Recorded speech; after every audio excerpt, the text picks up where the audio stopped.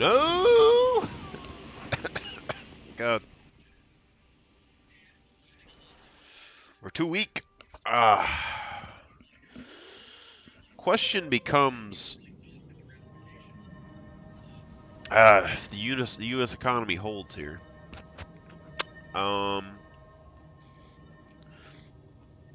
Is the Shiro stance worth it?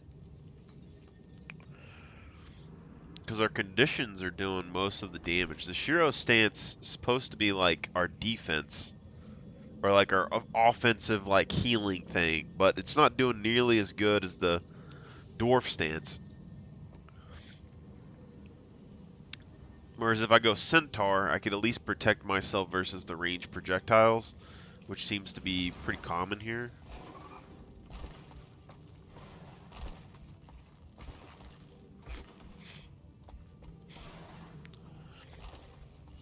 I don't think that event has to do with the Flame Legion stuff, though.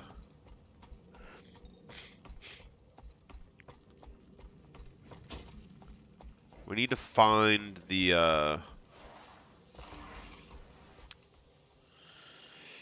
whatchamacallits. We need to find the people with the plan.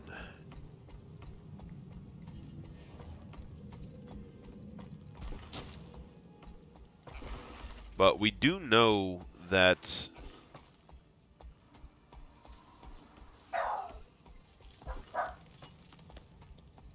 what is it, pup? The people here don't have they're not killed as often. We learned that last time.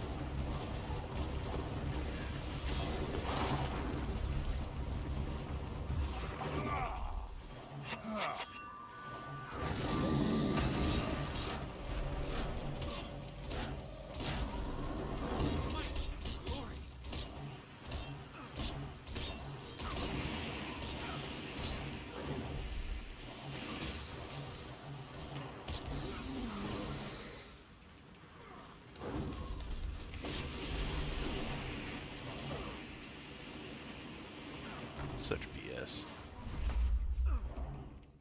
Need to go to dwarf stance. There's no way we kill him with this, but someone help me.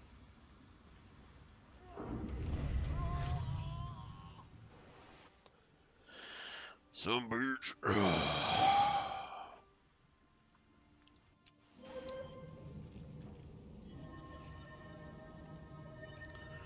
Who would have thought that these zones would become more difficult? You know? Like, no one thinks about dungeons anymore, but just the event that requires to get this dungeon open. Pretty massive. You know? Like, you could definitely do it with 2 people, but that's the thing, right?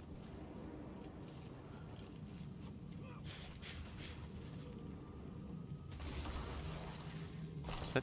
No, you can't damage that.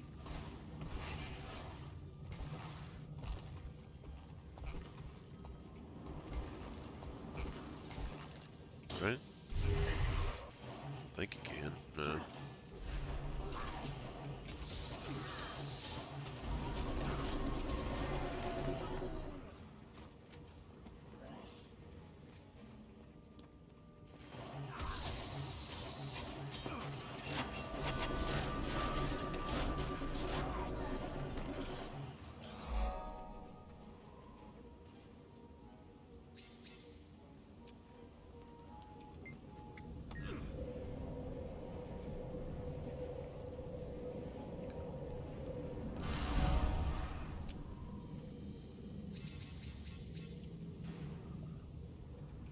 Breach charge. Breaching charges 0 out of 3.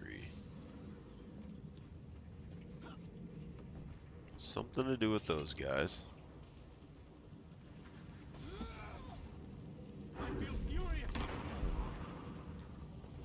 Let's go here. We have to go around.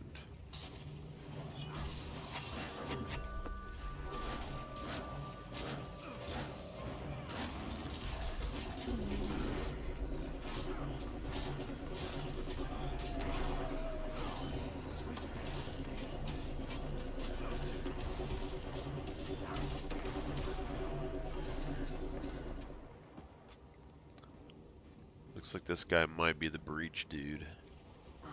Give me a report.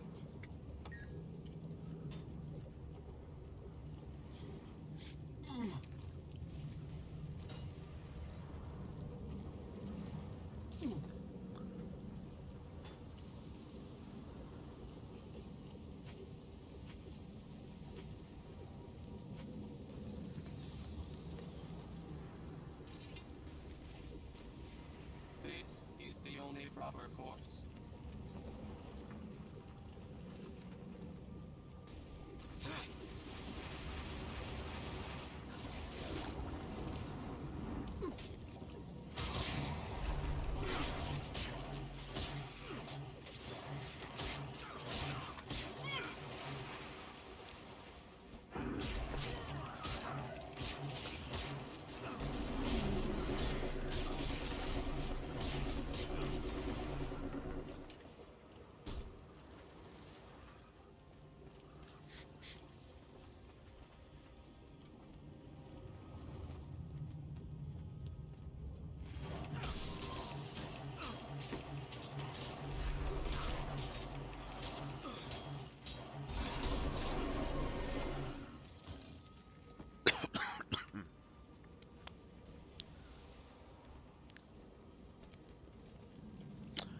You can do it, put your back into it. I can do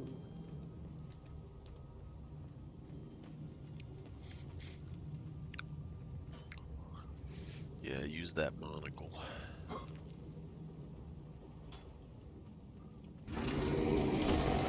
We have no equal.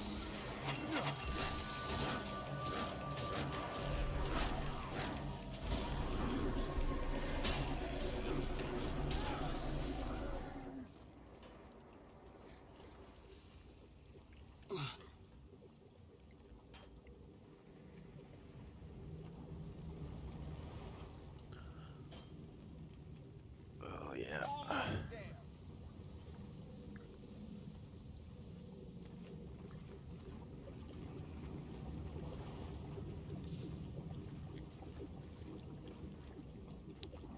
Got a long fuse on those bombs.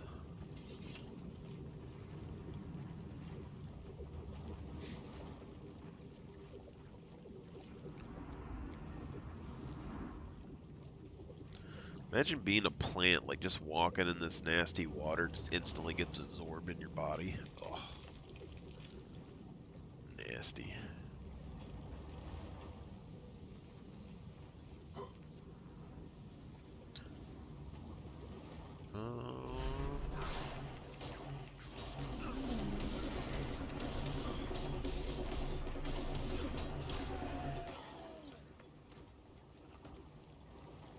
Oh, I'm the Green Knight. Fear.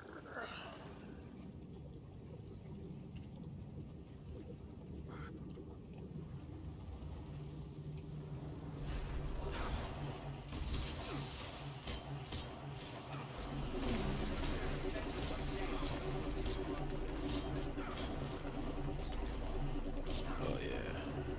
Kill shamans. Gotcha. Broken through. Rally to me. Kill the shamans. He's drawing power from the other side.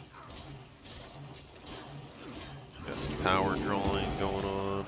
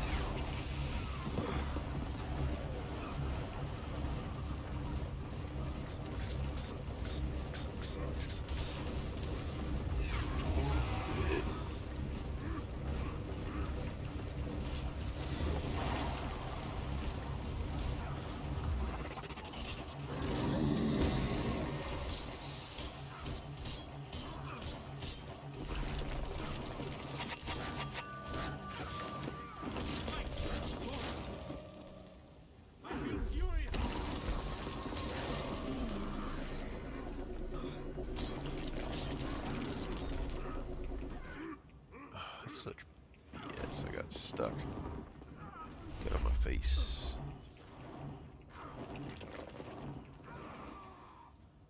I can't do this alone. Power from the other shaman. Stop him.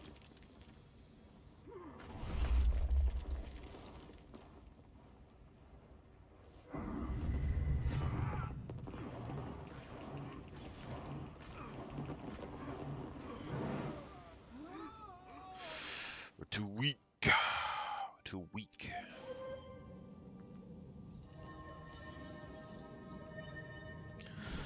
See, for this zone, it seems like you basically have to have, like, you have to grab a party and bring them here.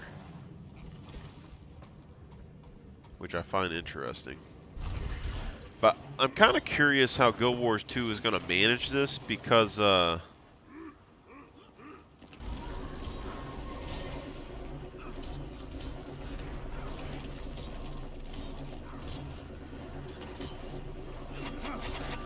in Guild Wars 1, you were kind of put into a situation where you were like in the same spot as the people you were playing with.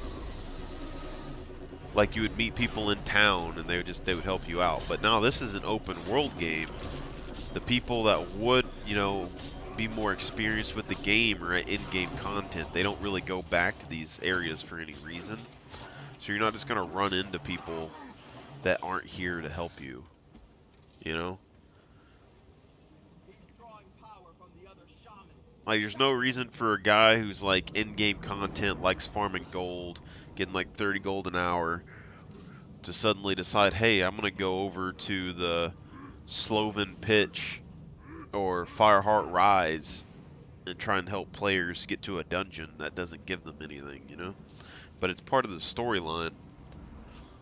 And if they're not able to beat all of this solo and then be able to get into the dungeon itself, they're going to have problems. You know?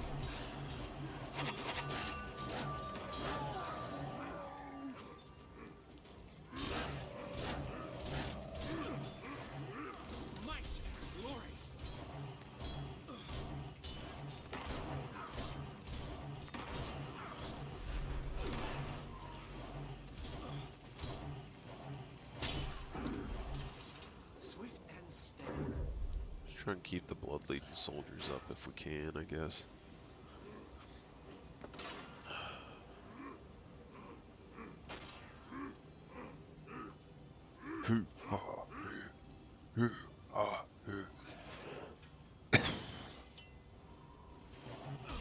I like how we just gave up because I stopped fighting.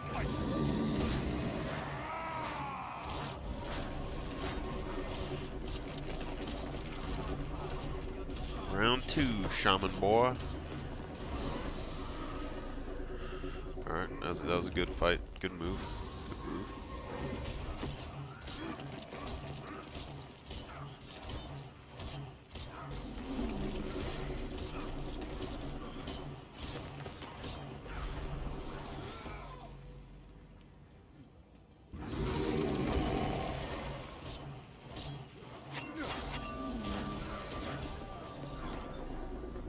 Okay. Last shaman is over here.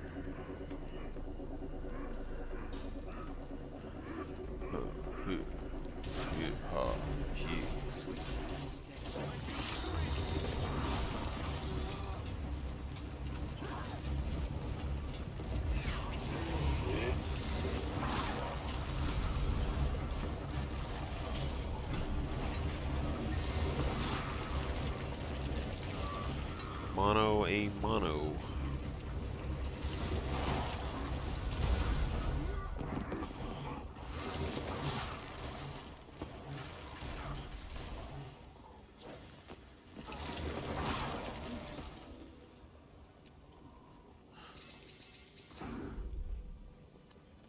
This right here is where you gotta finish off your fight whole.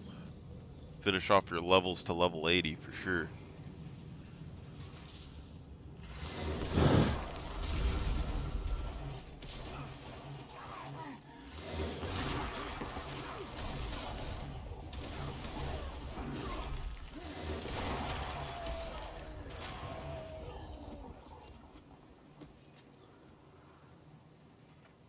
He's at the top of the.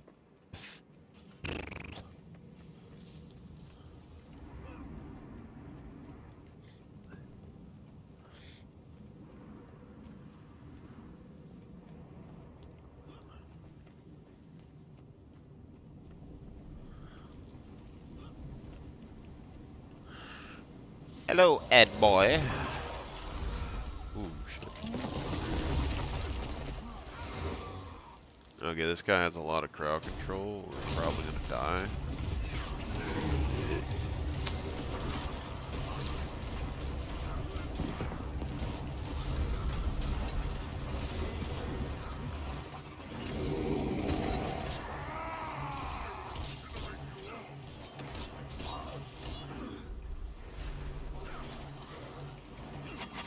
Rise and return to the fight. Yes, we must.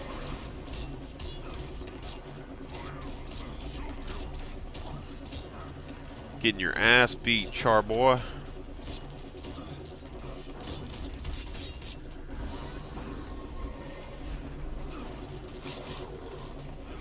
Oh god.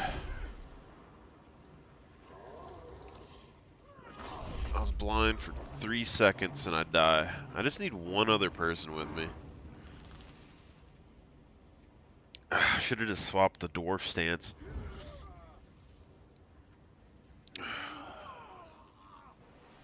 Revenant's a little rough. A little rough.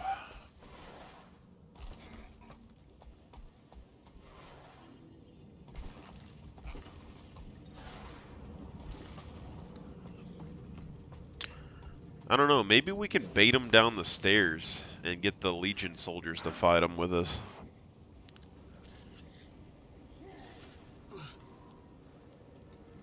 It's an option in the back of my head.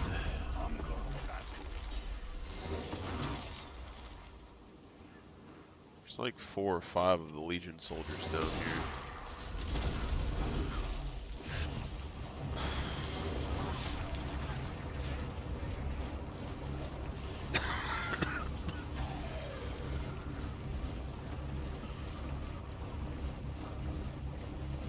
You just regen health while it's active? Oh no, that's me, Revan. Okay, gotcha.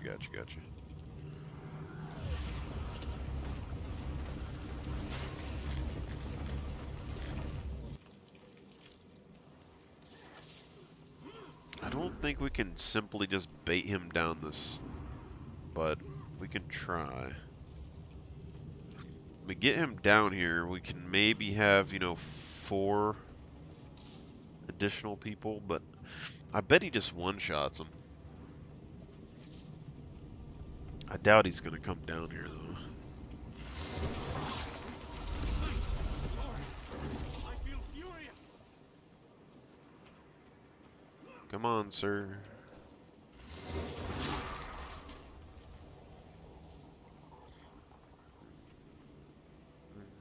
Come down the stairs.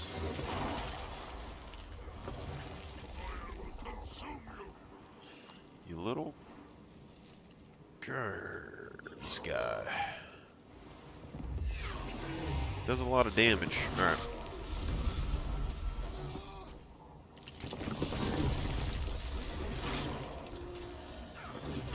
Oh crap.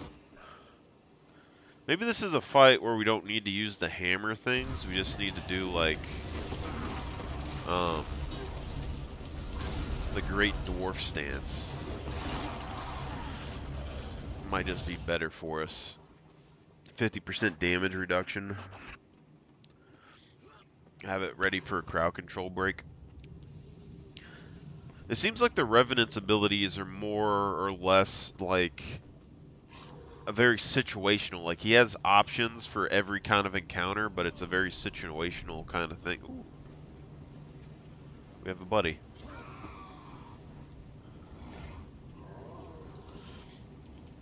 Oh my god.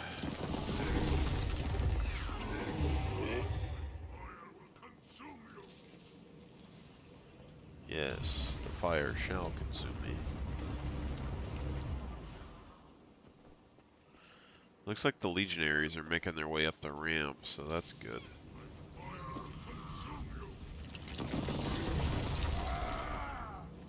Oh my god. Someone help me!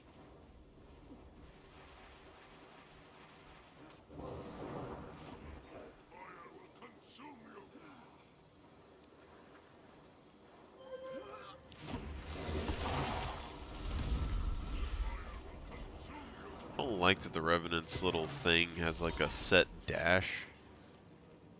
If we can get her up here, that would be really good. Your fire is gonna make s'mores, my guy.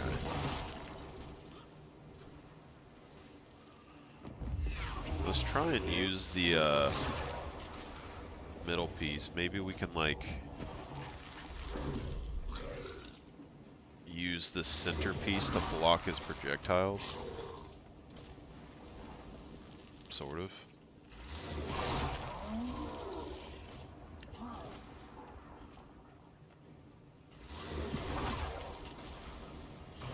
I'm a professional gamer, my guy. Think you have a chance?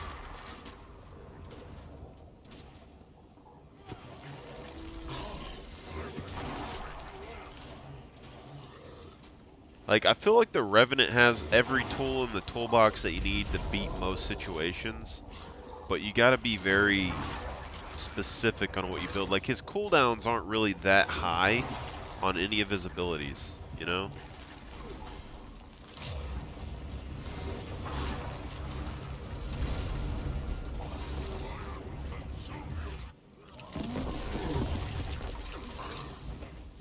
Oh my freaking god, my dude. You're about to die. Just let me kill you.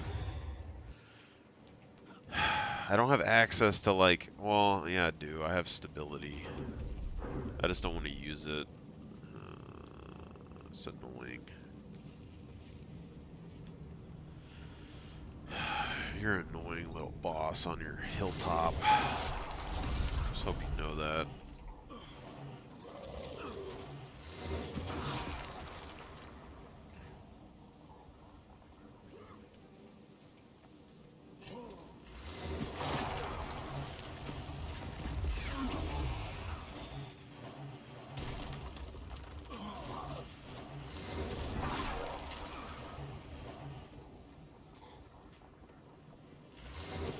Immune to burning.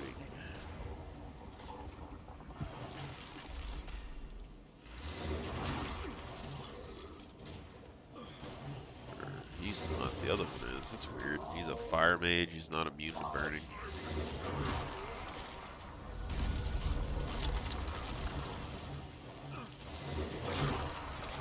Me and you, bro. Chacho.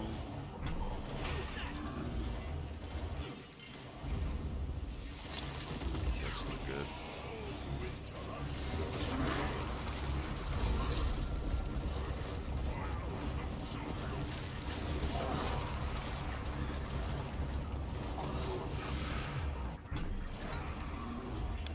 Yeah. Shoot. He starts using like an AoE fire thing and it does too much damage for my healing.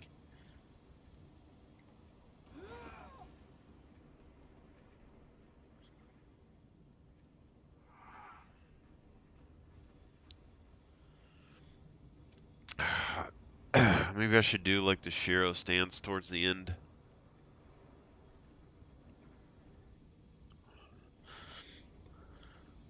Or just move. I think I can use the middle piece until the very end, and then when he starts doing the AoE fire burns, I'm just gonna have to start moving more. It's basically what I'm gathering right now.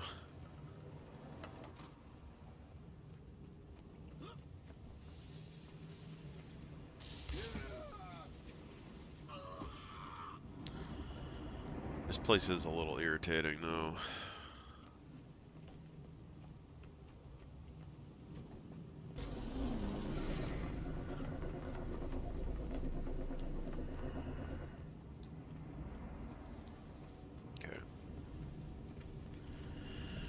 Okay.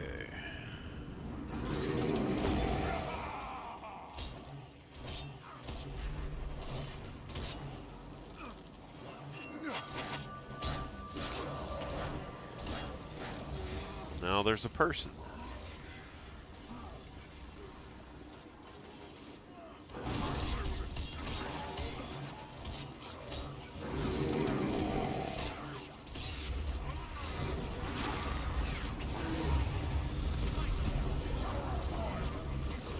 Isn't it weird how it goes from like being a pretty like there's like a little bit of a challenge and then one person shows up and boom, it's not even a blimp on the radar anymore, you know? It's kind of annoying. Like if I had max level gear and a top build too, I probably wouldn't have the biggest issue either, but it's like it's an open world game. So there can always be somebody with a max level build around, and as soon as you get max level stuff, like a lot of the challenges just aren't challenges anymore. You know?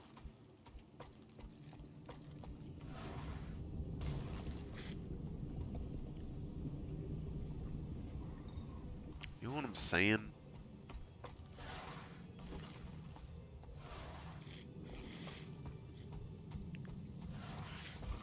Guaranteed he only showed up because I got my commander tag too.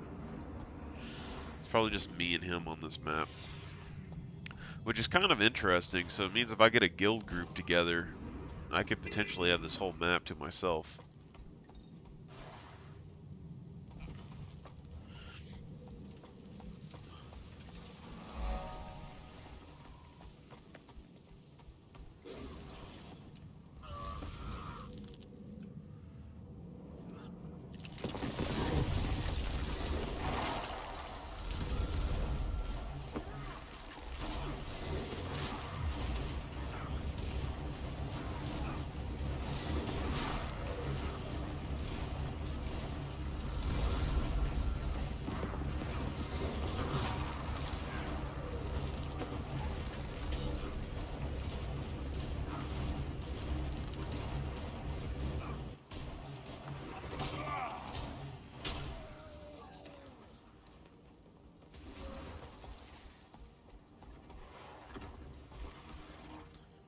Now we got 2 commander tags.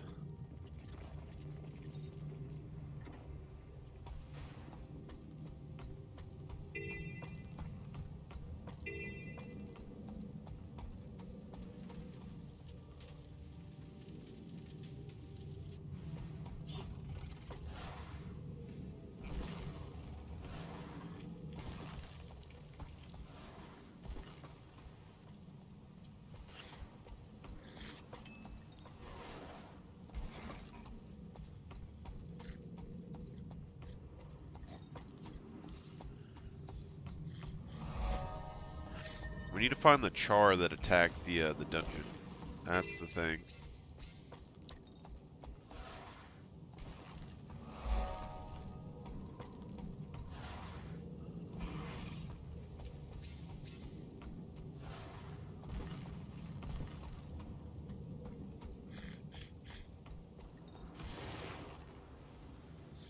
Alright.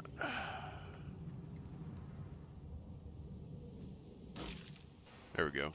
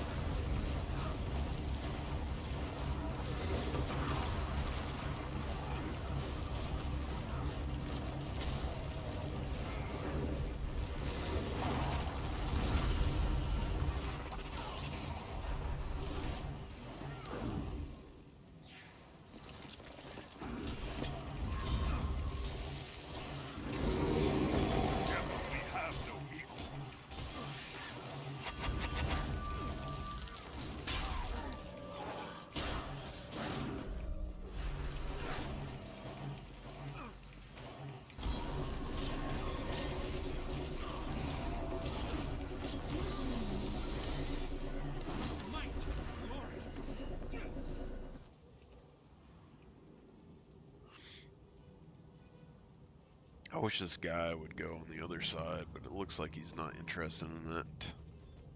There he goes. I'm a hands-on academic.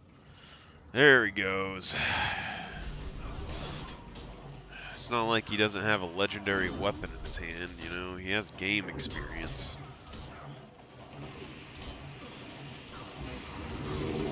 Together we have no equal.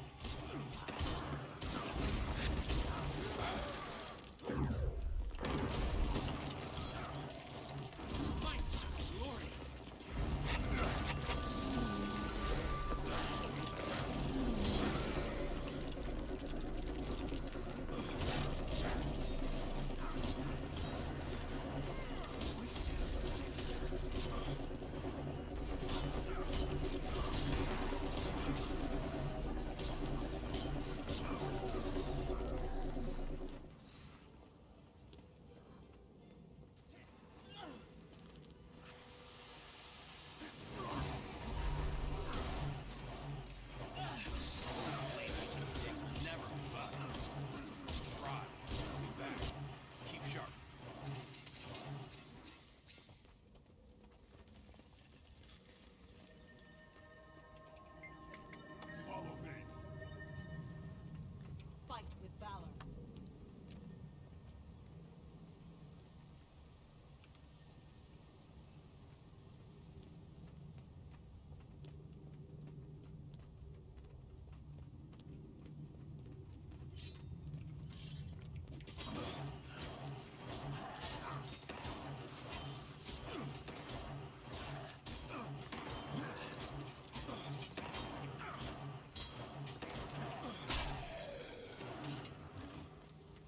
Acts like it's open.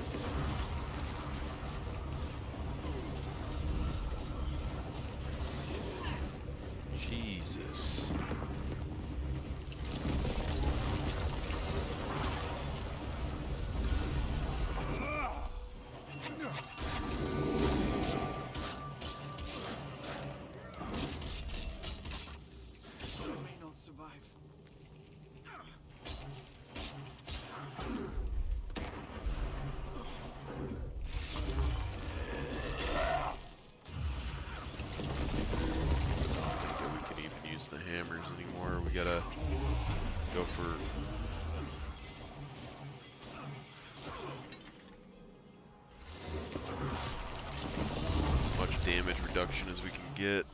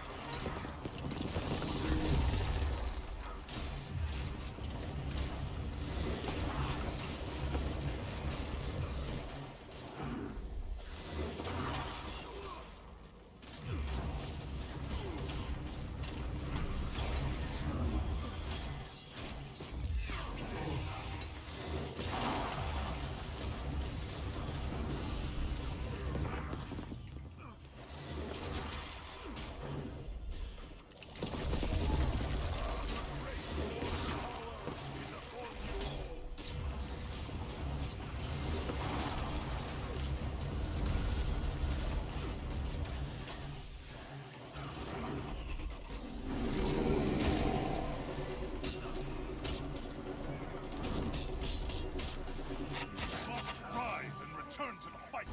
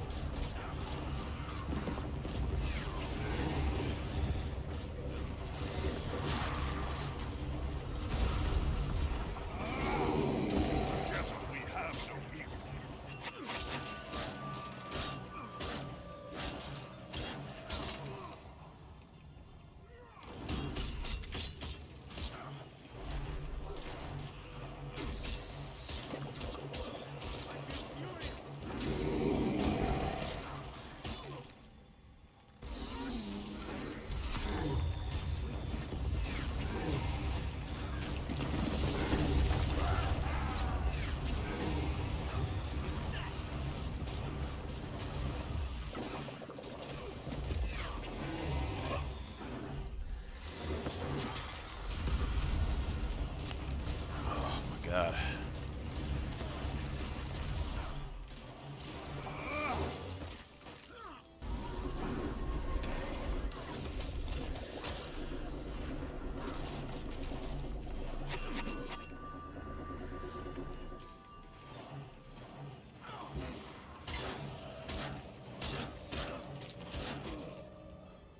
This isn't good.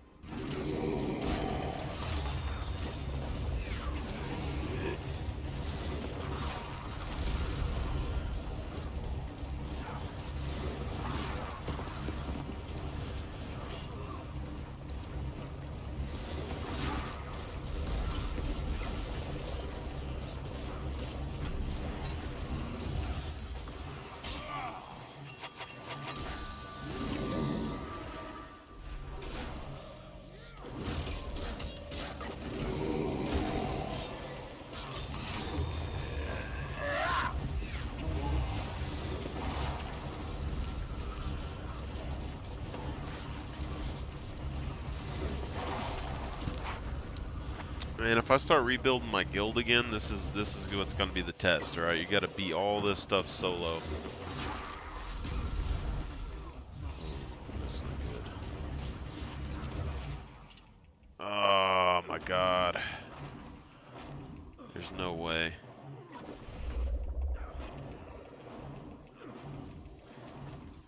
Got distracted right at the end. I don't have the damage.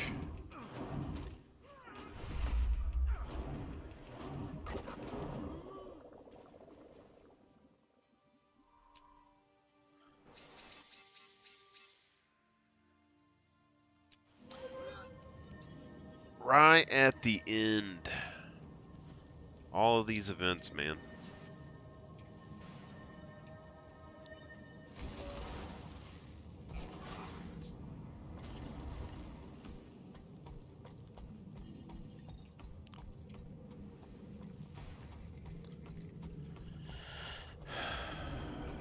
Alright.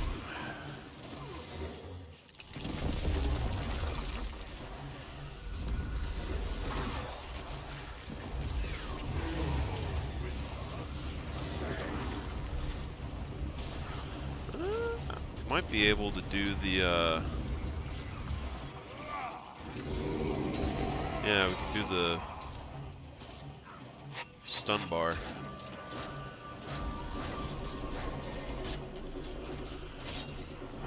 So right here, he's about to do that. Then we can go here, swap over, do number 7. Maybe not. We weren't able to pull it off.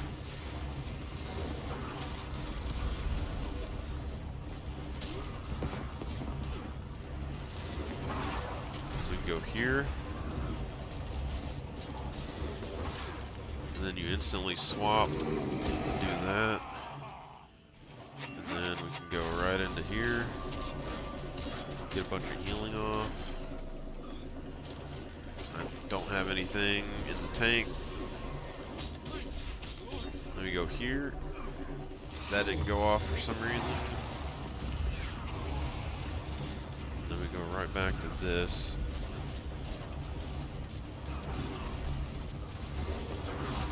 Okay, and then we need 10 for this. So we go here. Then we swap, do that. And then we can use an additional heal skill for extra healing. Then we go back over here, get more of this, and swap back.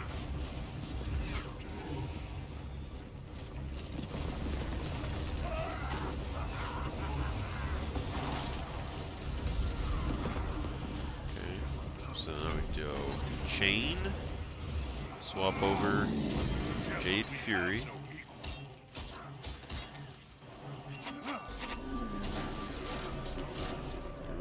Do this, get as much healing off as we can. Then we come back and we use this. Then we swap back over to Dwarf.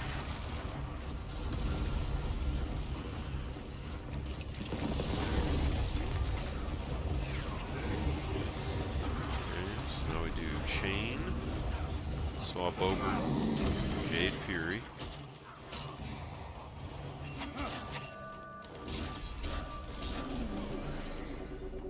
Some bitch. Swap over Great Dwarf because we don't have our defense and stuff, everything set up. Oh look, another player.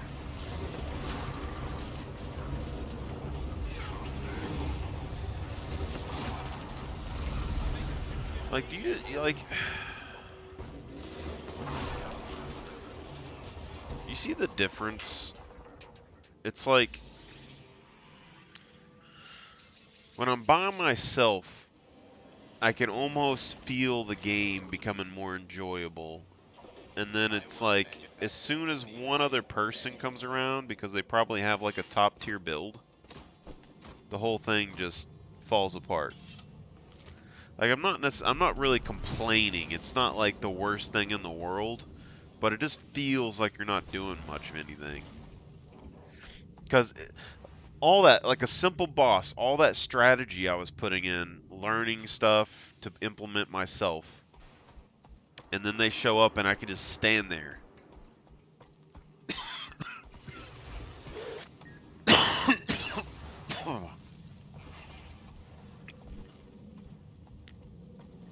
It's dumb.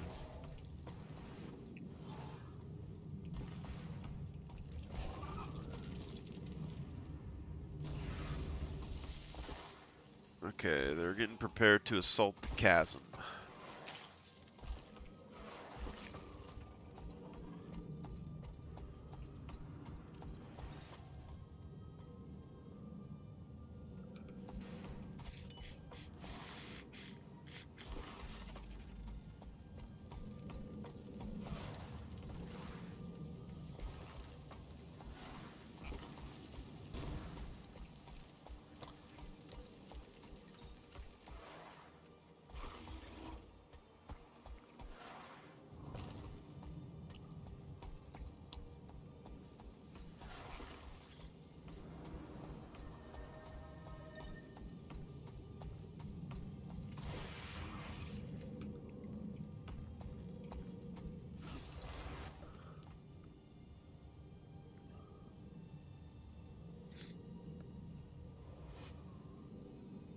We have cleared the entrance to the Citadel of Flame.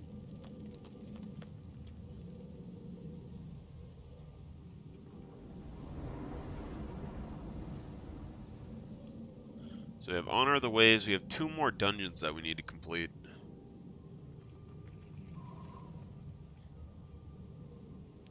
That's a sword I haven't seen before. It's the Ascalonian sword, but fiery. We have cleared the entrance to the Kind of like it. Citadel of Flame.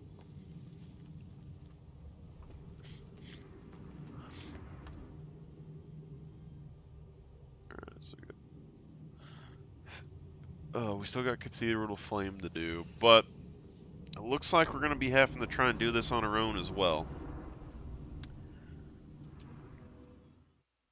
Which kind of sucks. Because, I mean, if I had the best armor on that I wanted right now, like full build, I could probably do it. But without it, it's a little rough.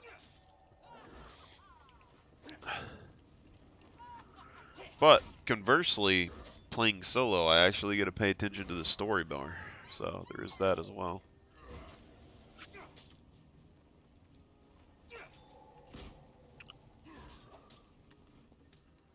The world cries out. I must answer.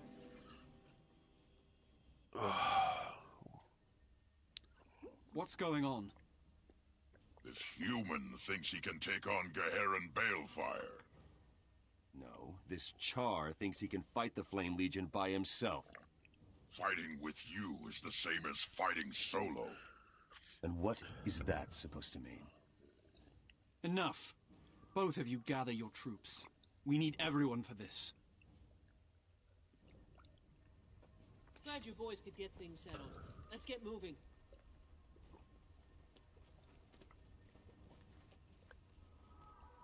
Yeah. All a day's work. Just coming in and tell him to get over it.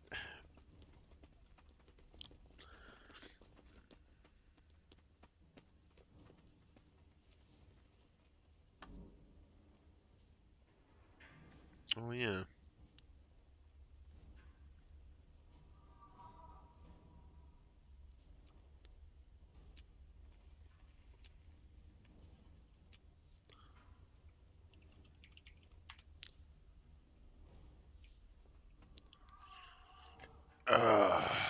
All right, let's do it. I'll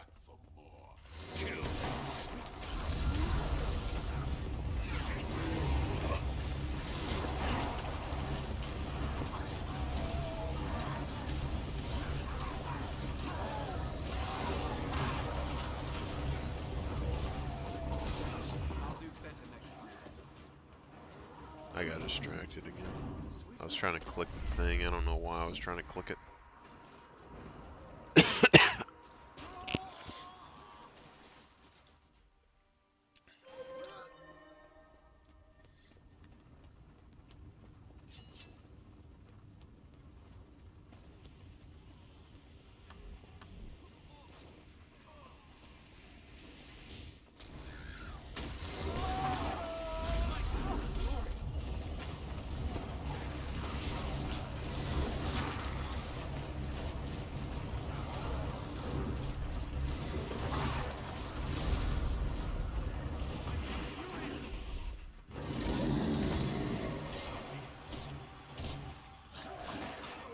It's not. I see what's going on.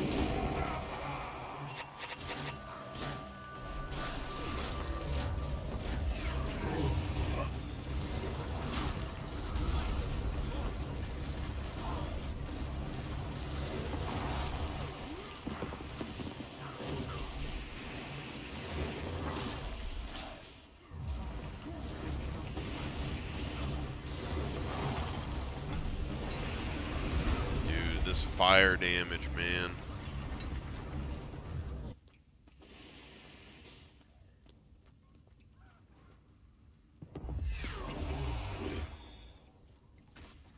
I demand that you release me.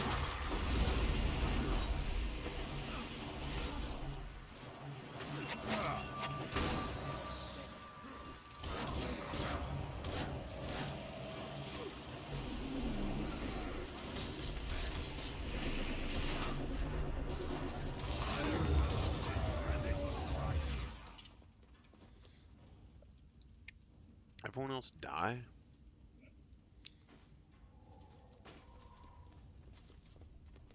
The front line broke formation.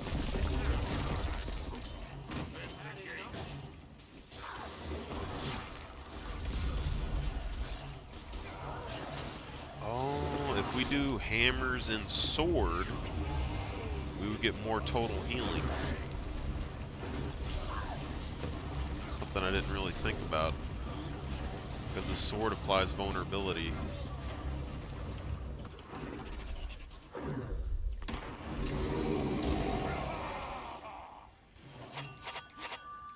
Oh my god, let me use the things.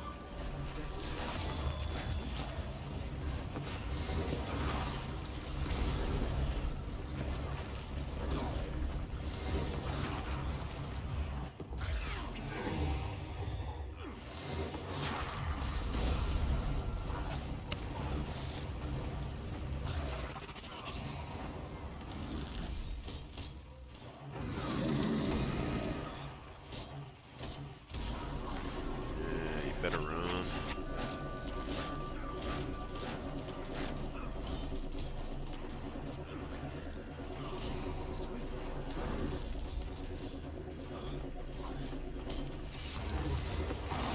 See, this is more Guild Wars 1 vibes right here. Like, where it's difficult, you gotta kind of think about pulling enemies.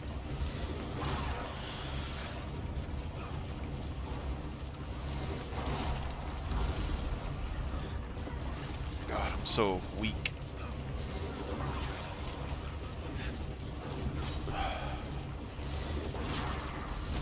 Oh, there's no way. That whole fight, and then he resets right when he's about to die. Such BS.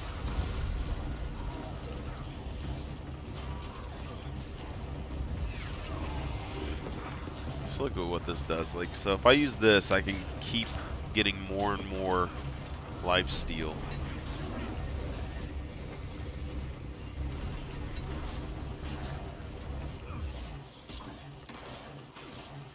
And then we can do this. We must rise and return to the fight.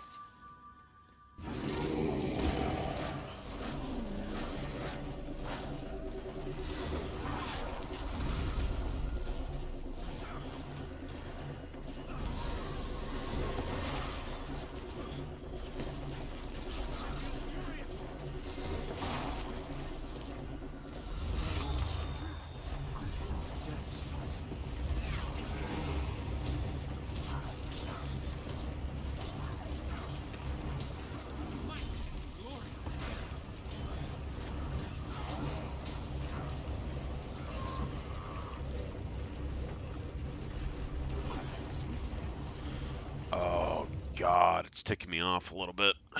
Just a little bit. I almost feel like I need Centaur, and then I can deal with the melee first. You know?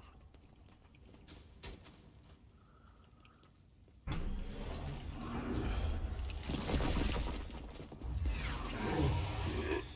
wish the things would actually work when I'm asking it to. That'd be great.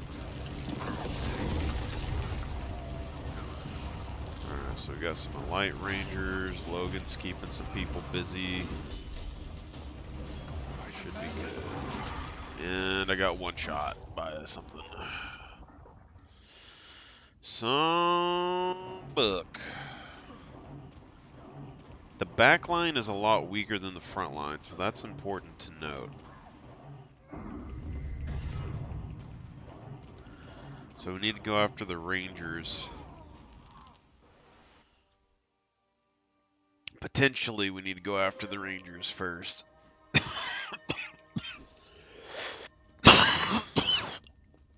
Oh. Okay, guys. What the hell kind of weapon is he using? Let's go after the Rangers.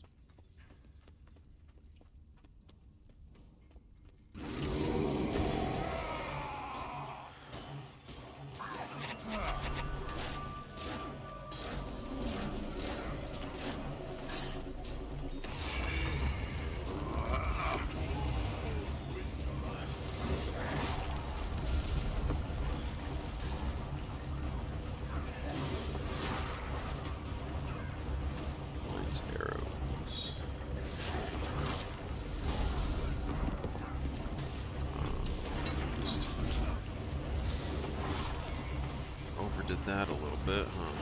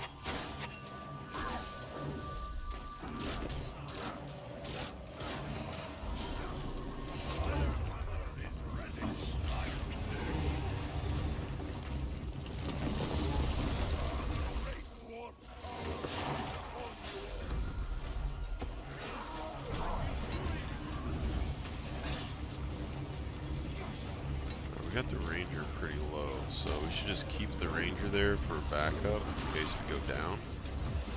And then...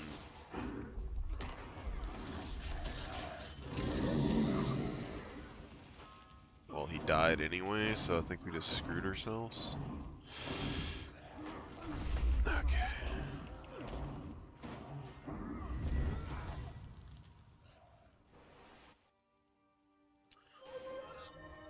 Gosh darn it.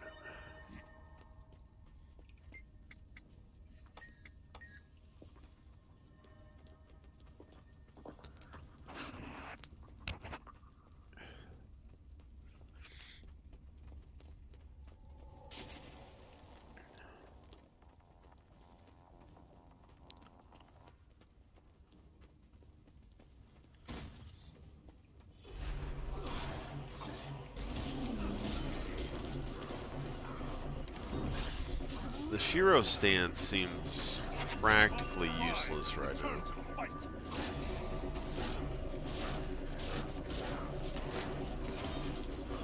Just doesn't seem to be enough benefit into using it.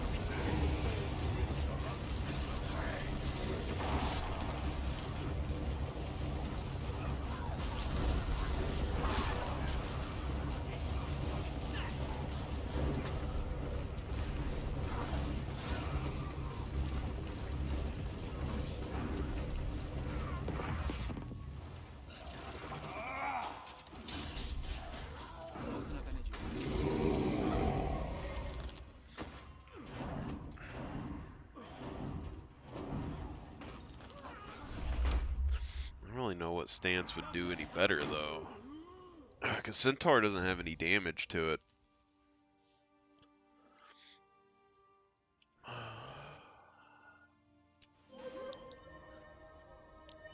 You have Milax, though.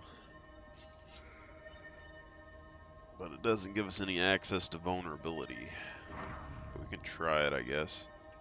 Pay for your disrespect. Heals us for each condition. We can remove boons.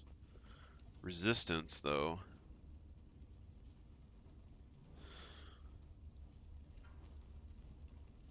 Okay.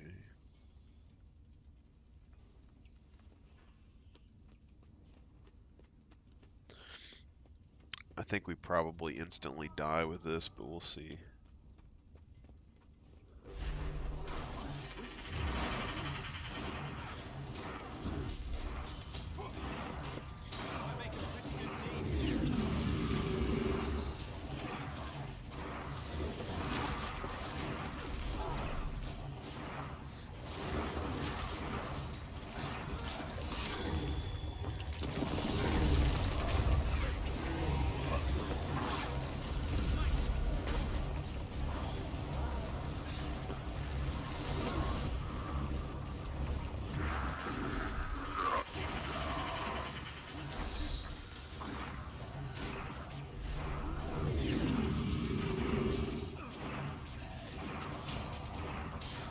Leeching bolts. Forgot about that.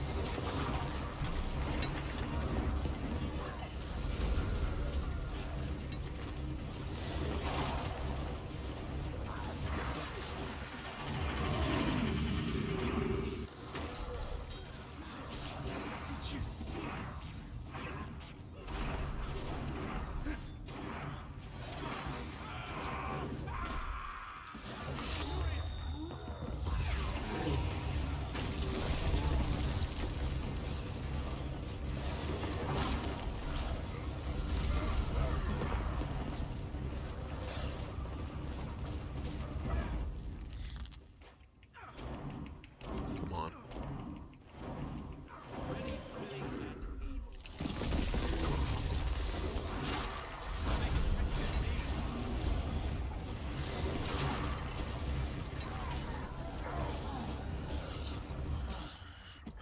Okay, so I forgot that the Milax gets access to leeching bolts, so we can get actual healing off of this, and we can get our lifesteal off of this and this. So that's pretty decent. Shiro gives you double strike, but I believe Embrace the Darkness also gives us additional ways to proc our lifesteal. So even though we don't get double strike, I mean, Embrace the Darkness can hit multiple people anyway. I think Shiro's good like 1v1 potentially maybe. But it also gives you access to quickness, so I'm a little split on that. But the other thing is that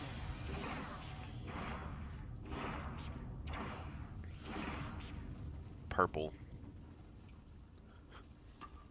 If we're going to be able to beat the whole dungeon with this, probably not. If I'm going to be completely honest. But we got a chill and boon removal. And we got resistance to yourself and nearby allies absorb conditions from those allies. And then we gain resolution, which would help us a little bit. Let's look at the build real quick. So it looks like we're able to get our third trait line, so we need to do that. So we can get bonus energy, critical hits farther increased while you're under the effects of fury. Invoking a legend skill based on the legend you invoke. So we get quickness when we do the assassin, barrier when you do dwarf, and it looks like it does weakness. Barrier could be nice. Strike enemies around you, inflicting weakness. Barrier gaining additional barrier per target hit. Demon does inflicts condition on struck foes. So I mean it's doing damage and it's doing torment. Dragon, Renegade, Alliance. Call the Assassin having like quickness AoE and it's dealing vulnerability, which basically it's gonna give you way more lifesteal and gonna give you a bunch of quickness just for switching to the Assassin stance. Like that could be a potentially like infinite quickness. As you're getting 2 seconds and 1 a second per hit, number of targets 5, so that's potentially 7 seconds of quickness. I think it's, 9 seconds or something to switch between stances. So that's basically infinite quickness. But critical hit chance increased while under the effects of Fury plus 25% would be really good, because that's like 50% crit chance by itself. Fury when you disable a foe, and so Fury's giving us damage, condition damage, and lifesteal damage, and crit chance. So we want a combination of lifesteal, condition, and damage, which we kind of do right now. But when we're using the Shiro stance, we're only getting lifesteal and physical damage, whereas if we use the demon stance, we're getting lifesteal, physical damage, and condi damage all at the same time. We just don't get as much lifesteal. And we don't have a way to generate as many you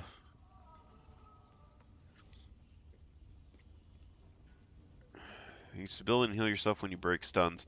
I still think this could be really good. Strike damage is increased. Invoking a legend removes a condition could be good. Invoking a legend gives boons.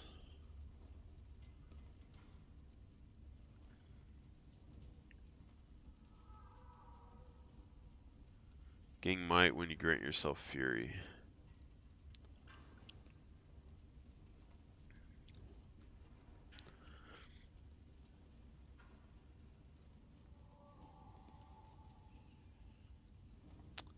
I'm iffy on this stuff too, is because we were using the Shiro stance, like generating vulnerability. I'm pretty sure there's weapon sigils that can do that too. And if we get enough weapon sigils that increase the vulnerability on target, then we could potentially just get a bunch of life still off of that anyway.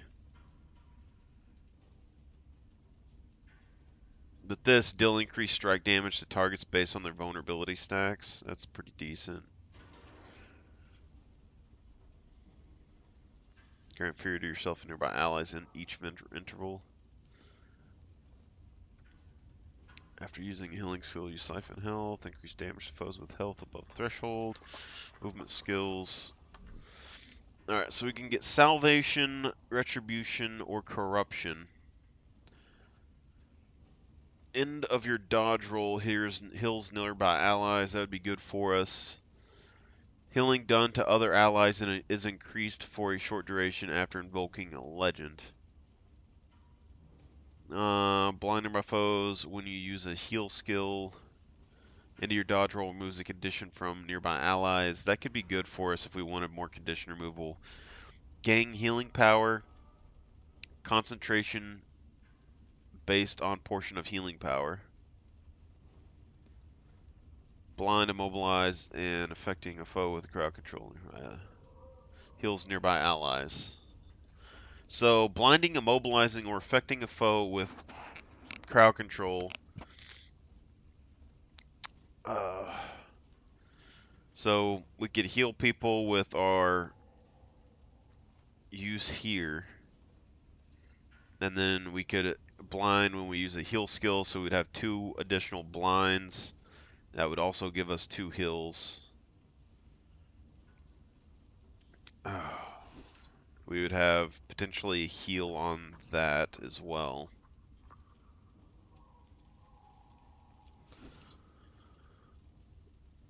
You could get increased healing power. Gain barrier for each unique boon you have. I mean, we can get Might and we can get Fury for, I mean, at least a bit. So, I mean, that would give us something. I think that's really the only things that we can get besides quickness. But that's still, barrier per boon is 200, so you're getting 400. Interval 3 seconds. I mean, that's still some extra health. Gain protection when you remove a condition from an ally. That could be decent. Increase healing to others. Okay. Heal allies around yourself when using a legend skill. Heal allies around various tablet when using a centaur skill. When using a legend skill. Other legend healings 223. Centaur healing 669. Take reduced strike damage for duration after healing. Lasts longer if you heal an ally other than yourself. Damage reduction 15%. It says after healing. It's 2 seconds, and then duration increase for ally, heal 3 seconds. But is Life Leech considered healing? Because I would think it would be, and that would give you basically 15% damage decrease. When you remove a condition. Alright, so let's look at Retribution real quick. Increase endurance recovery, dome blocking projectiles, reduce strike damage to you from foes beyond the range threshold. That could be decent. Gang resolution when you're using elite skill. Condition damage decreased. Vigor. Protection when disabled. Resolution after dodge. So we could potentially get a bunch of resolution, which would protect us versus conditions pretty heavily. Deal increased strike damage to weakened foes would be good for us. Strike damage reduced by percentage when you have resolution, so we could get an additional 10%. It's like a 25% damage reduction right there with those two if we could get them. All damage is dealt increase while you have resolution. And you gain might when you strike foes. Resolution to you grants long 50% increase, and then you get a damage increase of 10. Ride of the Great Dwarf affects condition damage as well. When struck below the health threshold, cast Ride of the Great Dwarf, gain power based on your toughness. Huh. Condition damage reduced by 50%, and then when we go below the threshold, which is 50%, we cast it by itself. That's pretty strong. Heal every second for each point of upkeep currently in use. That's also pretty strong. And corruption should just be torment stuff. Torment does increase damage. That's the one where you get infinite upkeep on your thing. Increase strike damage is reduced while you have resistance.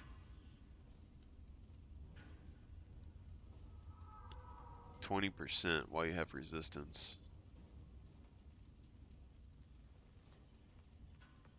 Gain resistance when you use a legendary demon skill. Resistance for 2 seconds. So if we toggled the legendary demon skill on and off every 5 seconds, we could get that. We need like one more source of resistance, but I can see a potential like very tanky build coming along here. Invoke Torment applies poison and burning.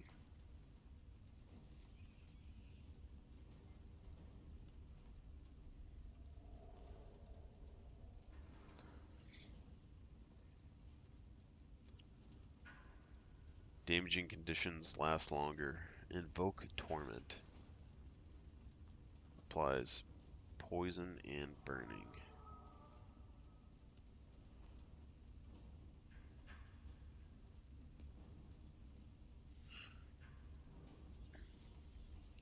Grants resistance. Resistance heals you every interval. Invoke Torment. It has to be talking about that, but I mean, it's granting resistance, which would give us the 20% damage decrease, 5 seconds, and heals us every interval. Transfer condition onto you, and then foes.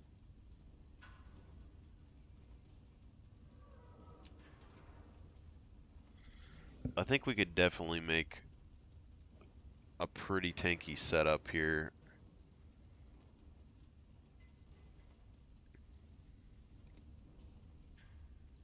Unyielding Spirit, though. Take reduced damage after healing. Lasts longer if you heal. It all depends, like, on that. Because if it counts Life Leech as healing, or any of these regeneration effects, if this is just basically a passive 2 seconds of 15% damage reduction, that would be massive. That would be absolutely massive.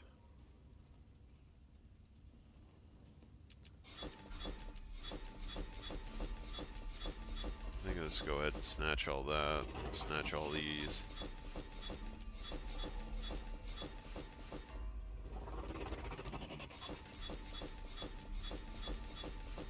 Should just be a little short.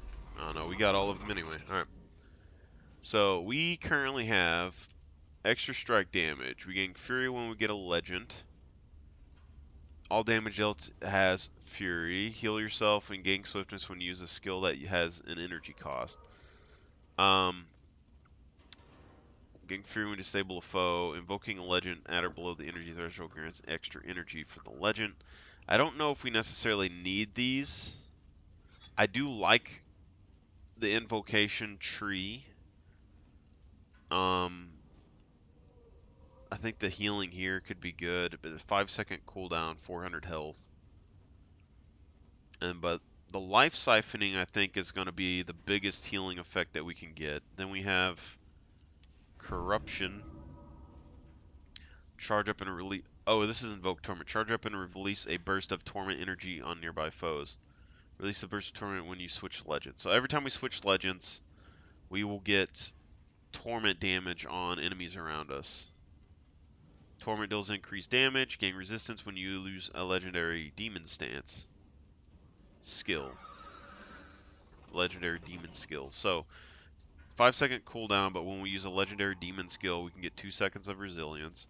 Or we can maintain an upkeep skill. Your energy pips are increased, but you apply torment to yourself. Your condition damage is increased. You inflict torment on them when you inflict chill, which would allow this to inflict torment. And I believe it would allow this to inflict torment, which we don't really use right now because it doesn't. So we get additional torment skills if we use this. Incoming strike damage is reduced while you have resistance on you, but 20%. So then, basically, when we swap skills, when we use a legendary demon skill, which we're probably only going to use this, we'll get 2 seconds of 20% damage reduction.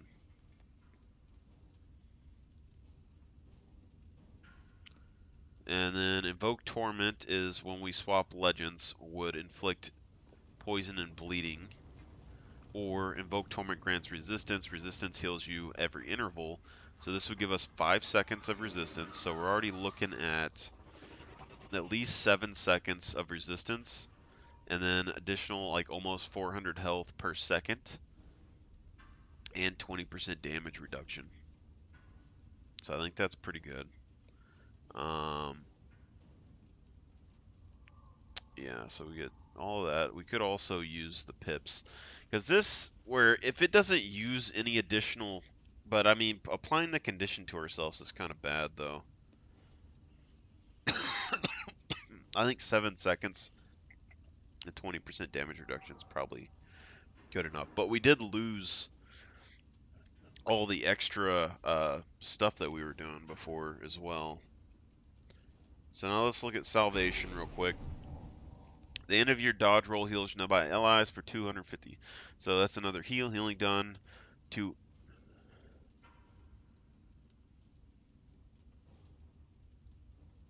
Wasn't there something a second ago that was like resistant heals us? This is going to heal us a lot.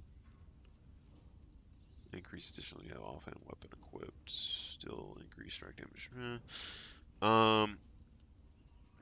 Okay. In a dodge roll, here's nearby allies. Healing done to other allies is increased for a short duration after invoking a legend. Blind nearby foes when you use a healing skill. Into your dodge roll removes a condition. Gain healing power, concentration based on portion of healing power. Blinding, mobilizing, affecting foe with crowd control skills to nearby allies, so we could get blind when you use a healing skill, so we got 2 of those. We get an increased healing power, which would probably help our life leech. And then we get basically an extra 400 health. Affecting a foe with crowd control skills hosted by allies. Blinding, immobilizing, or affecting a foe with crowd control hills nearby allies. So if we used a hammer or something, but basically we're going to get 2 blinds on each skill bar, and then we'll get a blind on Shackling Wave, and we'll get a blind on the other Mace skill. And that can hit 5 targets. And potentially, I'm guessing this could heal us for each target. Number of targets 5. So you're looking at 1,000 health per blind, potentially. But periodically gain a barrier for each boon on you. And this is 200 per boon. 3-second interval. Combat only. And we know we have access to Fury and we have access to Might. That's probably about all that we're going to get. Well, we got Resistance too. So we're going to have Resistance.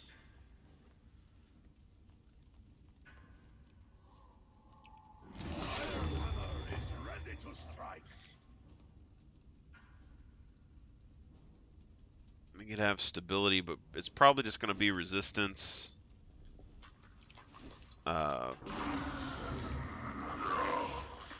We'll have Resistance and we'll have Might and maybe Fury.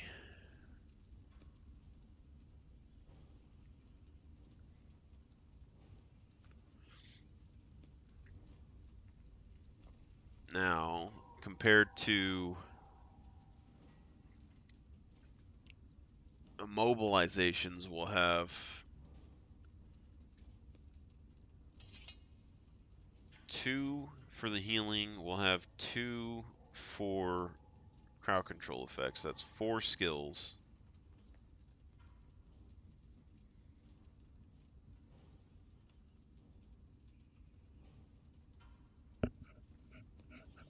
So 4 skills, that's going to be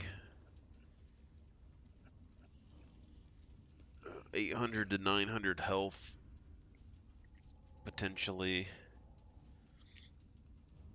And then this could be potentially way more, though. But actually, this is AoE, so we get 4 skills, but in a group of enemies, that's going to be 800 or 900 times 5. So you're looking at 4,000 to 5,000 health, potentially.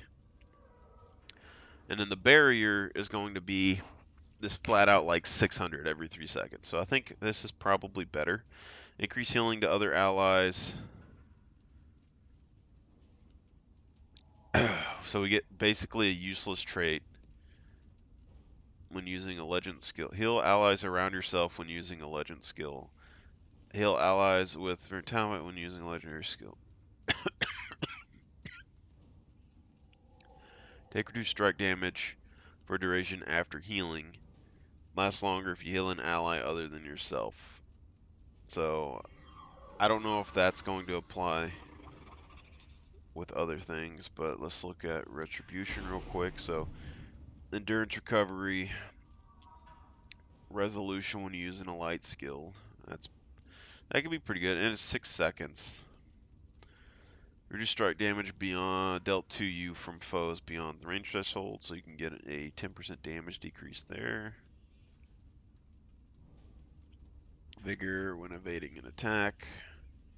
Protection when disabled. Resolution after you dodge, so you can basically get infinite resolution, if I would to say here. Strike damage taken is reduced by a percent while you have resolution, so you can get 10% damage reduction.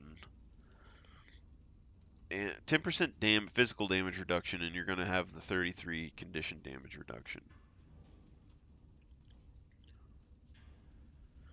Resolution granted to you lasts longer.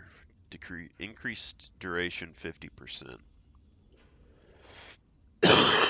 So this would almost be full. That's basically infinite resolution. Heal every second for each point of upkeep currently in use. That's 55. I believe they use 4,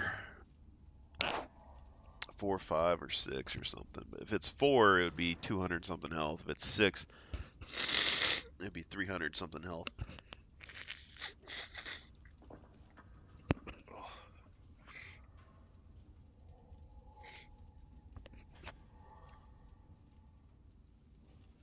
Ugh. This one, though, when you get below, you're getting a 50% damage reduction.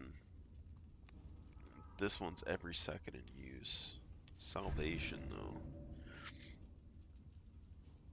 It's 15%. A massive heal. And a blind. I'm saying if this 15% works just when we life leech,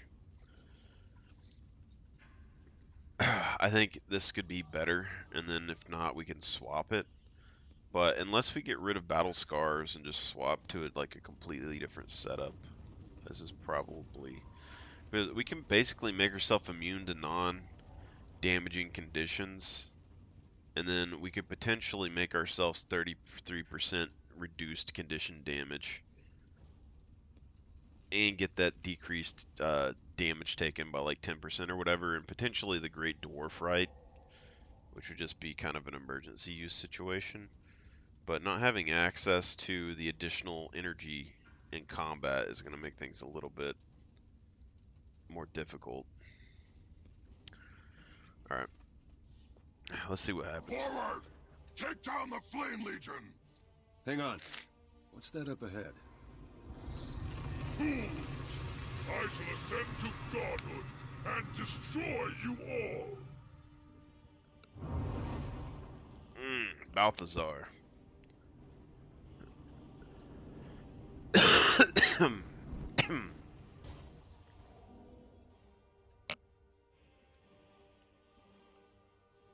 That lunatic wants to turn himself into a god. Get them into safety. I'll go forward. I'll go. You're not needed here. You think you can handle this alone? You're the lunatic here. Stop arguing. Logan just We said need that he both was of you going to to do it breach by the inner himself. sanctum. There must be a way in. The Flame Legion controls its gates with mystic braziers. Then they should be nearby. Let's move. Going to need heroes to take this thing down.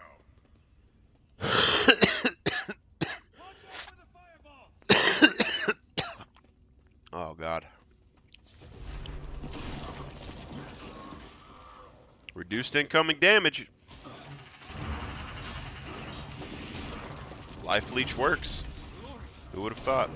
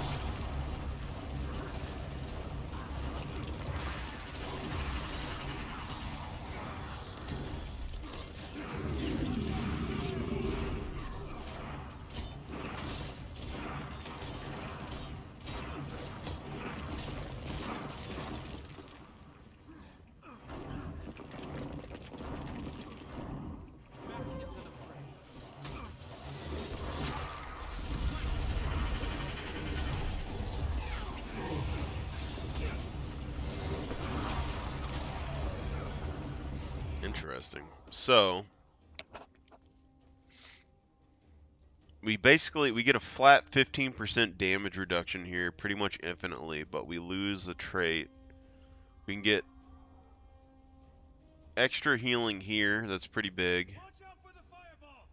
Or we can gain protection when we remove a condition. Now, the thing is here is that this protection is for 2.5 seconds, but it has a fourth of a second cooldown. With the demonic stance and the pip trait, we could give ourselves torment, which means we could give ourselves access to infinite protection, which would be 30% damage, as long as we can continuously remove the condition. Incoming strike damage is reduced while you have resistance. Grant resistance when every interval. Invoke torment grants resistance every interval. So every time we swap, we'll get resistance. We're going to get 20% damage reduction, so we're already at like 35% damage reduction.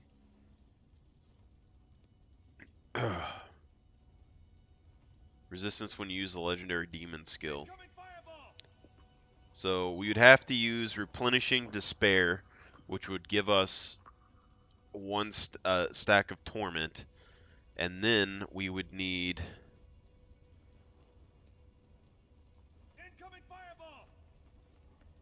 to remove conditions. We would need a way to remove conditions. So we could do dodge rolls, remove conditions. So if we get rid of this, we can go to Fortified Blessing. We'll lose out on healing and AoE blind, but we will then be able to remove a condition on dodge rolls, which will then give us Fortified Blessings.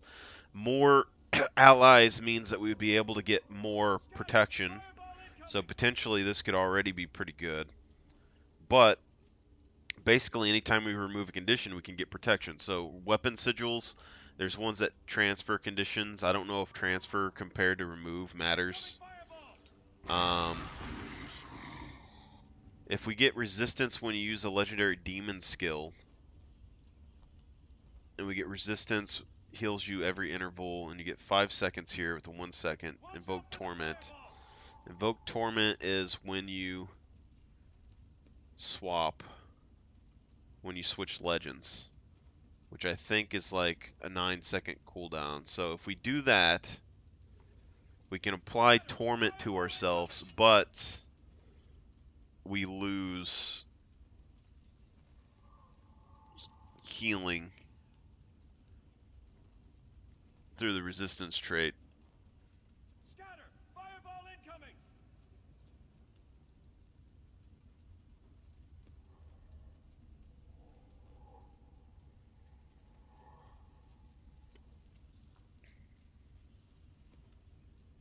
Scatter! Fireball incoming! Grant resistance heals you every interval.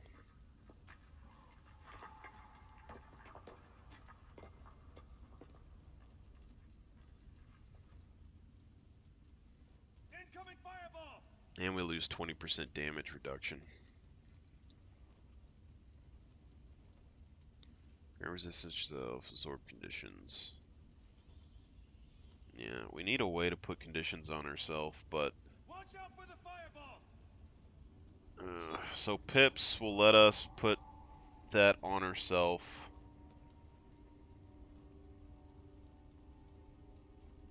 But we will lose Incoming fireball! resistance.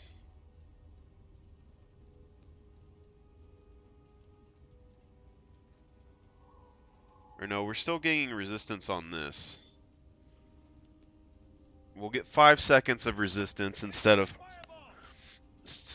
infinite resistance is what's going on. Okay, but if we get like up to 7 seconds later, I think that's probably going to be fine. Grant stacks of battle scars is increased. Below threshold, gain quickness when you swap weapons. Your strikes remove stability. So you can get 3 seconds of quickness every 9 seconds. Might grants more power, less condition damage when you're in combat. Grant fury to yourself and nearby allies. Siphon health after using a heal skill.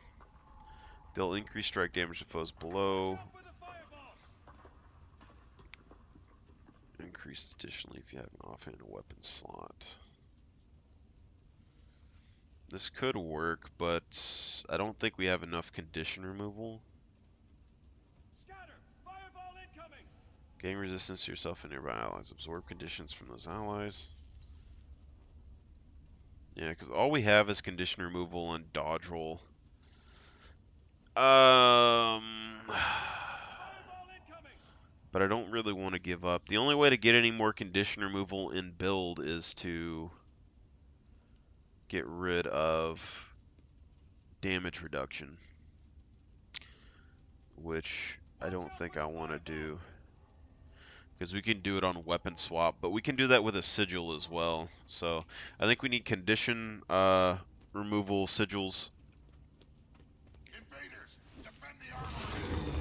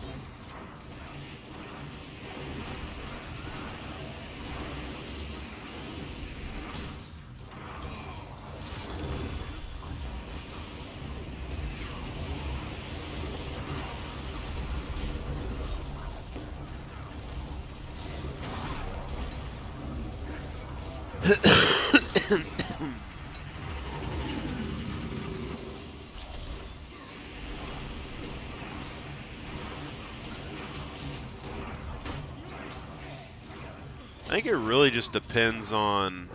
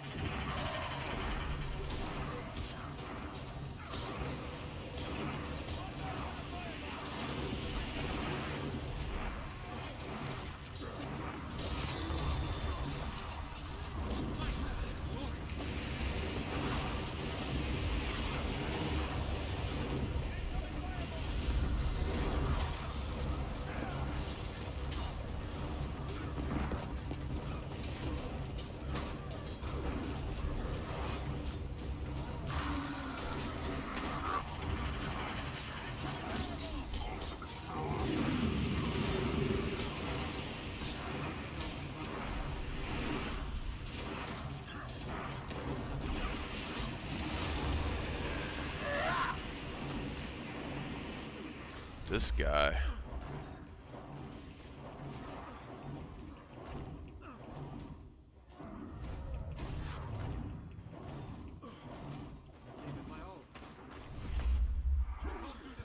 It's the flamethrower guys that are really killing me right now. Oh. Alright. Let me look.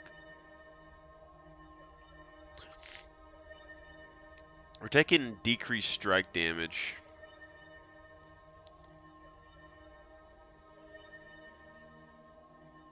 Invoke Torment transfers conditions.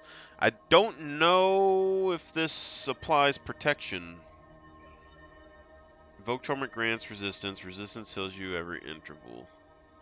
Resistance is what's giving this. But if we did this, it would apply protection potentially.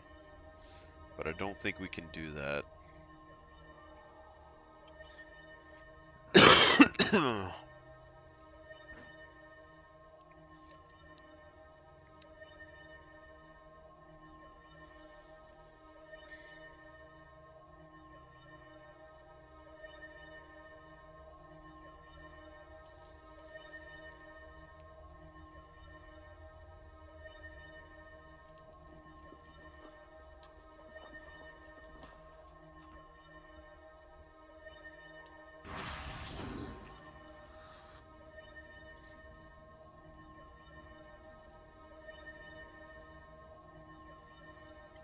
mean, we can give resistance to ourselves with this.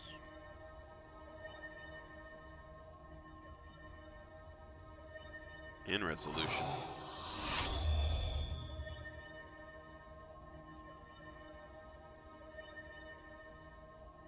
Okay, so we don't need this. So that's fine.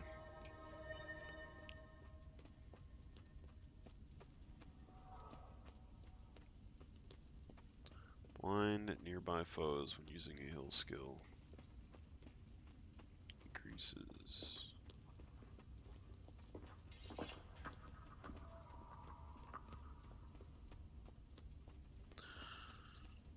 Very interesting indeed.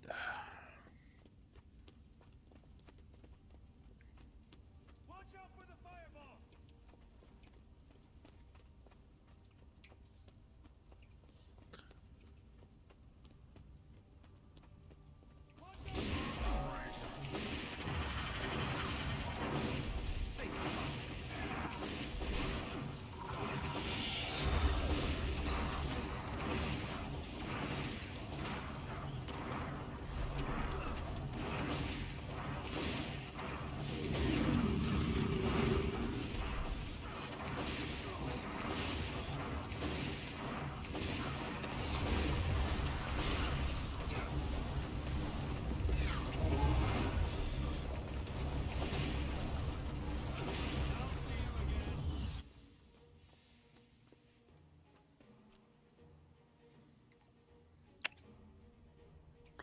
Well, this seems less than ideal.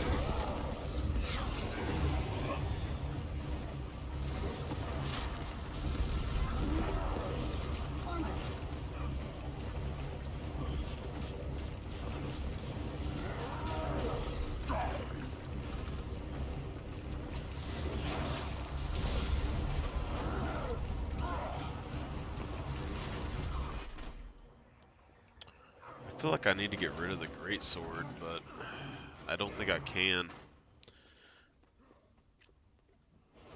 Death stalks me. I can't do this alone.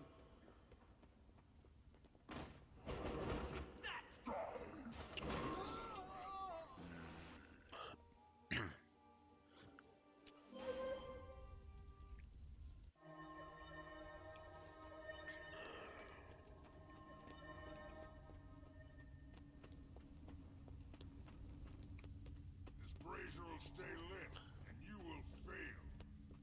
True. He is pretty strong, but he does get crowd controlled pretty easily. Thing is, with the pip thing, it's making me want to stay in my stances a bit too long.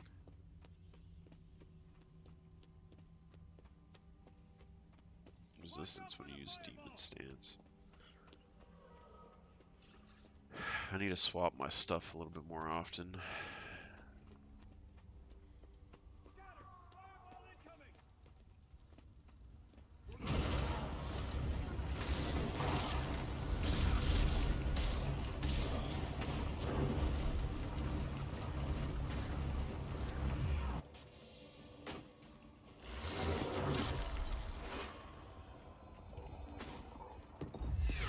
I think this is more of a patience thing.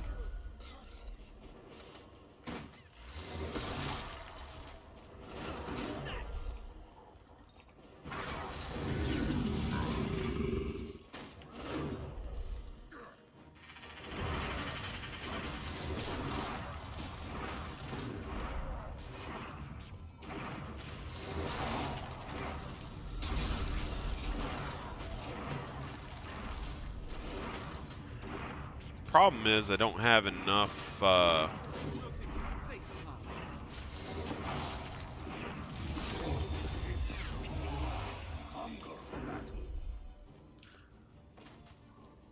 don't really have enough dodge for these guys. But it looks like they get stuck on the wall.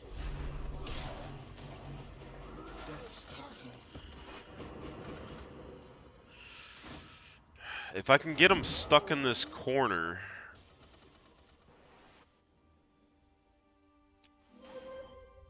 where they can't whirlwind into me, I might be able to kill them that way. I just don't have enough vigor.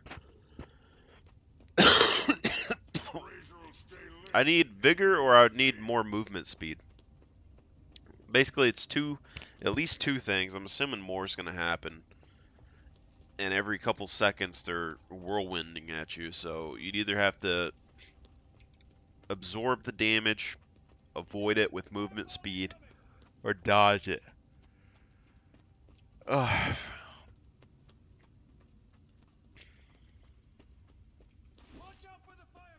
See, now there's two great swords.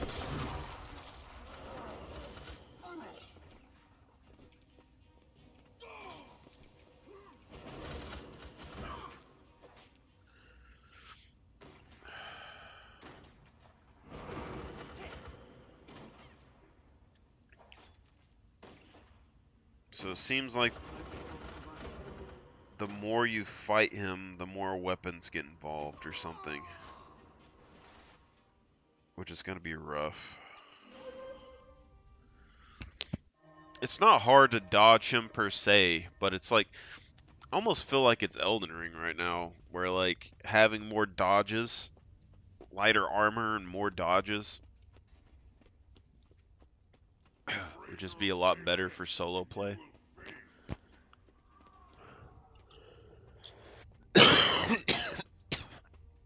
God.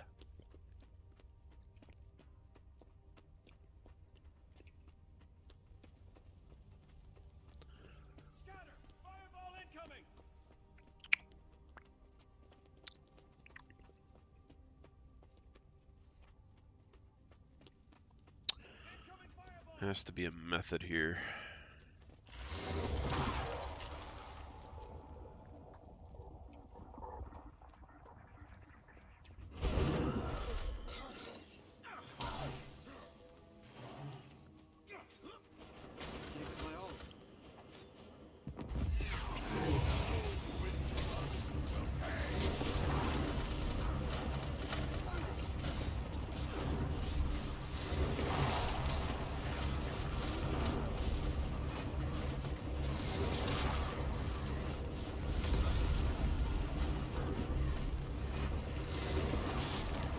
Way too much bull going on right now, that's all I know.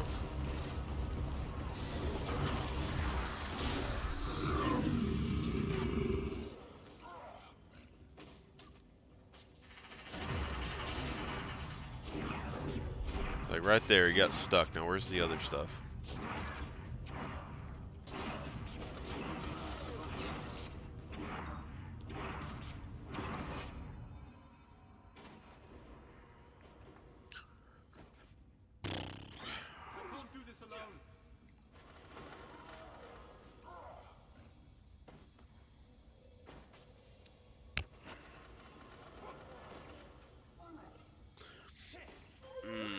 Without the Shiro thing, we don't have access to the breakers.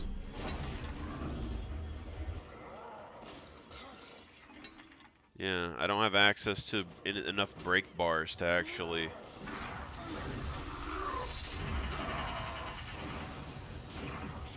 immune.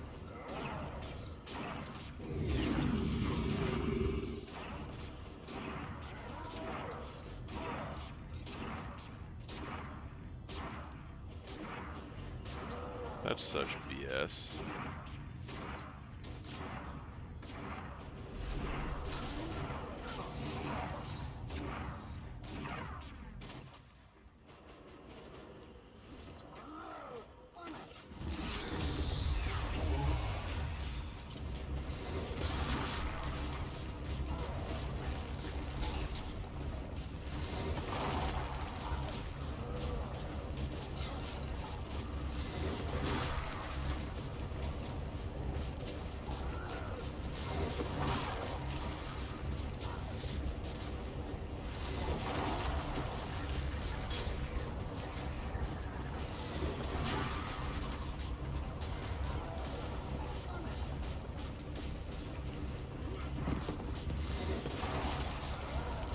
Got him down 10%, boys.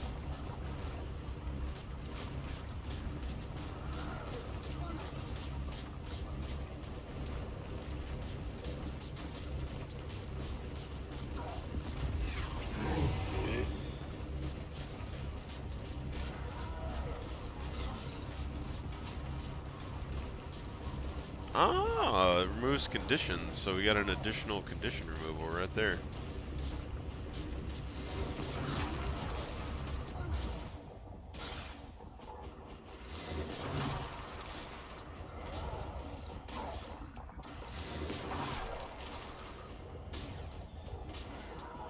It sucks that we lost one of our tools, though. We don't have an actual way to CC somebody anymore. Because we don't have the Tagachi combo. But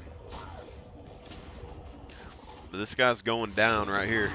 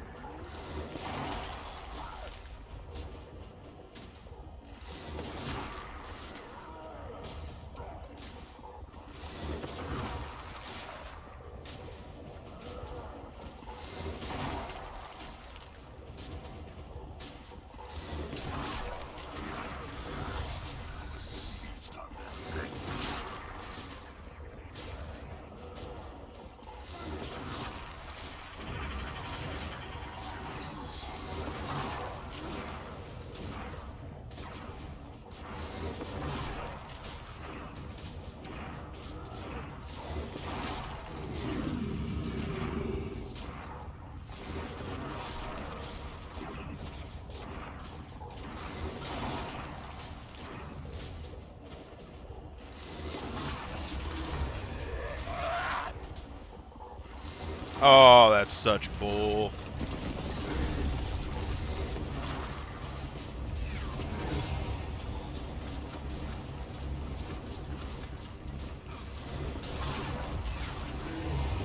You're gonna sit there and tell me, oh, he swapped weapons.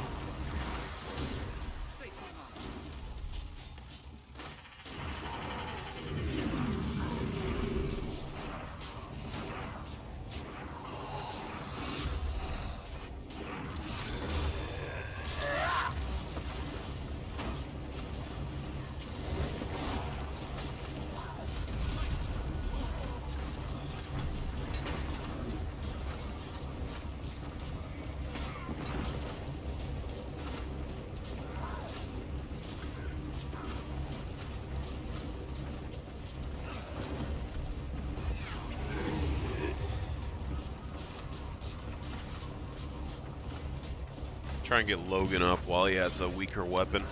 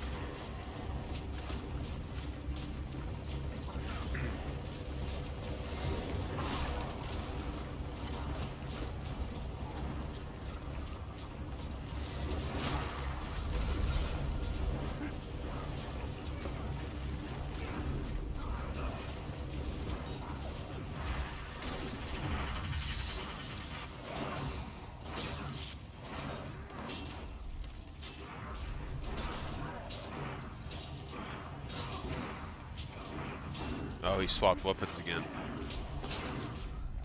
I'm actually stupid.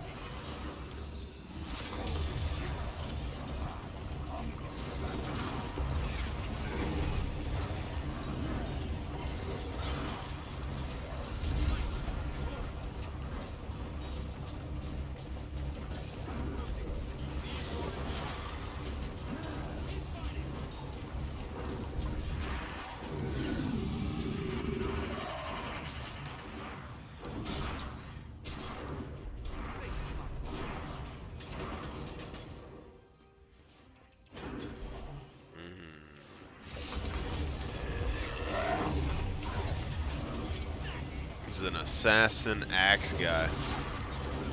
This makes me think that they really were thinking about doing cross platforms on their people, you know? Cross class specs.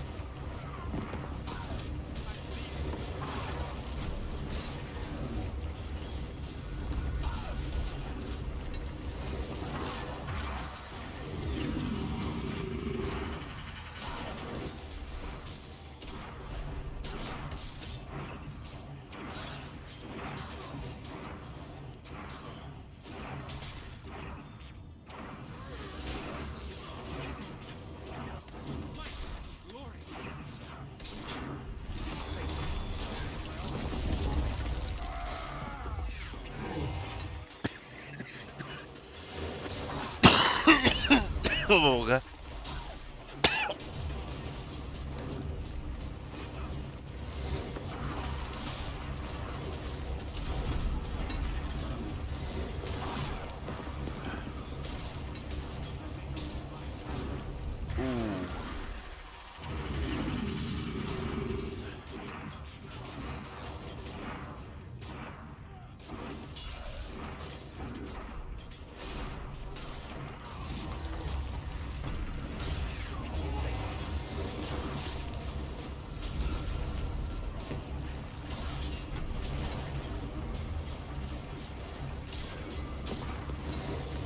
He almost killed me there for a second.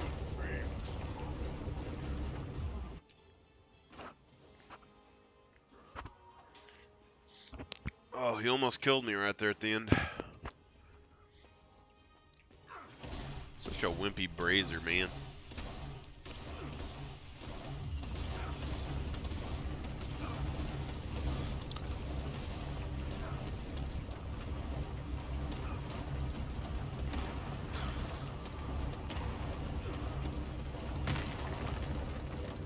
This is the brazier powering the gate.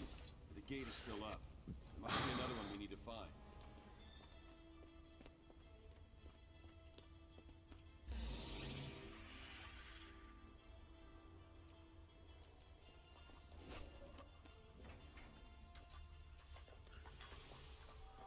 This is the only proper course. I've gotten so many of these proofs of legend. I'm already up to like 11. I thought they were supposed to be hard to get.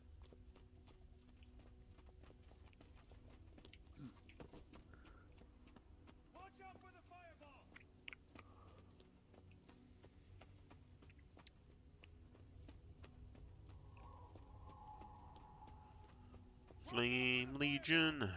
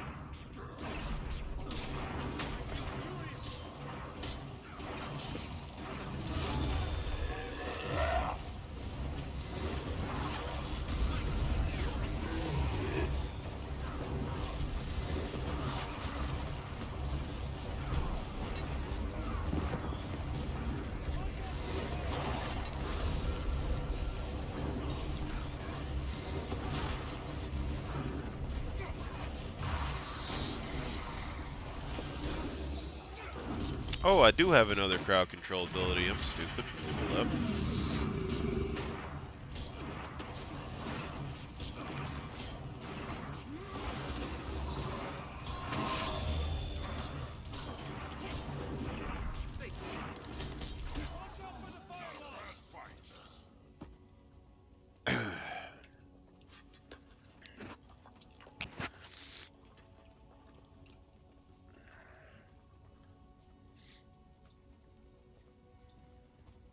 The lettuce maker. Oh.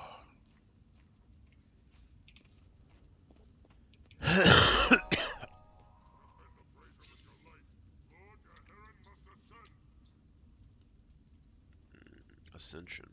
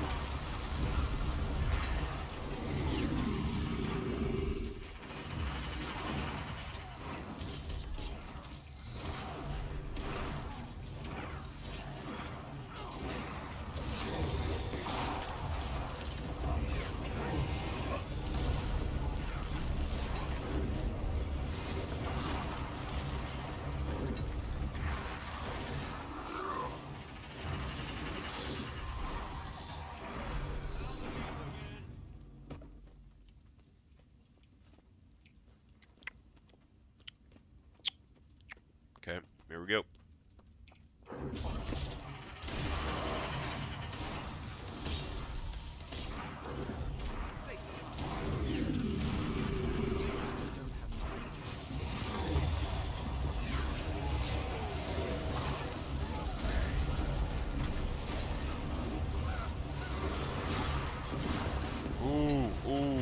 Not good, not good, not good, not good.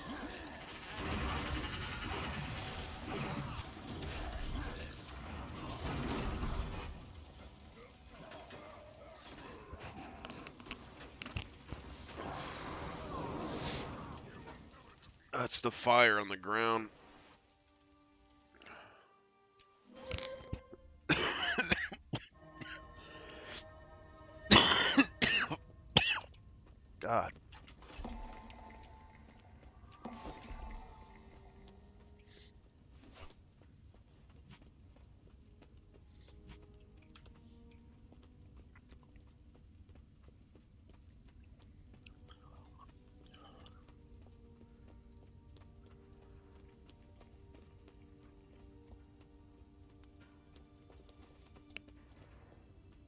So we need to grant ourselves.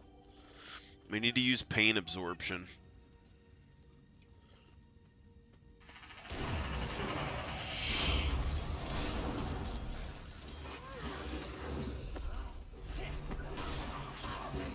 I think.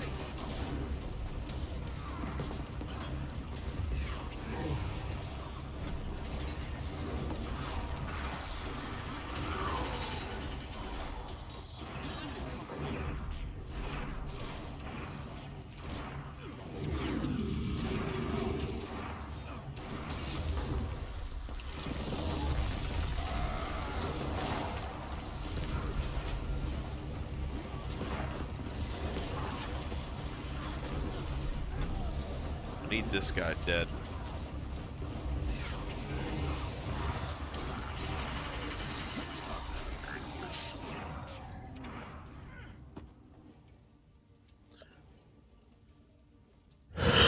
Oh god.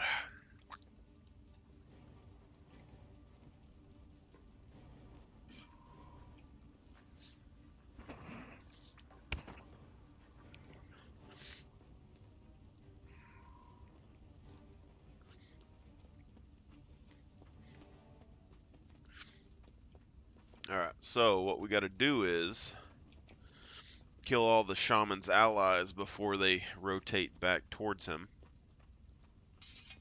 And ideally, that's going to make the fight easier. Incoming fireball!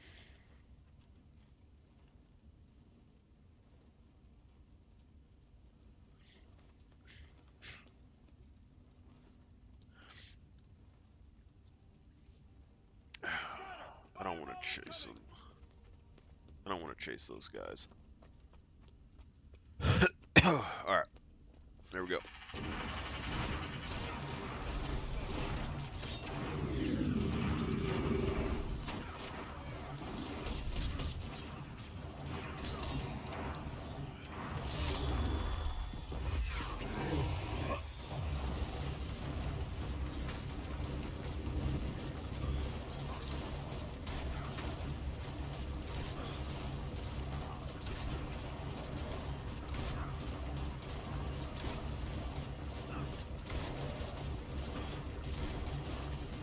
Looks like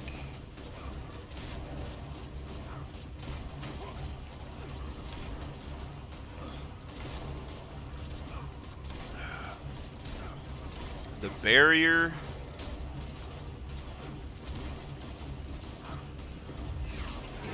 I think the barrier's blocking his ability, or it might be the thing that I'm standing on. Something's blocking his projectile.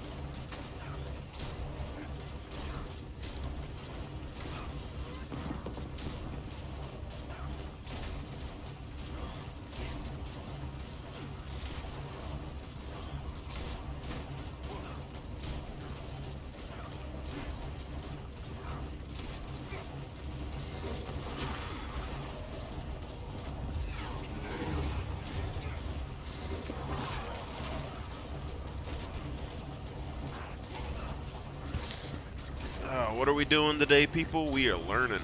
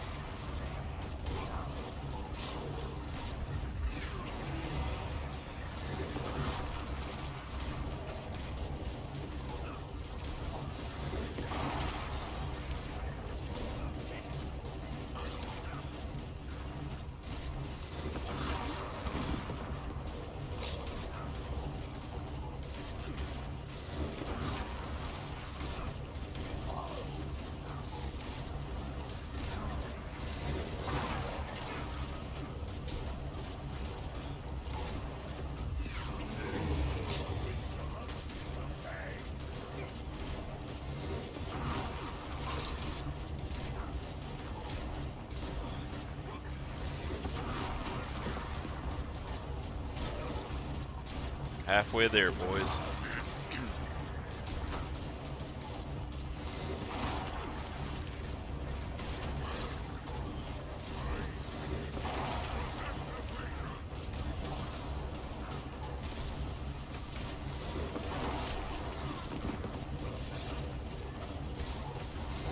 Oh, he just summoned more minions.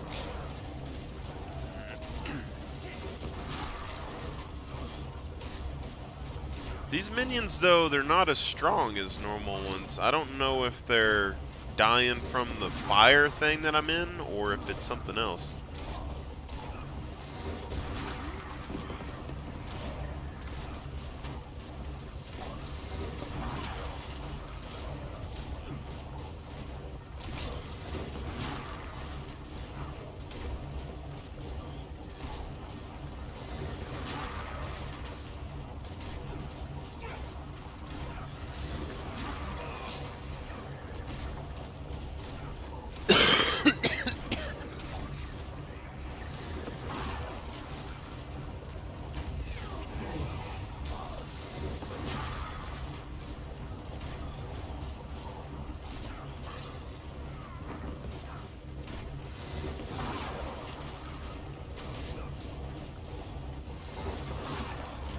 One plant to rule them all.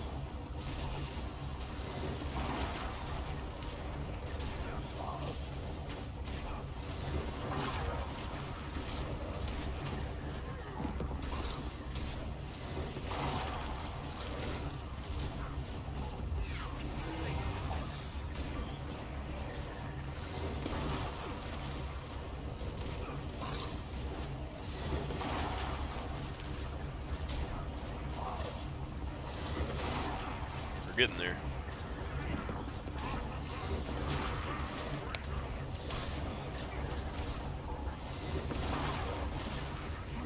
Oh.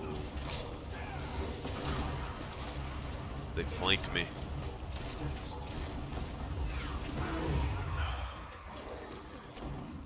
Wow, I didn't move and it boned me so hard. Come on, come on, come on, come on, come on, come on.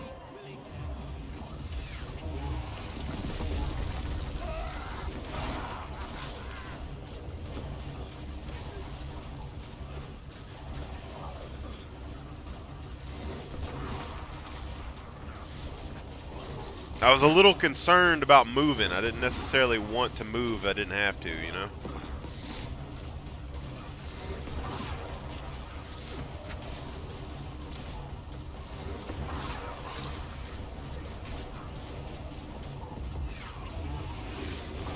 Got 17% left.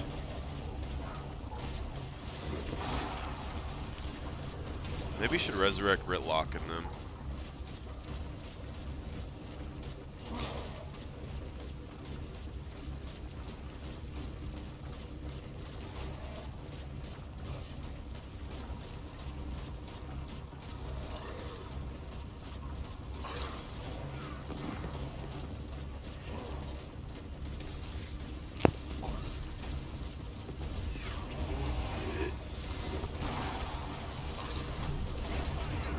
Oh. He got fire. Oh, he put fire on Logan. And the fire. May not survive. Oh, God.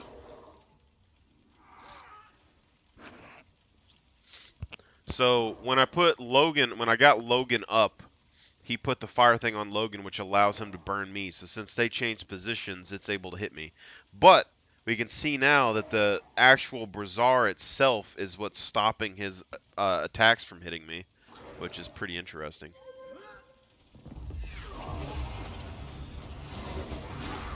So as long as we don't revive them, we should be fine. Until he, like, summons a bunch of minions, and then they'll kill me really fast.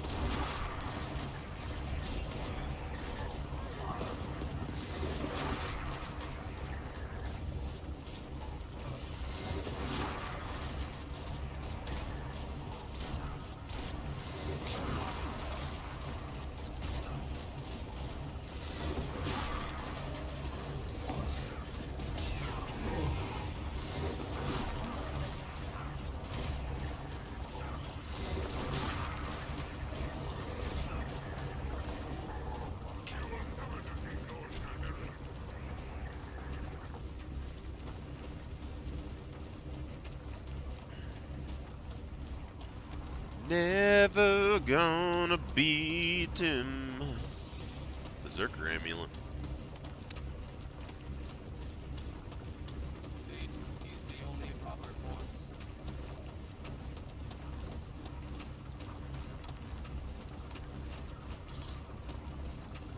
Power flow at 30%. Reroute.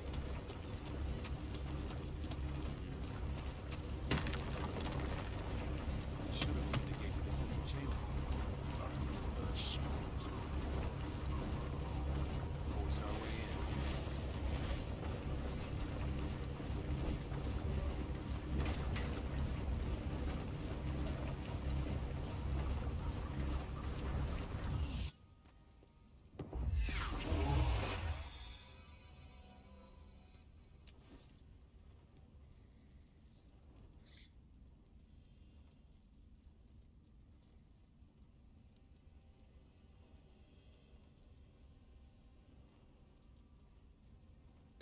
Power, precision, ferocity, condition, damage. I'm curious, like, like our warrior build that we want to do. I think we want power, ferocity, condition, damage, concentration. If that's a thing.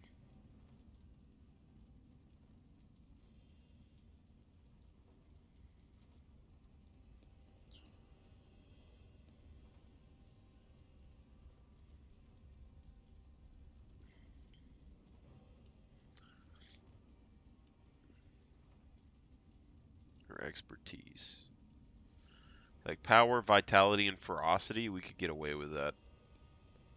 Potentially.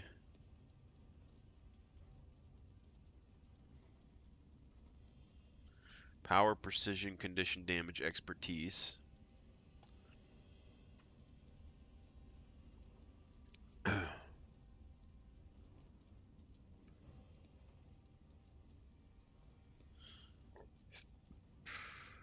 Grieving. Power, precision, ferocity, condition, damage.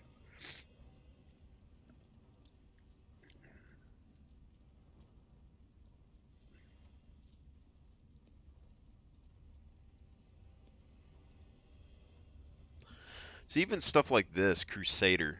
Power, toughness, ferocity, healing power. That would give you a decent amount of, like, sustained toughness. We get concentration on this. Power, toughness, healing power. Celestial's just decent overall. Power, toughness, ferocity. So Cavaliers has more toughness. Carrion, power, vitality, condition damage. This is a little bit more what I'm looking for. Power, precision, ferocity. They don't really have the runes that I want. But the thing is, too, is like if we don't use Celestials, we could go like half of one thing and half of another potentially. So like we could do power, toughness, or no, we want power, ferocity. Like you could do Crusader, power, toughness, ferocity, healing power, and then we could like half it and do something else with the other side, something that has like concentration, condition damage, healing, vitality, plague doctors. Maybe get enough to cover it. Because like my warrior build, I only need basically the same kind of stats that my celestials gives me. Here, let's just avoid those guys.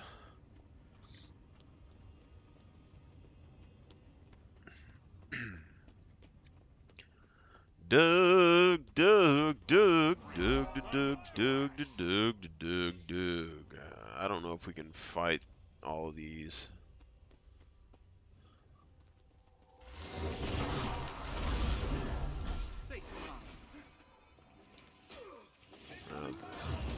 Actually,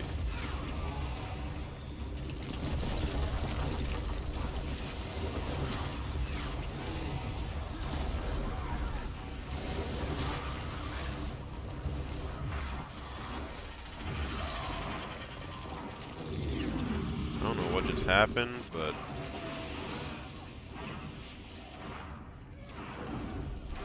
it's not letting me.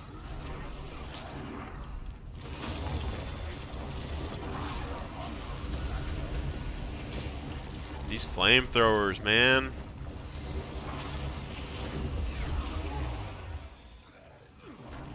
If there's one thing that's really screwing me over right now, it's these flamethrower char. Why are flamethrowers so damn strong?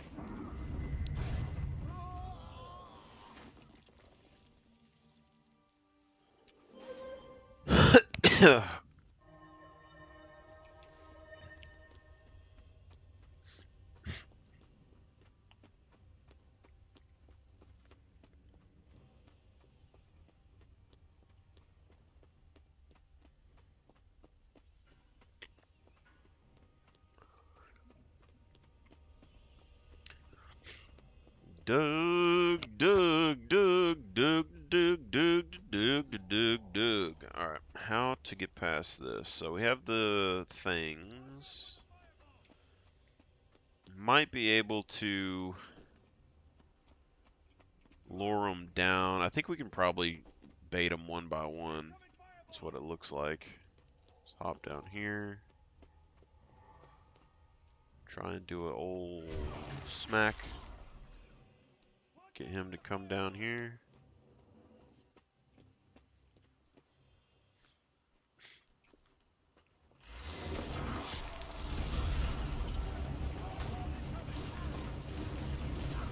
Well, that's not ideal, is it?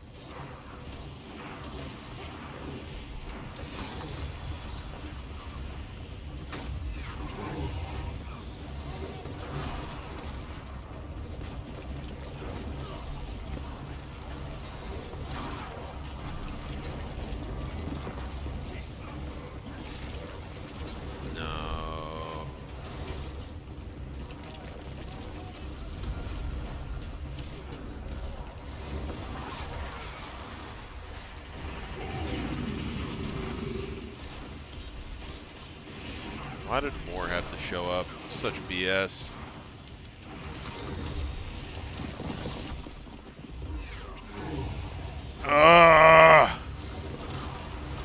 Don't die!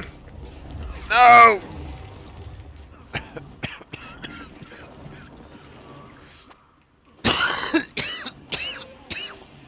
Oh, we're back.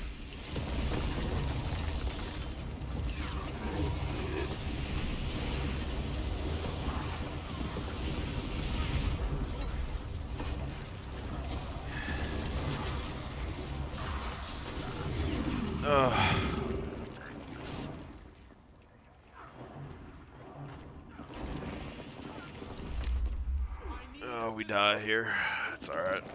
I think we killed a couple. Nothing's really as sturdy as Dwarf. I don't think Centaur can block flamethrowers.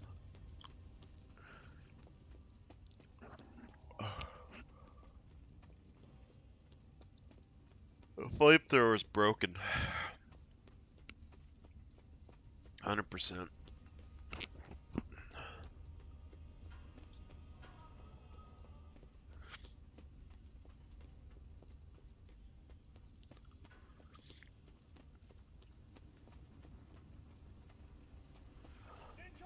Alright, flame guy's still down there.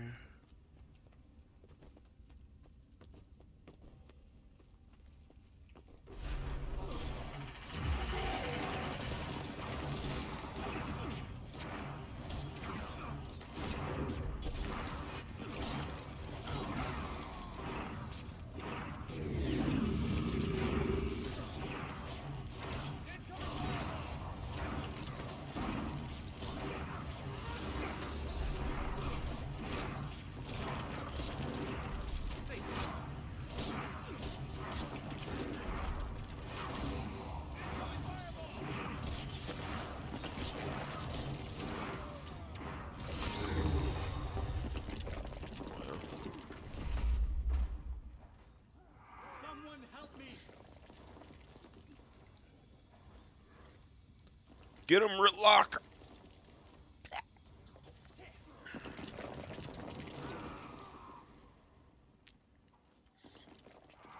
I need y'all two superheroes to do something.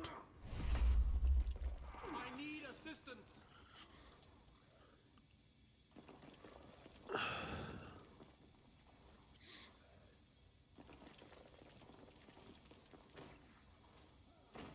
I nearly died.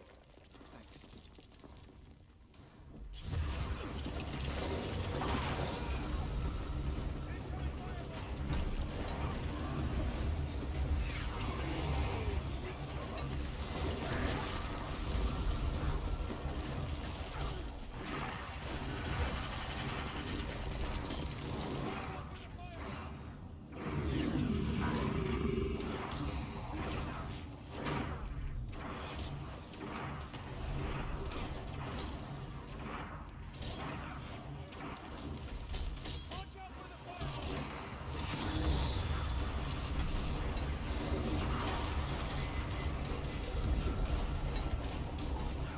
Wow, it actually glitched out.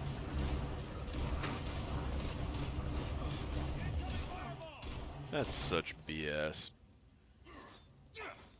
All that work.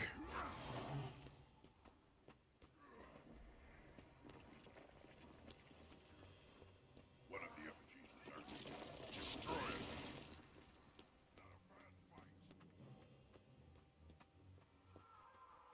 Now he's coming. Now look at him. Now we're gonna have an effigy behind us.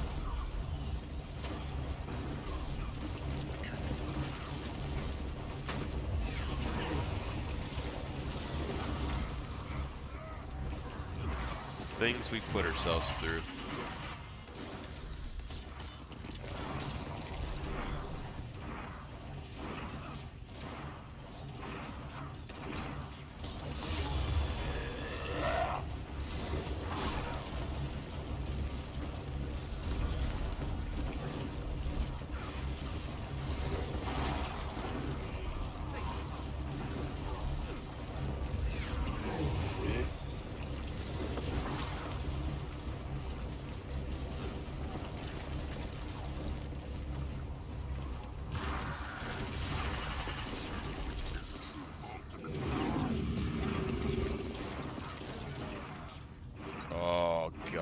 almost fell off. How annoying.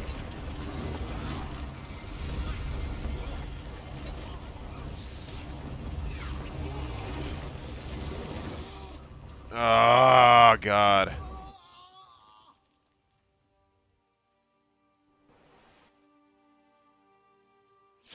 Should have just used the stability. Should have just used the stability. Why didn't I use it? I have no idea. I guess I was overconfident that I somehow didn't fall off the edge 3 times. Oh, God.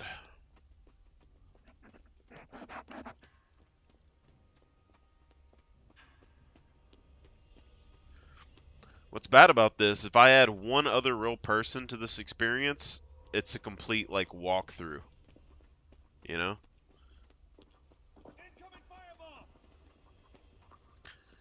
I don't know if I can still walk past that effigy. I doubt it. We probably have to fight the effigy now. Wish you would shut your mouth, Logan. Holy crap.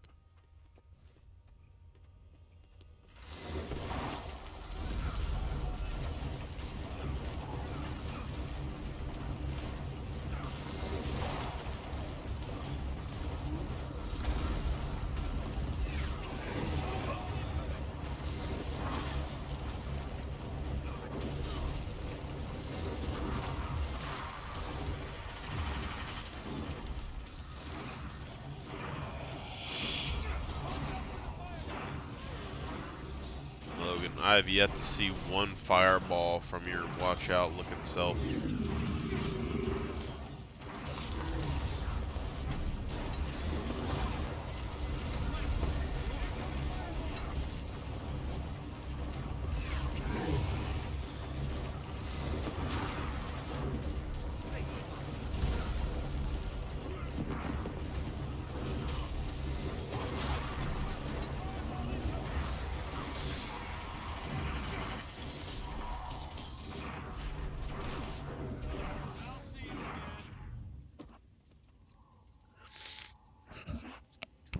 Do we kill?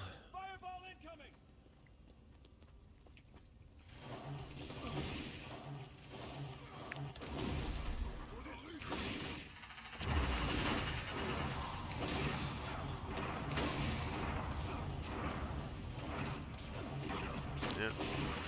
Don't mind us, fellas. Just doing some routine maintenance on the old turrets, you know?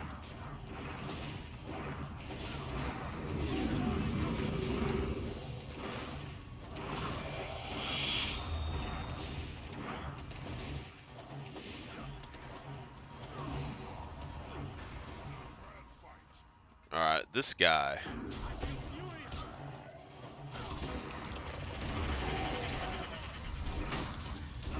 To be honest, you're a little irritating, my dude.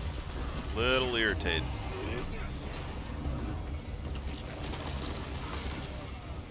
Okay, he still knocked me back when I had stability. Don't know how I feel about that.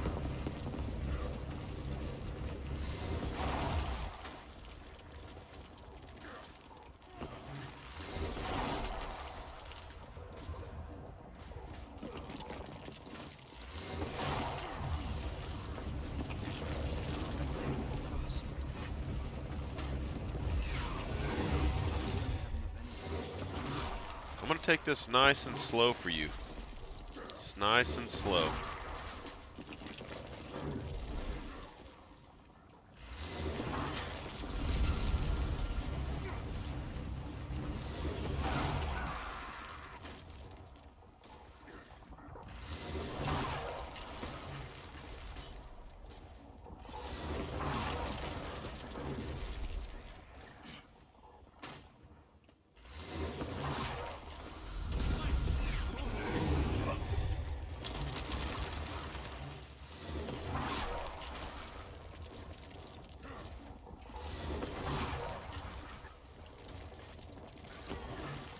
Trying to kill this shaman for the last hour.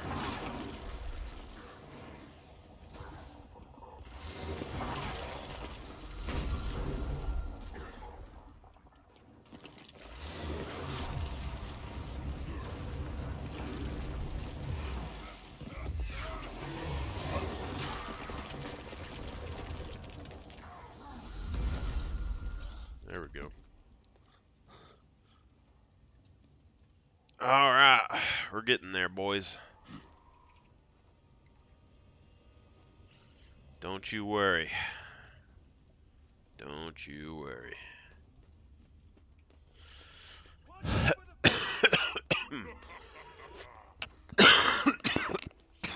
will never ascend to face me.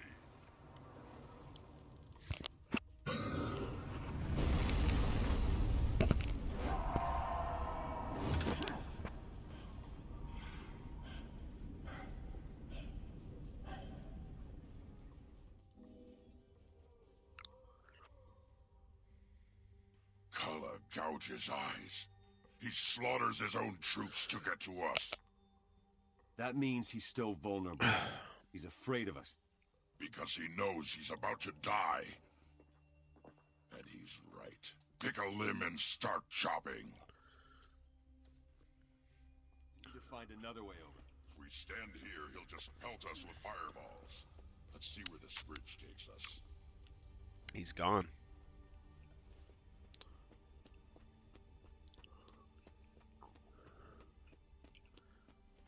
That was close back there, Low adventure. just so you know. Thanks for the save. I didn't have time to think about it. And I'm sure you would do the same for me. Don't get too ahead of yourself. Let's just focus on finding Gaharin for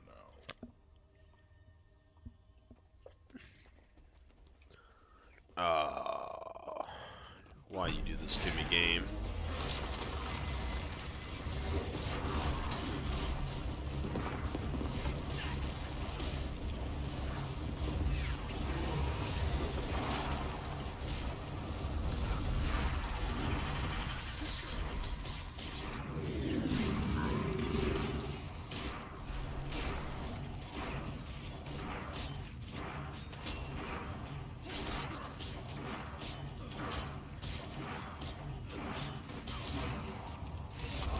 Buster is ready to strike. I'll give you that much. I know. Not a bad fight.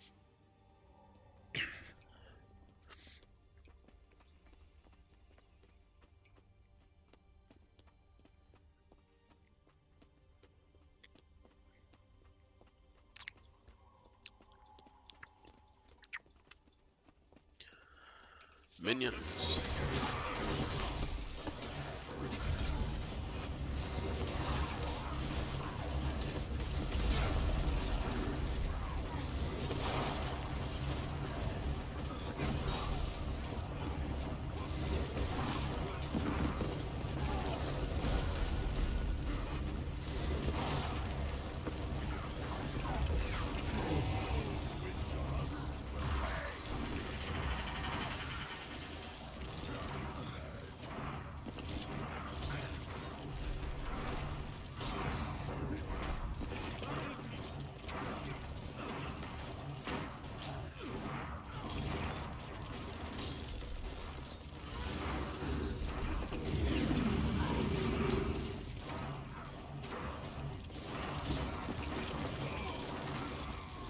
Oh my freaking god. Oh. Let's keep getting knocked off of cliffs today.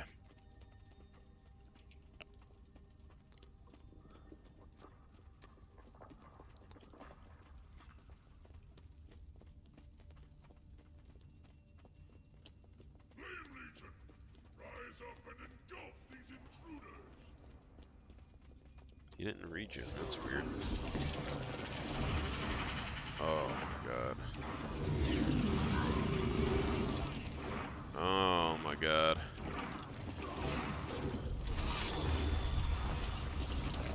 What does it mean?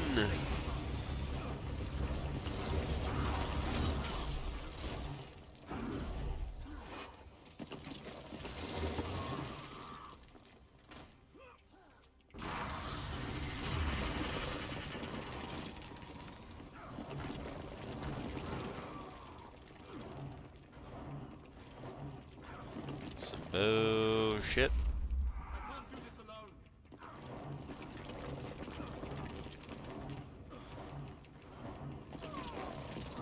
The elite flame shamans. We need way more stability than we have.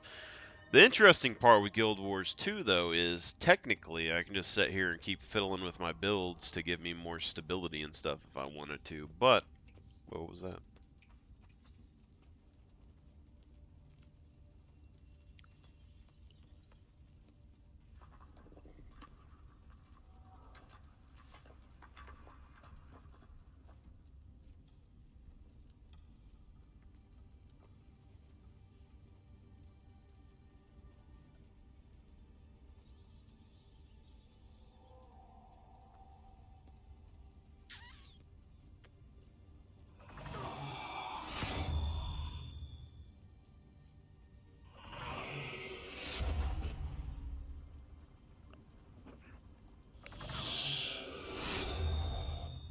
That's interesting.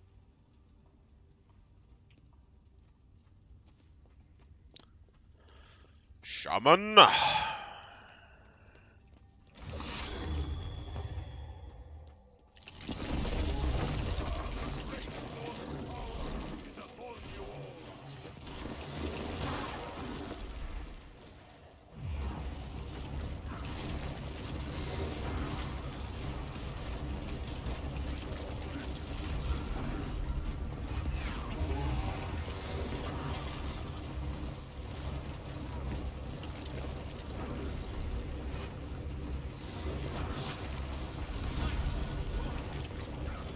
I need more buttons on my mouse, because this is getting a little ridiculous.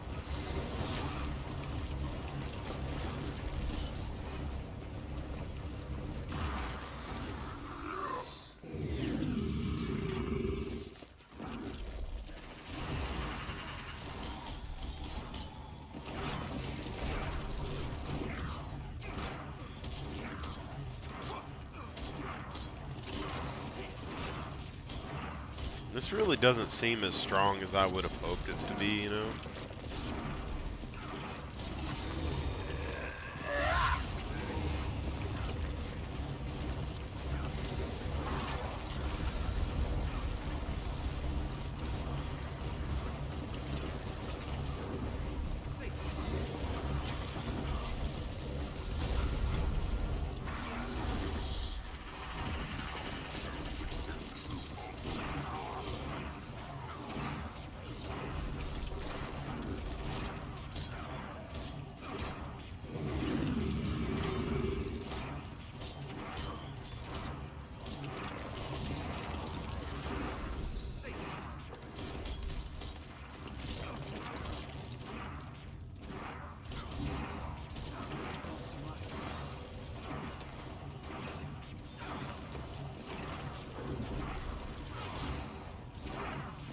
I'm not healing nearly as much as I would with the Shiro stance, I don't think.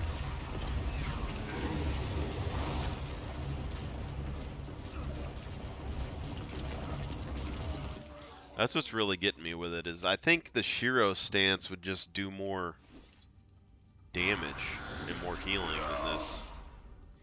But we don't really have any condition setup stuff anyway, so I mean... We got condition damage, but like Torment's our main damage thing, and I don't know how well that works. It doesn't seem like it has a very long duration.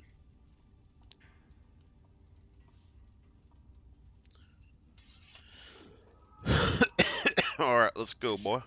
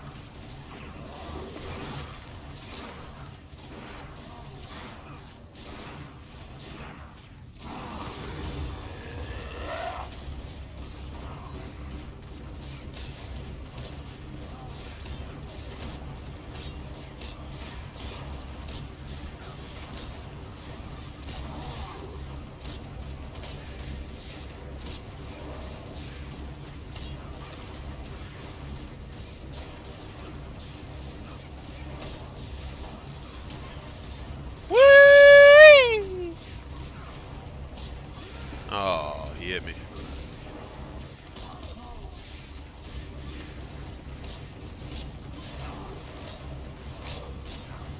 Yeah, buddy.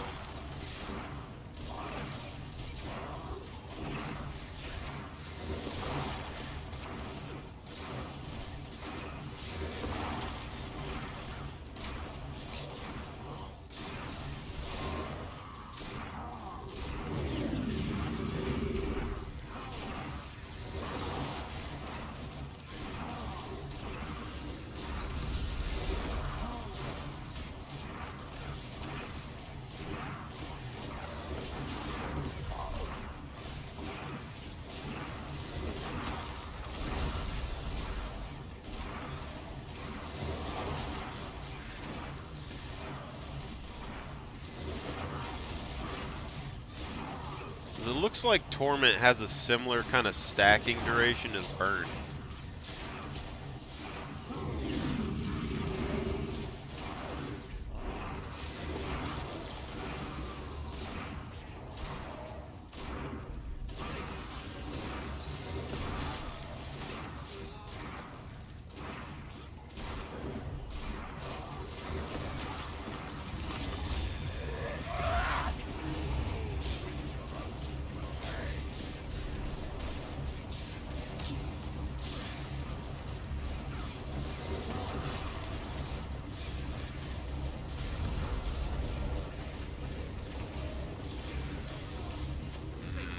Crap.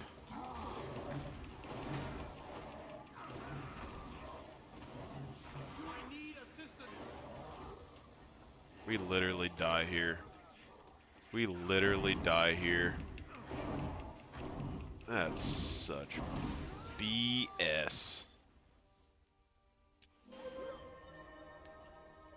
Only because he started using the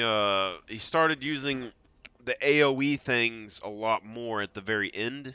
It smacked me one time.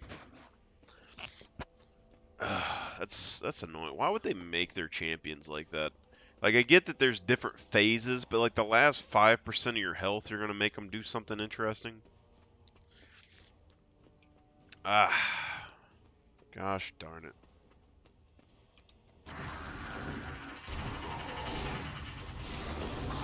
We get to start all over.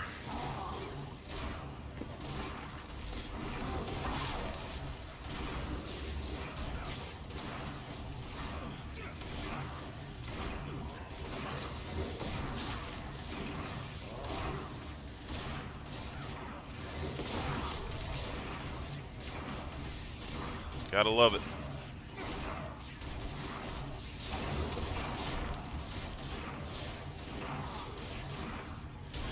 At least like Guild Wars 1, like when you lost, it was like a team strategy, like an RTS type thing. Whereas like here, it's just like, it could be any number of reasons. Like I visually might not be able to see past all the bull to see those red lines on the ground sometimes.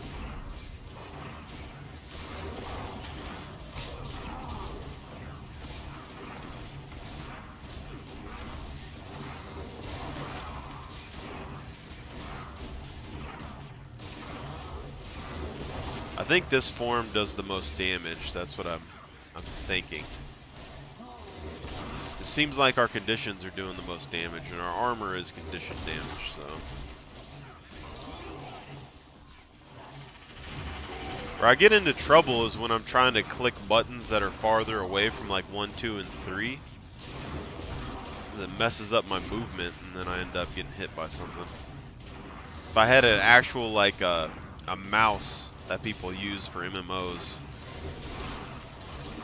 it would probably be a lot easier than it is now.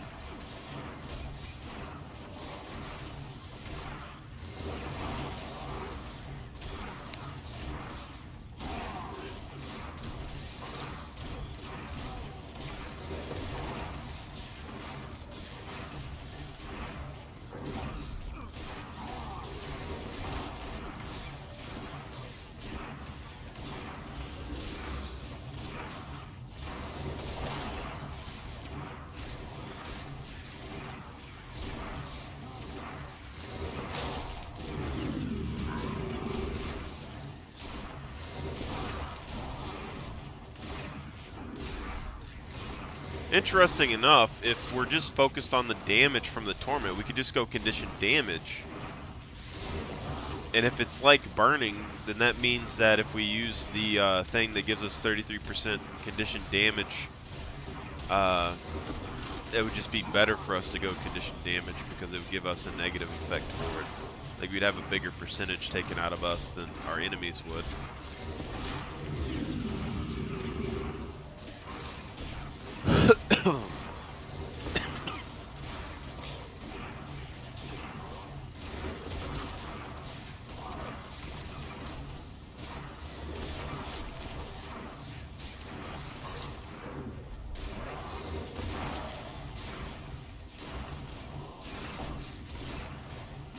I forgot to use the other thing.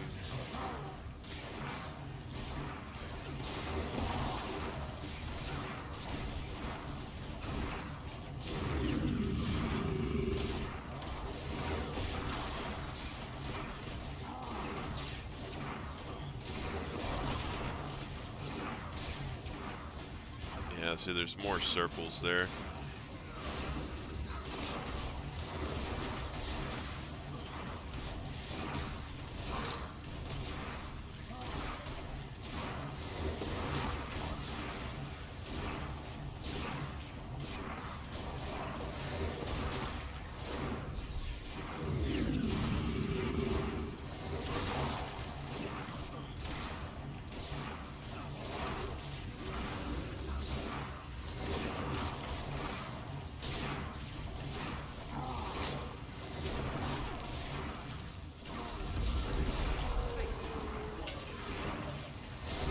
All the imps don't die? Holy crap.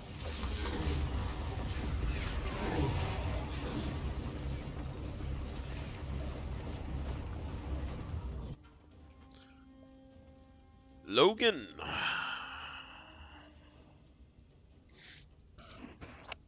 Logan. Logan.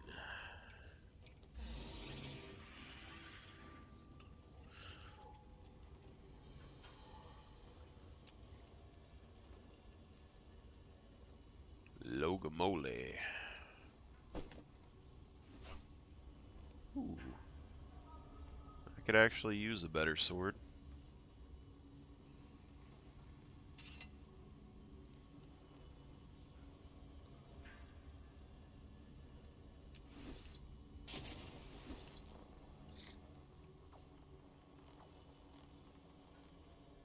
I was manufactured to the highest standards.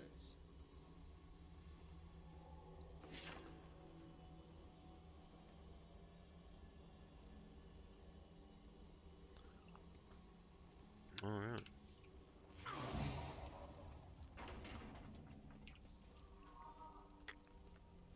Now I shall break you. Alright. It's final boss time, maybe?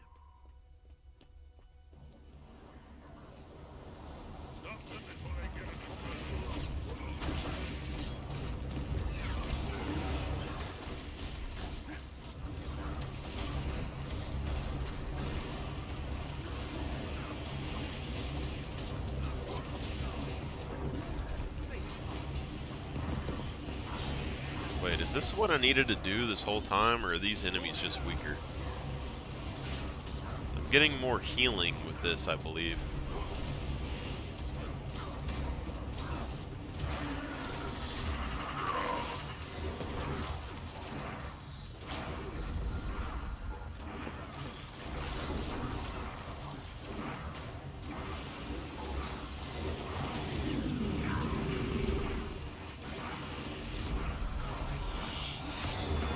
Oh, we can do area blindness.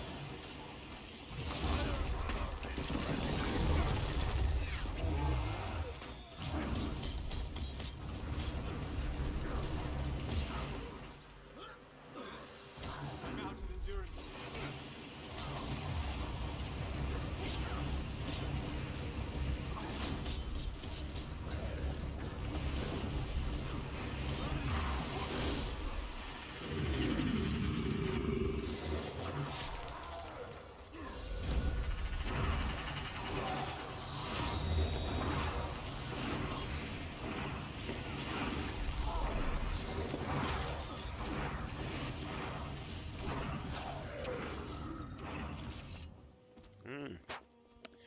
Maybe these are the way I should have used it. I was using the mace and stuff with the dwarf stance so I could keep condition damage on both sets. But maybe that's not what I was supposed to do. I don't know. Dead char.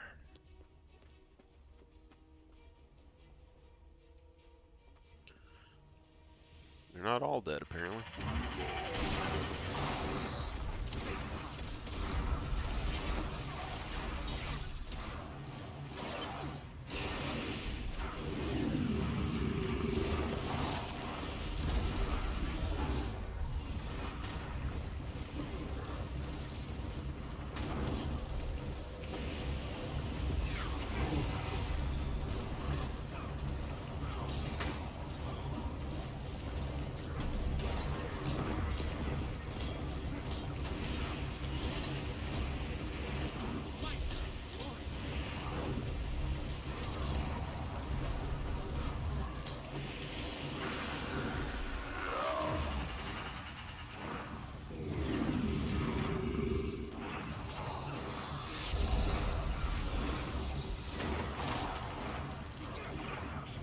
Getting up at 20 stacks of torment. Not really hitting.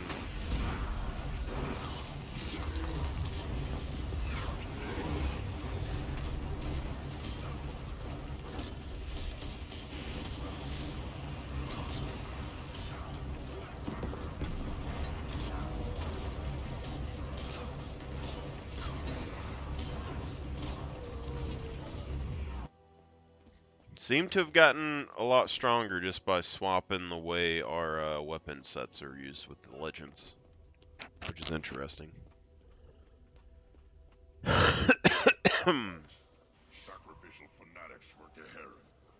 Seeing as they're ready to die, let's not keep them waiting.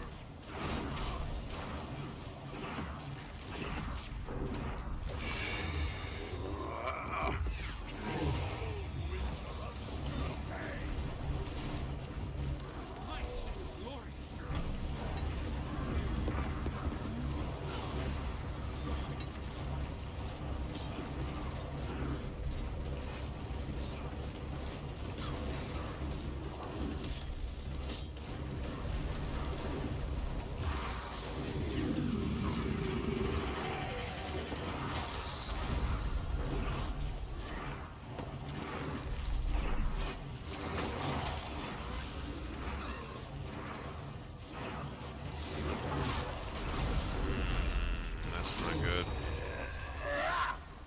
Too many buttons for me to push in between those rotations for me to get the heal off, too.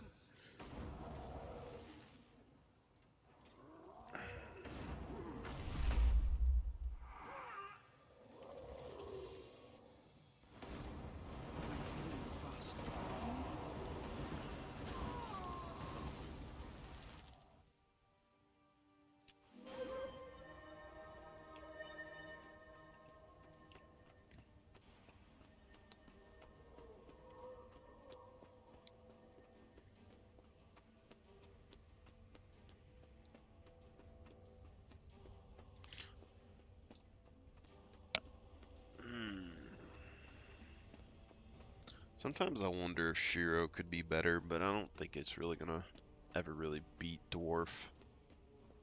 Does look better on my character, though.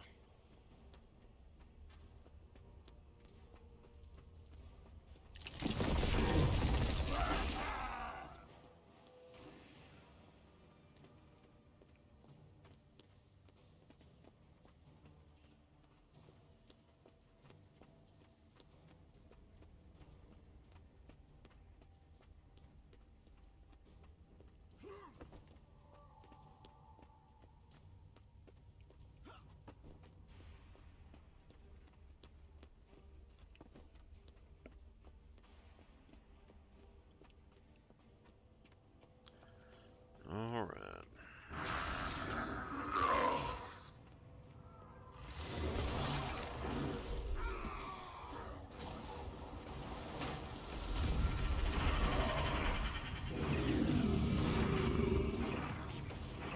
Let's see if there's any unique mechanics that we can do here. So he can actually...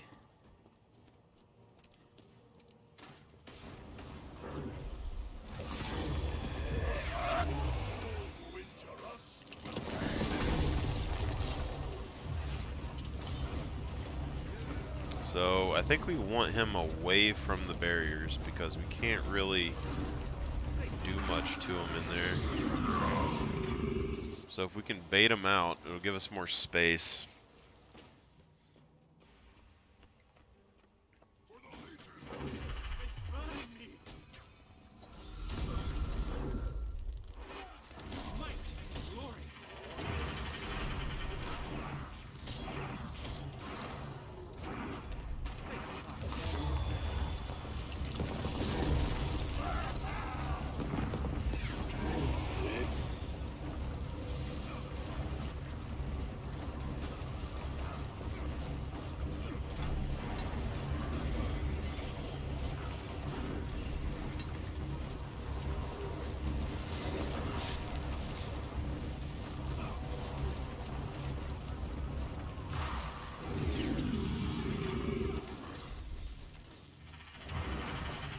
Looks like his ranged attacks are more like, yeah.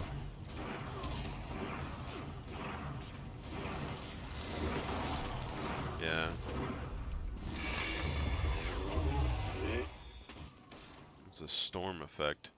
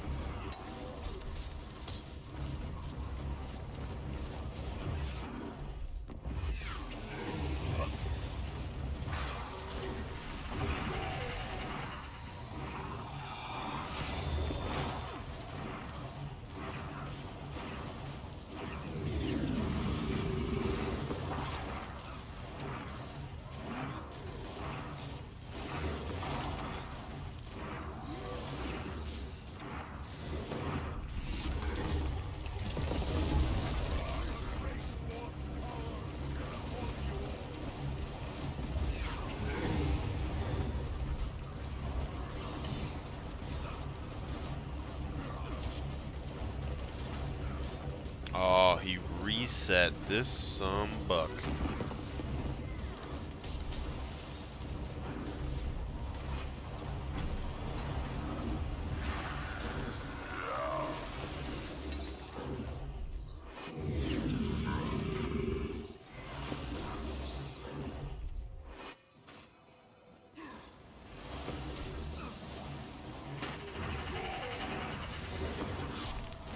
we don't have enough crowd control to CC him down, sadly.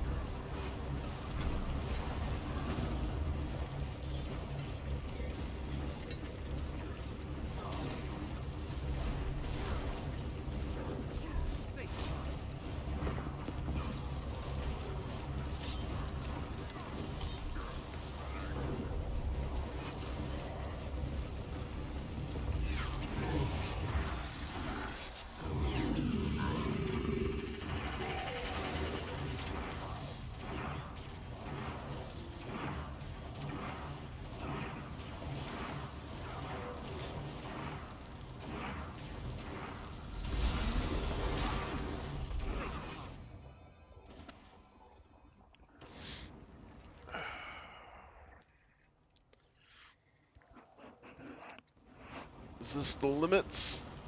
Ugh.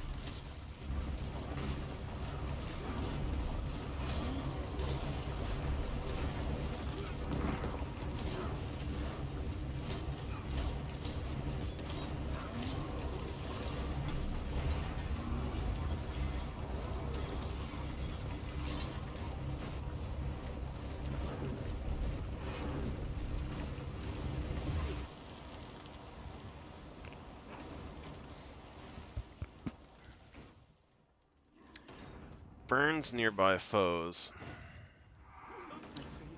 I don't think there's any way I can get close enough to it to use my AoE that I don't get burned at the same thing.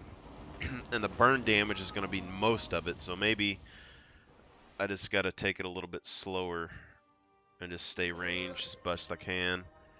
But on the flip side, that might not be the easiest thing to do because I need my healing. But Revenants do have 2 heal abilities, so I mean, there's that.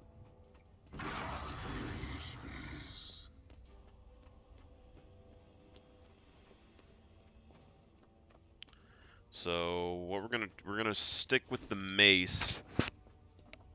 Try to stay out of the radius that burns us.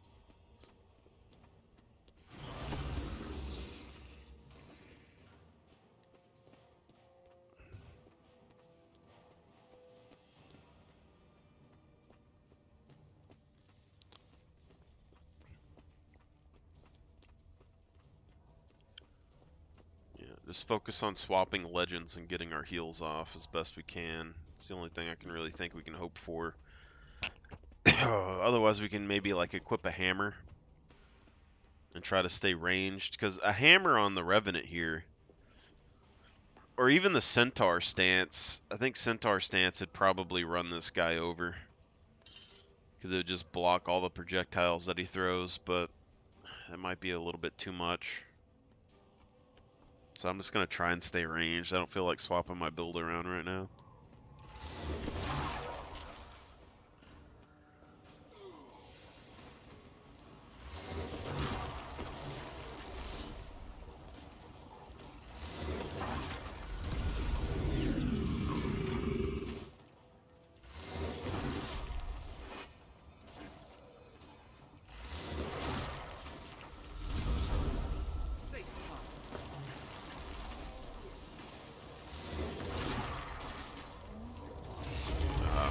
Messed up.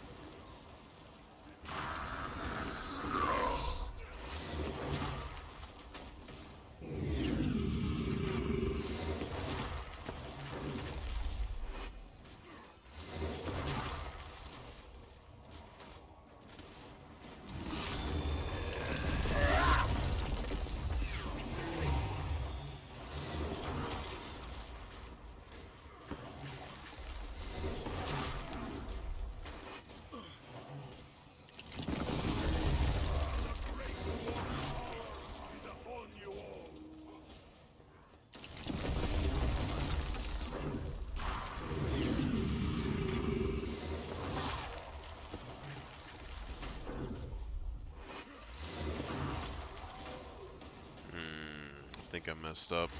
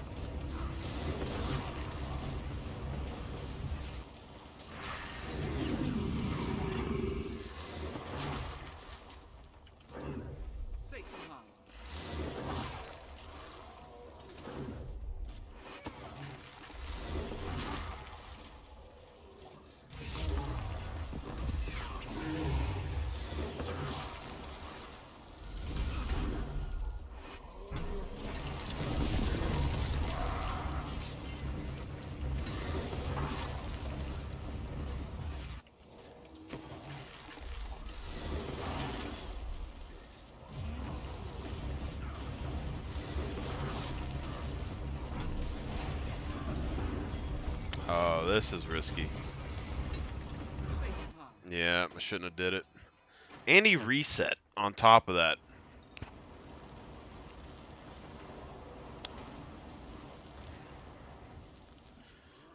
He's not even 2 feet from where he spawned and he reset. I think.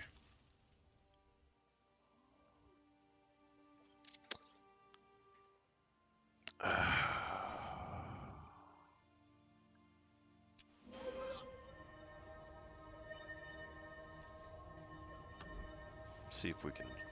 We'll just find some people that'll help, maybe.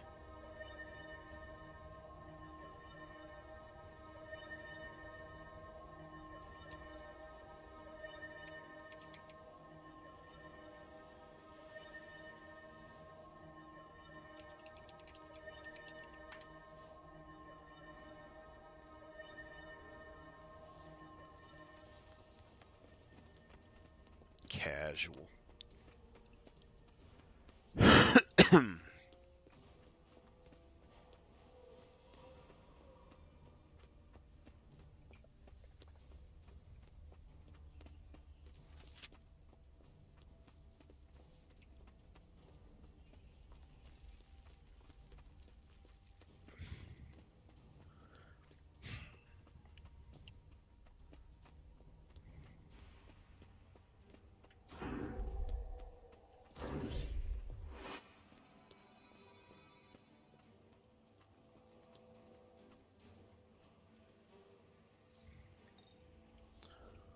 Should I just join their group?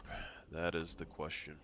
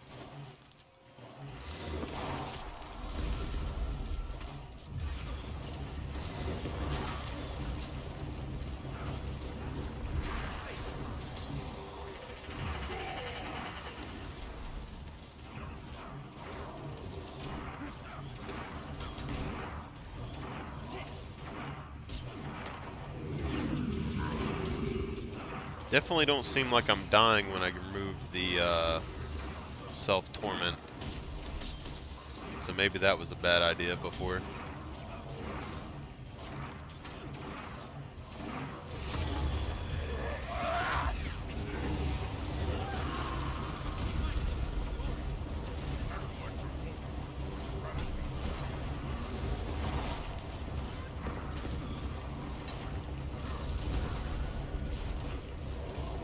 Oh.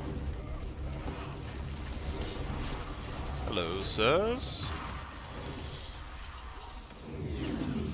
I don't know what did that, but...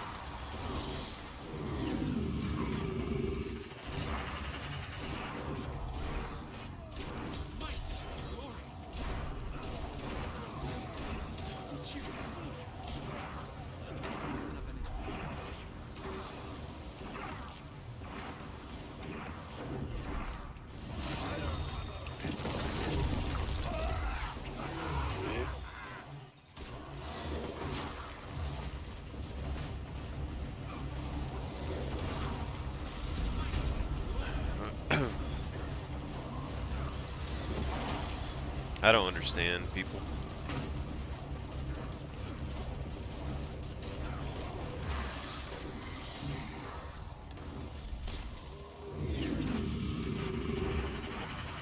I'm guessing they have to unlock the door still.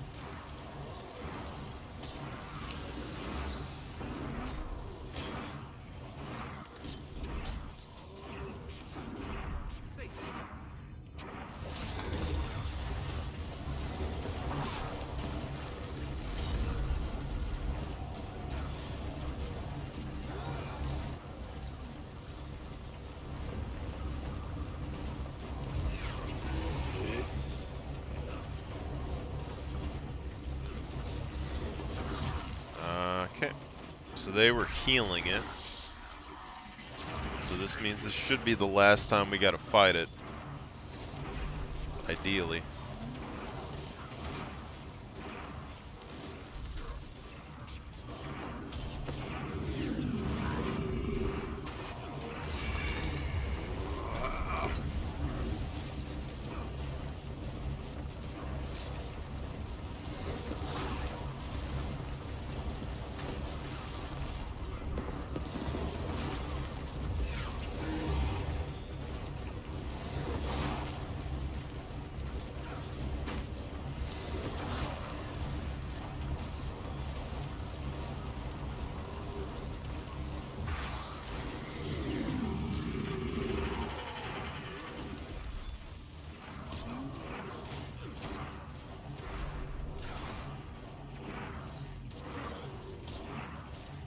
You can do it, put your back into it. I can do it, put your back into it.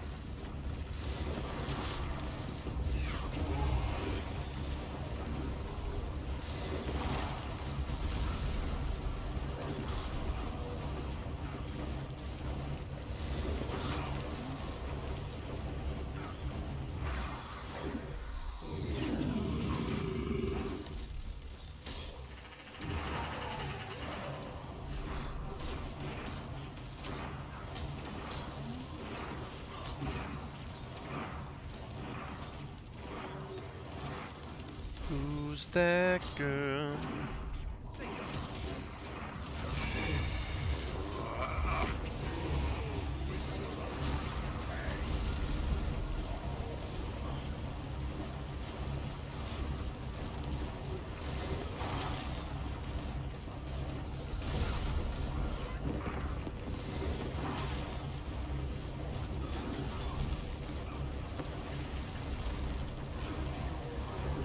Crap, crap, crap, crap, crap.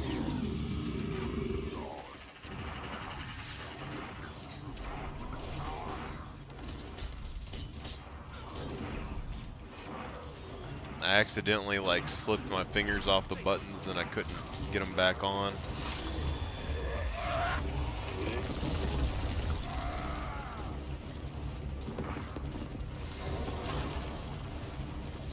You and me, effigy! Oh, he's in the corner. I can't rotate around him anymore.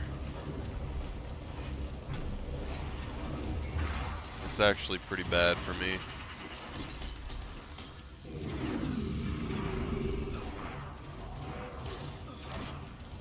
This is a really bad spot for me, to be honest. Try to pull him out if we can. There we go.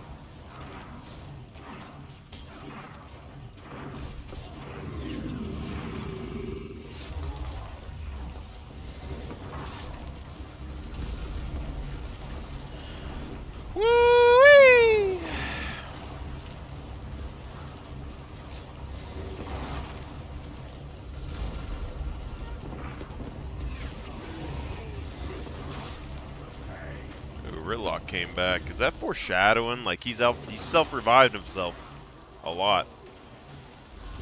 I feel like they're foreshadowing.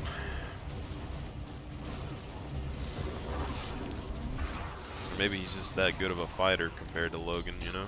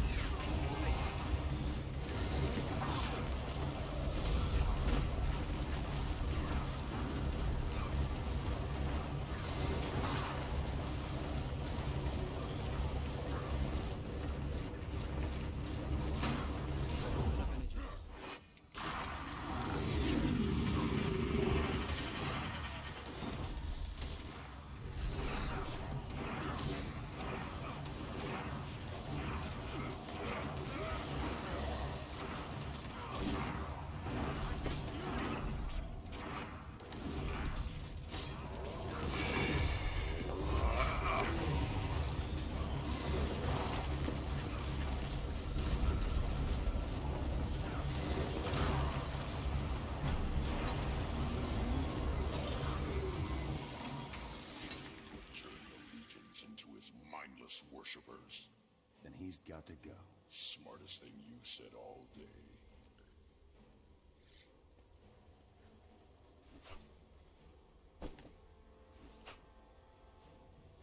I was manufactured to the highest standards.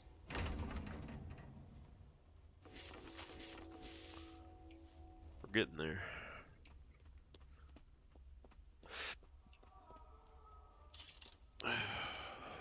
We are getting there. This is the only proper course.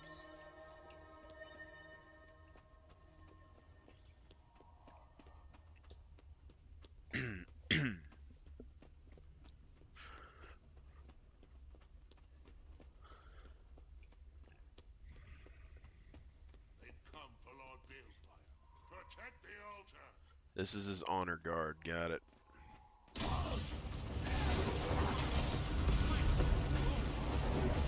I am 50 times more powerful than I was when I entered this building, my friends.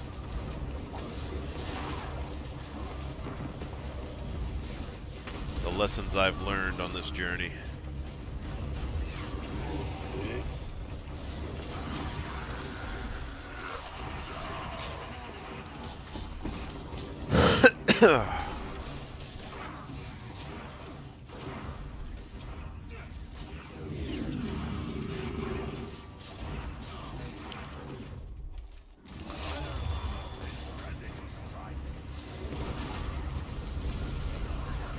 Gotta go for that back line.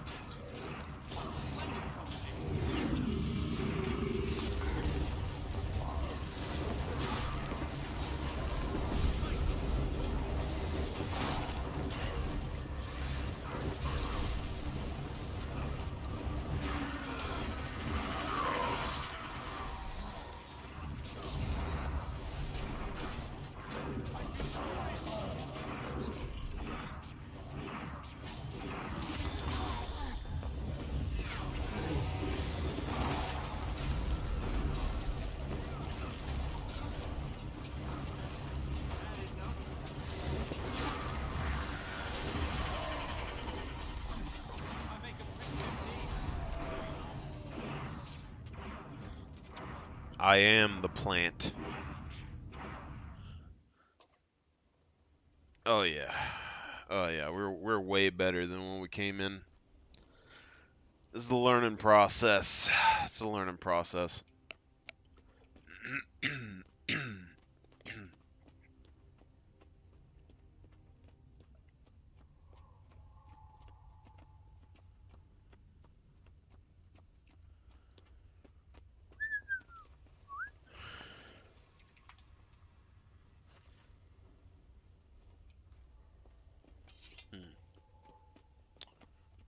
Where's the boss man?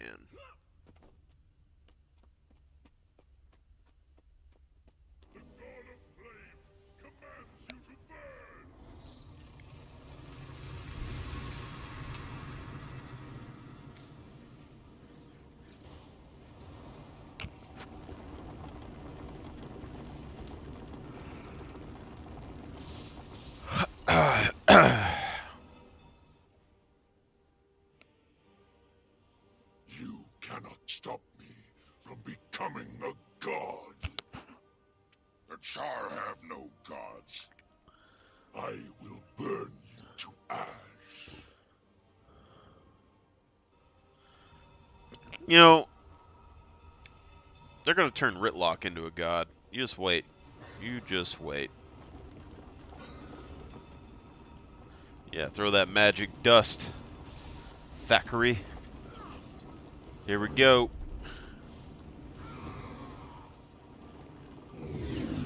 Oh my god.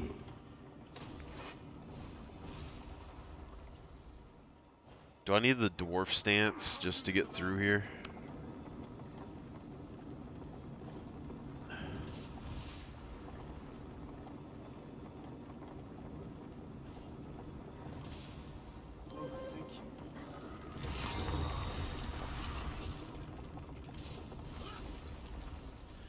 Here we go.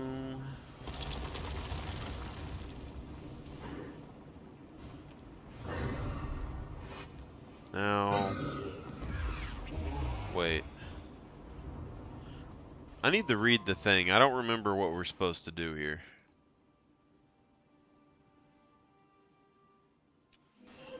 I need a second.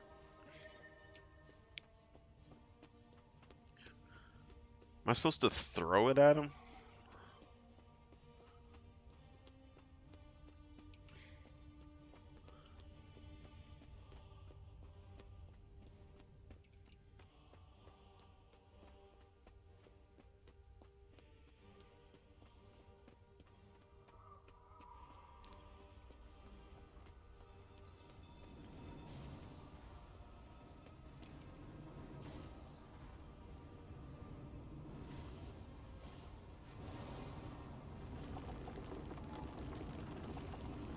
I could see a Char fire god.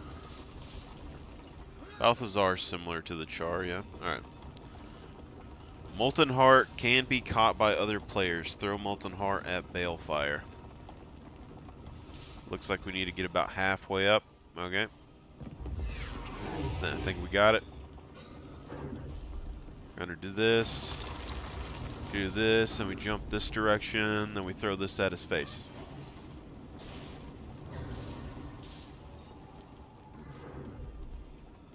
That's what I'm gathering. So now we go this direction, go back this direction, do a dodge, go here, throw it at his face. And then we run.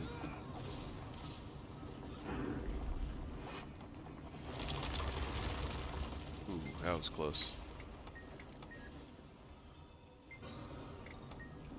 Can I just grab the thing? Thank you. Alright, there you go. This direction. Damn.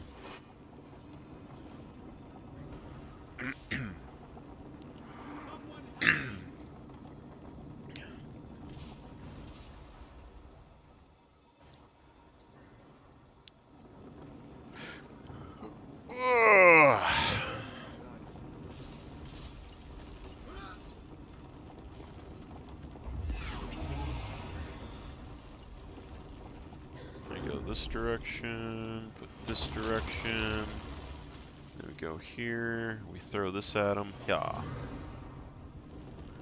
We go back this direction, grab this, go back this,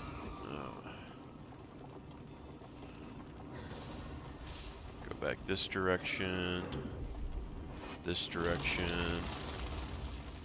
throw that at him, do the old healer-rooney. Run back, grab this. Okay, come on this direction. Roll this direction, come over here. Back this direction. Throw that at his face. And then we go back.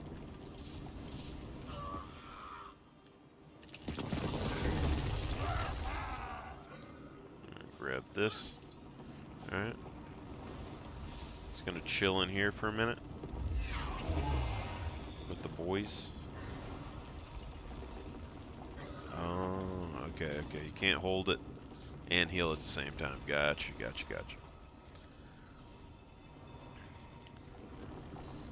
So you pick this up, you go this direction.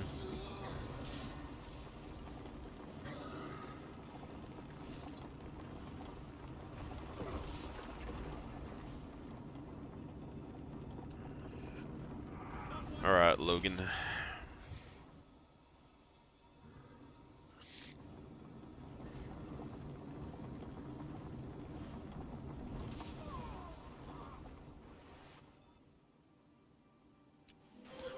It's not like I'm in your bubble or anything, you know?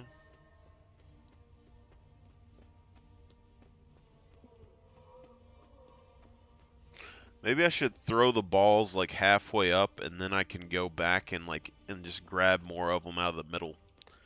Throw them all at once directly at the dude. It doesn't look like his health is... Oh, yeah, it does. Never mind. So, what we are going to try and do is grab some of these balls, and we're going to throw them towards the middle. And if they stay on the ground, then we'll have a reason to kind of...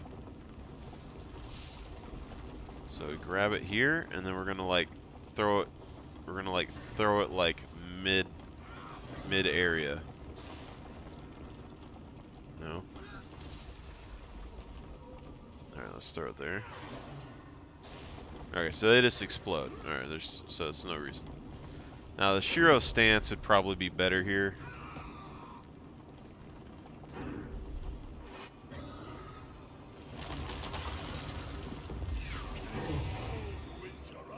Blink. Hit him with the ball. Come back, run this direction. Run this direction. Just gonna use this. Throw the ball at his face. It's like these don't even matter. It's the flying things that are gonna get you killed.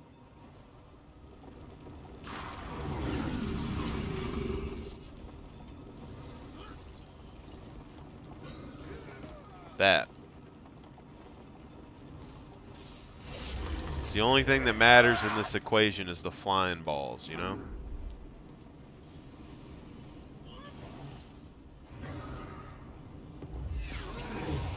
Because of that.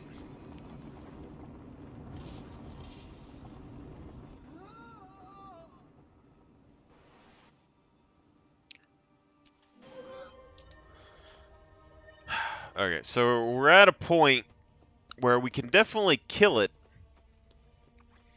but any slight mishap with the balls in the air are going to get me instantly killed and then reset them.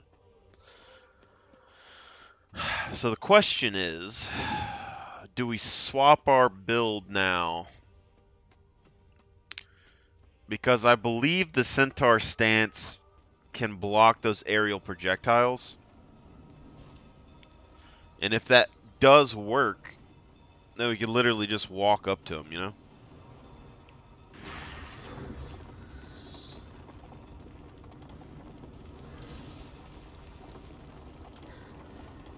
It's not letting me. Cannot swap recharging skills.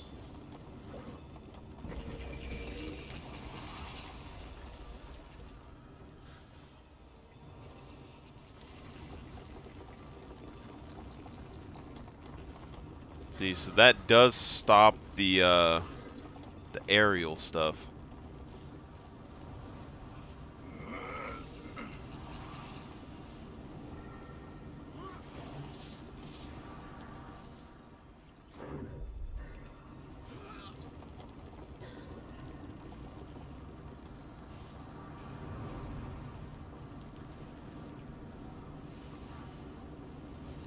That's not what I was trying to do, game, and you know it.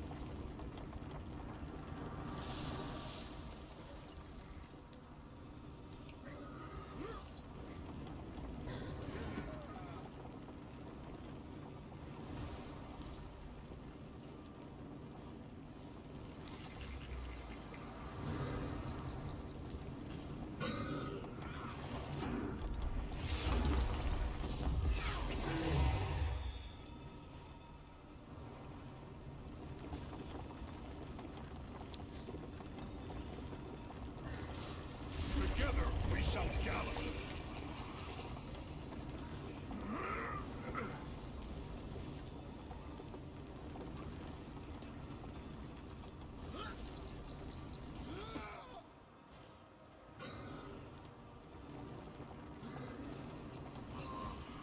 Oh my freaking god.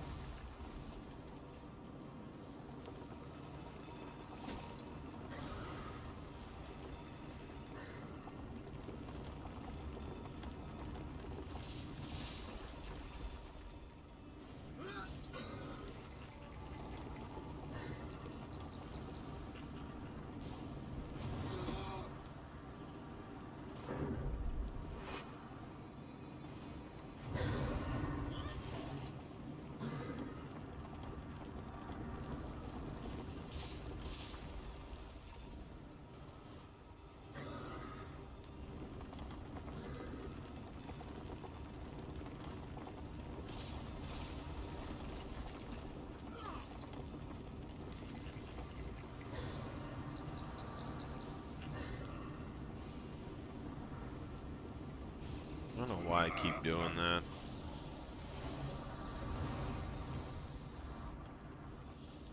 A temporary difficulty. I still have more.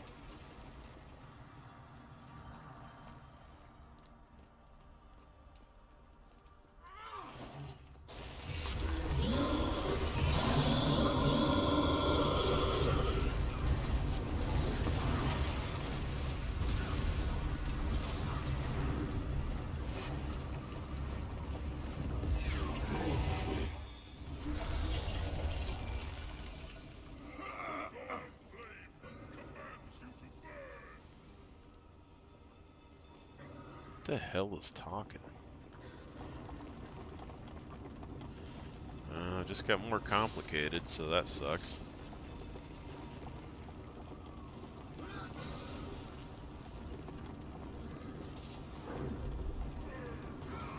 I was not even in that area.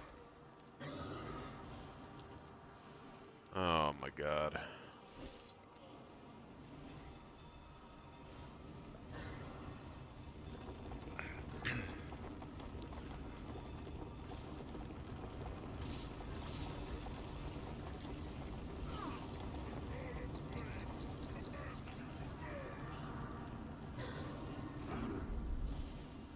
I don't even see what's happening right now.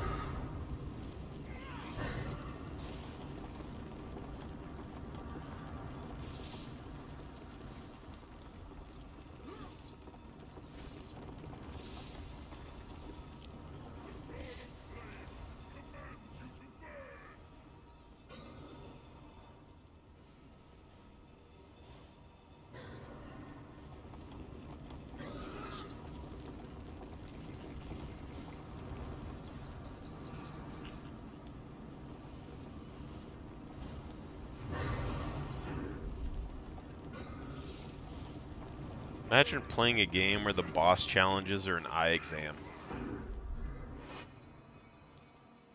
You know? I just go to the doctor's office and they have you see if you can tell where the red dots are. My eyes are bad. I already know it.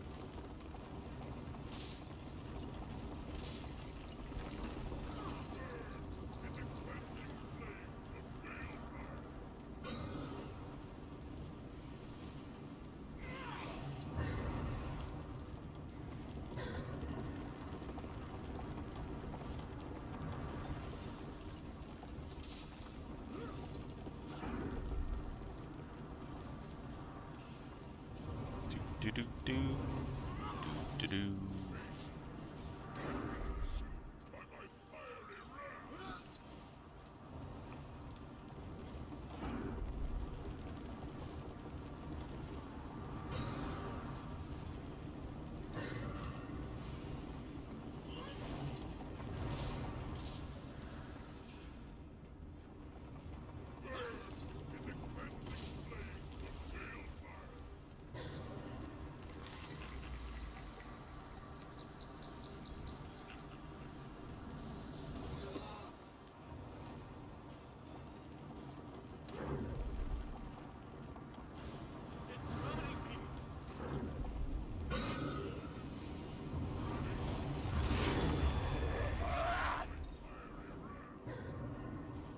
I literally got him half health and then I die.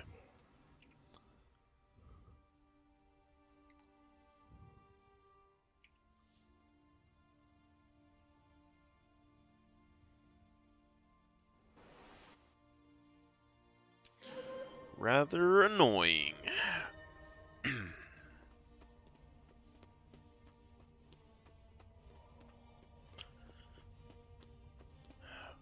One, I got too close to the fire, and then two, I threw the ball instead of just activating dwarf stance first.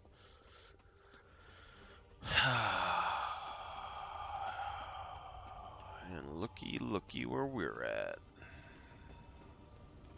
A temporary inconvenience. I still have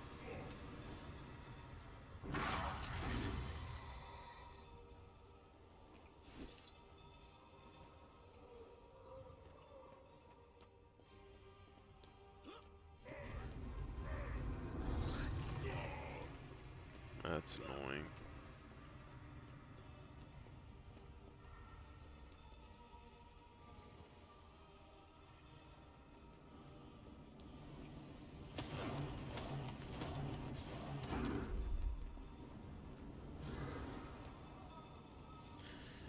So he's full health, but he's in stage 2. So we made it way harder on ourselves. Or he's in stage 3 now. So we have to do the full HP bar in the final stage of health.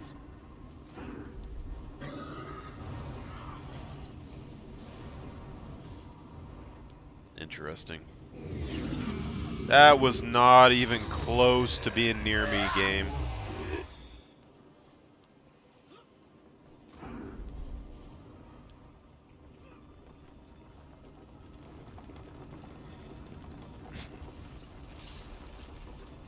Not even close. What's up, guy?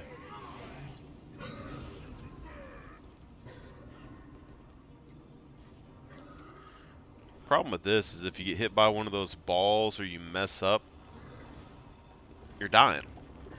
Or if you just miss the jump on the side, you just die. Oh, that's great. I don't know if I want to try and jump on the edges to get back up there, though. We could, but it seems too risky. There's too much red to really tell where all of the circles are.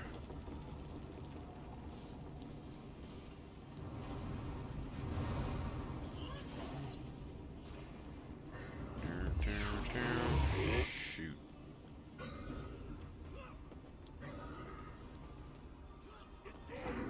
See, like right there, I've almost gotten hit like 3 times.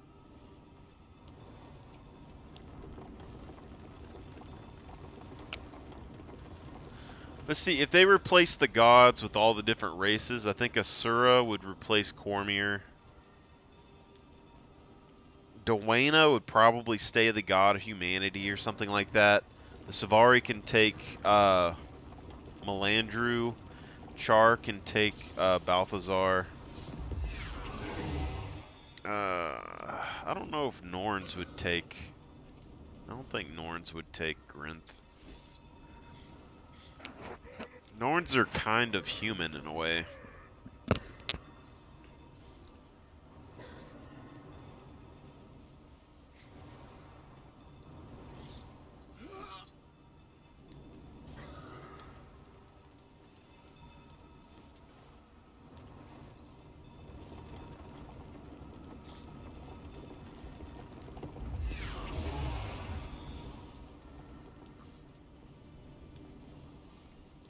Ba-da-ba-ba-ba.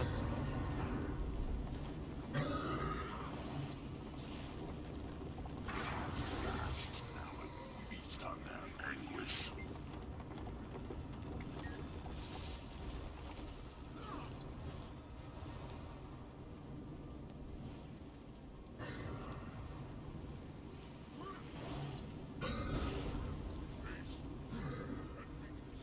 By my fiery wrath. A temporary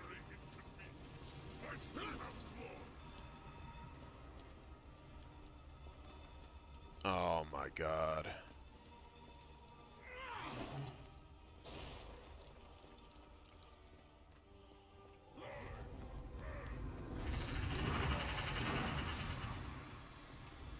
Every time I run up there.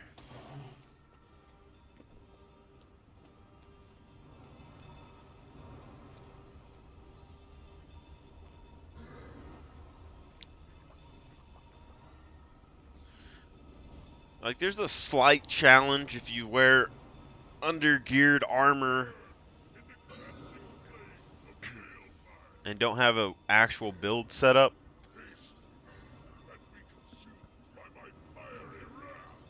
Why is this dude, like, is he like in the back room just controlling an avatar?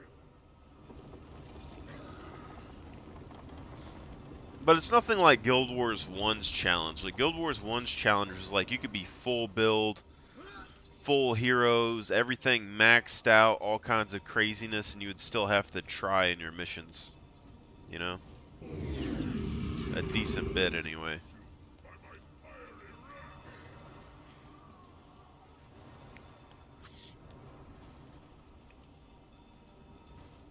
Fiery Wrath, got it.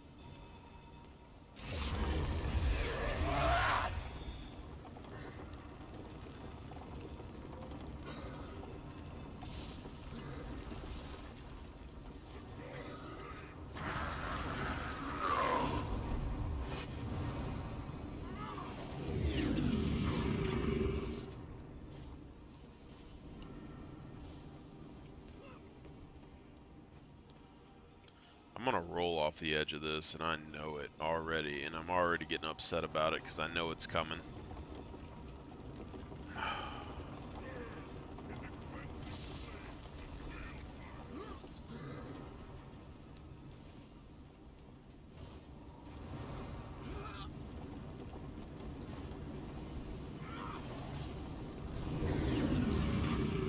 God, I looked back a 1 sec. Okay, so it doesn't reset if you get knocked off the edge.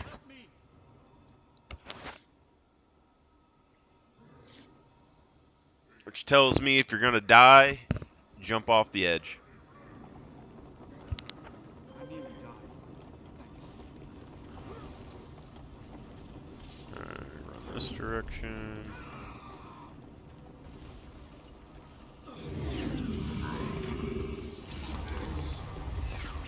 It says there's too many buttons for me to focus on the character.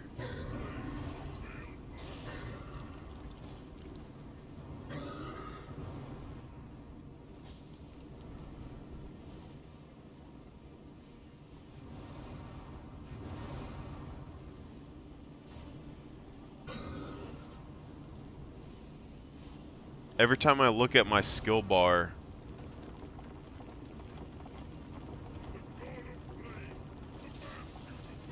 I end up getting smacked in the face.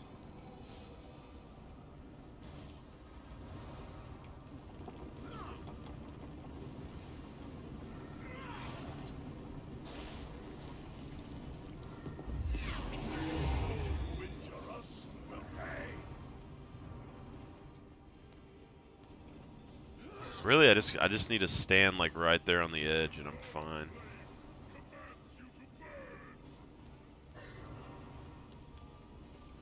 Right here is like the safest spot to stand.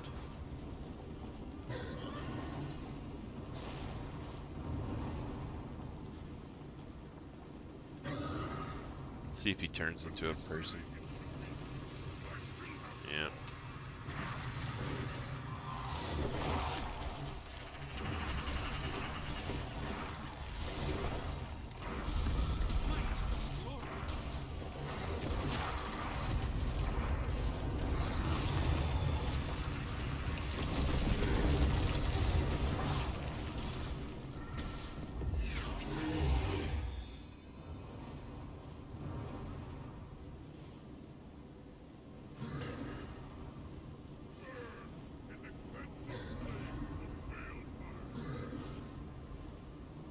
Like, you could never just do this, really, in Guild Wars 1 unless you already cleared the whole area out of enemies.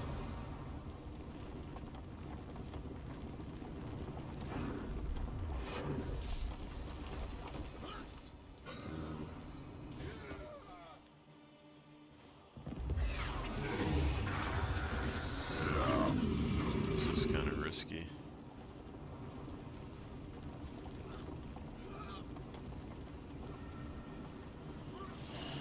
Go get some balls in there.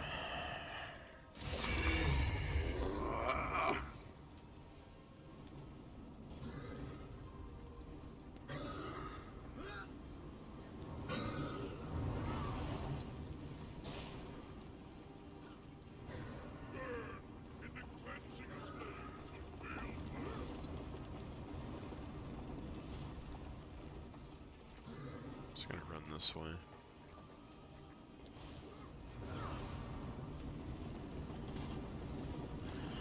Delivery.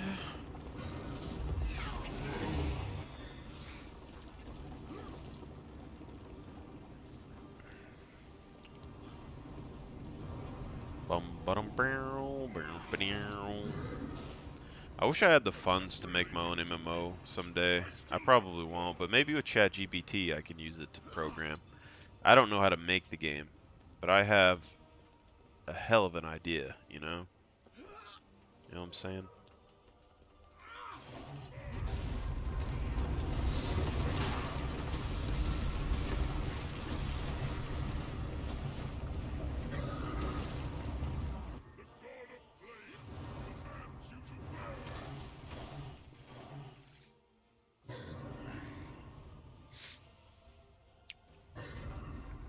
Three. You can still walk around it, so it's probably not too bad.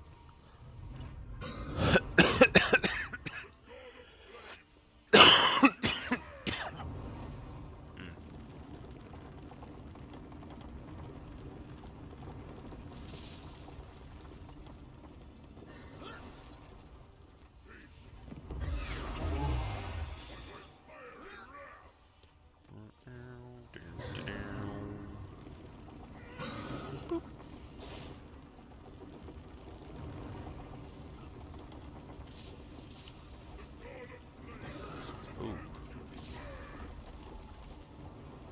That was close. Ooh.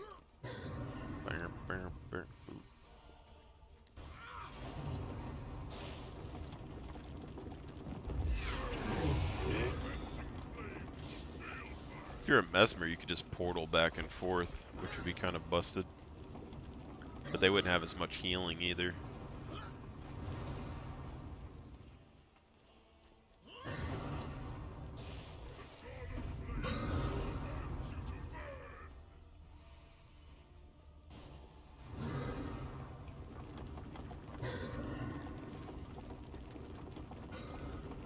Put up a defensive shield just so you can destroy it.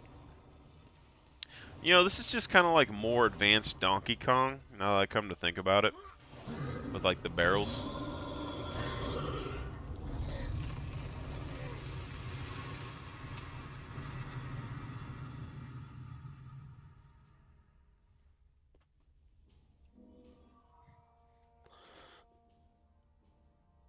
You fought well.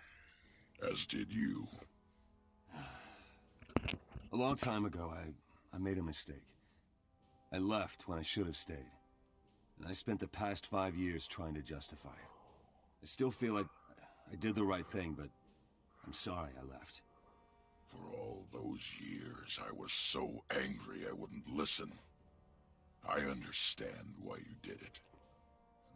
And I'm also sorry that you did. Are we good then? No. But we're better. A couple of ales might help. You got a deal. Now that was fun. Can we go again? Hey! Who the hell's... Oh, that was my guy. Alright, yeah.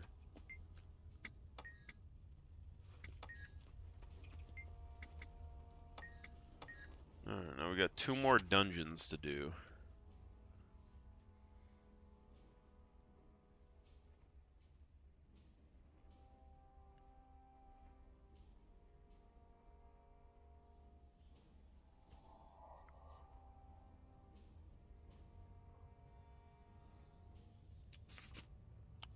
So we got Crucible of Eternity in Honor of the Waves.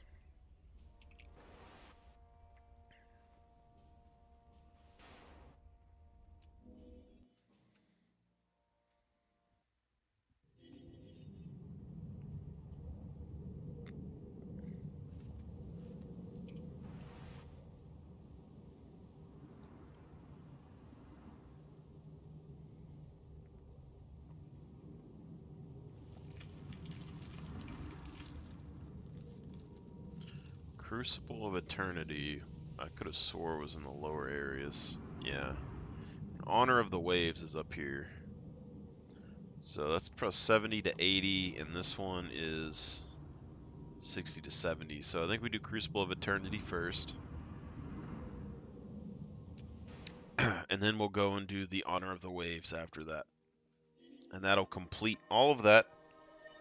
And then we can finish the rest of a personal story. And be golden. You know what they should add is like markers that you can put on the map. You can zoom in, but like there's no way that I know of to put like a marker physically on the map.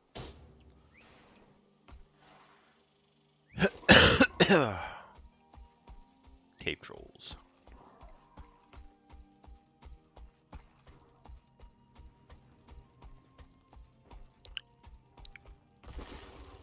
Mama troll, got it.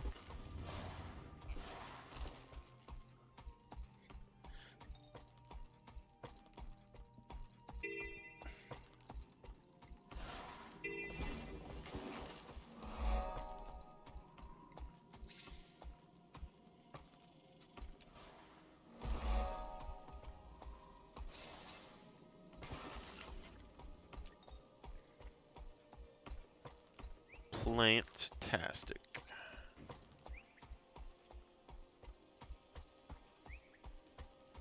Maybe I should dye my mounts.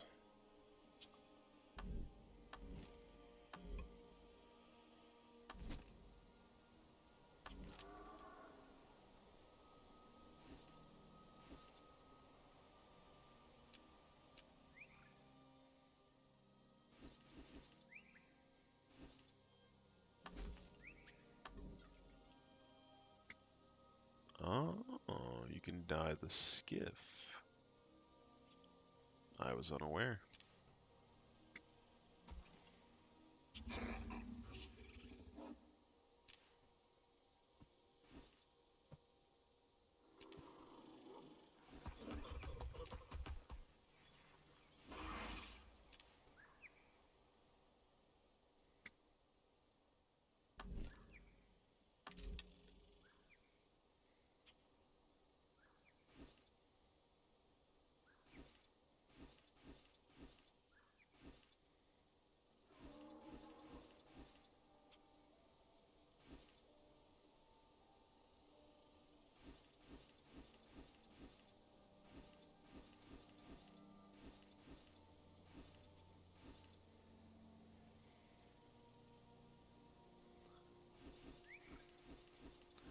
You know, I get why people would want skins for their mounts for sure or whatever, but I think it's just because the mounts aren't just like a standard horse. I just don't really have much of any interest in a raptor skin, you know?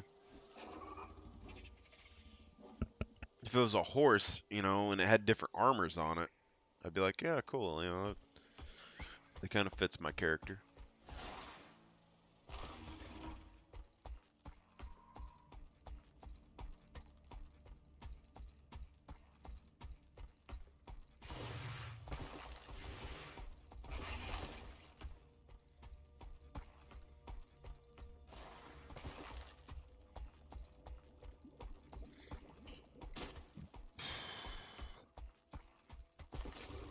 Hello.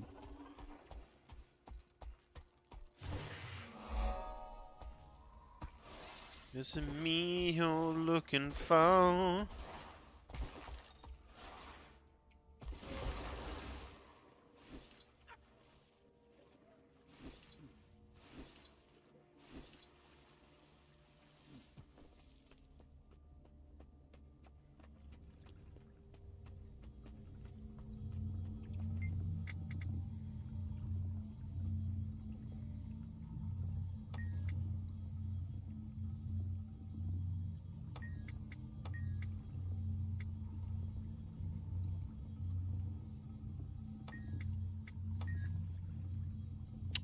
Hello, it's me.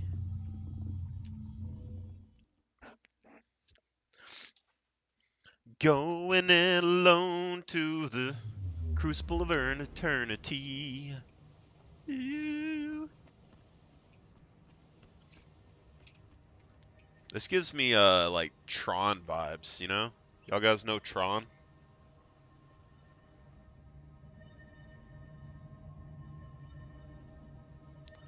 User.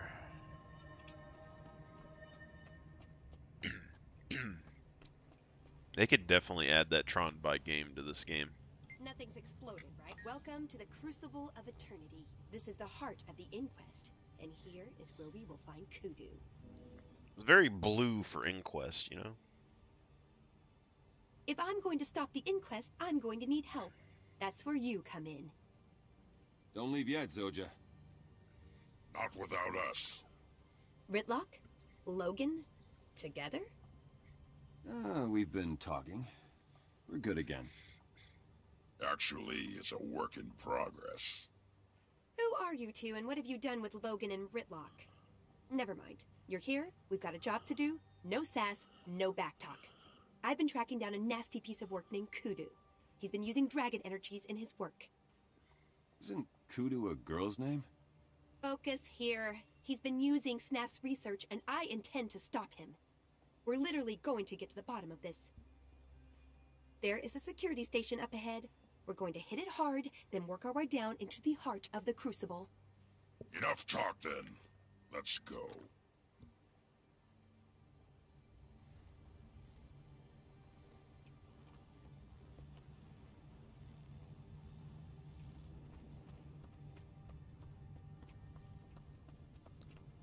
Hello? I need more power. Bypass the safety interrupts. Prepare the subjects. It's me. Coming as a plan to fulfill my destiny. Intruder alert! My destiny is taking root. There we go. My character gets it.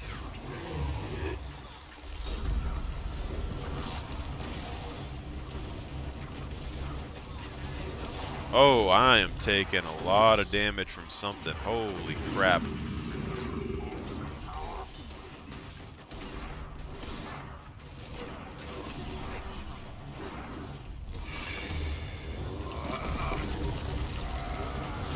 I'm out of juice. I don't think I can finish this.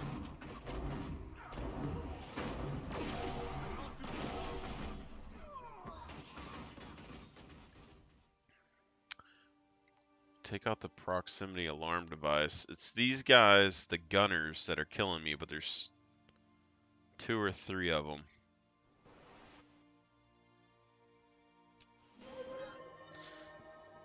If I go Centaur, I could beat him, because I can just block all the ranged projectiles.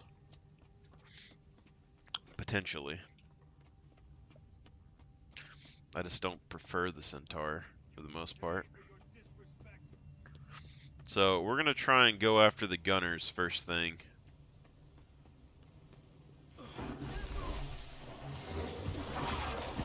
And we're going to use the walls to our advantage. Or, God, I thought we were going to use the walls to our advantage. Holy crap.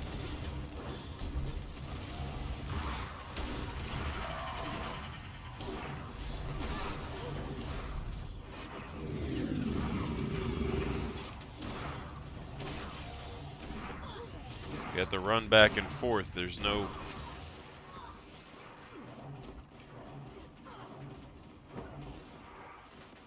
No using the walls for that.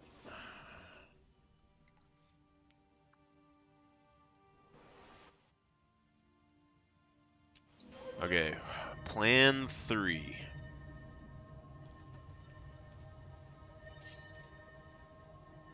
We are gonna go Centaur. And then we might need the self-torment damage.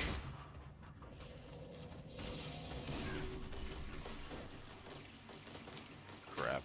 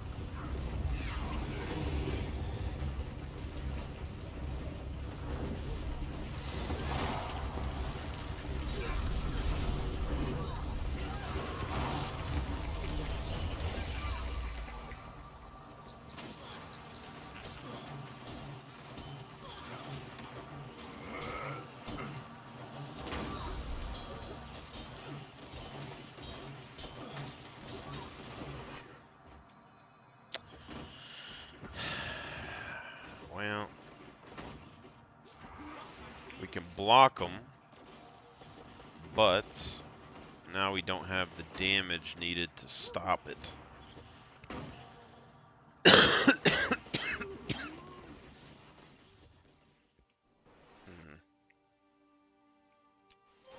But if we don't use Demon Stance, we can use this.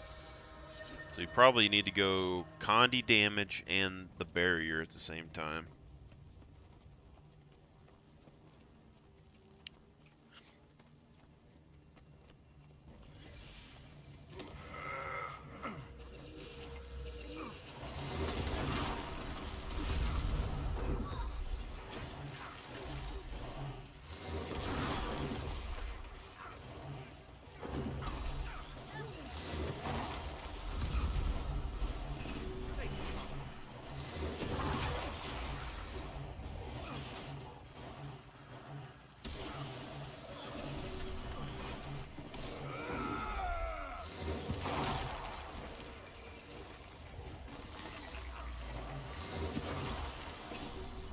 We must renew ourselves.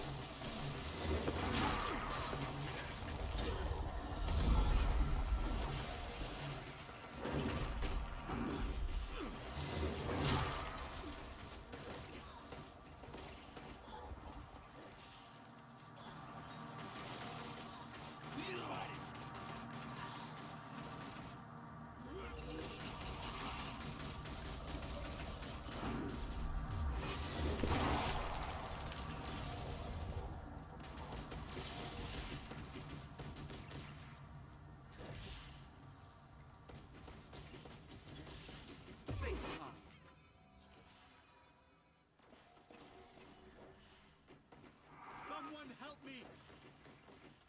Hmm.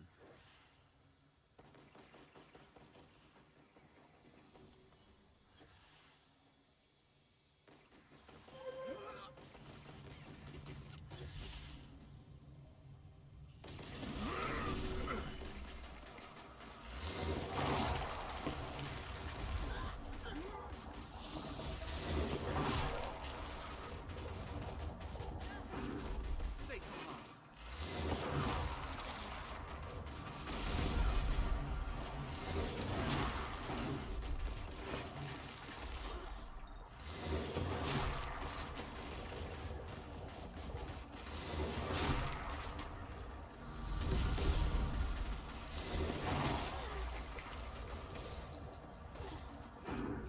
Safe from harm.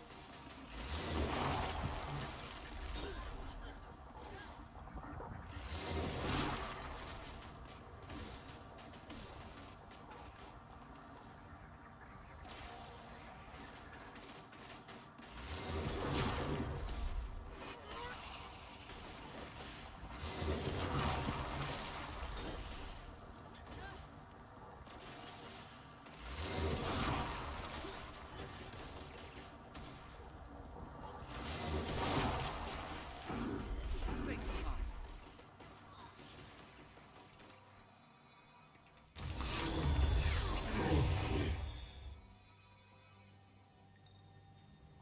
Oh my god. We just don't have the damage. We need defense and damage all at once. Unless we can just kill the portal device. Might actually have to look for a group on this one.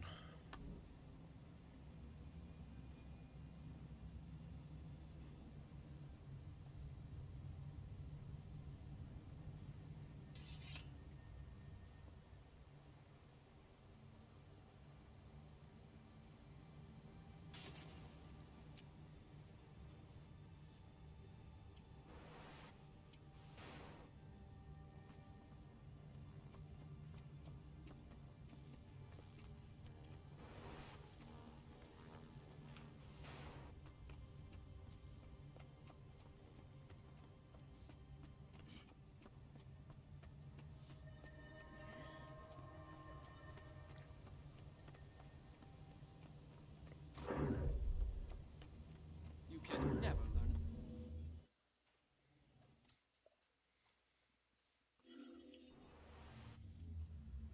So that's contested now.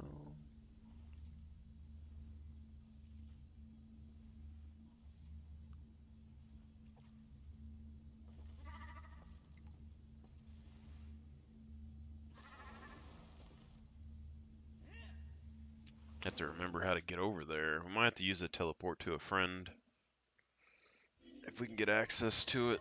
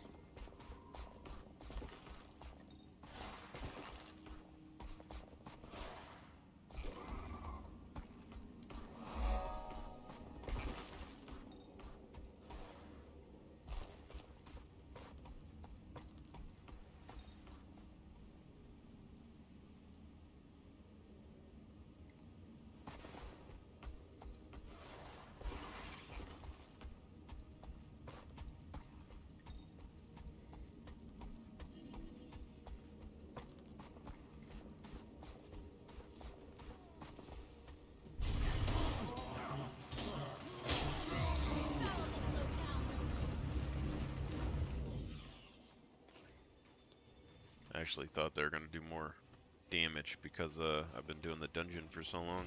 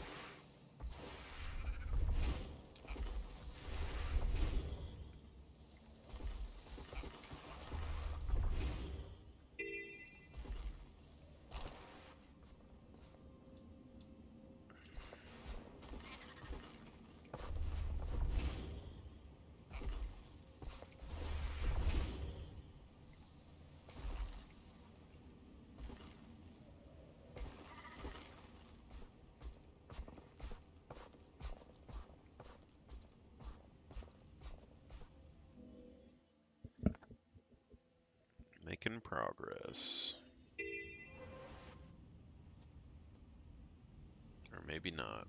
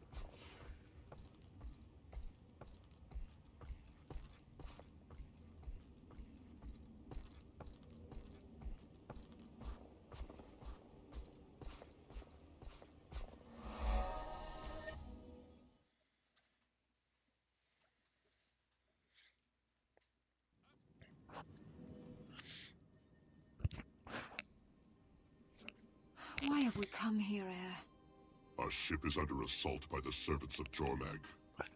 The voice, our spiritual ruler, is going mad. We must save her. This is suicide. Let us come back with more people. No. Time is of the essence. I will go alone if I have to. You'd be throwing your life away. None of the others seem to care if I live or die. Let my legend come to its end. We must go now.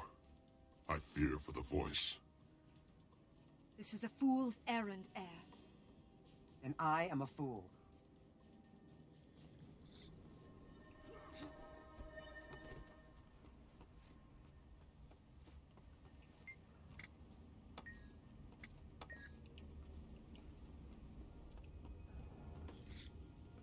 Slay those who oppose Dragon.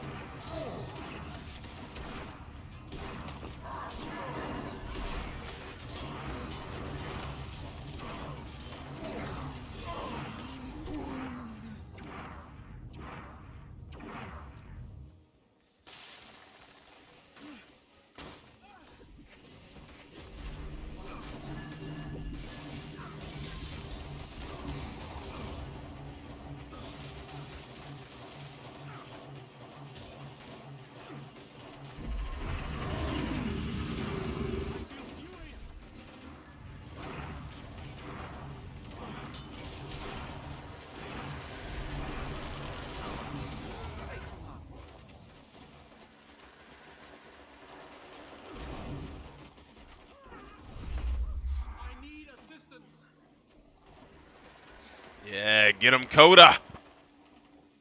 Get him, Coda.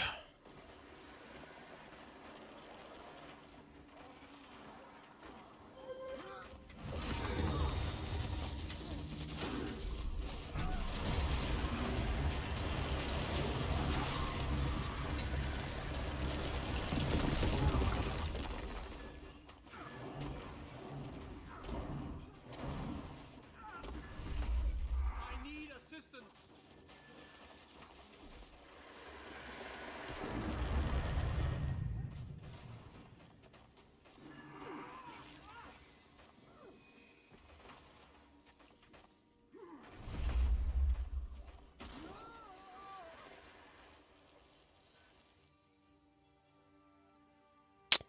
So this is one that Centaur would actually be pretty decent with. Stuns, chills, and bleeds.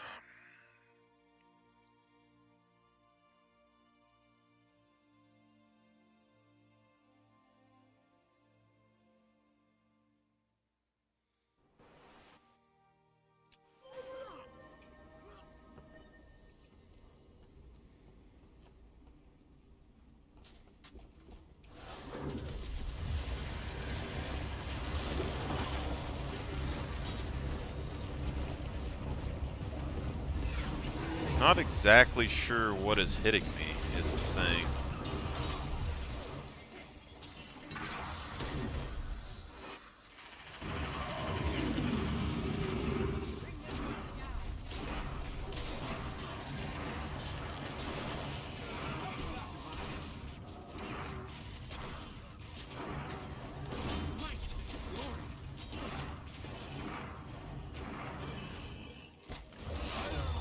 Is ready to strike.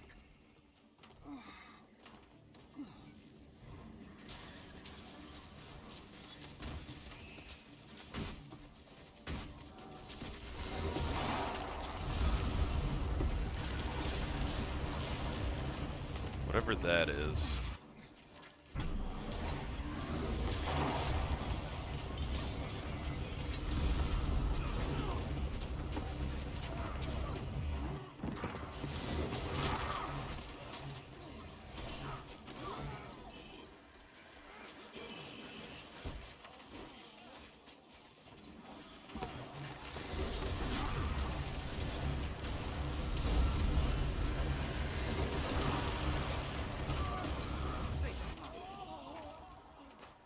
think it's just an auto attack.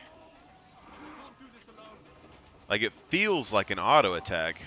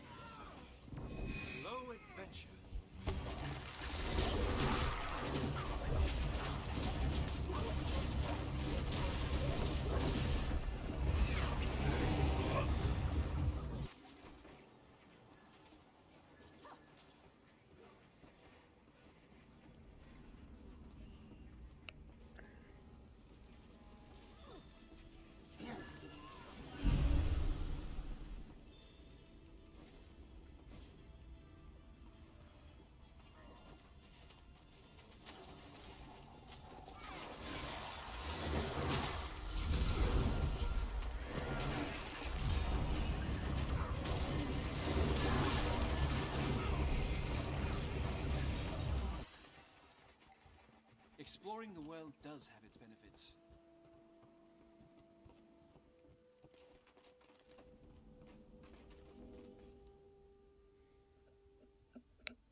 This is the Voice's lair. Who are you?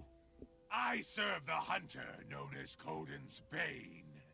Your precious voice is our prey. She can run all she wants, but we'll find her and turn her into one of Jormag's minions. Now die!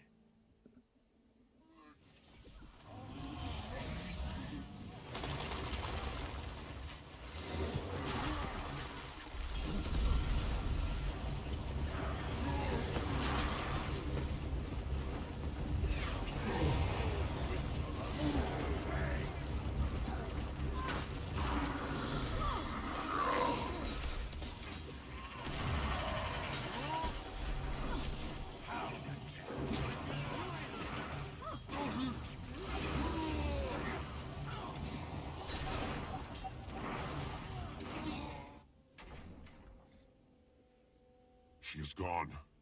We must find her, before this Coden's Bane does. The Voice and the Claw share a bond. I feel her. She is deeper within the sanctuary. She is in great pain. We will find her. We cannot abandon her to Jormag's minions.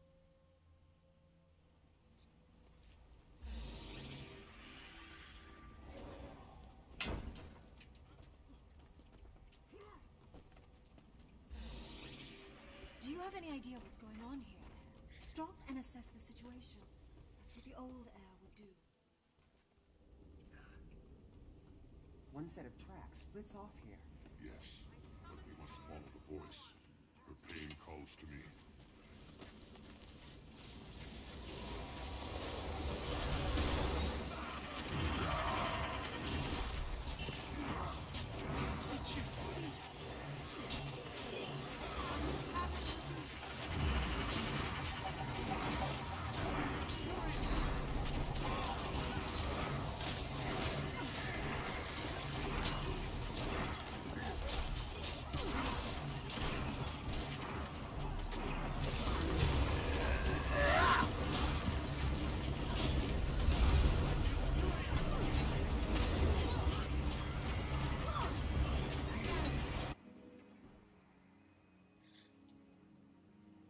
big boy.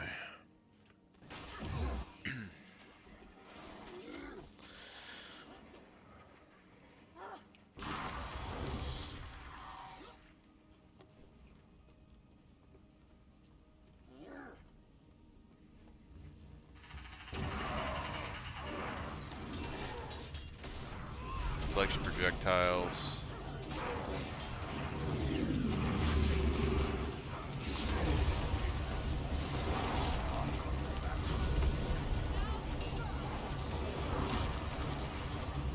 This is where I think the game really kind of falls short, though. It's just like the team building element is just not really there, because you either have a team and you instantly just run through content like it's non-existent, or you don't have a team and then the game feels pretty decent, you know?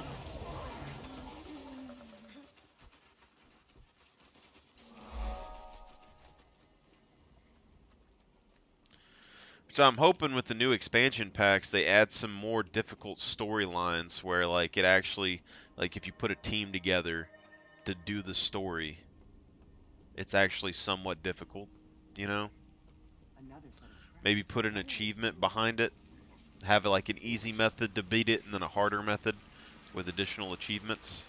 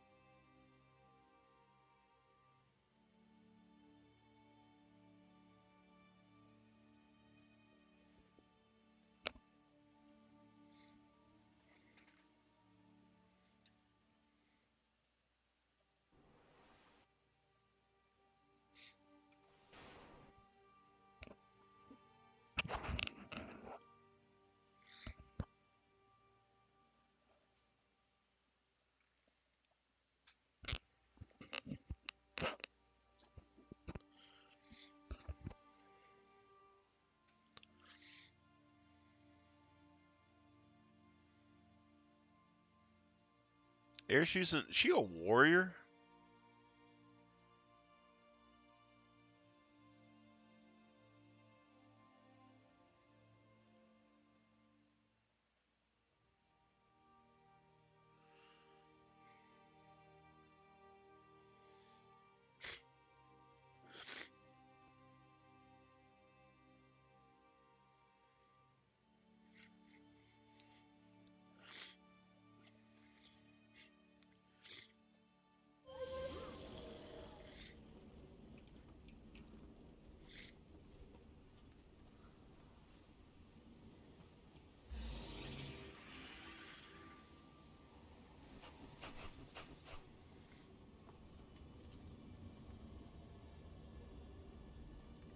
This is the only proper course.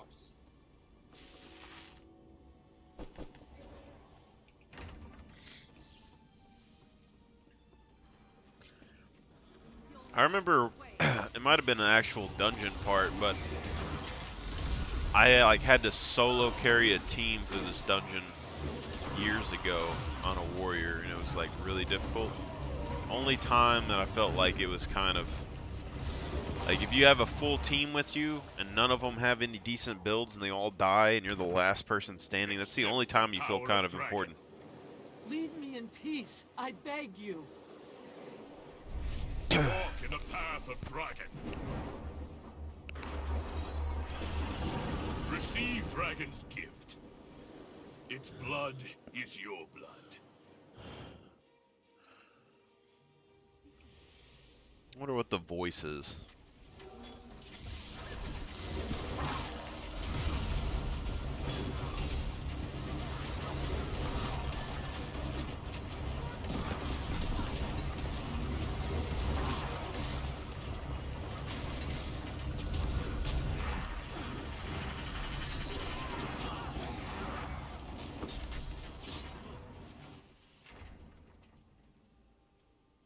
Leave me. Let me die with my voice and my sanctuary. Claw of the honor of the waves, I know this cuts you deeper than any blade. But you cannot let failure destroy you. That's what I've been telling you. Let her finish. Defeat is not getting knocked down. But it's going to get up again. I understand. Come then, let us eradicate the creature that has slain your voice.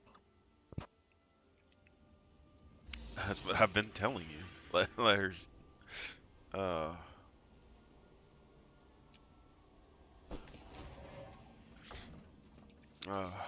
Good times.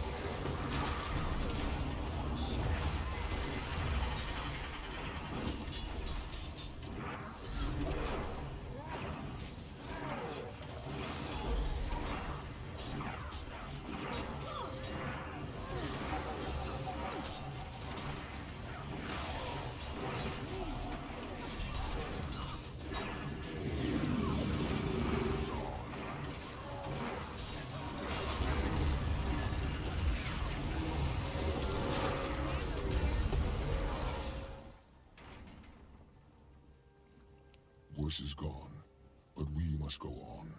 I see that now. Never let your mistakes defeat you. Isn't that what I've been saying all along? Yes, Kate, but sometimes we have to learn that lesson for ourselves. Now, we should find the others. We have a dragon to fight.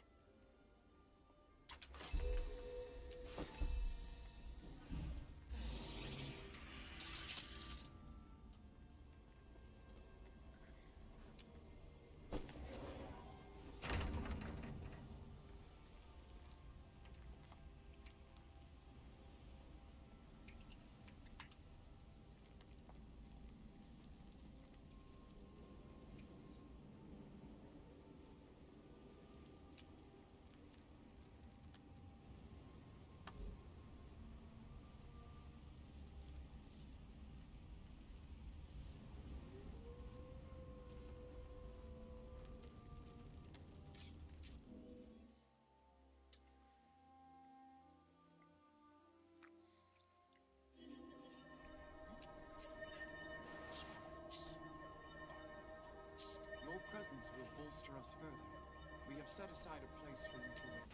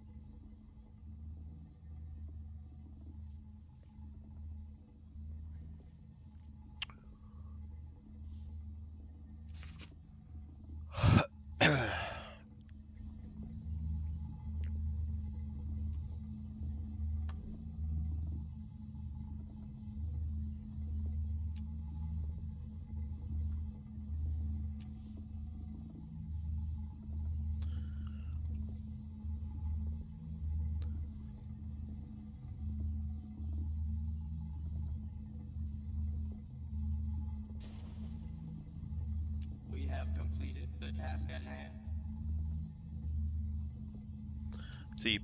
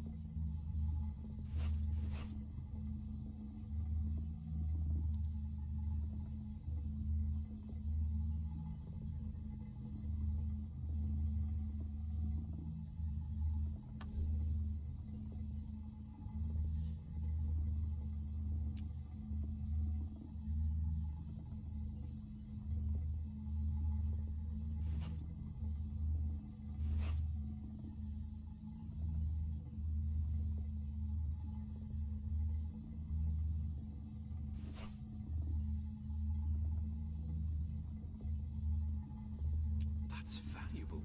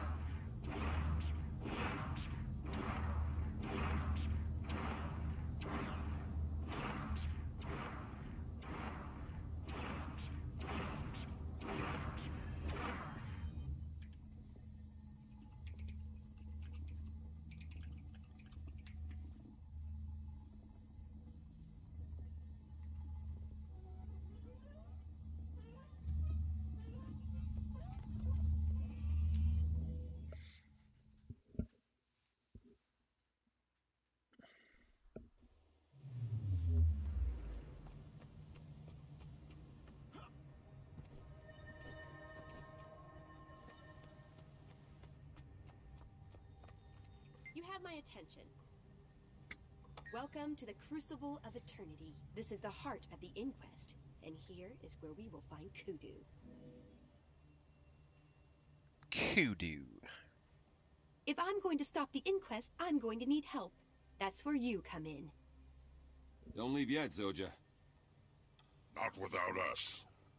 Ritlock? Logan?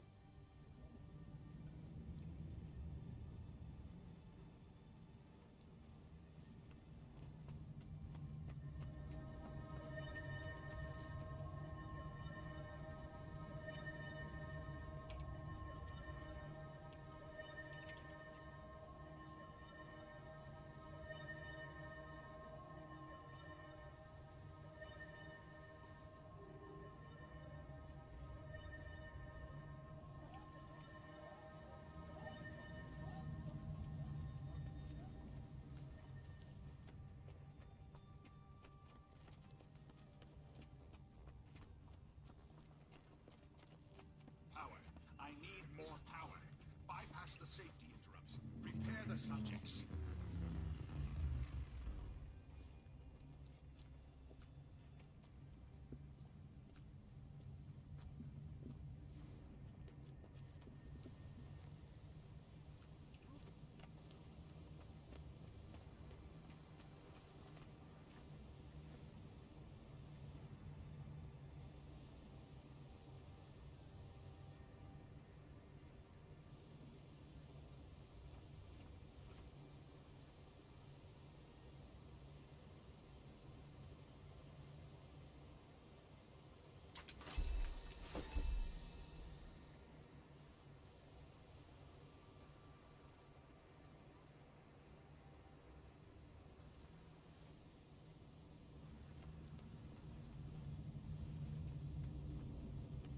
Intruder alert!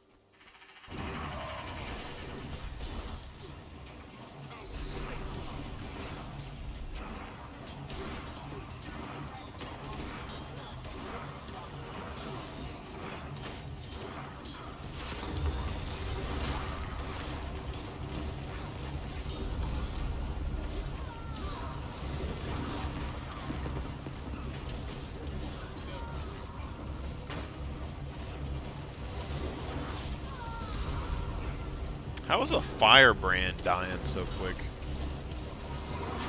They're like all healing, aren't they? And it's an elite spec.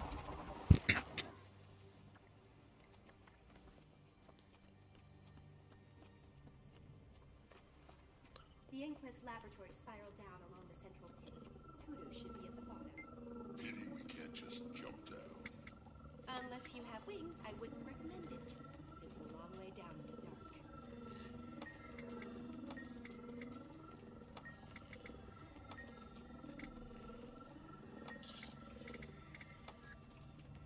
Interesting.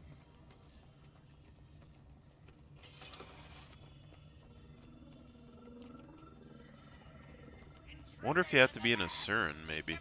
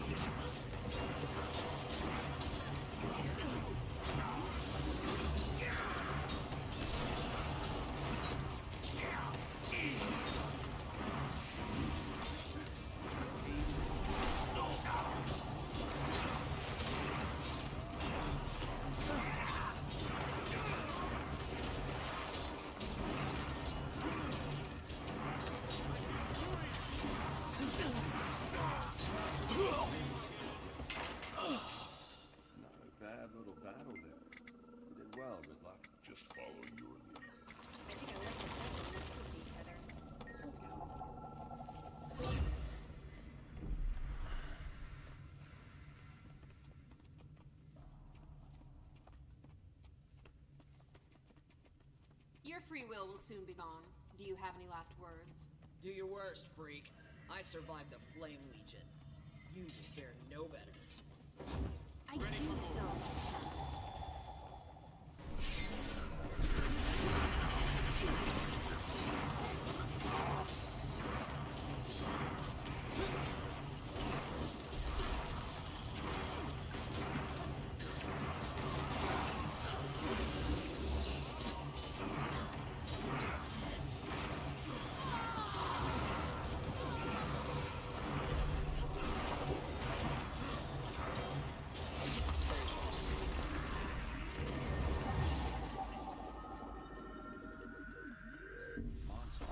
What is Kudu doing here? He's experimenting with dragon energies.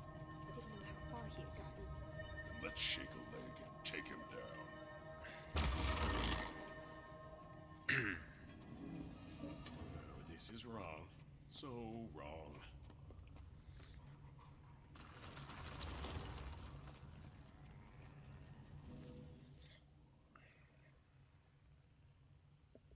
You there! Halt! Thank the alchemy.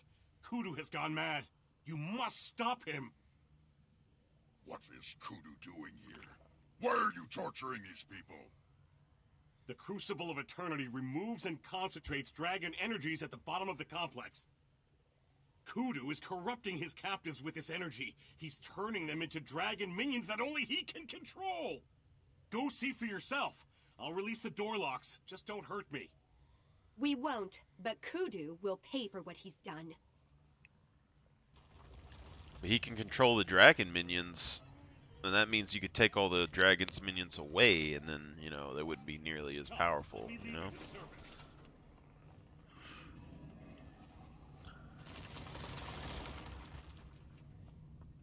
You're too late. Execute transmutation protocol.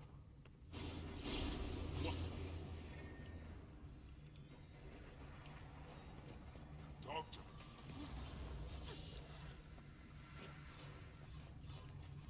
Our intrusions will make permanent test subjects. Get me the power I need. I have to save them.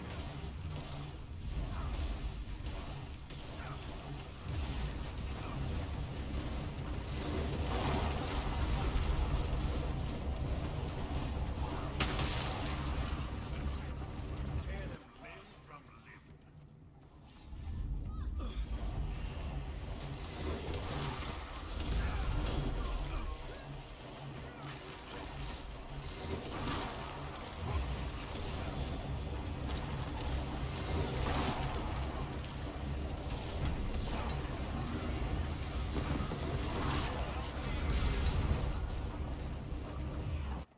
He is turning our own kind into abominations.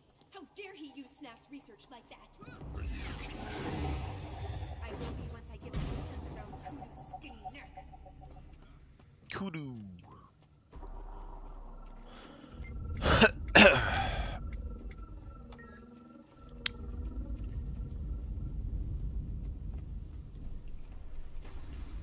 What have you done, fools? Contain that energy leak. Well, that didn't sound good. I see you are still a master of the obvious. Everyone This place may go up at any time. We should leave. We go forward. We're going to find Kudu and stop him once and for all. My name.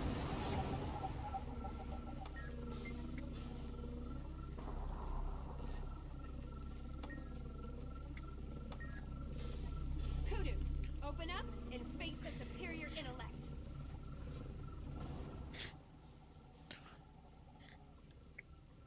Reporting. What is the arcanic reactor status? Hello, Zerjan. You've got friends. You realize I have a small army of golems on my side. Do you expect your pathetic golems to deter us? Brick-headed as always, Zerja. I expect my golems to kill you. Kudu is nothing but a poser. There should be a golem control nexus further in. If I can reach it, I'll shut every one of these things down.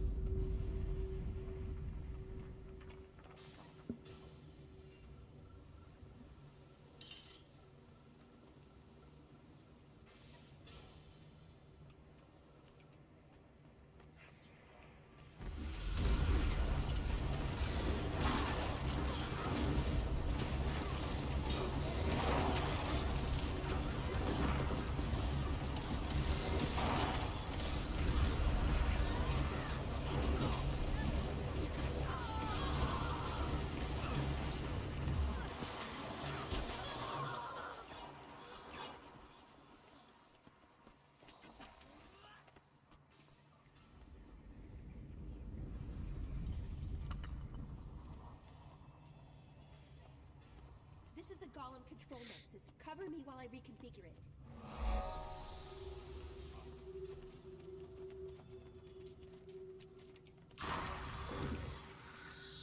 Warning, mainframe security compromise detected.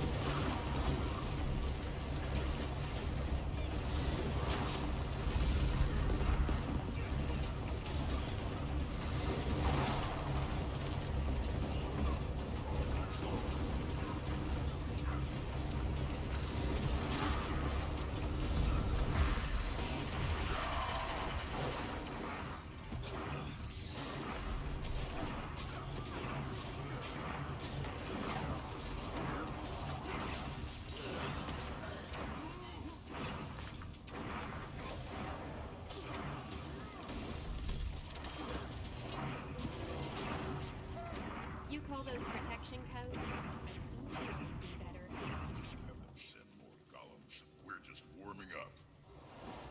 Play later. Work now. There. I turned off the force field activators as well, so we should have a much easier time from here on in.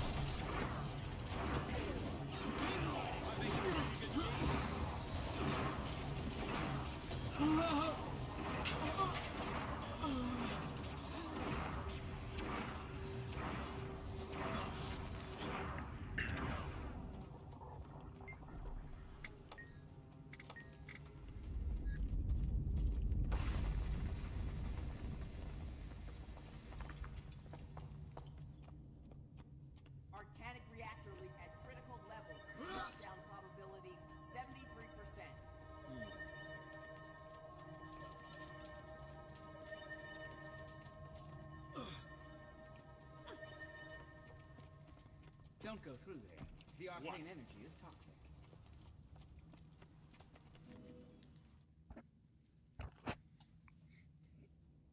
Look at this mess. I'm not going in there. That reactor isn't going to last much longer. Then that's our cue to pull back. No, I will not let Kudu escape again. This ends now. Ridlock's right. I'm not a fan of growing extra limbs. So how do you plan on getting us through there? You're speaking to a genius, remember? Stay close to Mr. Sparkles and you'll be safe.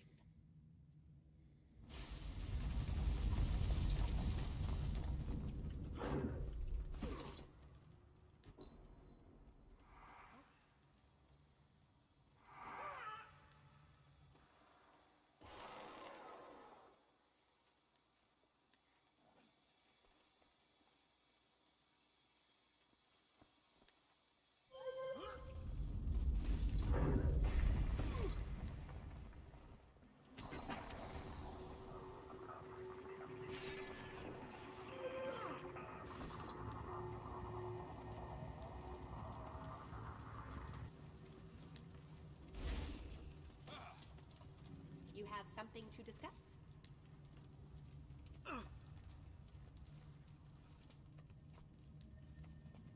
Greetings.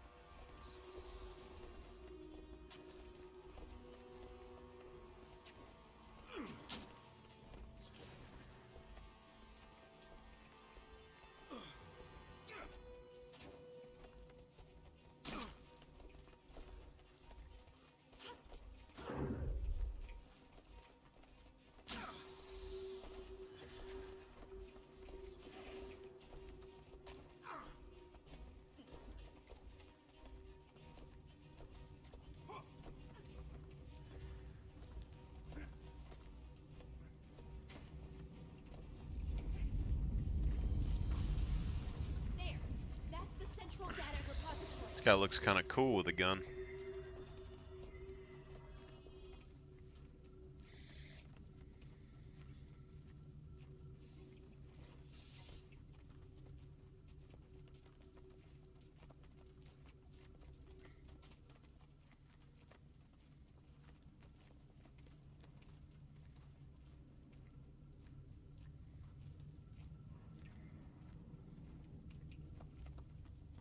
Hold on. This is where they've got all their data stored. Good. We could use a break. Logan's getting tired. In your dreams, brother. Can the chatter, you two. I need to concentrate.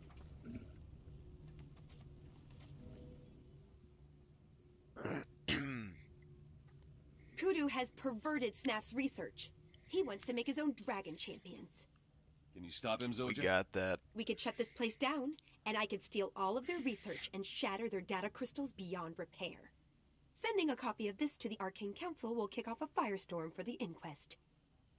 Now there's a plan I can get behind.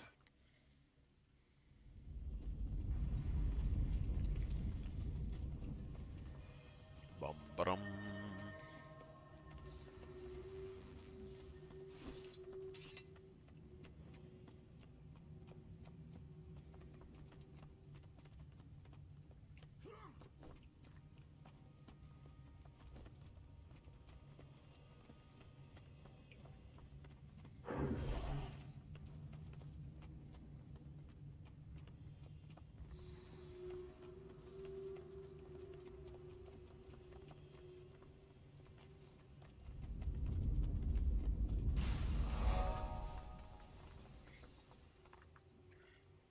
You're lucky to have made it this far, Zoja. Look at his face. He's been corrupted by the dragon energies. It's an improvement. Enlightenment always comes at a price. Now you must pay for what you've learned. Interesting. You can't compare to me.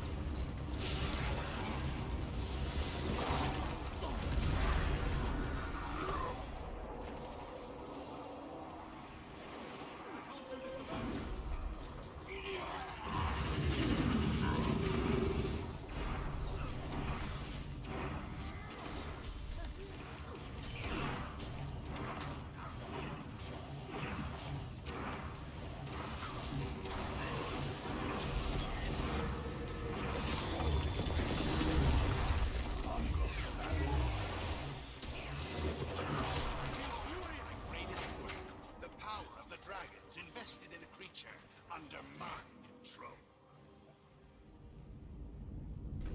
Undead giant.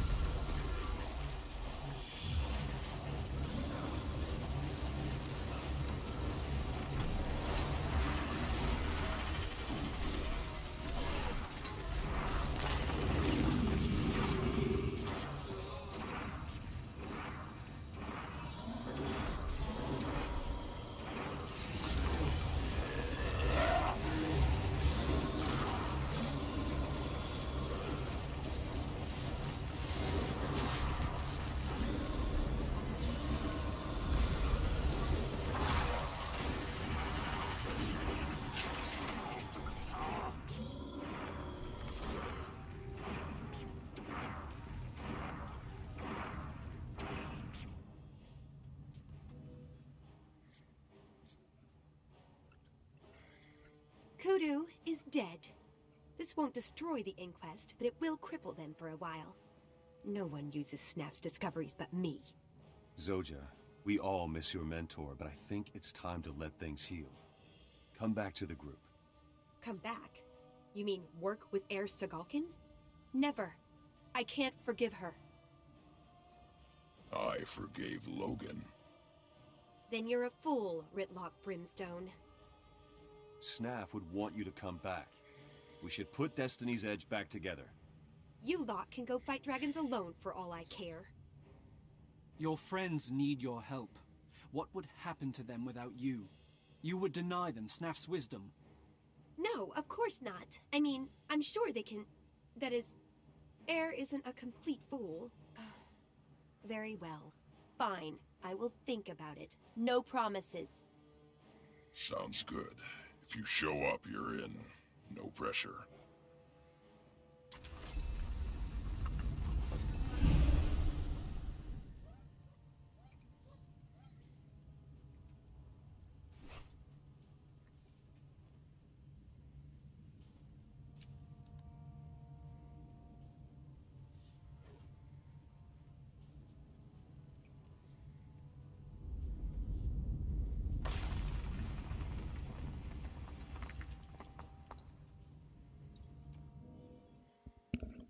Time to finish the story.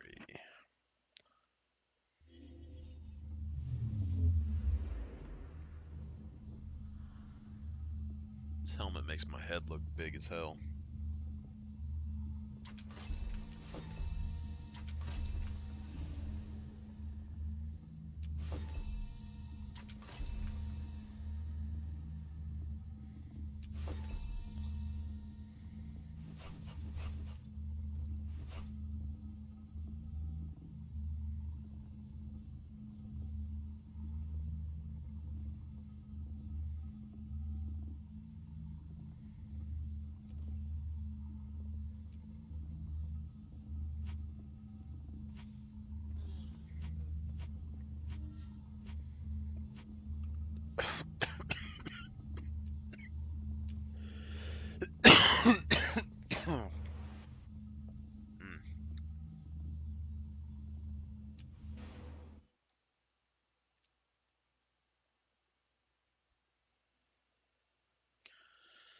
Question is, do we spend all of our money to get our guys some armor and gear that's proper? We could go Celestial, I guess, but I don't know if it's necessary. If we go a power build, we can get Berserkers and then do Shiro. Potentially.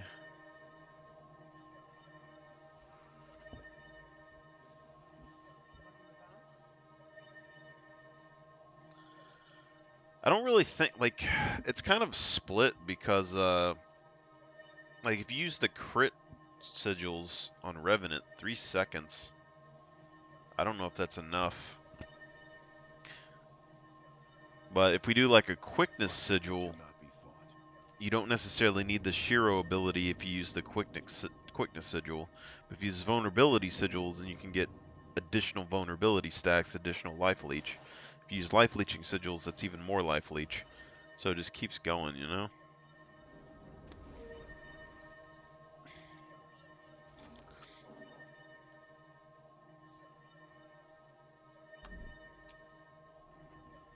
Because weapon-wise, hammer is power. Swords are power. The bow is conditions.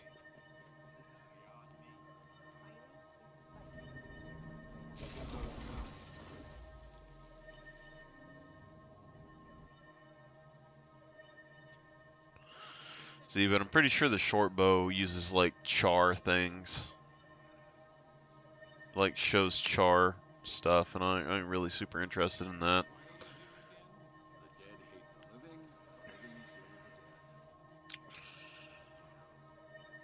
The great sword, I think, is what I want to go for. And its vulnerability, which is power-based as well.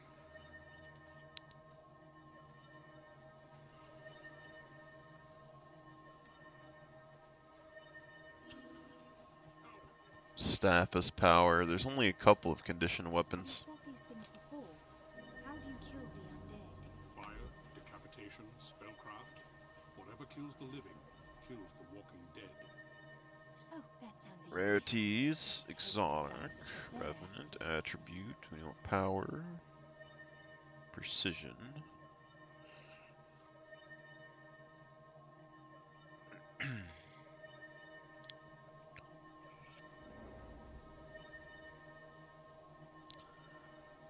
Power, precision, toughness, concentration.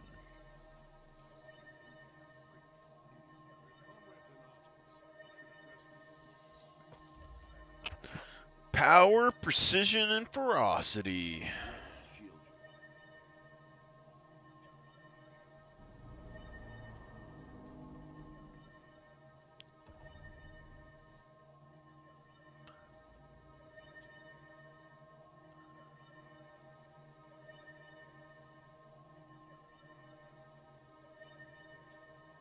Good lord.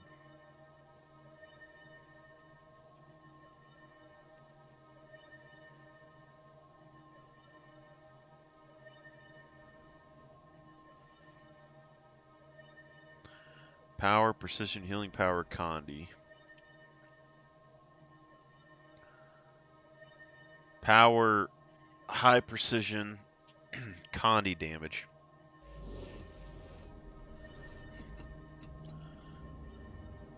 I don't necessarily think this is terrible, but Condi damage with burning, I mean, that makes sense. And this does 50% burning duration with a high Condi damage increase.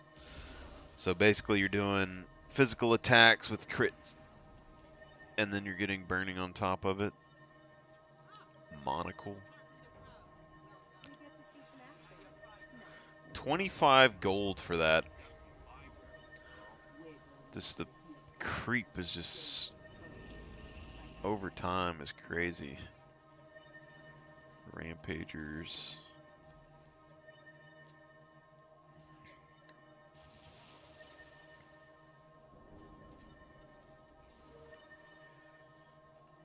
If we're going for berserkers, let's just go and get the this one, the Divanas or whatever. Can't hold me forever. But I can hold you as long as I need to.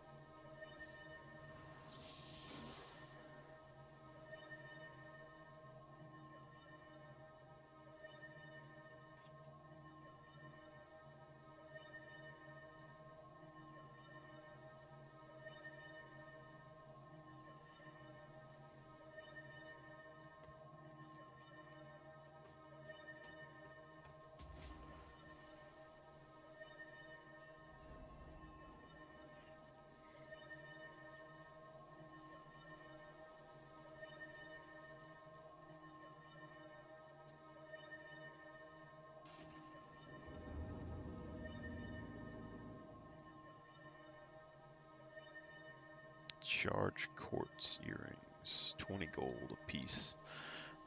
Apparently, the freaking divinity gear, the price is just skyrocketing. Like, it's nuts. It used to be really cheap. I always liked it though because it gives you like you can pretty much do anything that you want with it and not be terrible. We don't want the trebuchets to run out of ammunition. That goes without saying. You're the one with the map. Let's get going. Of course. Give me just a second to, there we go. Let's start right away.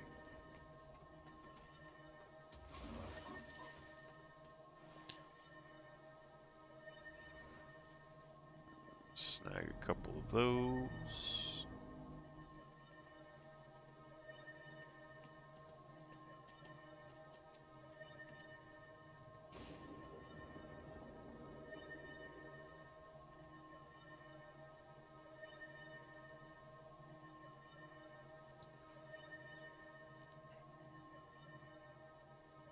Berserker Amulet.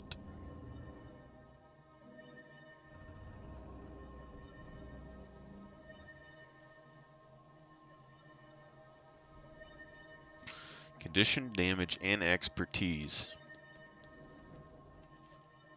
So if you get power, ferocity, condition damage, and expertise, I believe, that I feel like that would be the highest DPS that you could get on a warrior.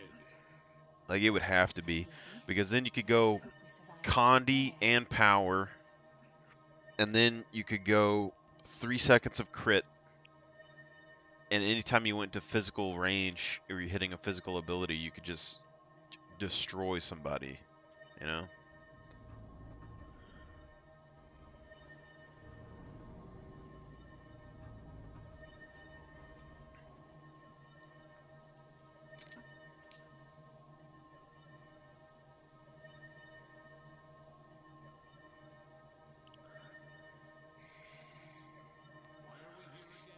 The dead hate the living kill the dead.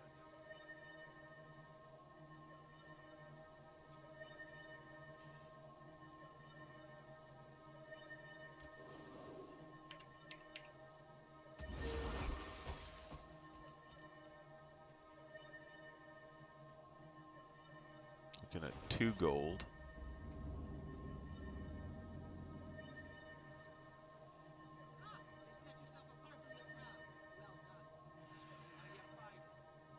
Power, precision, healing power. Like that's something you could do on this too. They give you more life leech and everything else. But also like the Revenant's abilities are fair. Like the Revenant has 2 active legends and 2 weapon sets. So they have 4 bars all in one. Whereas like a warrior gets 2 bars.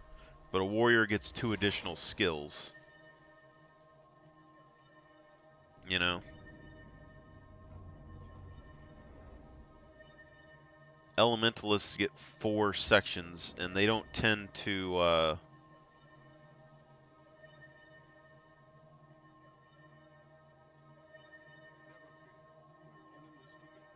forgot what I was thinking.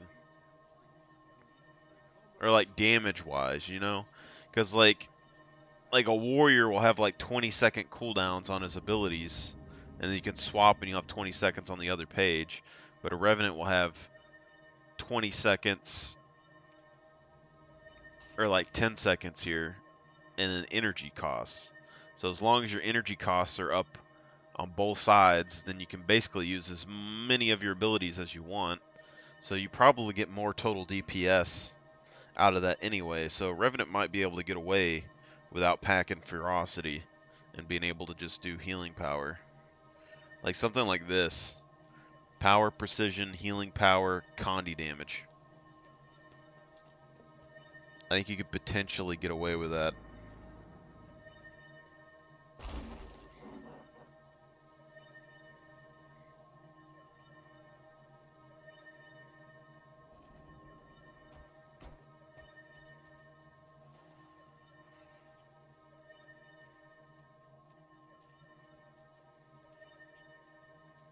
Power, precision, healing power, Condi damage. Sunset rings.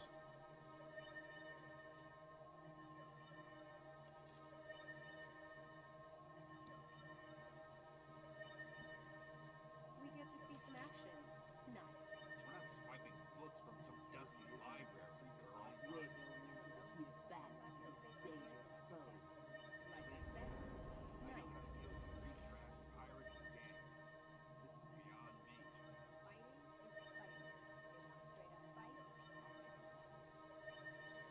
It's like my build right now would probably benefit from this a lot.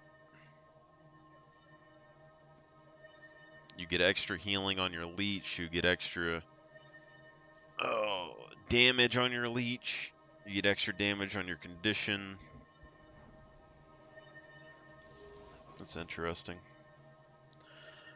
Alright, back item, we need to remove these. Just find whatever's the cheapest on here. Looks like 7 gold.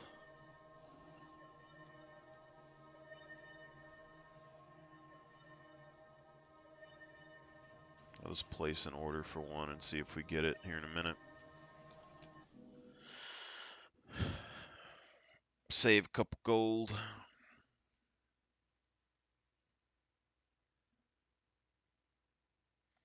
We still need to grab weapons, so for now, it looks like if we're going to power build,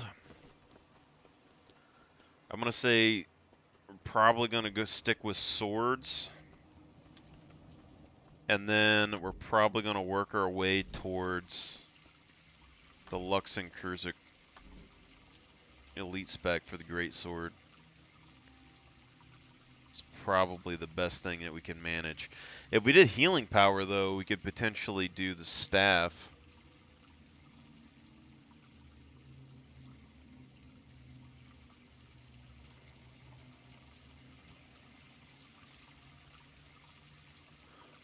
Shoot.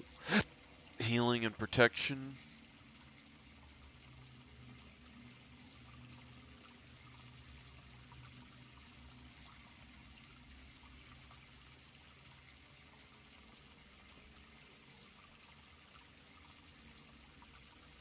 Yeah.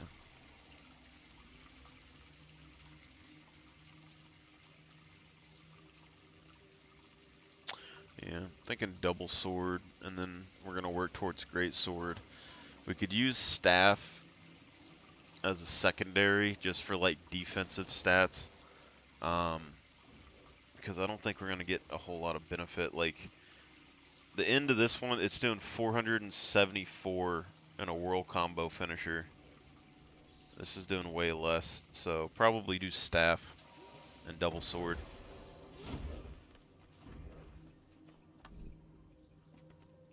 That's valuable.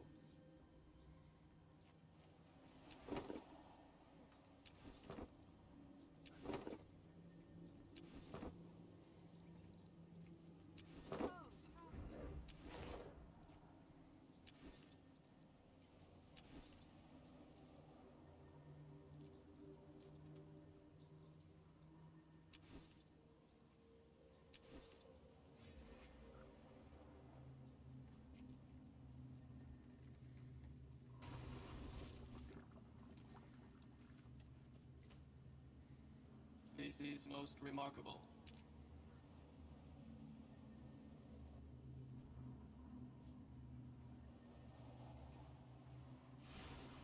This is the only proper course.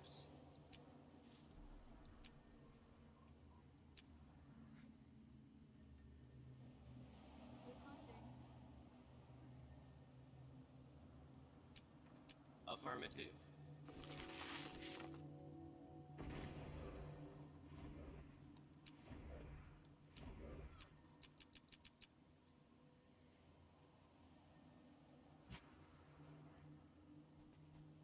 Target destroyed.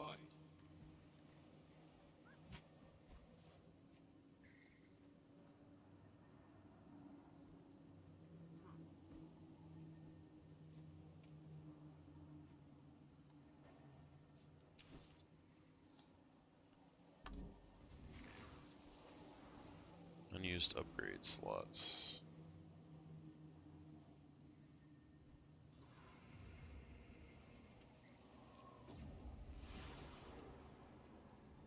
Up for a challenge?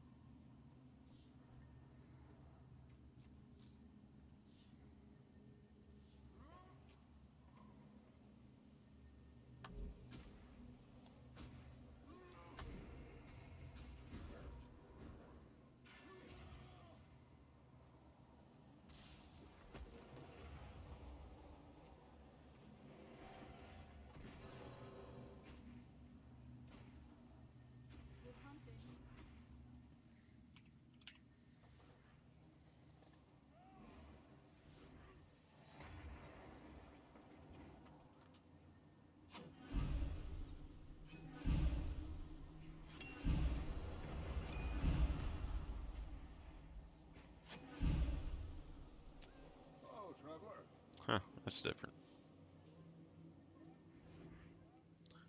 Assassin's Pearl Saber.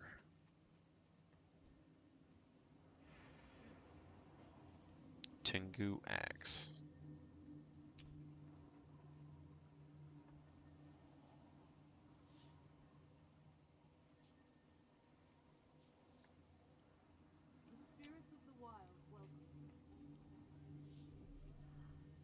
Tengu Sword.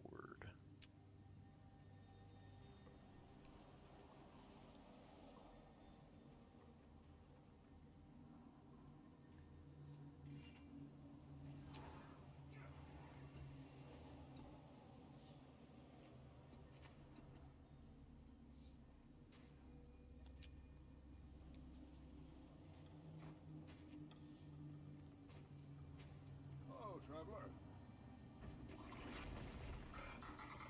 Power, precision, vitality, ferocity.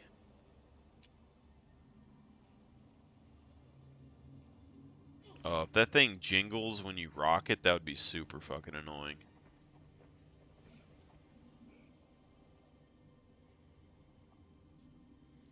Berserker's Ebb. It's not what I thought it was at all. It looks like a jade sword, maybe. Berserker's Light Ward Battle Hammer.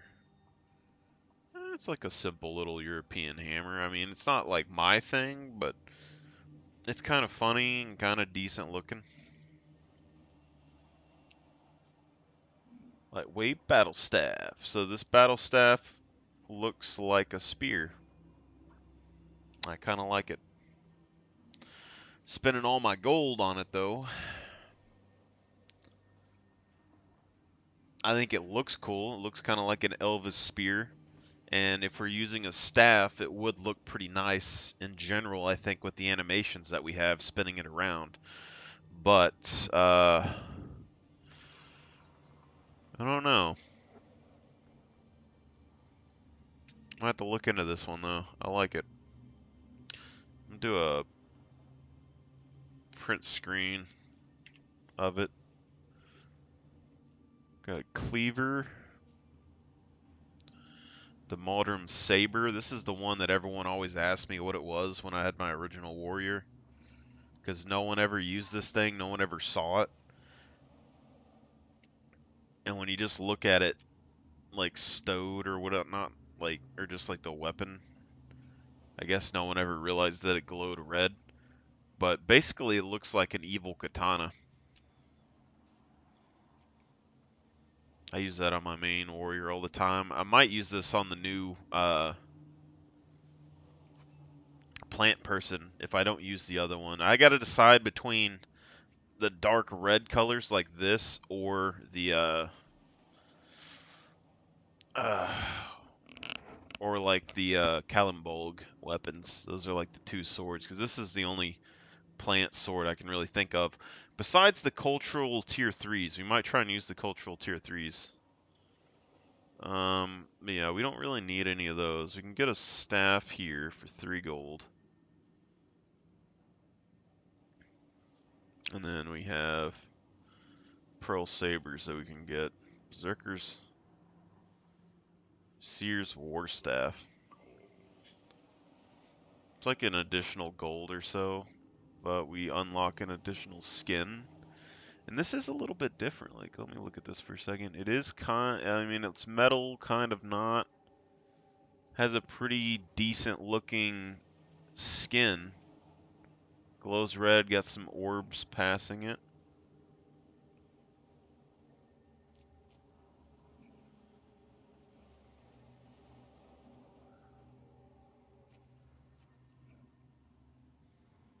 They always go a little bit overboard with their stuff. That's okay. I've always liked this sword, but I've never really used it. Something about it, it's just like it's so simple and elegant, but I never take the time to use this thing. I always like looking at it though. Because like when you think of one of these, you think like fencing, you think light armor. and I never really have an opportunity. Like I would like a ranger or something would probably use something like this compared to a warrior. You know, maybe that's what it is because I don't really use rangers that much. And then like my mesmers and things could use these, but I don't ever really build mesmers light armor. You know, Caracas, Crucible. It's a decent kind of falchion blade. I kind of like that. Death Wish. I shall consume you from within. Only if I'm already dead.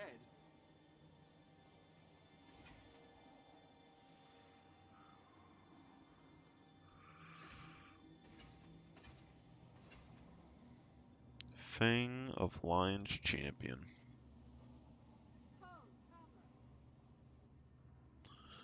Final Verdict. Firework Axe. Oh, that's funny.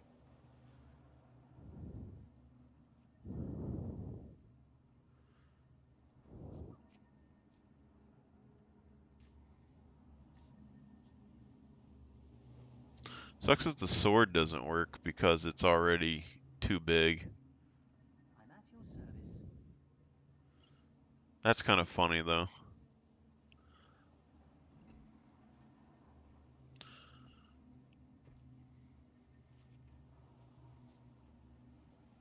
Jade Axe.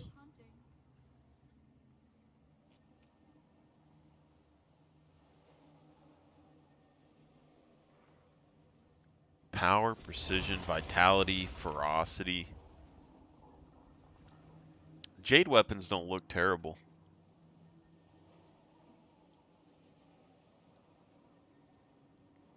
Sword's a bit like Riven from League of Legends, but I don't think it's bad. Maul of the Damned. Old Ascalon.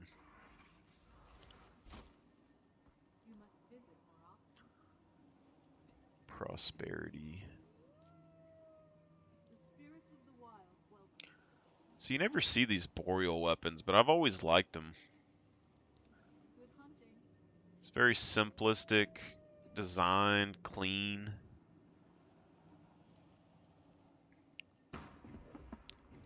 But the boreal sword is something I also considered for my plant character. So if I wanted some metal. Salt spray staff. Salt spray sword. Power, precision, vitality, and ferocity. It's not a bad sword. I don't know why it's so cheap, but the staff is kind of like a spear as well. It's nice to see you. Which we might be able to use. I'll probably just go ahead and buy that just to buy it.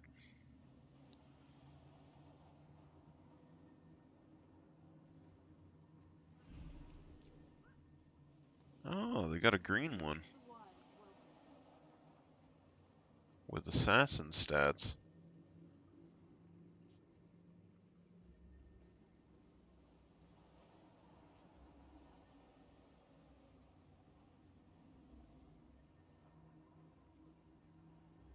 I kinda dig it.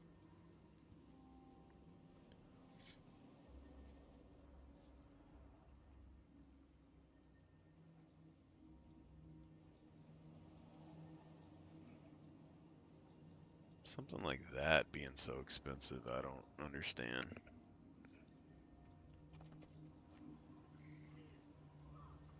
The Legend. Stun Club. I like it. I like that. Good old zap. Alright, so let's go back up here and we will look for... We are going to grab Berserker's Seeker's War Staff.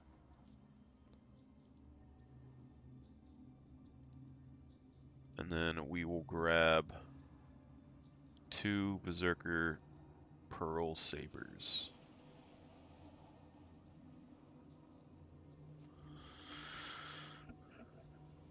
Hello, stranger.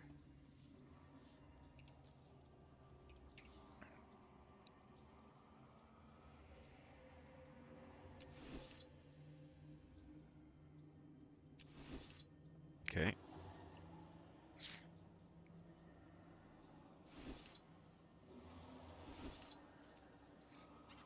And we swap, and we do this.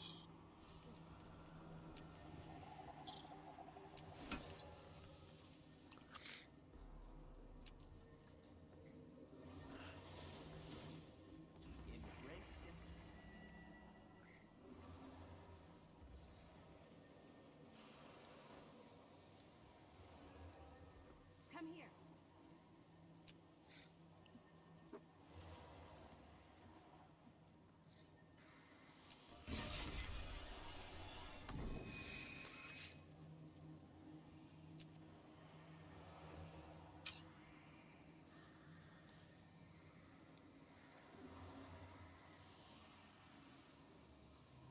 Affirmative.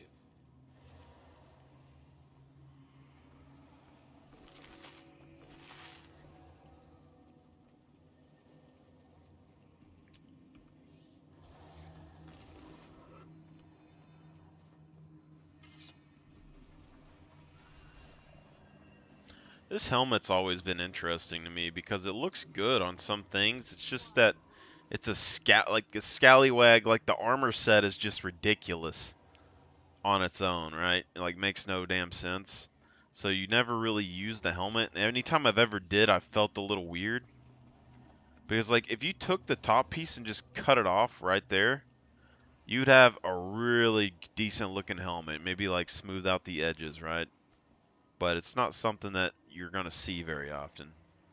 And this dude's checking me out for some reason. He has a Canthan armor. That might be an outfit. I don't know. Let's look at style real quick. What style? Bubble glider. Shrine Guardian backpack is what we saw earlier. Bandit sniper outfit. It's more and more that they're basically putting all their good skins like as outfits. Is kind of what I feel has happened. In an effort to make the game more like equal to everybody. The end game is the gem store. Because like, some of this stuff is just ridiculous. What sucks about the outfits is they make them one solid thing. If you could separate them, then they'd be a lot more popular, I believe.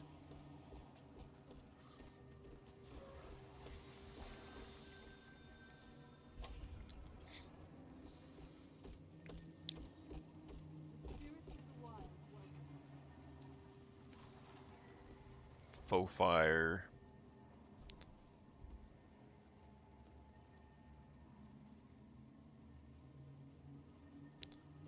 Because we could go faux fire legs and faux fire chest. And then go with the Maguma shoulders and stuff and probably pull it off. The Grinth Regalia. I mean, this is something that was decent in the past, but it's just, you know, you see these things, and since they're not very difficult to get, they don't really bring any attention to them exactly. It's just like, oh, you know they bought them out of a gem store. And that's the thing. It's really confusing to me in this game is because all the decent, like, really good stuff ends up going through the gem store, it seems. But also, when you see someone who bought something off the gem store, you just think they bought it with money and they didn't have to work for it.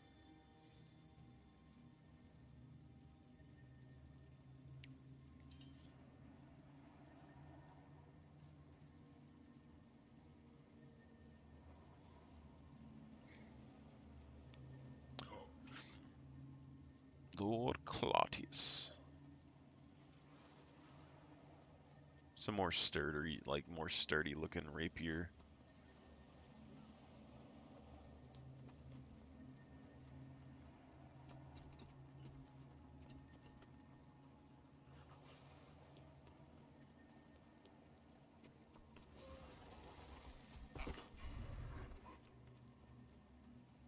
It's nice to see you.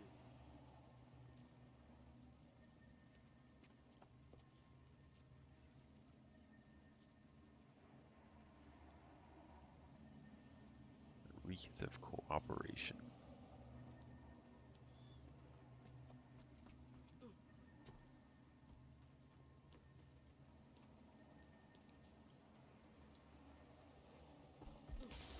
Wandering Weapon Master outfit. The spirits of the wild welcome you. Doesn't look terrible. The Legion calls. I don't know why a Weapon Master would be like... I mean, I guess it's like a Ranger Assassin type vibe going on here. You got 2 swords on the back. 2 daggers on the side. A little axe or something in the front. I could get behind this, though. I think it would be okay for a Ranger. It reminds me of my Mighty Sure Shot that I used to play in Guild Wars 1.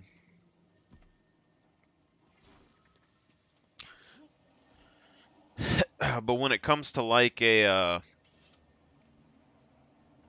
how would you put it? Like a Norn character or something, I don't know how it would look. Oh, pup, you just wake up?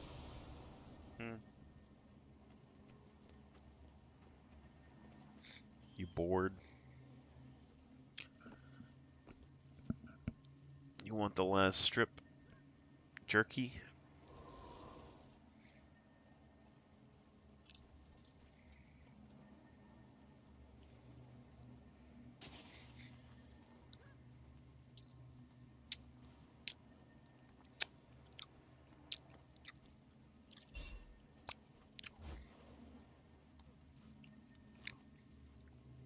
Tropical Feather Cape.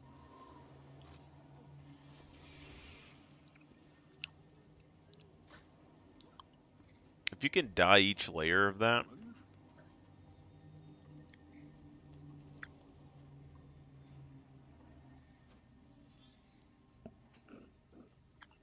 You alright, Ginger? Any cost.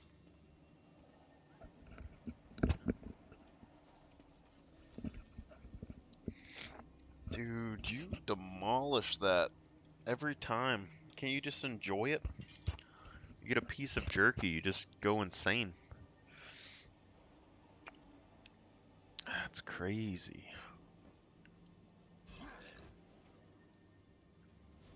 Spellforge, you never see anyone use this because it's absolutely ridiculous looking.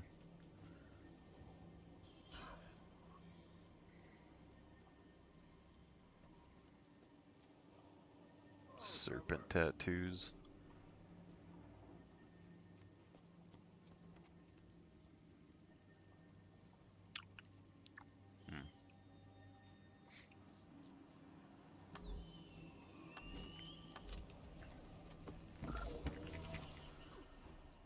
What? I don't got any more pup. That was my only one. I know it's your favorite thing in the world, but that was my only one. You want to get up in my lap?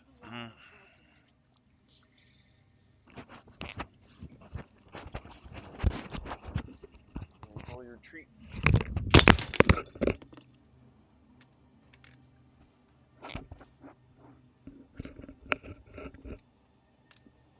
May the Six watch over you.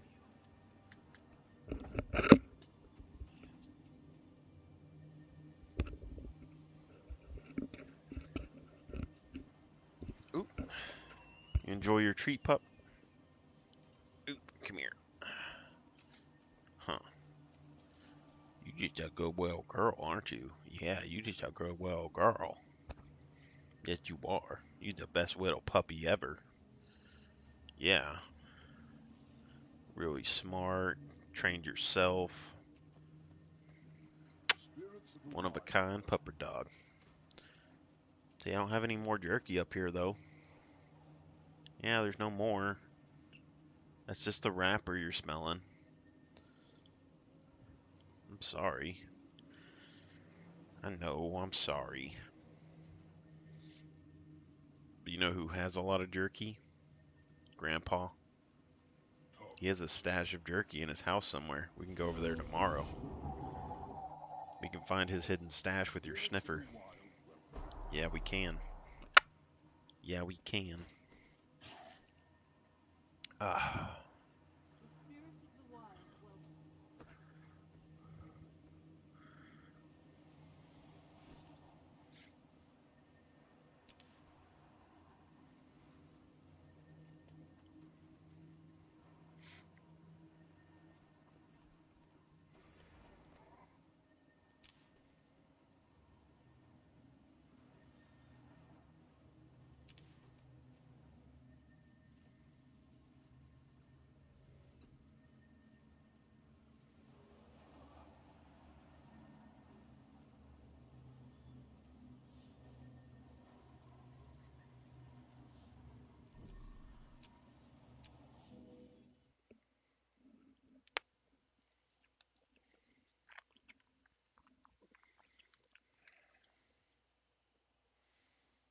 I know you get bored. Brianna's trying to get me to get you a buddy over here, but the one she wants me to buy is like 6 years old. You're not even a year yet. You want some old dog running around over here with you? Hmm? Probably teach each other bad habits.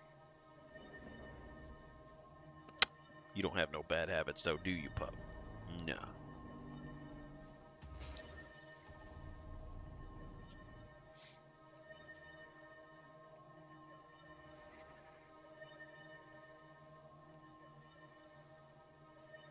You're about as perfect as a doggy gets. Don't even have to walk on a leash. Train yourself to stay in the yard. Can walk on a leash if they want you to walk on a leash. You're not super scared of it. Potty trained yourself. You know, don't get into stuff you're not supposed to. Don't eat food off of people's plates. Yeah. Just a super nice doggy. You bark and defend me if someone's coming in the house or something isn't supposed to be there, but in public around strangers you're super nice. Yeah. Just a really good pupper dog.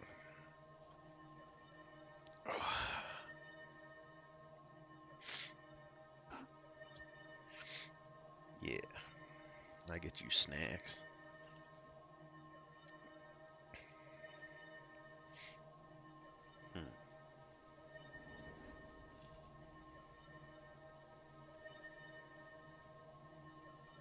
It's been a long journey, huh? Since I brought you home.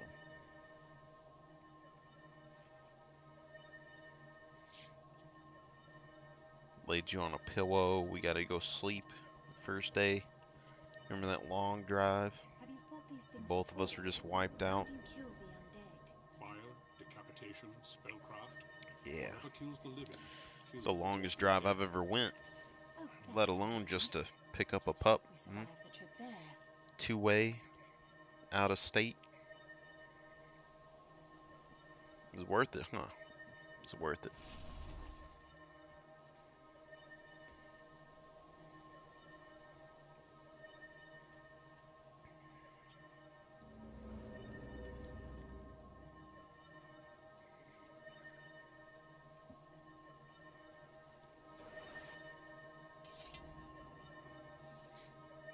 To the grove.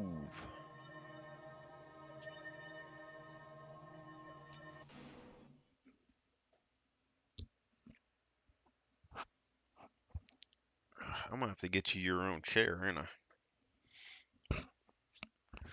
Or I need to get me a bigger chair to where you can actually lay in my lap without me having to hold you, huh?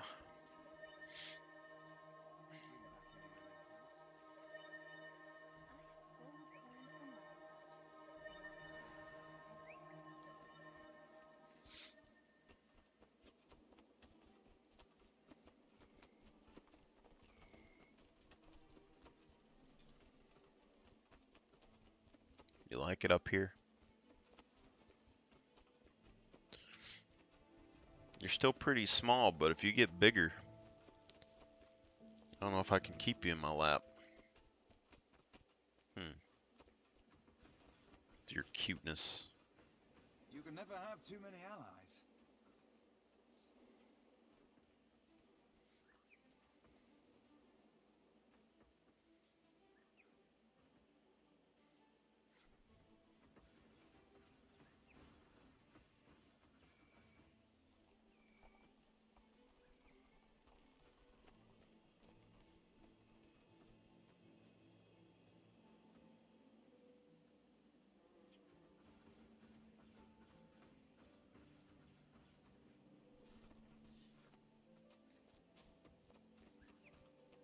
At your service.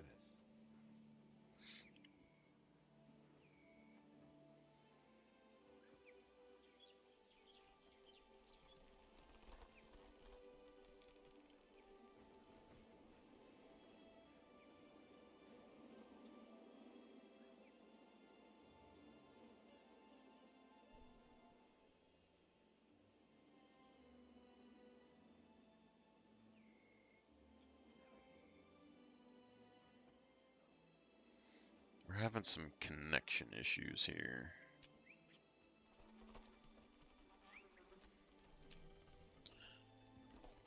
Like the plant armor still looks really good.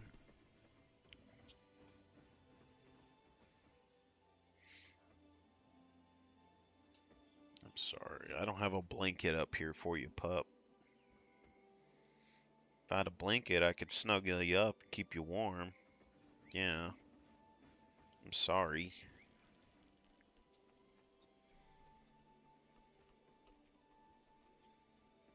You want to go back down?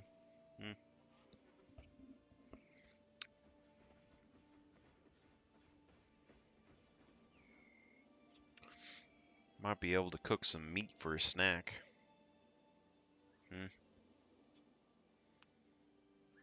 Or find you a bone somewhere.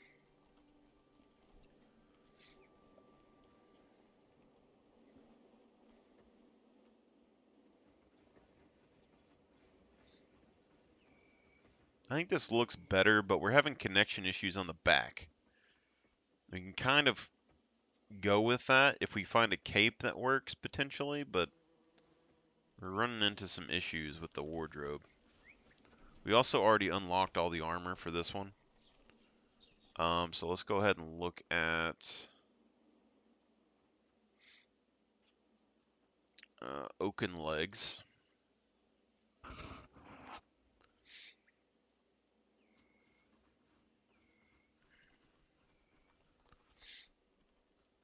That just looks terrible. That is absolutely terrible. I'll see you around. So we go back over here. Definitely probably doing wardens. Or we could do this one, but I think wardens probably look the best. And then we need oaken coat.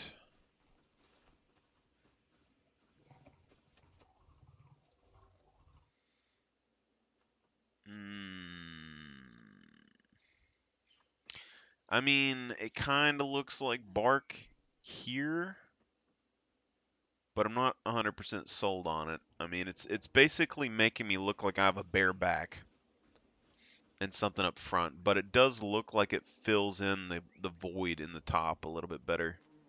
Where's the helmet? Helmet, completely ridiculous. We're not wearing that. So, I guess let's go ahead and buy the coat real quick. 30 gold.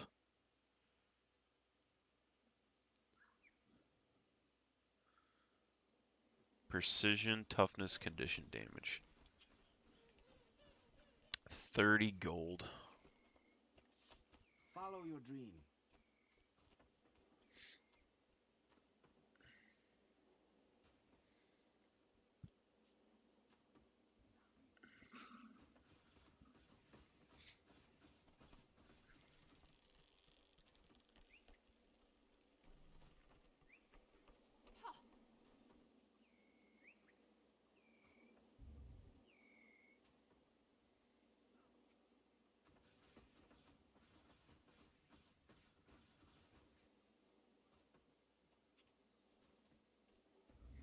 Warden coat's probably fine.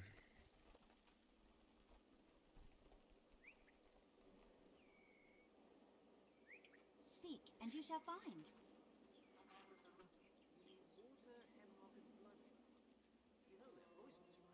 Of course I know they're poisonous. That's the point.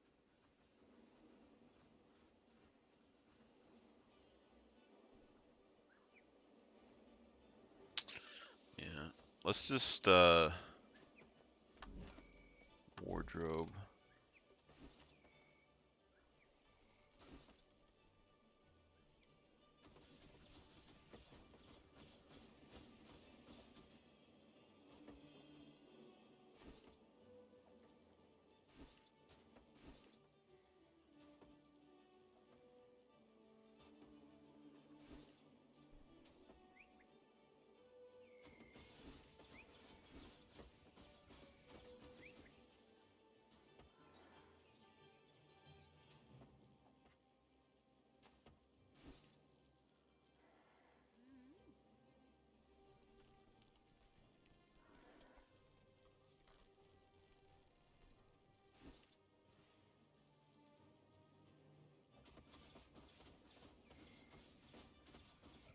Oh, that actually looks pretty decent too.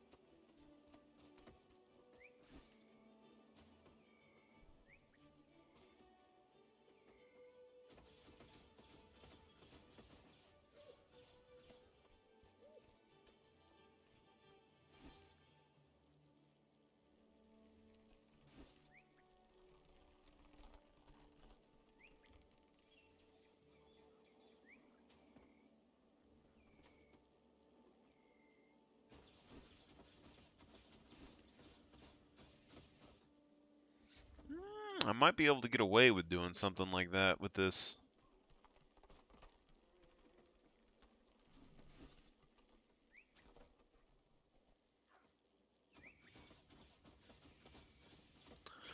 I don't think the metal armor is going to cut it though, but like this berserker helm,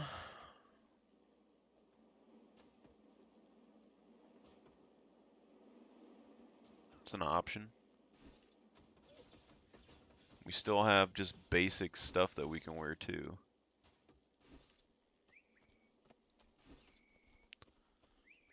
Head wrapping.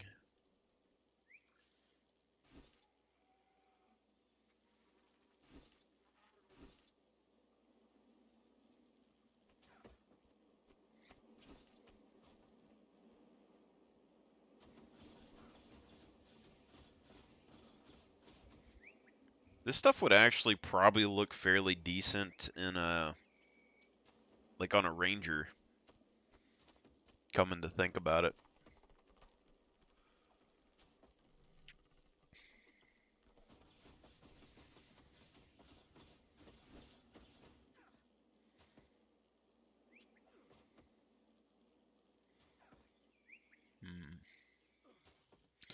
Norn type armor kind of has a sort of natural look to it, but you need the ones that don't have metal.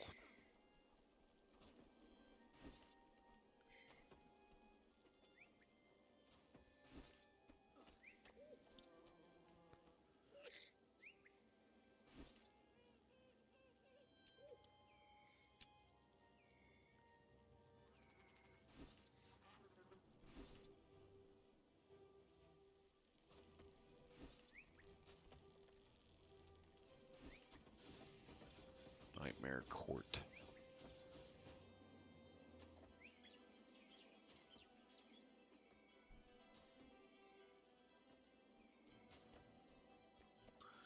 I mean, Nightmare Court armor could work, but it's... Do we even have the Nightmare Court legs?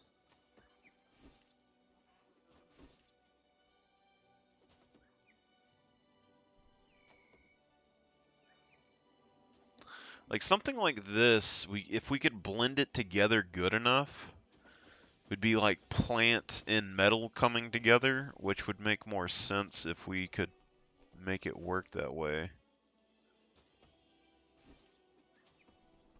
You're a plant and you can talk. Do you talk to other plants? Not exactly. I sense things about them. Can you sense which have the greatest concentration of poison? No. Ah, what good are you?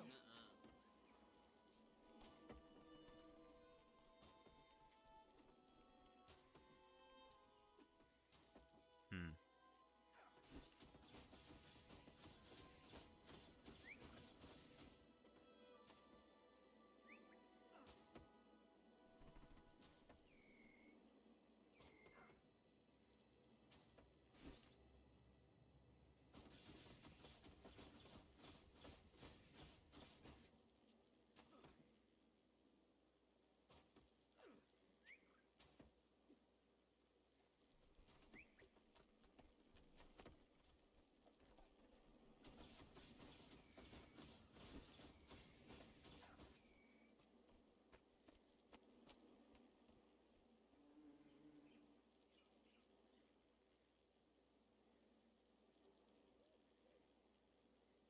It's kind of interesting looking.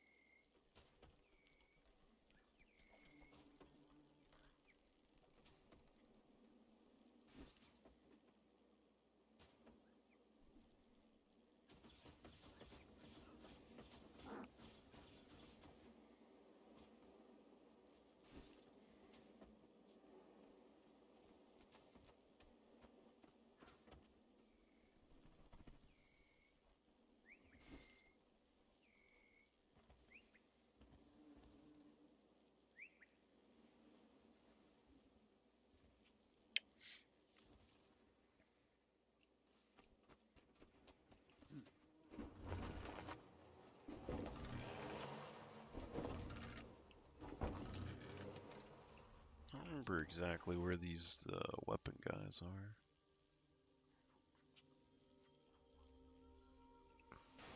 First floor.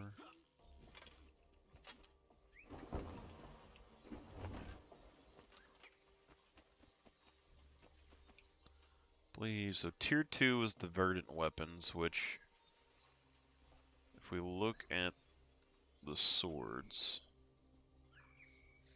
verdant blades. So you're looking at blue and light green, which I'm not 100% sold on. And then we should have the Kallenbolg.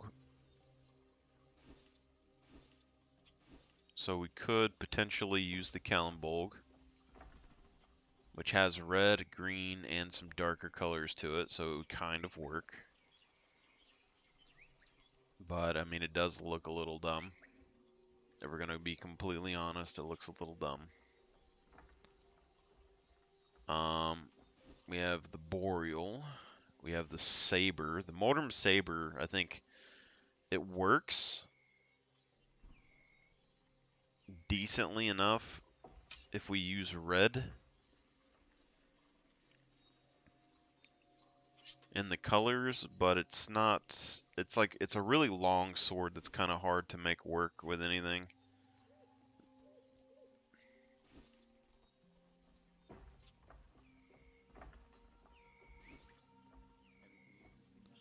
We could also potentially use something like the Destroyer.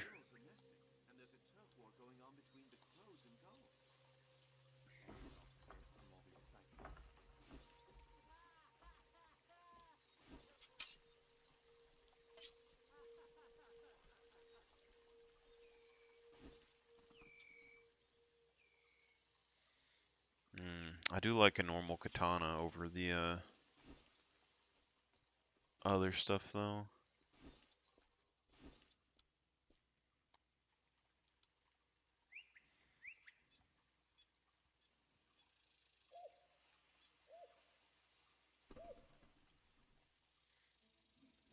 But we can't change the color when it comes to this blade. And this works. I don't think it has any effects on it. Kalimbolg is a pretty decent sword.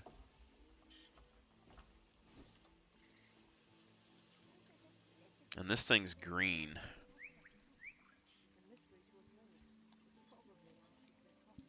Which, but we also have the forge staff, which is kind of spear-like. You get that black and red type vibe.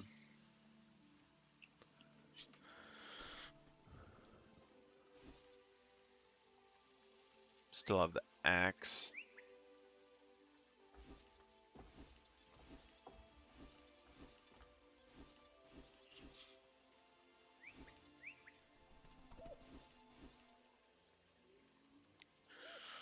Simple twisted staff. Nightmare staff.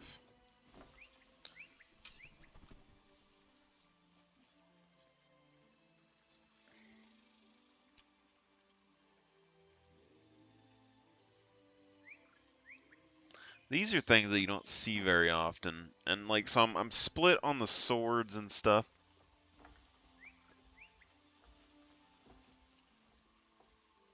But I mean, it has a little bit of blue.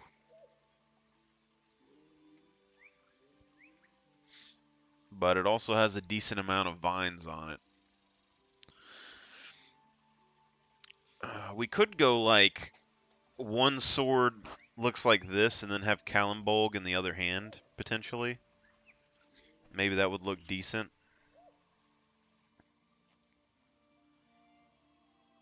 Power, precision, ferocity. I'll see you around.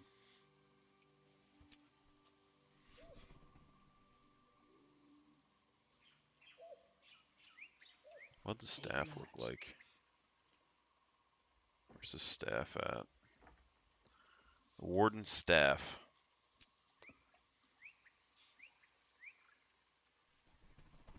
It's basically, I mean, it's all right.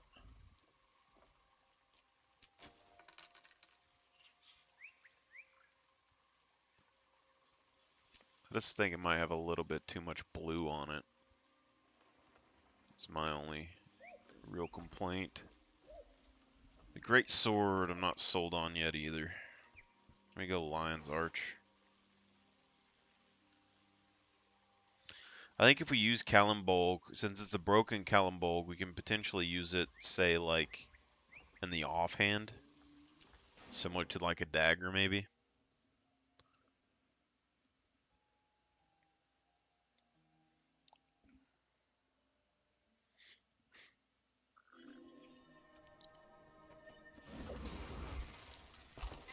Beep, beep, beep, beep, beep, beep.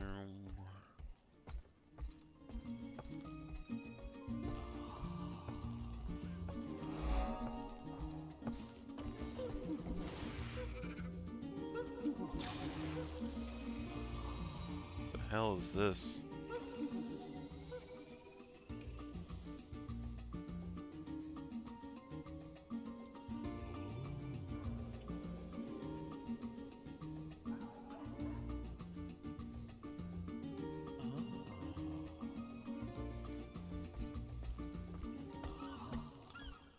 So we need to go to,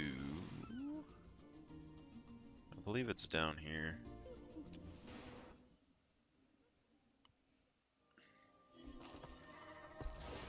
What's this sculpture supposed to be?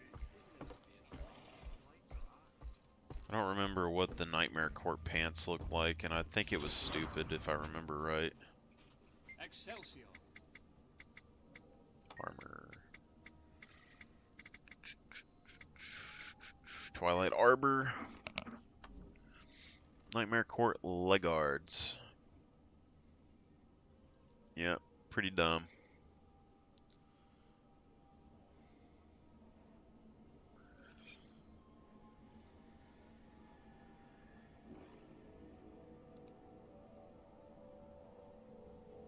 we want more vines, we could do this, but I'm not necessarily 100% on how that's going to look. Wardrobe-wise, wardens are pretty much the only option that we have to keep it plant.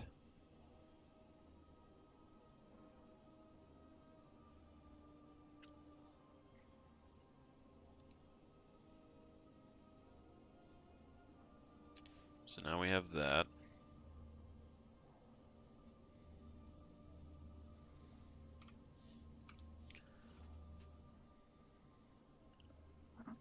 Our red glow is pretty decent here. I want to look at the dye schemes. So let's look at the dye schemes real quick. Looks like we got individual arms. We have the vines, and then we have the glowing effect. So we could, for instance, do the glowing effect.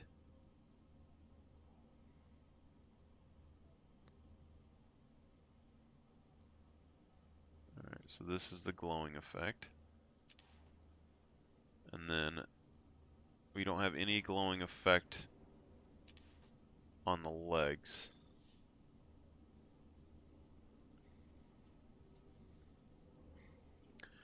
But now if we go look at the gem store,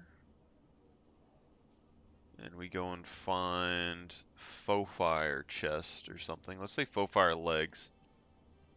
Faux fire leg wraps.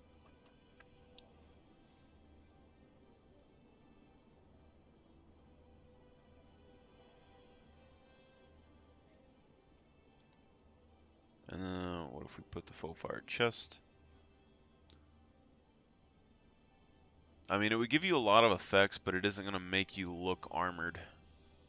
It is a decent look if you want to look, though.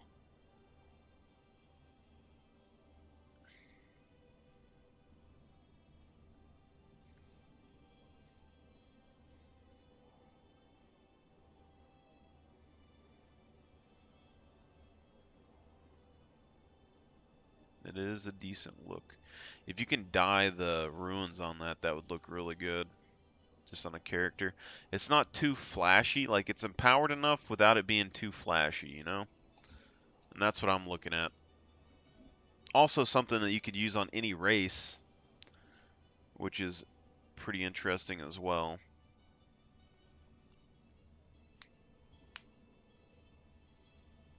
Any race and any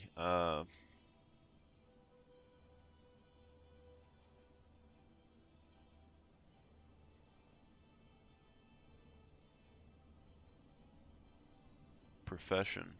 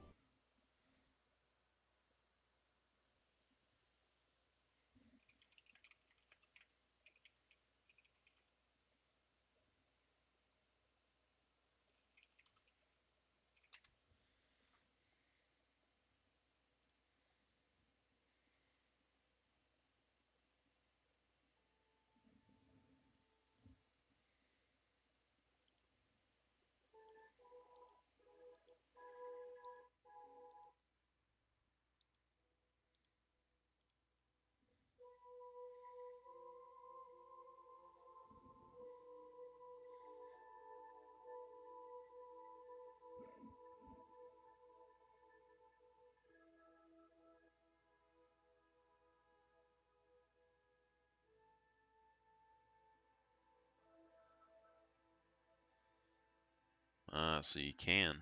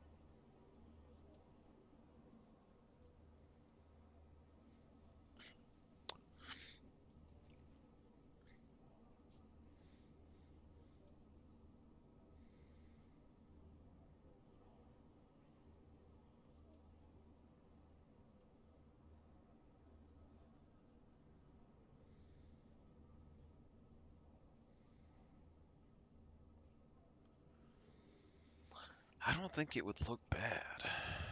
That's the thing. But let's dye these pieces real quick. And then clear, and then put it back on.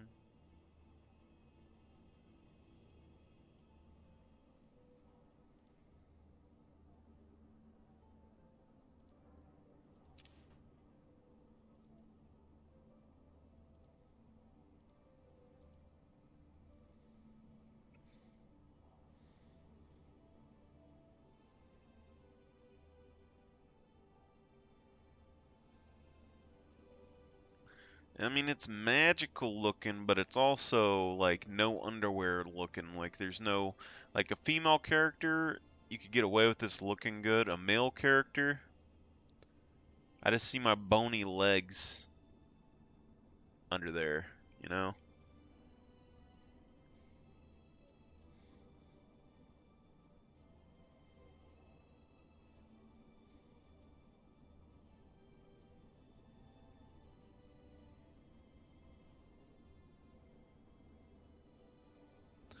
But if you wanted to have a bunch of writing or something for your character, I mean, I think that looks pretty like decent.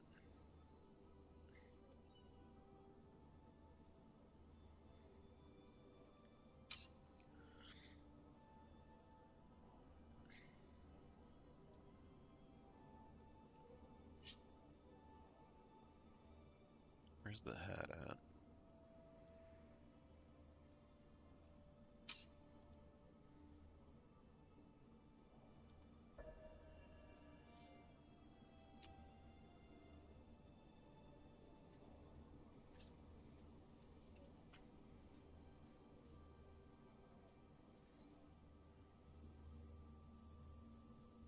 Fashion Wars. I thought that was over.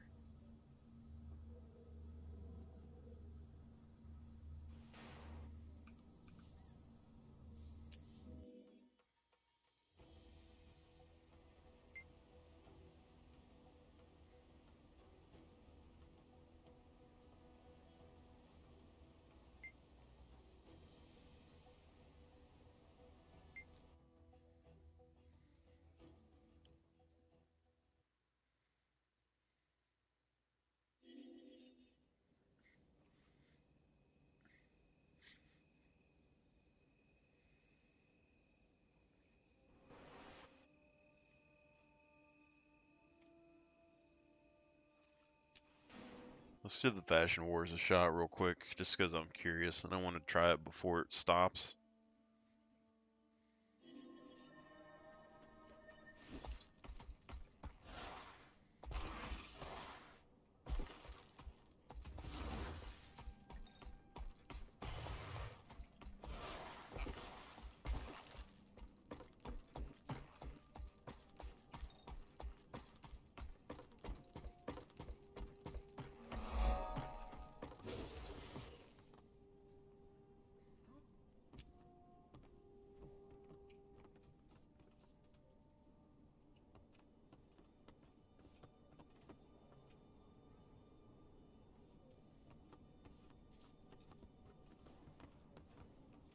Hello. Ahoy there.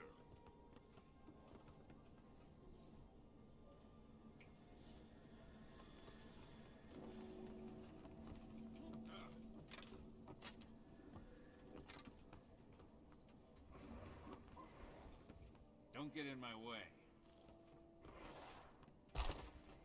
More beer.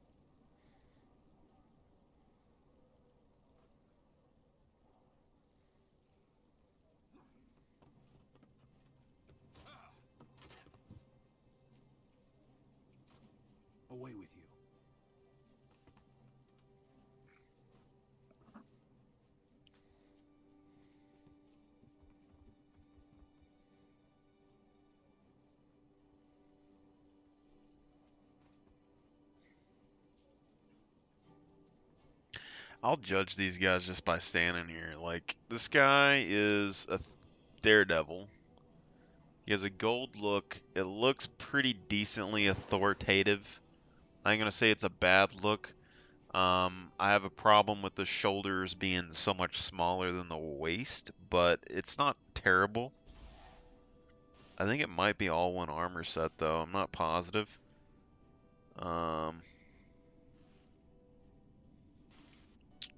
We have a Char just wearing a coat. I don't think that's, super great. This one, this is just a full armor set. This is the new Decade armor. All in all, the armor looks good. It's not as hard to get as I thought it was in the past. It's not super impressive to me anymore after I've seen it. But it looks pretty good. Pretty good armor set. Her back piece doesn't really match it though, so I'm a little iffy on that. The dyeing patterns for this armor are absolutely terrible. You can only dye the helmet one color, and you can dye the ponytail, and you can dye the jewel color, which kind of sucks. Avast. This looks kind of, it's just a standard kind of civilian outfit. I don't think this is bad looking. Looks pretty good. Dorn just has scale armor. This guy is just wearing, I think that's an outfit. Maybe not, because his eyes are glowing. Or no, yeah, this is gem store outfit that you can buy. The ethereal armor with the gem store eyepiece. I think this is a standard just ranger armor, but it's like just a standard clothing, I believe, for medium class. If that's true, it looks pretty decent. Or it might be Canthan. It might be a Canthan outfit. Might be an outfit. This is an outfit, so I'm not super impressed with that. This actually looks pretty decent. I like this. She has the katana blade, which is kind of sticking to her back, which is kind of bothering me a little bit. But she has a sort of duelist type vibe. If she had like a rapier, I think it would look a little bit better, potentially. But overall, I don't think it's bad.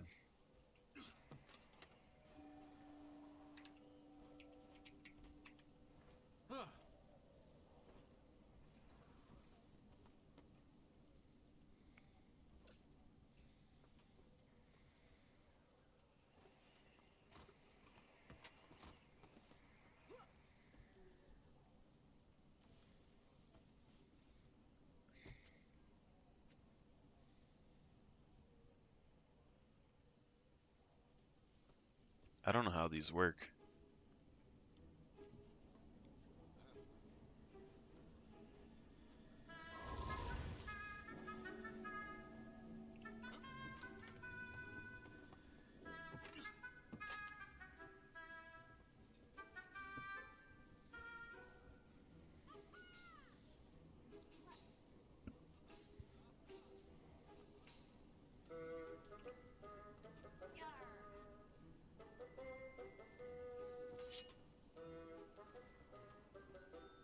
Whee!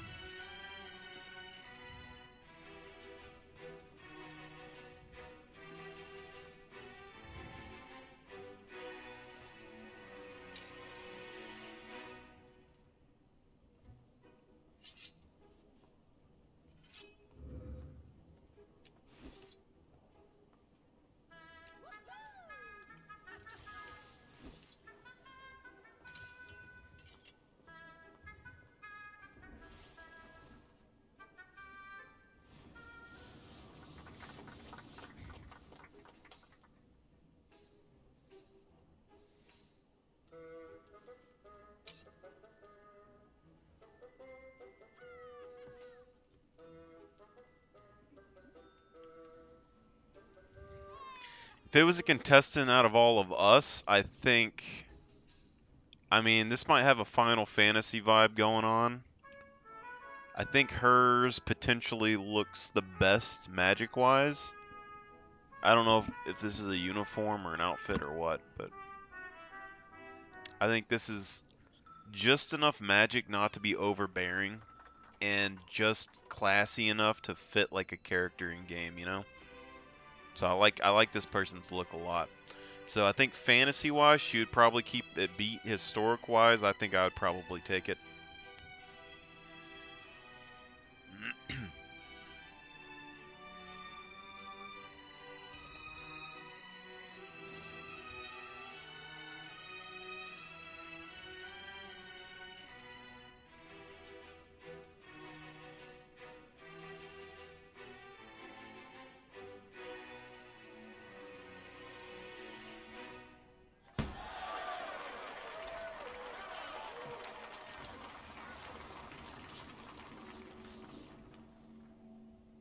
A.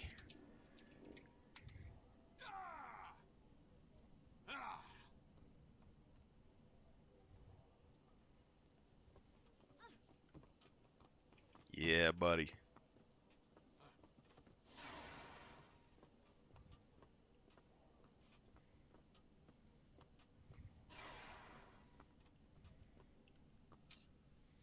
I knew I had it in the bag, my fellas.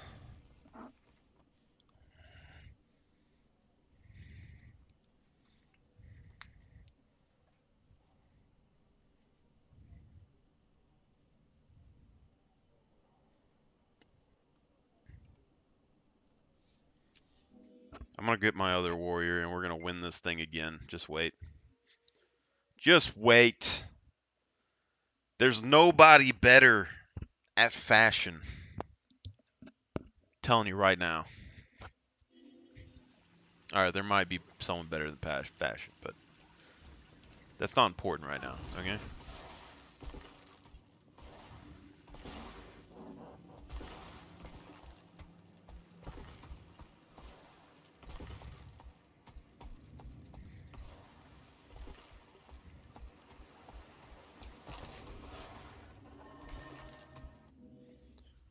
Woo!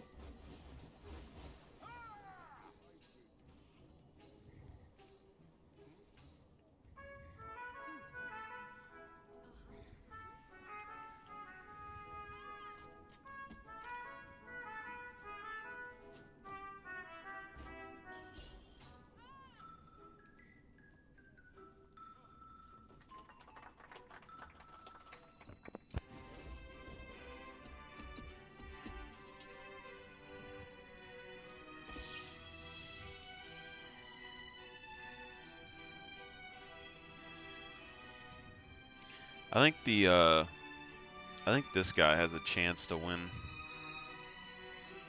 He's like this kind of badass butcher vibe going on.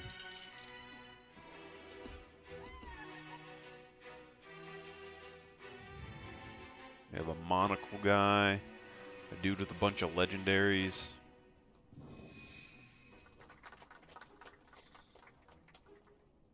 I like this. Kind of simple. I like it. I think this is...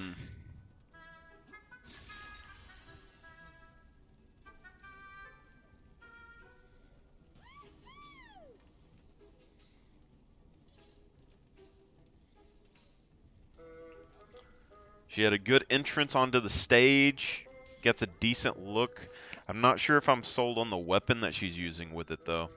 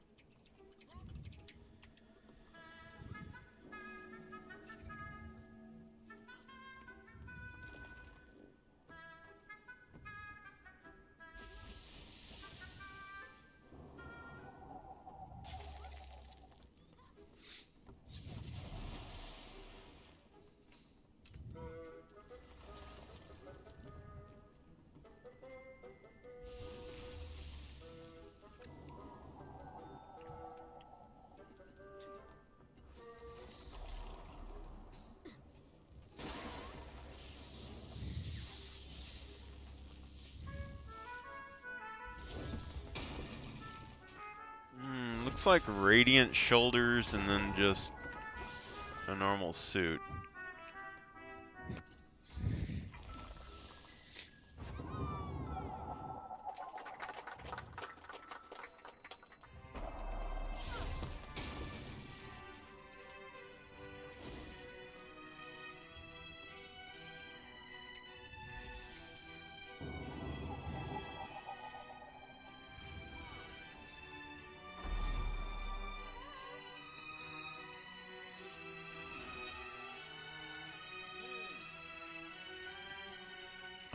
A sort of normal standard type build with a furry. I don't think it's terrible, but she doesn't have gloves. She has no gloves, no armor.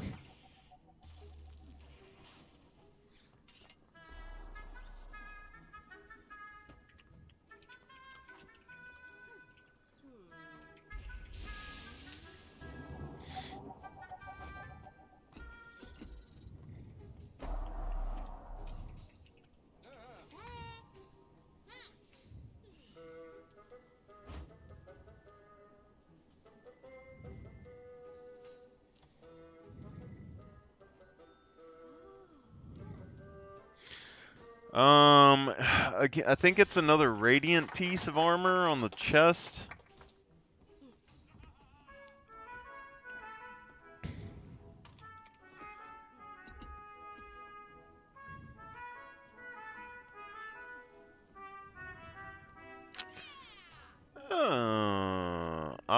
I think I like this the most.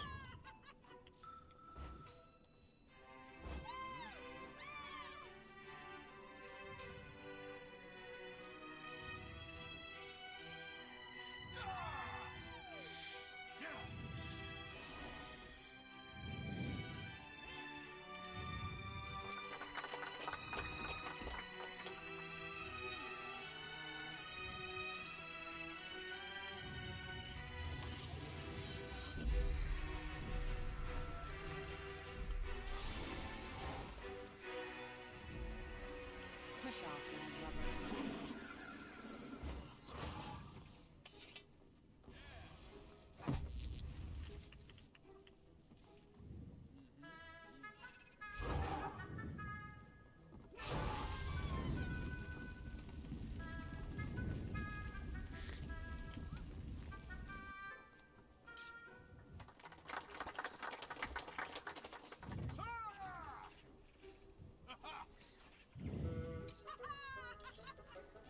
Greetings.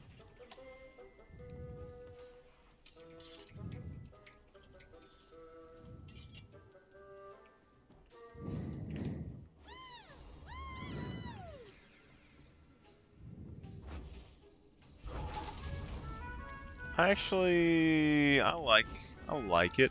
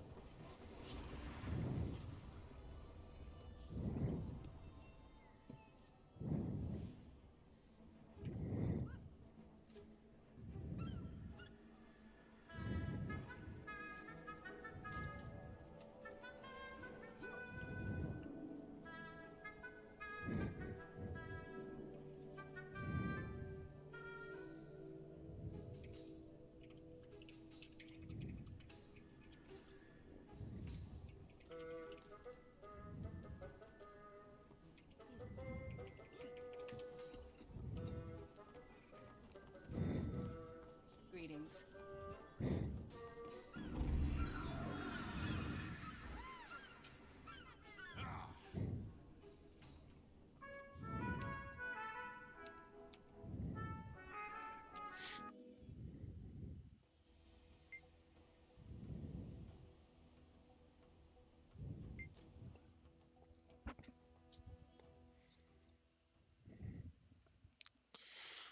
Hmm.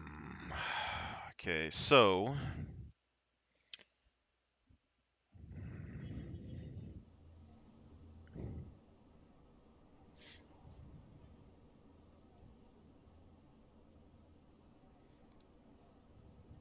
let's go to PvP real quick. It sucks because, like,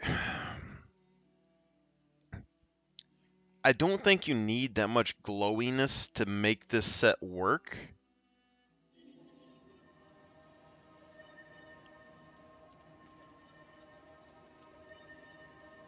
But, I mean, the plant gear is kind of plain looking, you know, when you look at it, you know?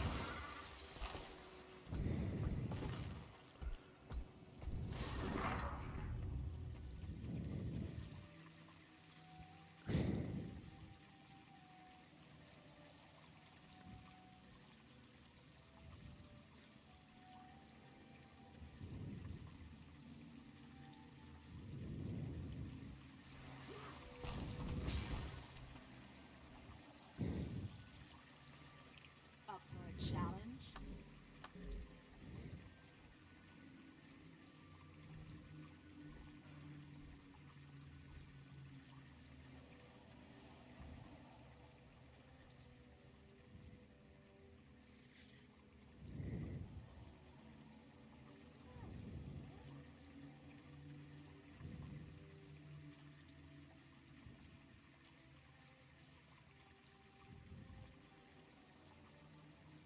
Abaddon helmet, I think, still looks decent.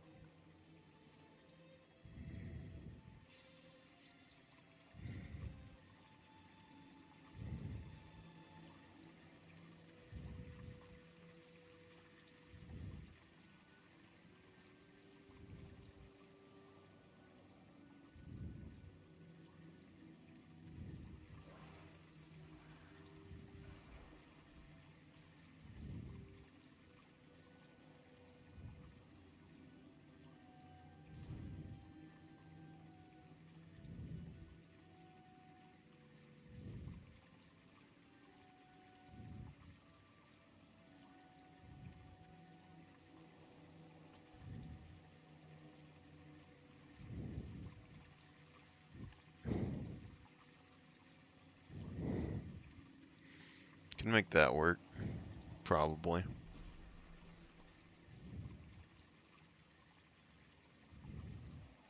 Ho, traveler!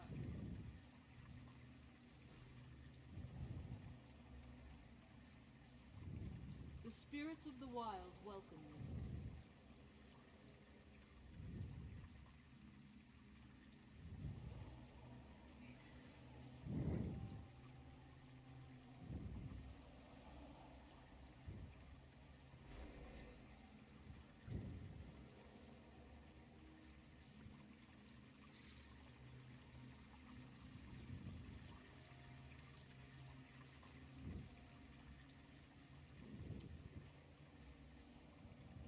The Battle Lord helm kind of works.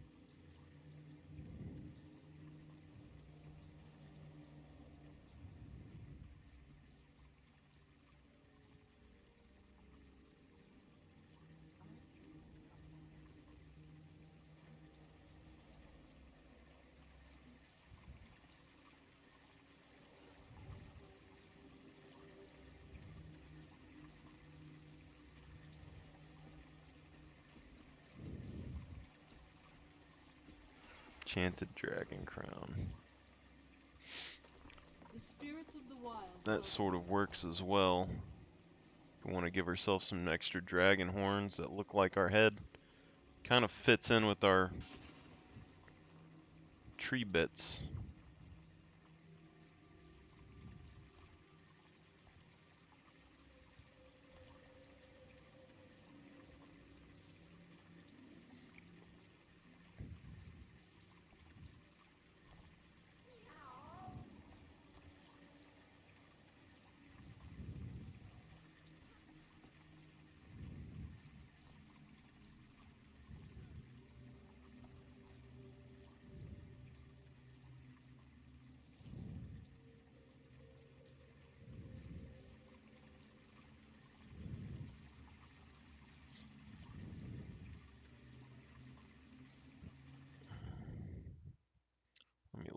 this? Where's 2? Enchanted Dragon Crown.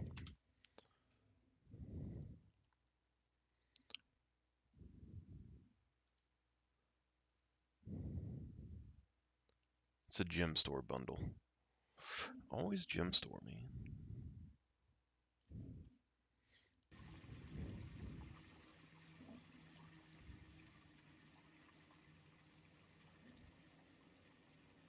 Dragon Eye Circuit. So Dragon Eye Circuit is basically the one without horns, but it doesn't seem to glow. Where is... Yeah, because this one glows a little bit. Only if I'm already dead.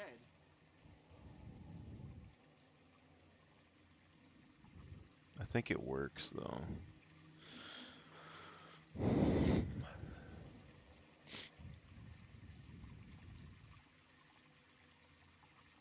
See, I think you could potentially get away with using something like that, but you'd have to have it dyed correctly to make it blend in with the bark.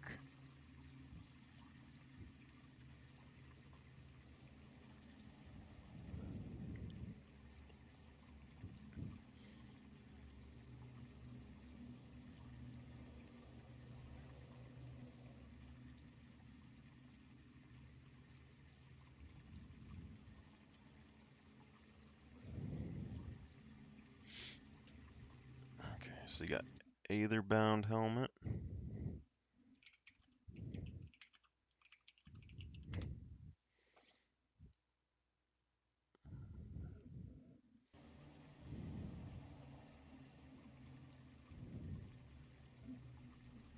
Fallen Balthazar helmet.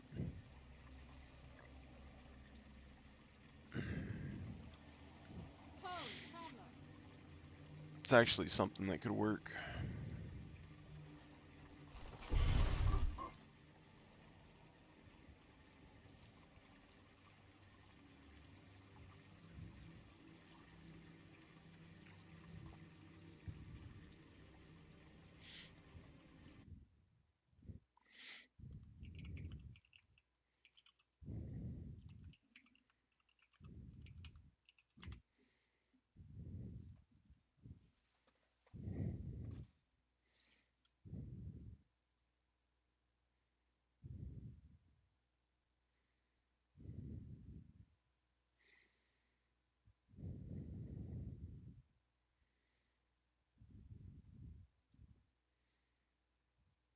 It's a Black Lion chest merchant.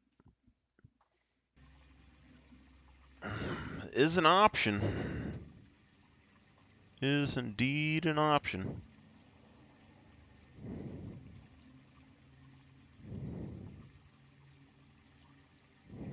Faux fire mask.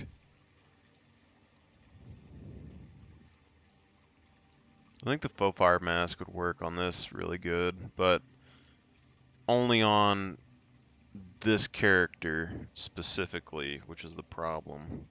But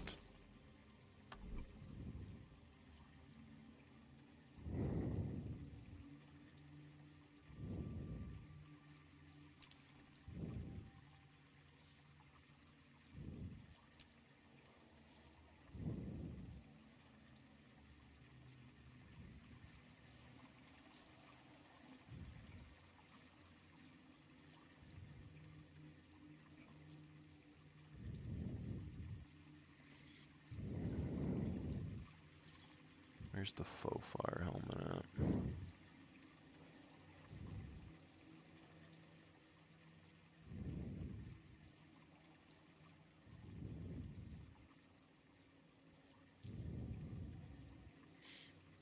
Headbands and all that stuff can work.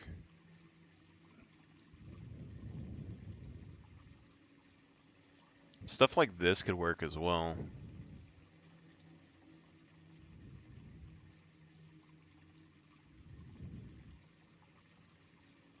I think anyway. So we got Helm of Doom.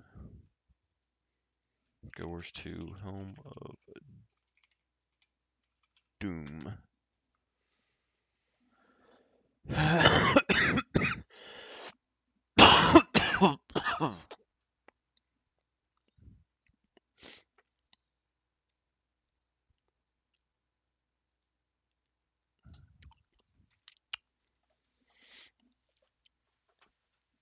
Acquisition sold by Zone Hall of Chains, a vendor.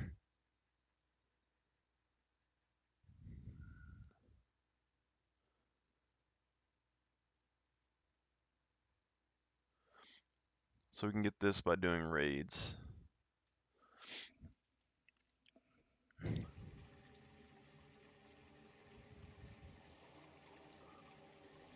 Interesting.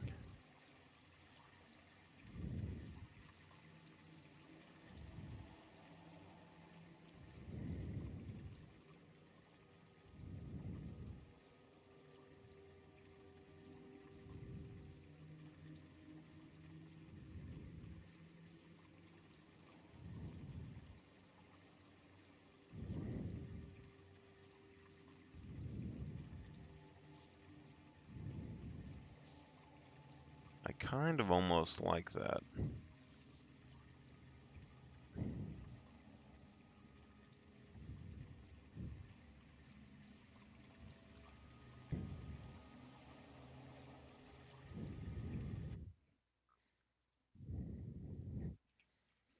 gw2, heavy dragon scale headdress.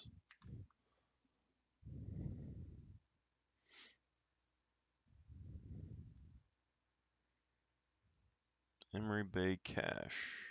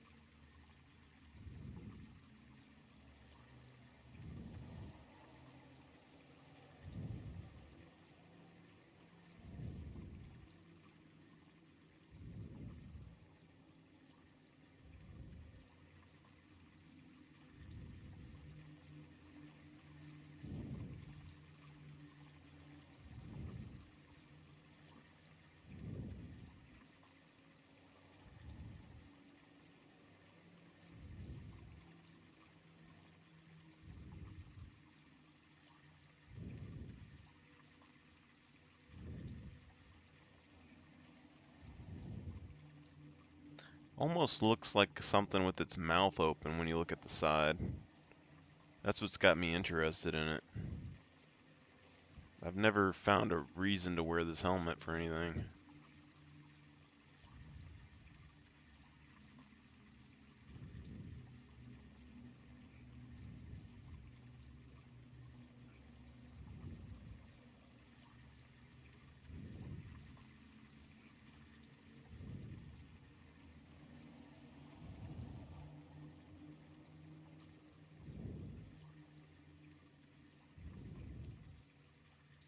I think this could work, but it's not really plant. It would look pretty sick. And the green would kind of go with some other stuff, but I don't think it would necessarily be something that we would want to use. And you got stuff like that, which I think can work, but on this side it's like you're missing a piece, you know?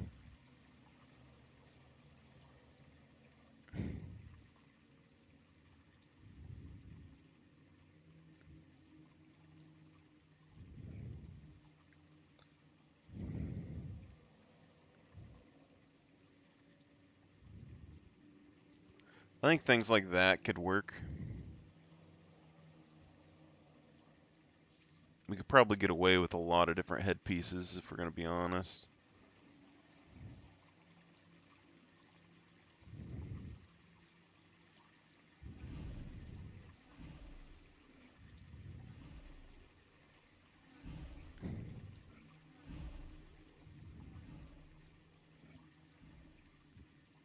Oh, you can dye them colors. I did not know that.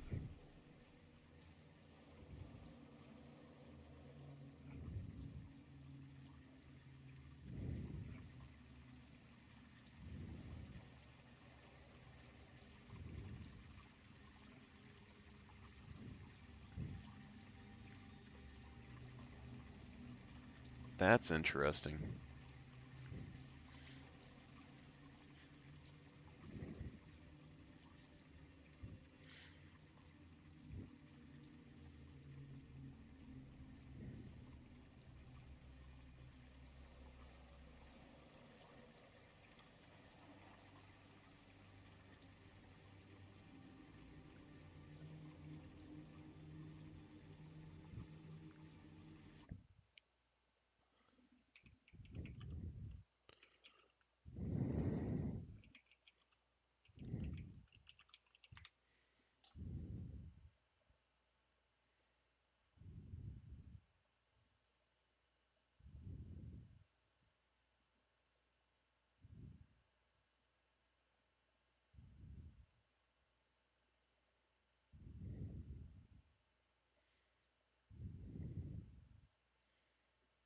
Interesting.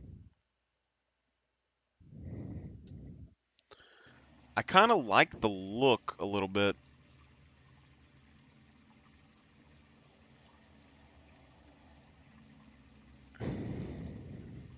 Just a little bit.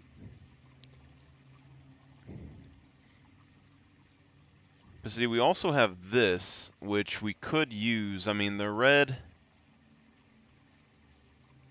it's not really plant is the only issue. I mean, you can kind of make it look like it's supposed to be there, but this mask looks really good. And I'm fairly certain we could get the skin color to probably match our skin color and make it look like it's a part of our actual face. And then these branching pieces would phase off, and then we'd have our sticks in the back, kind of making it look like it's part of our head. I could see it working.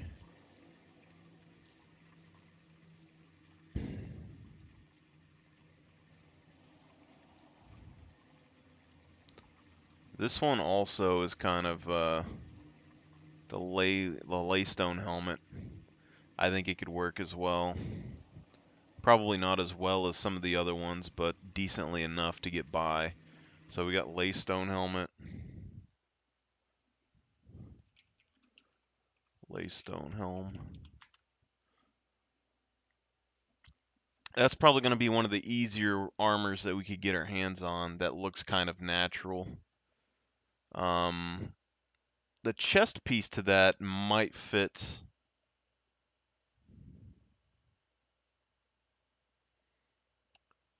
You go Heart of Thorns expansion. I know we've gotten one of those pieces in the past.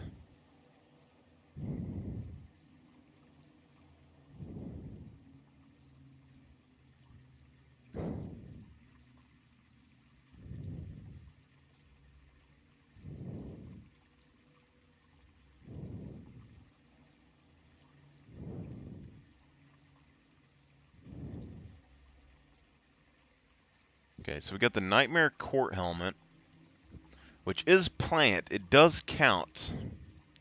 It's not really barky, though. Like, the bark that's on the armor here, I don't know if it would really hold up. The dye patterns might not look the best either. So we're still a bit split on that. Potential, but I'm not 100% sold. We still have this that we could use. But again, it has cloth and not 100% plant material, which I'm a bit iffy on. I really think that Kunavang helmet is going to be the goal.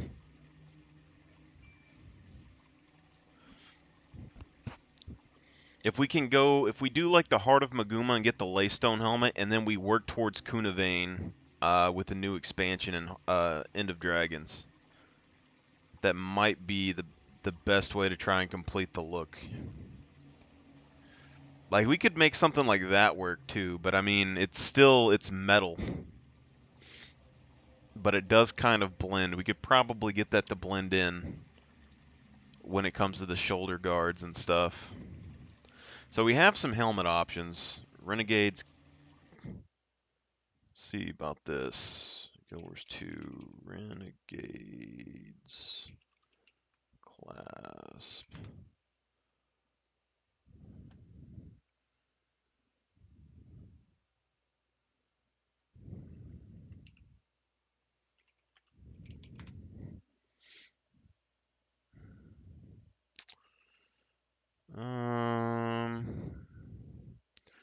Completely train the Revenants. Renegade Elite Specialization. So, I mean, we're on the Revenant right now, so we have the potential of doing this. So, yeah, we could do that. Have to keep that on the table. Renegade, I believe, is the short bow. But I can hold you as long as I need to.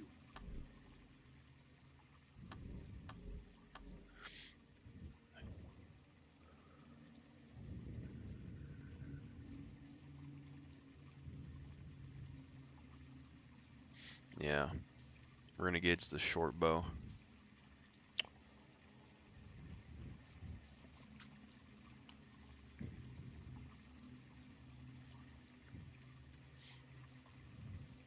I think the pants are going to be the biggest issue right now. Like, what we have works, but it's not sturdy looking enough.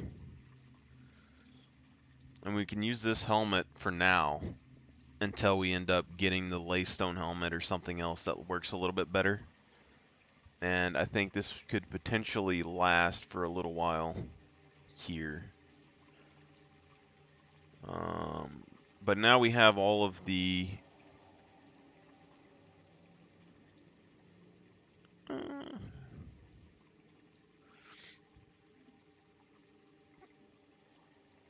we have a good bulk of at least the different helmets that we can look for to work, I believe, laid out now, so that's going to be pretty decent. But I really like the way the Kunavang looks. Where's that thing at?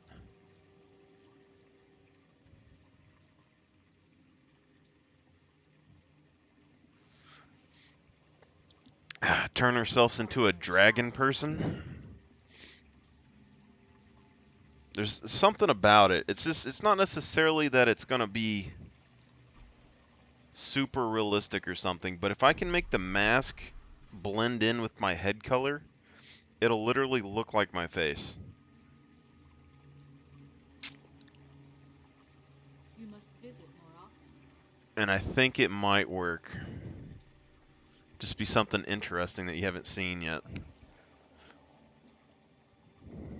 Alright. But we're going to probably go for the ley line. We're going to probably... Well, I need a pen. Okay, so... we need to go for ley line, Kunavang. So, ley line helm.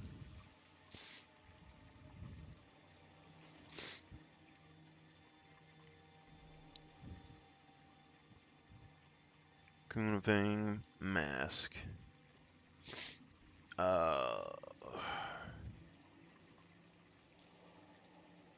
Renegade helm. Oh, okay.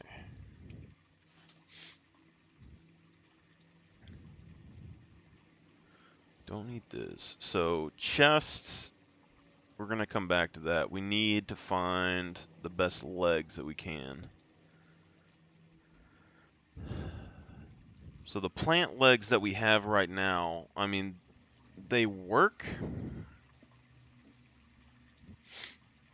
but they're not super durable looking for a plant build.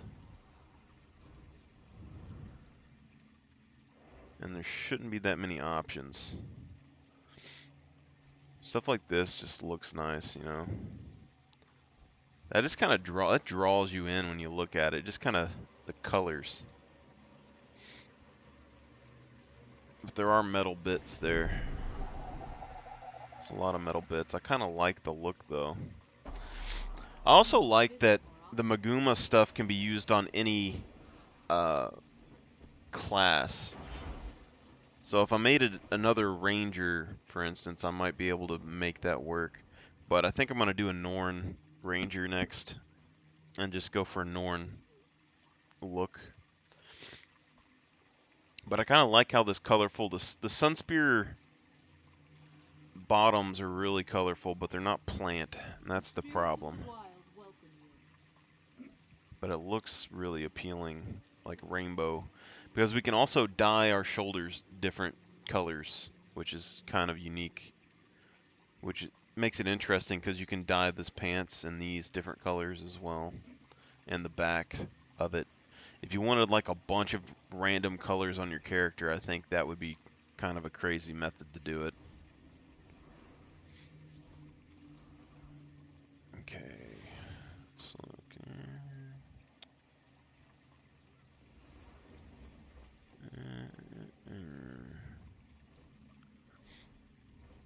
Demons of torment will hound you to death and beyond. Enough of your threats. I'm not impressed.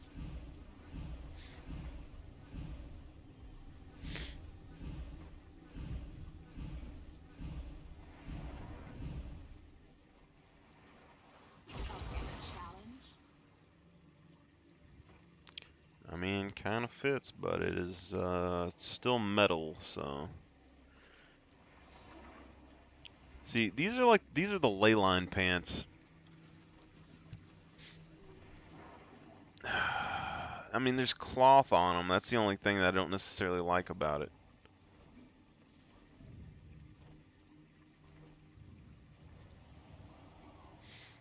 Let's see. Let's look back in here. So those are the Oaken. Those are tier 3 Sylvari Culturals, and it does make you look like wood, but you see the thickness? It's a heavy armor that has no thickness on the leg. You're basically not wearing any pants. And then the Nightmare Court armor, it has some thickness, but it's not really sturdy enough looking, and it has that kind of medium class vibe. Okay, so The spirits of the wild welcome. Lunatic Templar. There's not going to be that many options. The gladiator stuff interests me a little bit if we could blend plant and metal together. I think something along those lines would be kind of getting there, but I don't know if I want to try and do that. Heavy antique legs. They have new armors.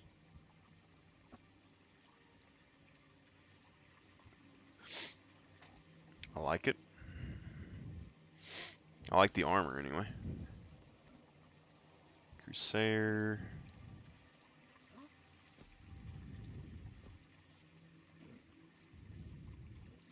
The faux fire stuff really interests me. The only thing that bothers me with it is that I can see my legs underneath it. Like, if you're a female character, you could get by with this. It'd be fairly attractive, probably. But for a male character, you have no leg day, bro. Your feet look huge. Frame weight leg plates. You could potentially try to get away with that.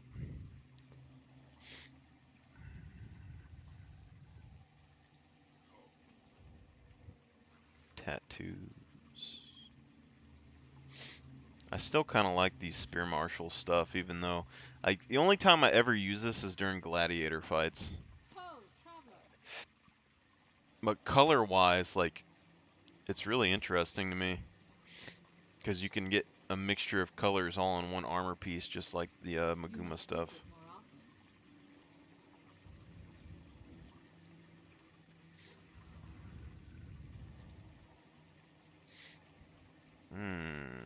This is the Decade skin.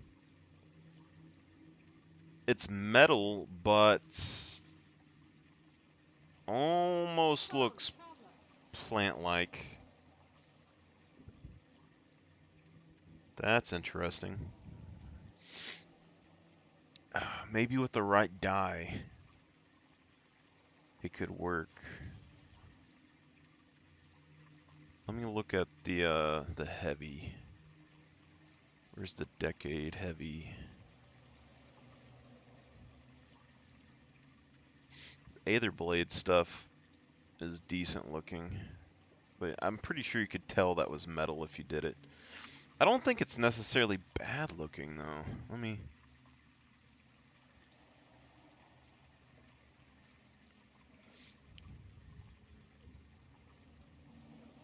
Like, that's Flame Wraith. It's not terrible looking.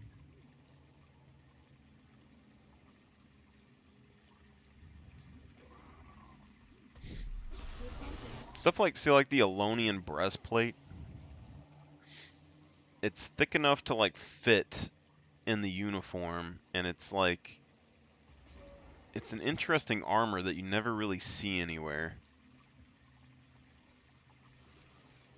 But I think it's just a bit too metal, you know?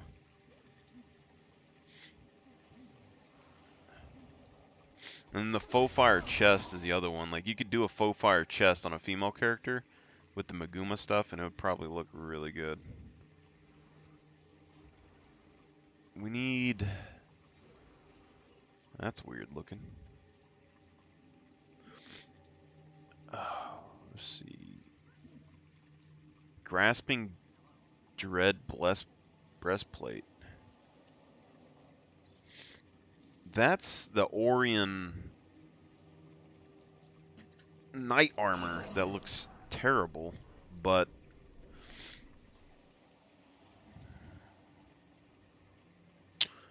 you might be able to get away with that because it kind of looks sort of natural in a way.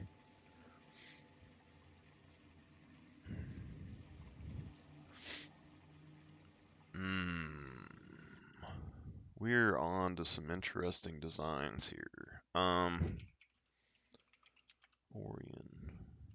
chest plate. Grasping Dead breastplate. That would be one of the easier things for us to get to.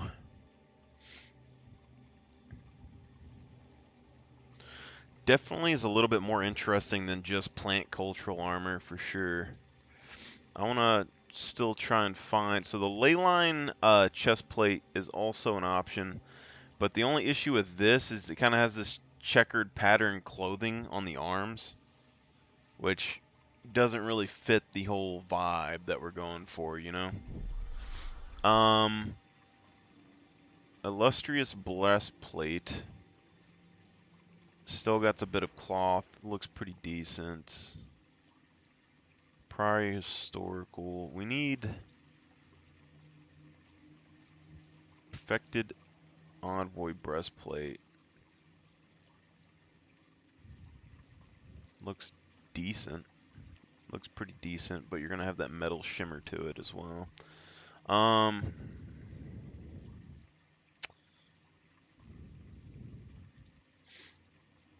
See, the warden coat can potentially work. It's just gonna be a little bit much because you don't have any glow. Is kind of the thing that's going on. There's not enough glow to match with the Maguma stuff. The Nightmare Court thing is interesting as well because it gives us access to a lot more like thorny spikes coming out of our body, which gives us more of the overall plant vibe. But I don't know how well the armor is actually going to look. I think it potentially beats out the Warden. Where's the Warden thing at? Warden coat. Because the Warden coat's very basic. The Nightmare coat has a little bit more detail to it,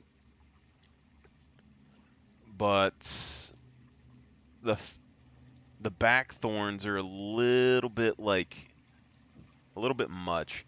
But it also has this neck piece that kind of goes up behind your head, kind of making it look more like you're part of the armor. So, I mean, depending on how you could dye it, maybe that could work, maybe it won't. I don't really know. And we need a cape or good back piece. And I can't think of anything major off the top that's plant-like. Maybe they have some vines that you could use. But but it'll probably cover up like all of that for the most part. Where's the... So let's find... Alright, so Decade's Heart. So if we use this, I think it kind of fits in a weird way. But only if we can get the colors to match properly. And we know that this armor, specifically the colors, are kind of like specific. But it would... I think we can probably unlock both of these right now with what we have in the chest. So we could potentially look and see what they look like beforehand. But it's a bit much. I think it does kind of work in a weird way though. This right here, the gap, is gonna bug me plant-wise. But if we can get this to look like bark, maybe get like a decent enough dye to make it look like bark, and then we could have the red gems kind of shimmer through. I think it could work out, but it's kind of still kind of 50-50.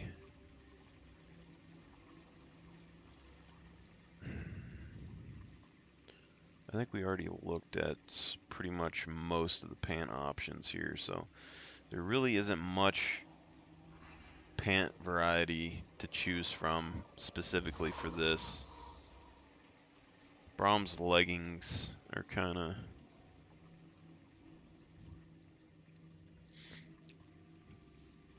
Let me grab these things out of here. And we will go to...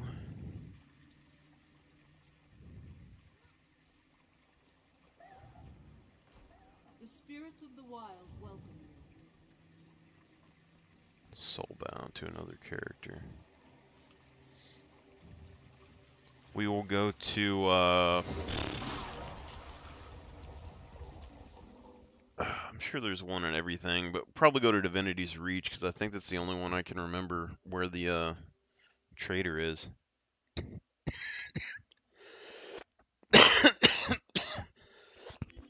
Oh, God. Alright.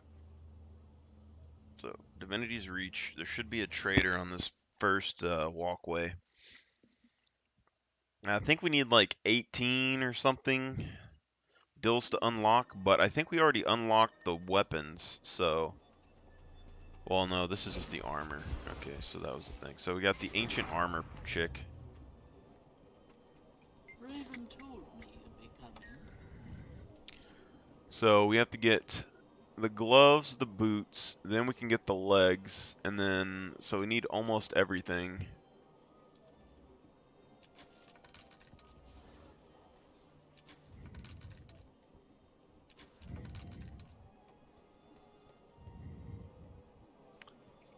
So we need 5 more of these for all that.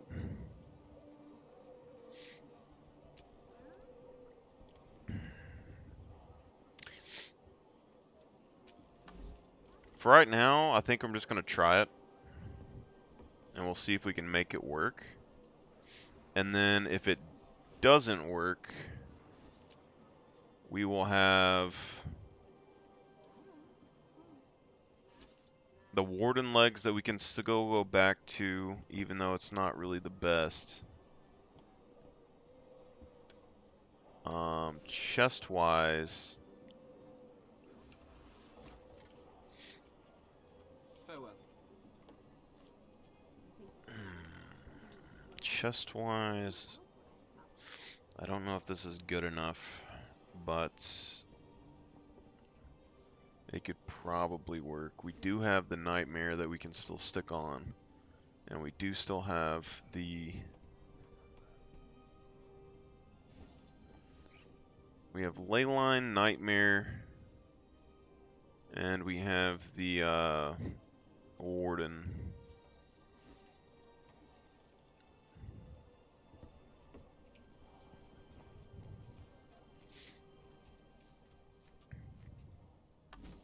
So let's look at the dyes real quick.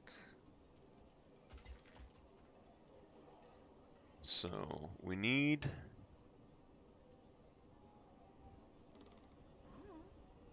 you can dye the metal, the internal. So the question is, what would make it more like bark?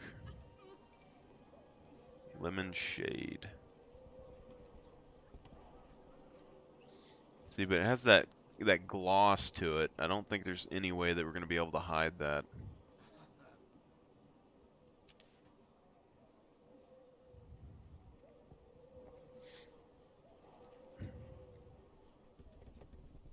Like, what is camel? Camel. We have wheat.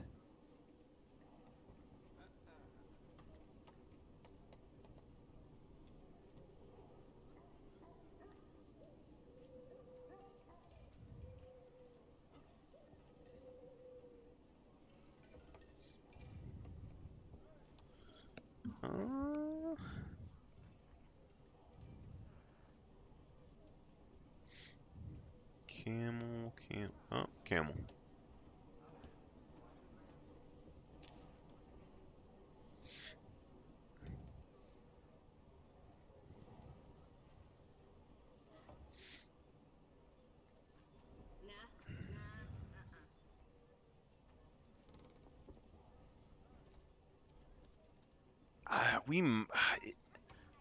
It'll be dang close if we can pass that off as plant. I don't think we it's on the verge.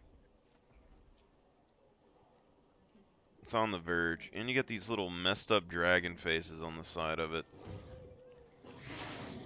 Definitely on the verge. Alright, so wardrobe.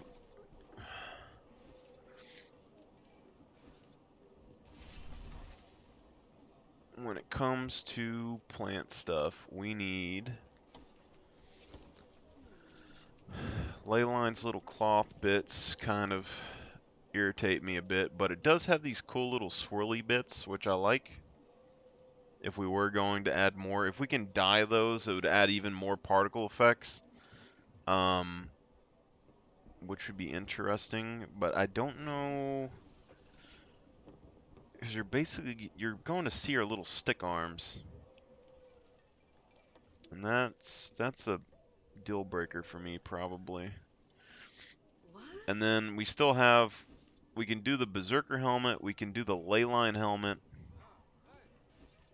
There's a lot of things that we can do. We probably have to use this for now, but you see how it kind of works. We still have this as well, but it's probably a bit too much. It makes the legs look a little bit too big.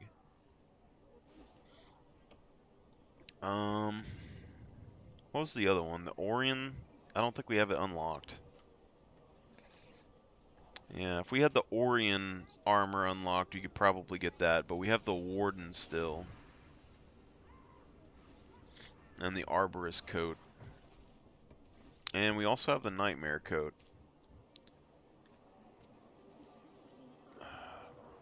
But I think that's just a bit off. I think we have to go for the Decade armor. Maybe the Orion armor if we can get the opportunity.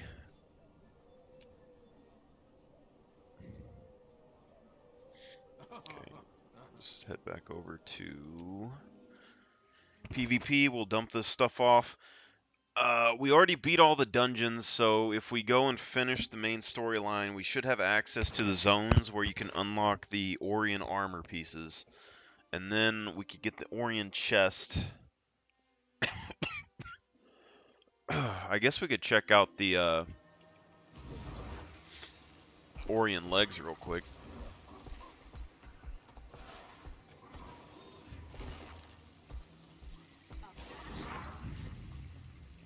The spirits of the wild welcome you. Alright, let me look.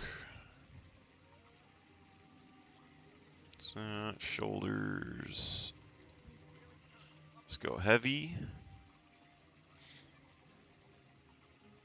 Let's go Orion.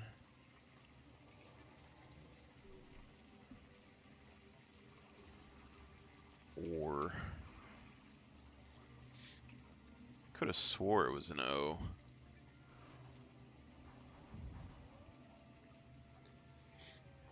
Bear ceremonial.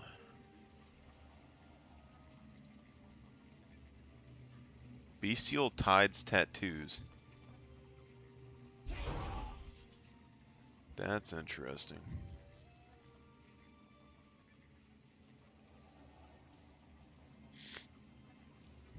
Bounty Hunter. Bounty Hunter breastplate. That looks plant-like. Hold up. What is this?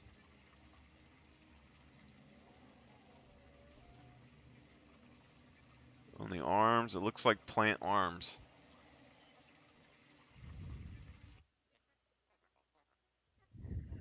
gw2. Bounty Hunter.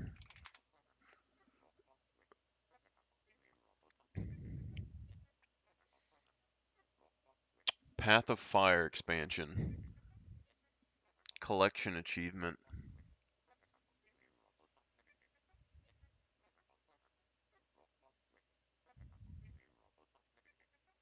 It is a plant armor, I think.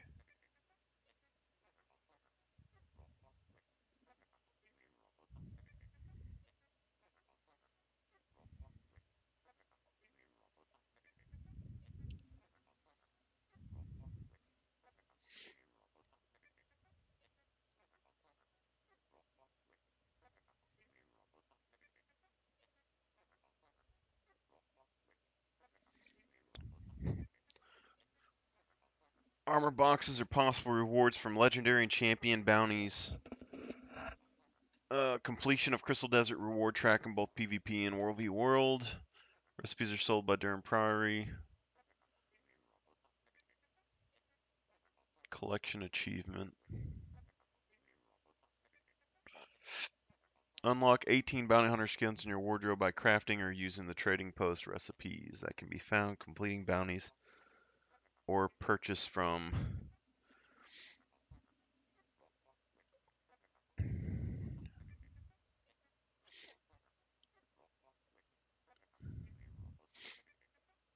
Okay, so they're you can craft them, I guess. Interesting.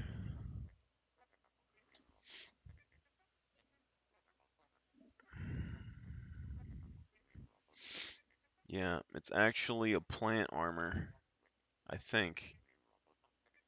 It looks plant-like to me. So this is human. We got Norn.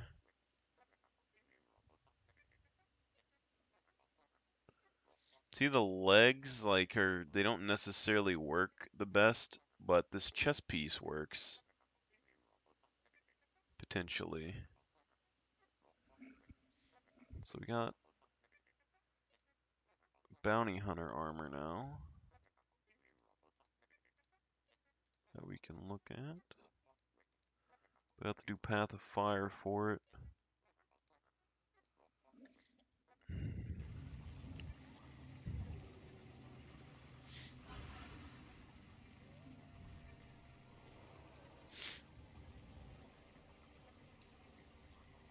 How did I not see that this whole time?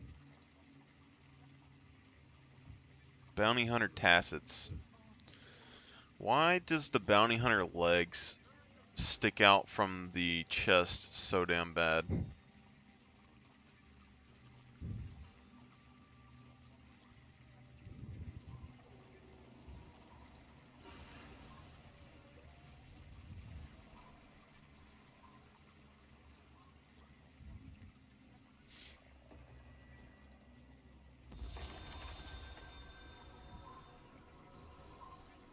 The Bounty Hunter headpiece is not what we're going for, though, for sure.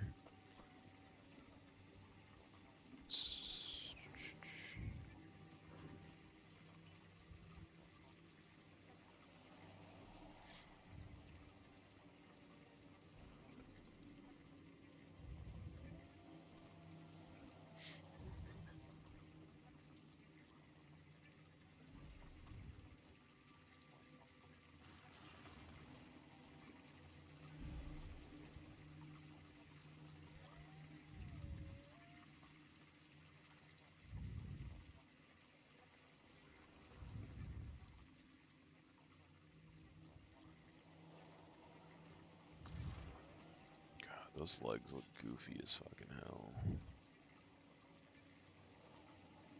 Alright, so Bounty Hunter armor, and then we have the Orion armor, which we're going to take a look at real quick. So, where is the Orion at?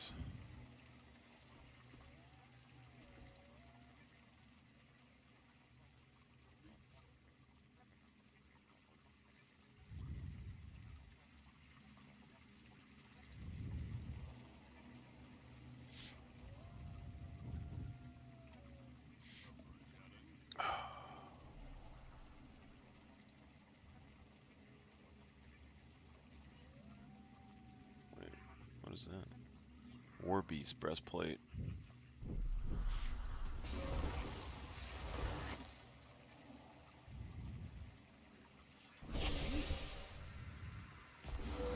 Seven Reapers breastplate.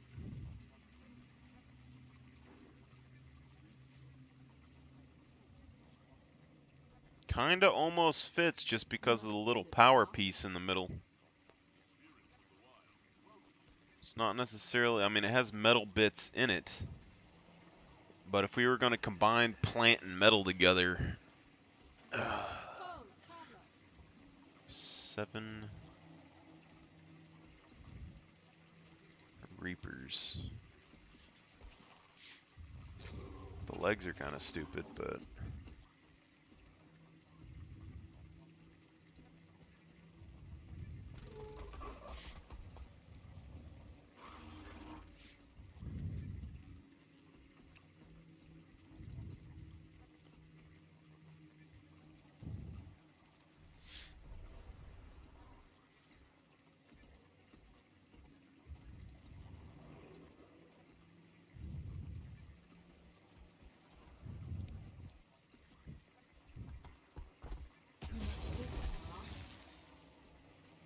Good hunting.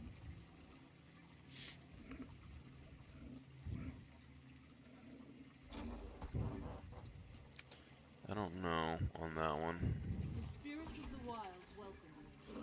Kind of almost feels like it could work, but then again, it's like there's a chain, there's a lot of metal design you'd have to try and cover up and make look plant-like.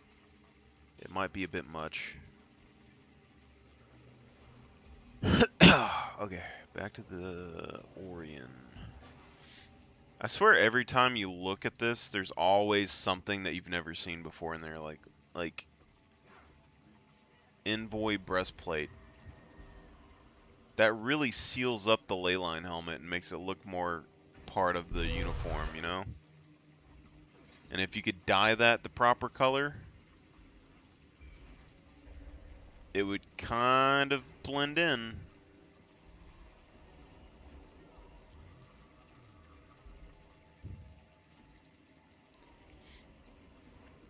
Refined Envoy breastplate. This might be the armor set that's going to take me the longest to figure out.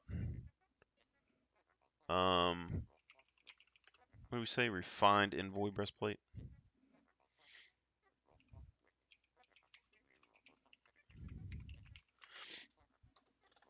I think that's PvP related, isn't it?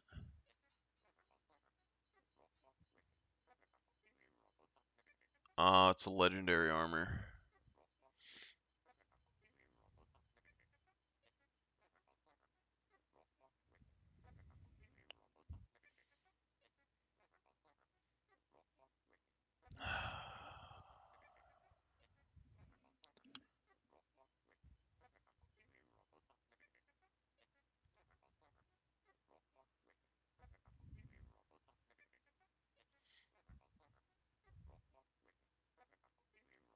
Find Armor Collection contains a choice.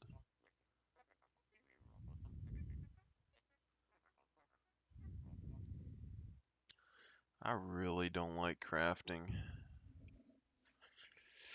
As much as I think I could make that work, I am not a crafter. I do not want to be a crafter.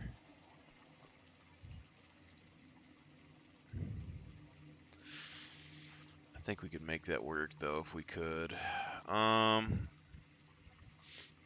The the oaken armor, I forgot about this, but if we had a cape that worked, I think the oaken armor could work. Potentially a little bit better than the warden armor. Because the warden armor, it looks fine, but it also has this kind of like crisscross material pattern. The oaken armor, the front and stuff looks more wood, and the arms look more wood. But the back also is like 100% wood, you know? But it also exposes your neck.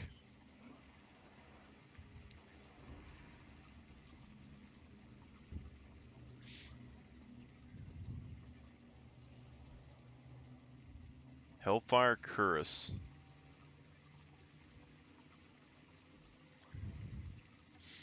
That kind of works.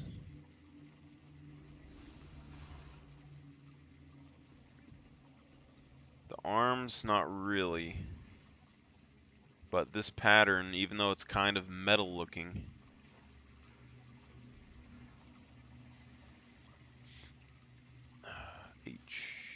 gw2.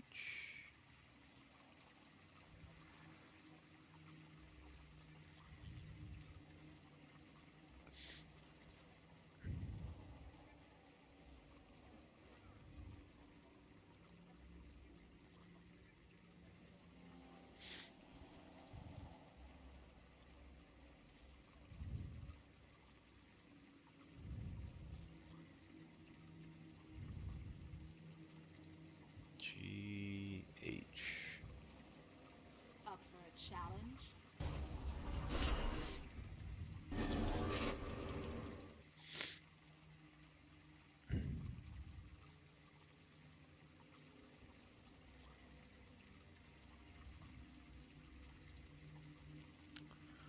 I think the chest we could get away with, and the legs potentially could as well, but you're also looking at a lot of fire effect that I'm not sure you can die.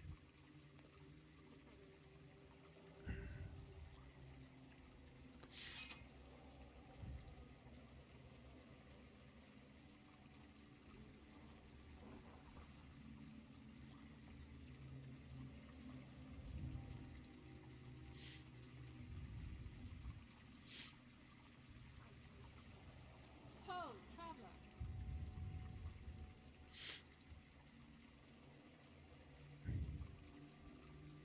Grasping Dead breastplate. I keep forgetting that.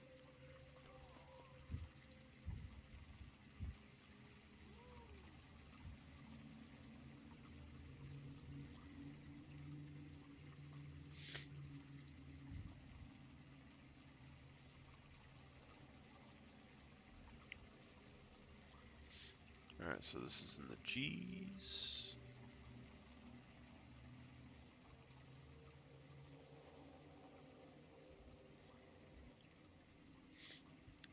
G.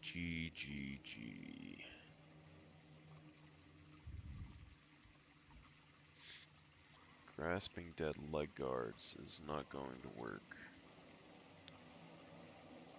But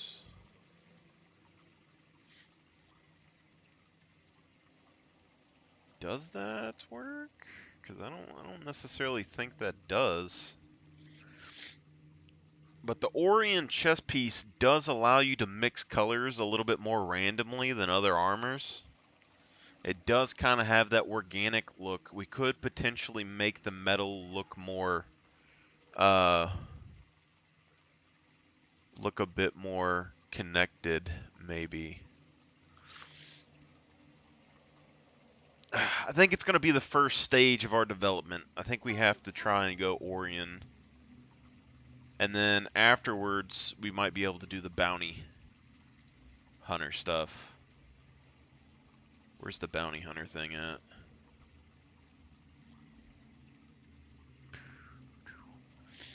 Yeah, transition over to the bounty hunter. Potentially.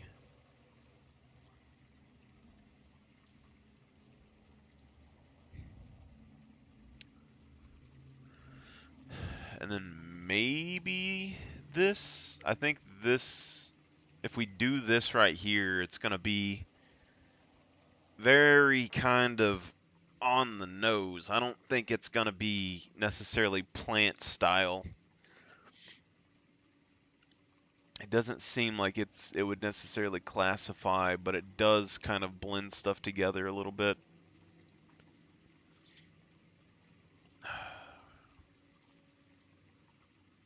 Where's the Deca headpiece? Yeah. It's just a bit much.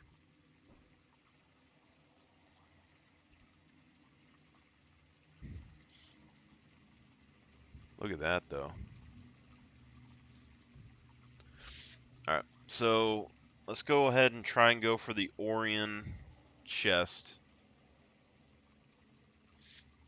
Or, not the Orion. Grasping Dead breastplate. And then we will need...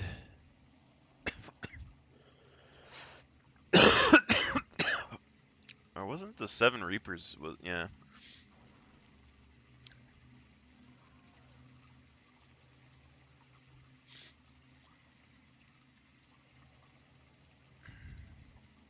Kind of works, but not really.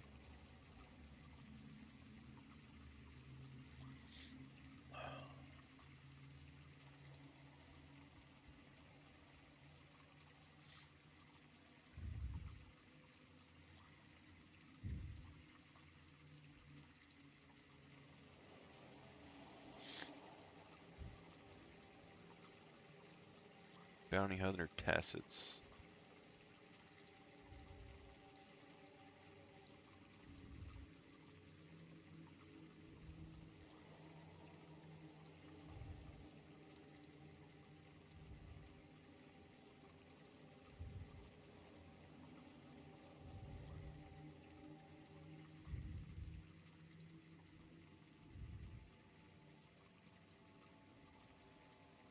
The funerary stuff looks more like the Orion armor than the Orion armor does.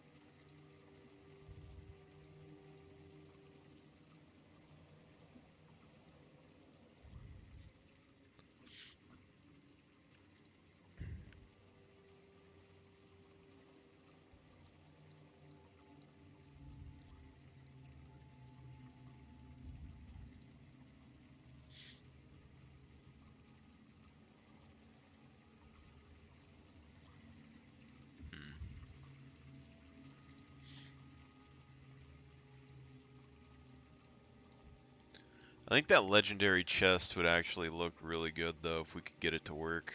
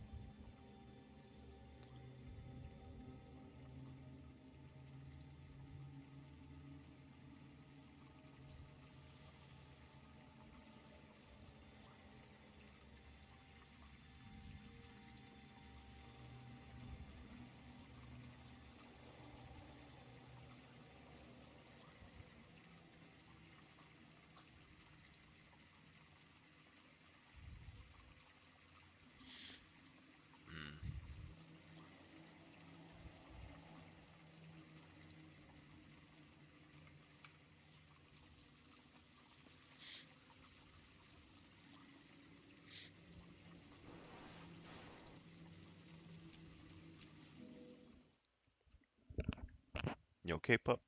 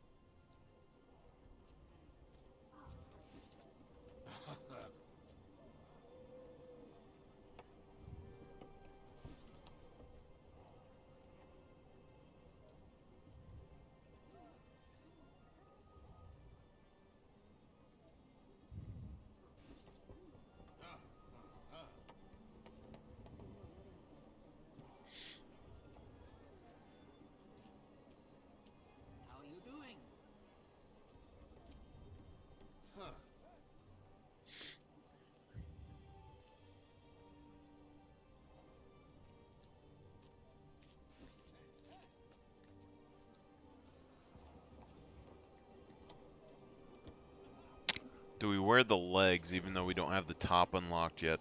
That's a good question.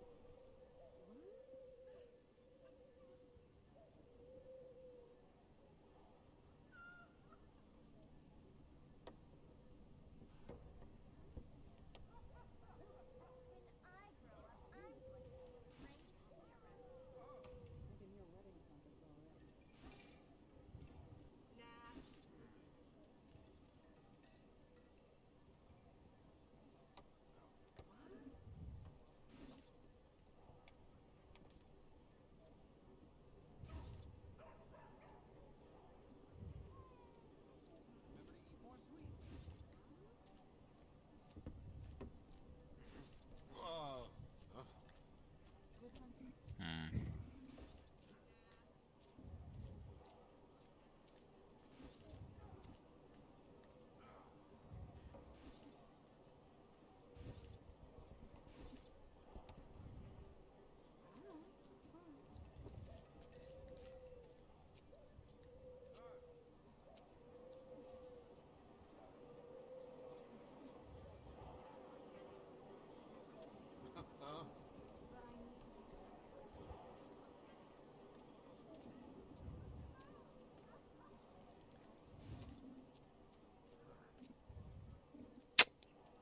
Such hard decisions, man. Such hard decisions.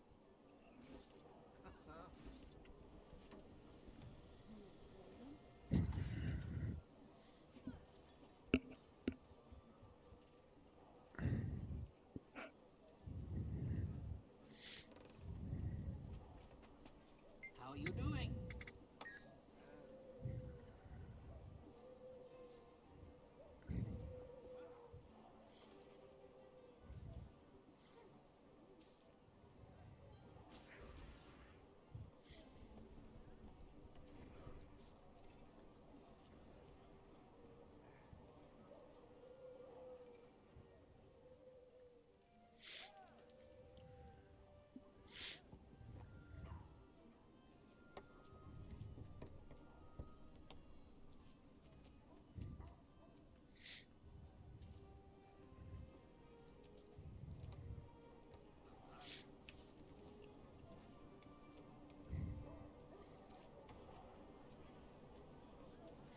Maybe we should just leave it the way it is for now. I don't think it's necessarily horrid the way it is, and everything else seems kind of like a toss-up.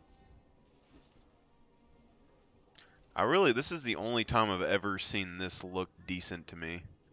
Like, just looking at that. Like, why haven't I ever worn this, like, armor? Is it because it's plain?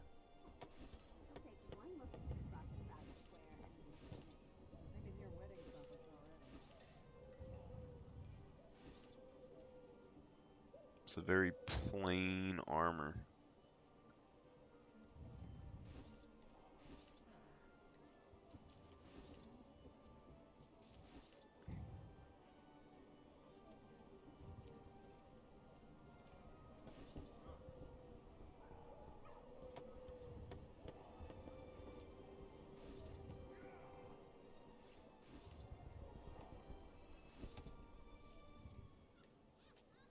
If we had a back piece, we could do that.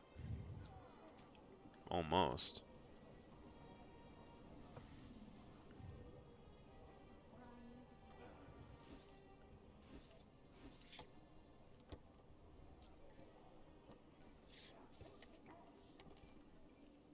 Alright. So, we have this Bloodstaff skin that we can use. Or, we have the axe skin. We have this dagger skin thing, which, I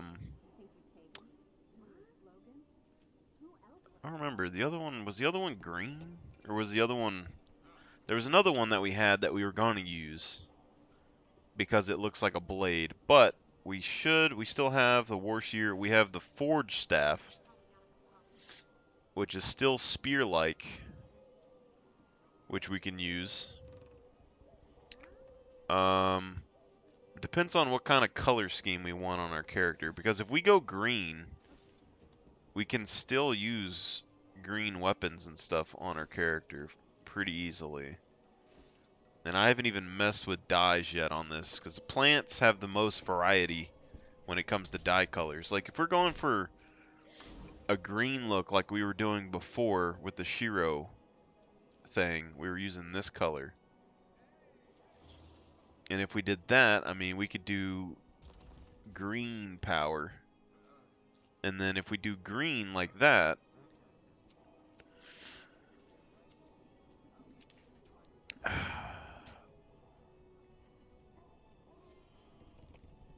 basically,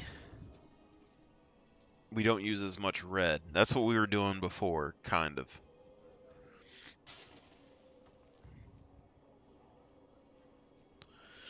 But we also, like right now, we're using Demon Stance, but we're probably about to go back to Shiro because we got Berserker gear. So now when we activate this,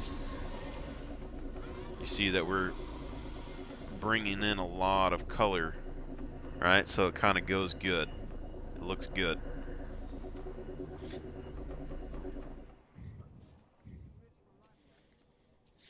Okay.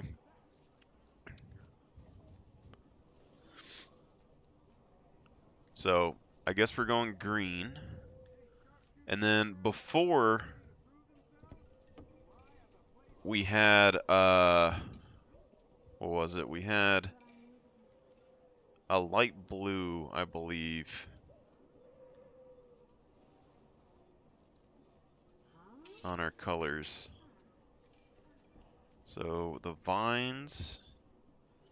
So we get two types of bark and then we get the vines.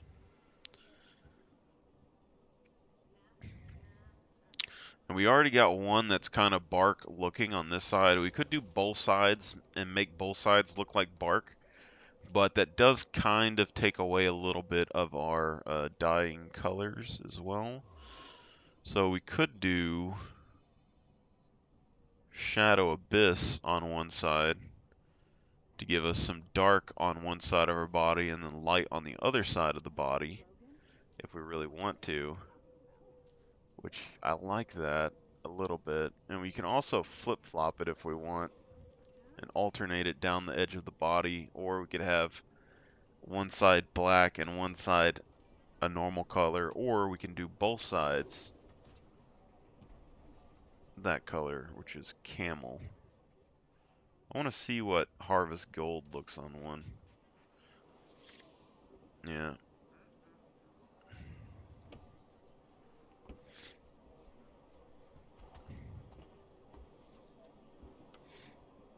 You're young to be so confident.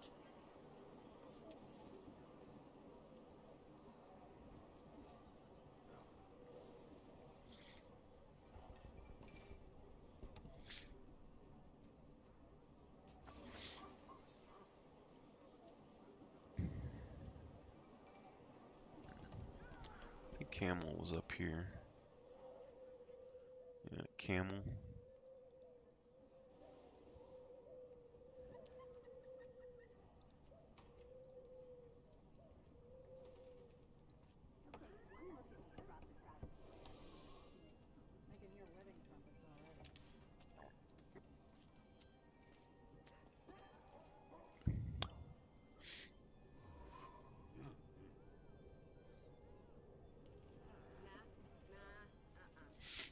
Do we want green vines and green energy, I guess is the question, because we could do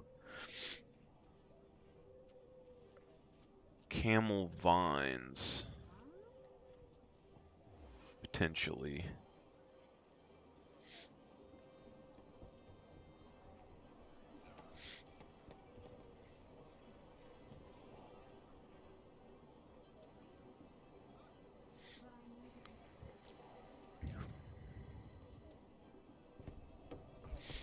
You're young to be so confident.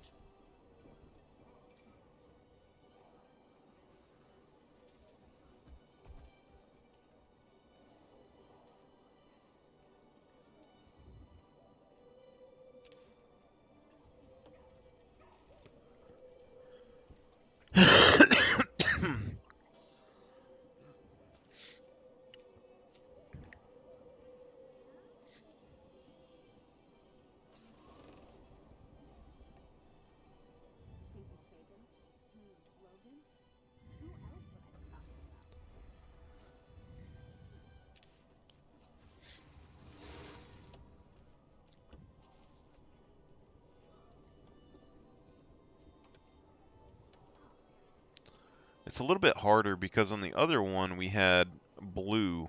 We had like a hint of blue on our armor.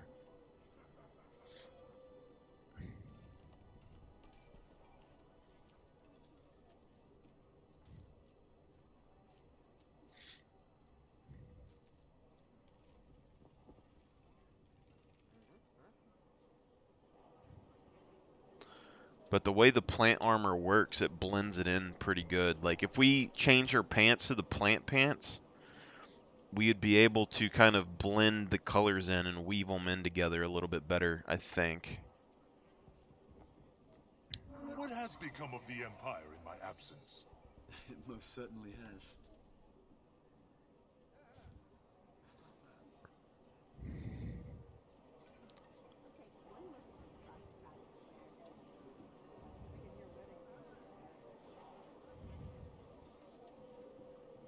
Winter breeze.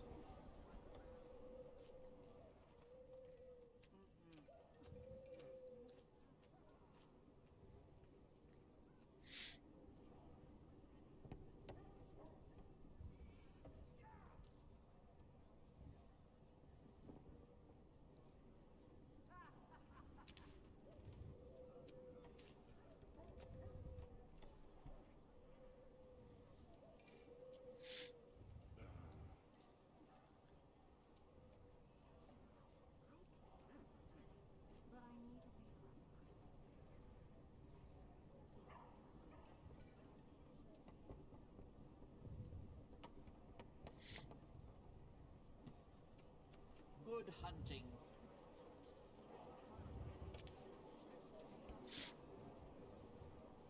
Alright, so we know that we have green that we need to blend in a little bit. Which I think we have. And then we have blue. Or we have like this darker kind of gray.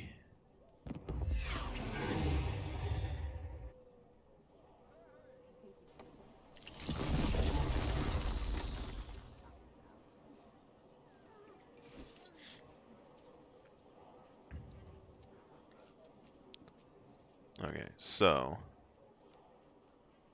this here, we could do gray. Where's the darkness dye?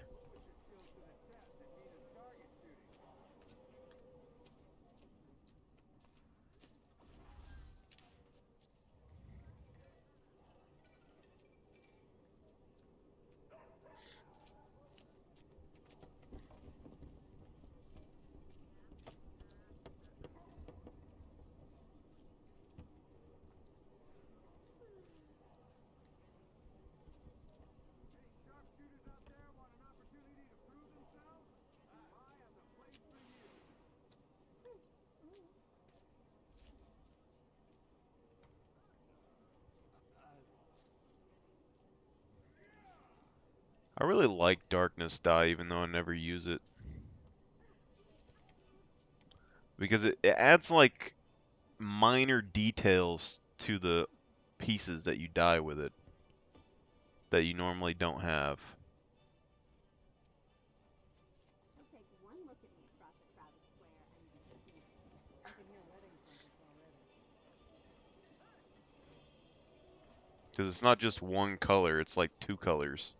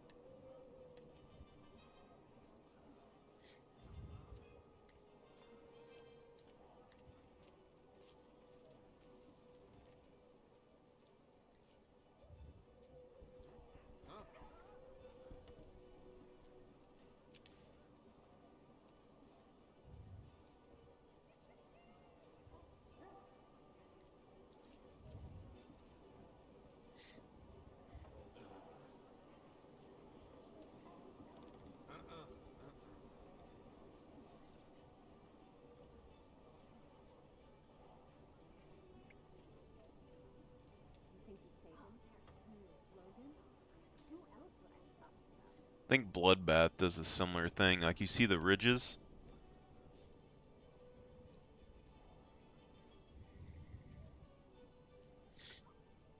It's red and black together. That's actually pretty good. But up here, it doesn't really blend super well.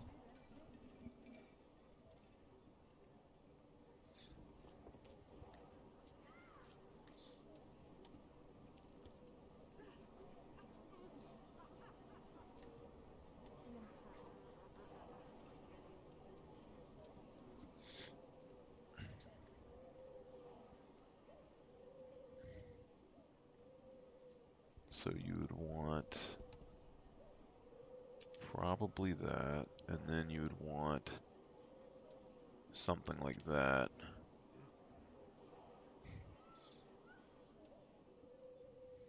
He'll take one look at me across a crowded square and be seated. I can hear wedding trumpets already.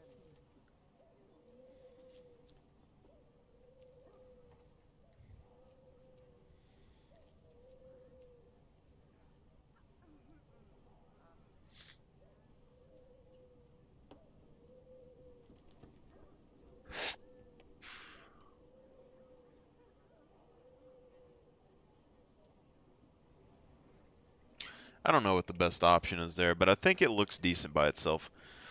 Question with this, though, is now, whatever color you do choose, we need to figure out the weapons. And we have Kalimbolg,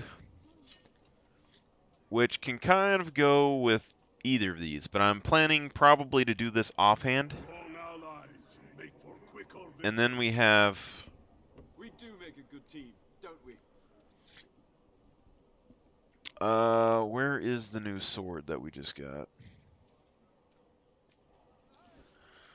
You have the Nightmare Sword, which is purple. which if we were doing like a condition thing, I'd probably do that. But I could have swore we just bought.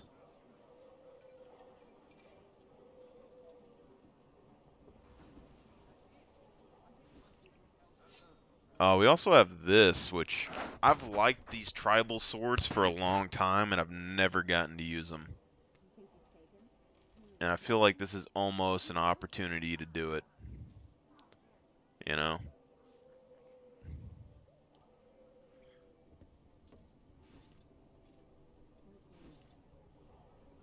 I could. So the Warden Sword is another one. So we got that. It's dark, has some blue on it. Probably gives us the most color variety. And then we got the offhand, which we can do the Kalimbolg sword.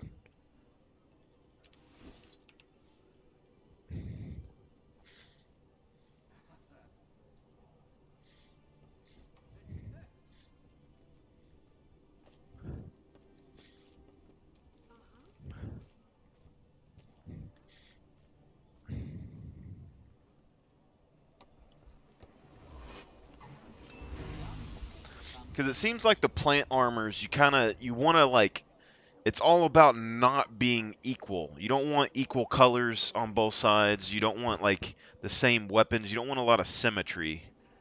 That feels to me like it's bringing more nature, you know? So this one, Broken Kalimbolg. It's a little bit shorter of a sword, so it doesn't stick out as much. And then the other one is still a plant sword that's a little bit darker, a little bit thornier, has some blue on it for these dwarven type effects.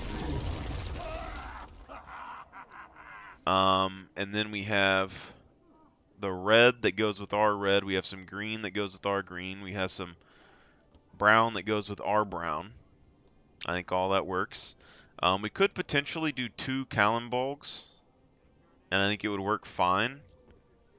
But I think the darker colors going on the side that is more dark and the lighter colors going on the side that's more light makes more sense.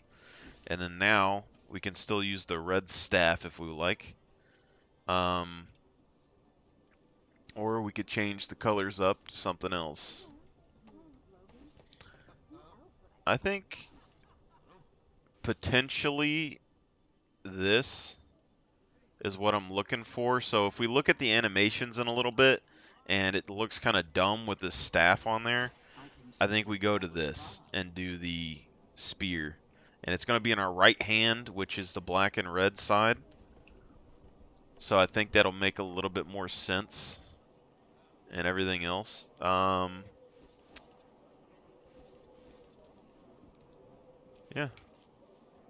So I think we're about ready.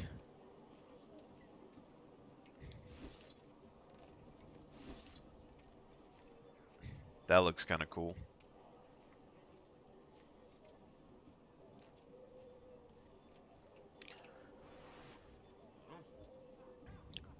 Back weapons, we're still not 100% on, though.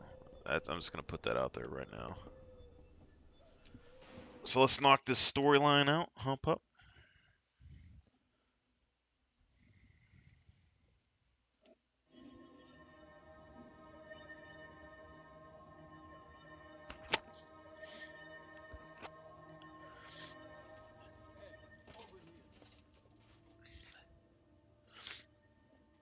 If we get that other armor, it's going to cover up our red glow.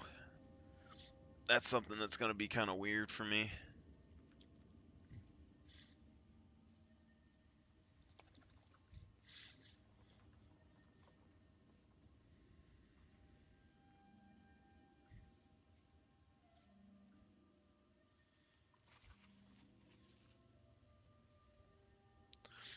We don't have any green on our head.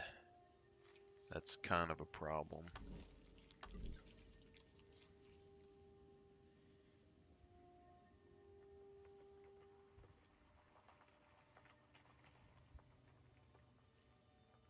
Damn.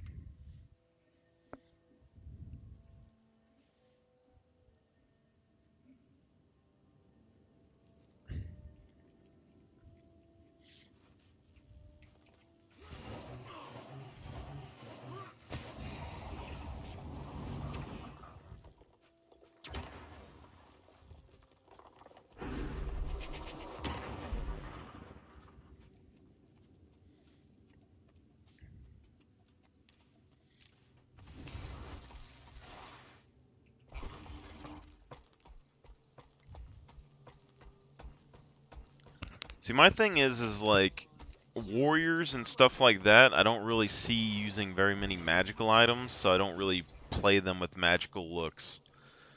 Mages and stuff, generally I'll kind of play them with a little bit of magical items and mesmers. Something like the Revenant, which is like a fully magical class.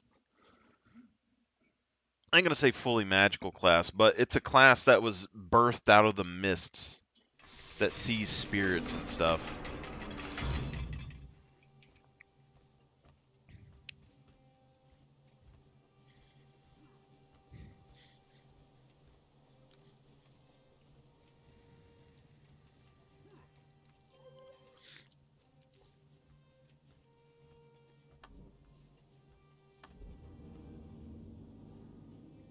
I'm gonna go look at the faux fire thing real quick. Where is it?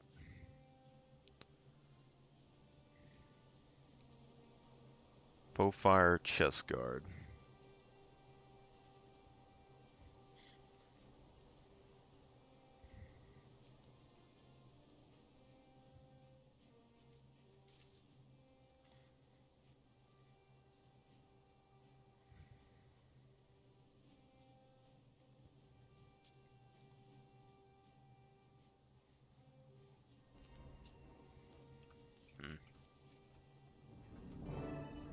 For too long, Tyria has suffered. We gather now with newfound purpose. Zaitan's servants storm our homelands. It is time to bring the battle back to Or. This tide will wash over Arar and cleanse the dragon's corruption. Together, we will prevail. Let the ships sail. Let the troops march. And let us find victory! A stirring speech, Traherne. Victory. Absolutely. You've turned into a real war leader, Marshal. Now if we can just keep the impetus you started, then we'll have a chance. Thank you, friends. May fortune bless you. Good to see you. Let's get this briefing underway. Commander, I wanted to follow up with you about the Siska incident. I've made my share of mistakes, even without mesmer trickery. Some things cannot be undone, but they can be mitigated. War Master Kason has been fully briefed, and her entire unit is aware of how you were all misled. That won't bring back their comrades, but knowing the truly guilty party was punished does soften the blow. There's someone I'd like you to meet.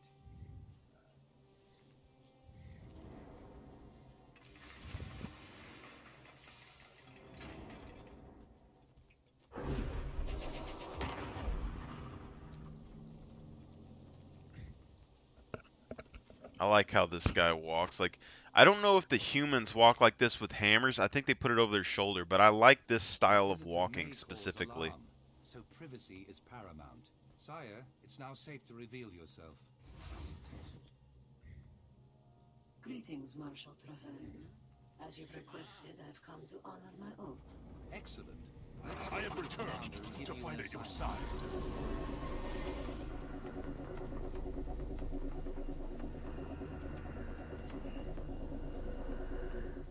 Remain strong. Thank you for your patience, Commander. Allow me to introduce the revered Sire Al-Rajid. In the name of the Concordat of the Tetios houses, I greet you, ally of my ally. It's an honor, sire. I've heard that your people don't meet with land dwellers. You speak truth. I have long owed Traherne. Now at last he has called upon me to honor my oath.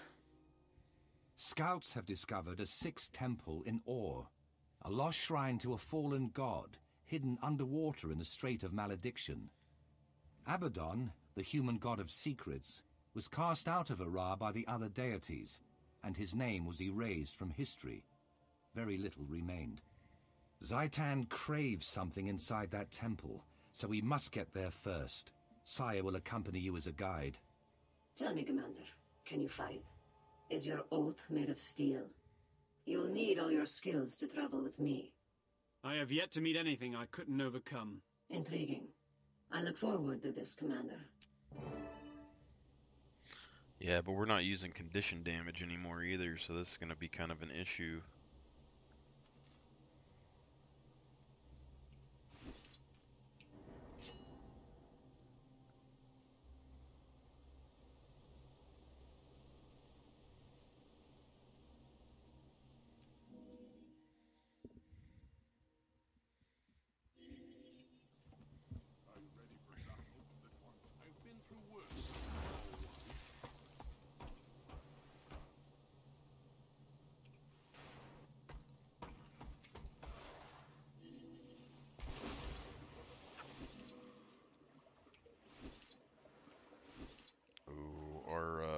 underwater weapons, I bet, aren't upgraded. Nope. Looks like the spears are strongest. Shoot fire.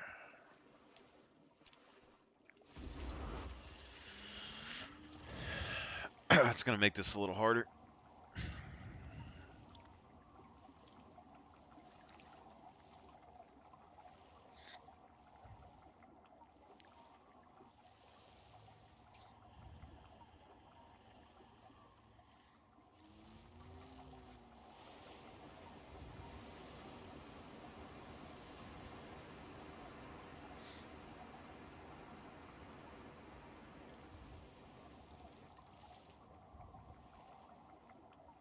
Please direct attention here.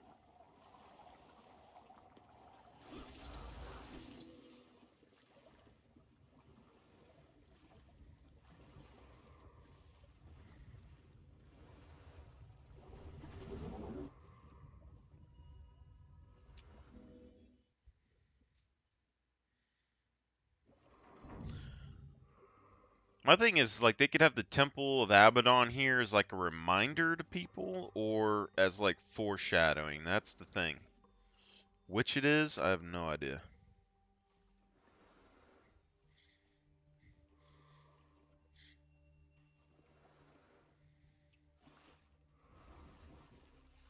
I am here, Commander. Let us discuss the temple. In the name of the Concordat, I greet you, Commander. The way ahead is dark and uncompromising. Exactly what I'd expect from the ancient temple of a dead god. Yes, of course. The Risen have already bypassed the wards and breached the temple. We must exterminate them. Be warned. There are dangers here not of the dragon. Powers ancient and unseen still occupy these halls. Ancient and unseen. I demand that you release me. Raise your weapon and fight.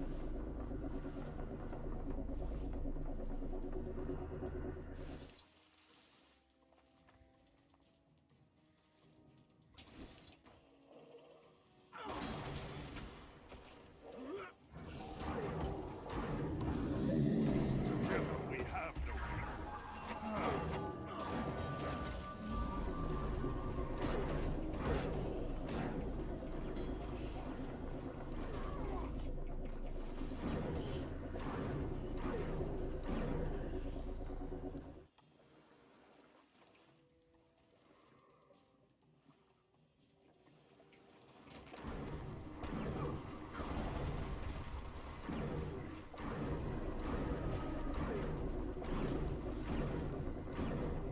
The Risen have reactivated the temple defenses.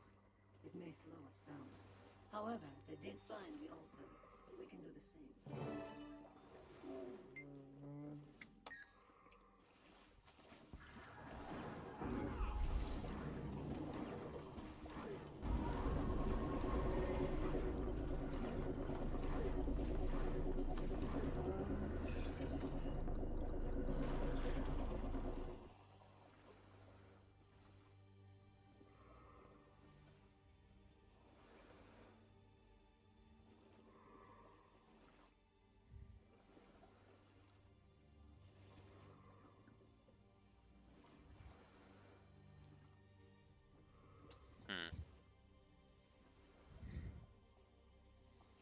I kind of want the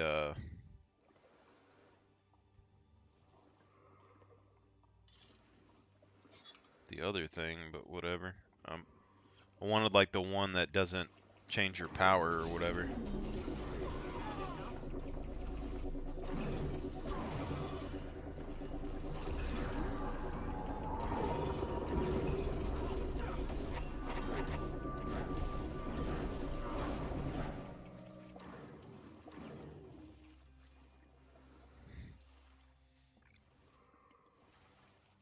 A most interesting shrine.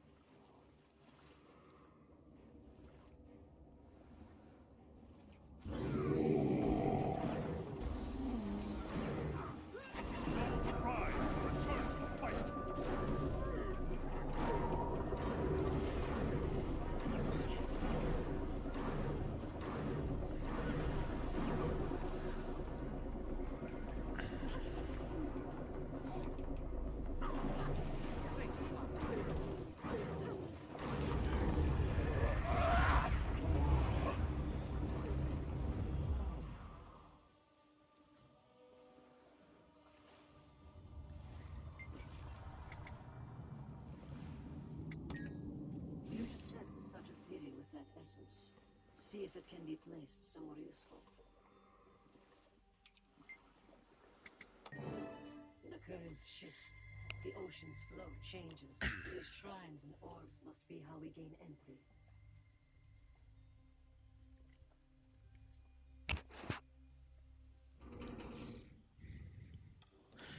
Thing is, did the gods hide his temple, or does he hide the temple? Like, he was already the god of water and all that, so, like, wouldn't it make sense that it would already be down here and in pristine condition?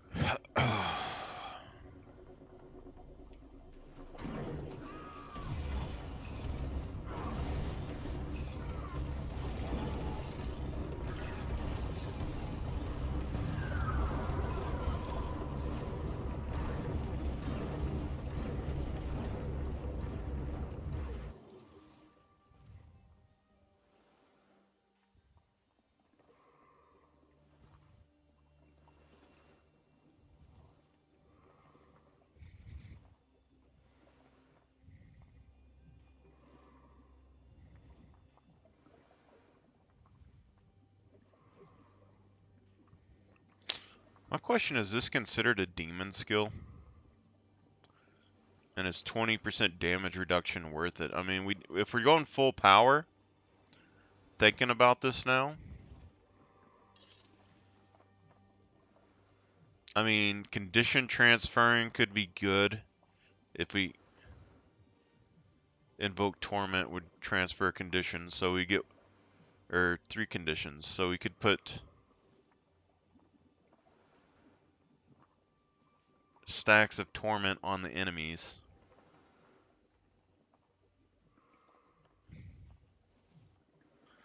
%20 damage reduction is quite a lot, though.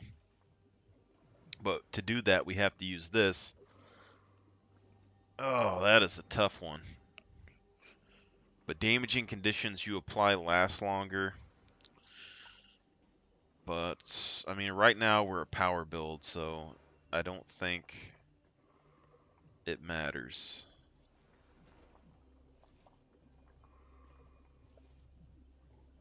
And we're already taking 15% reduced damage here. That's the thing I'm like curious about, because this right here is 15% reduced damage, and that's 20%. So that's already like 15% or 35% less damage.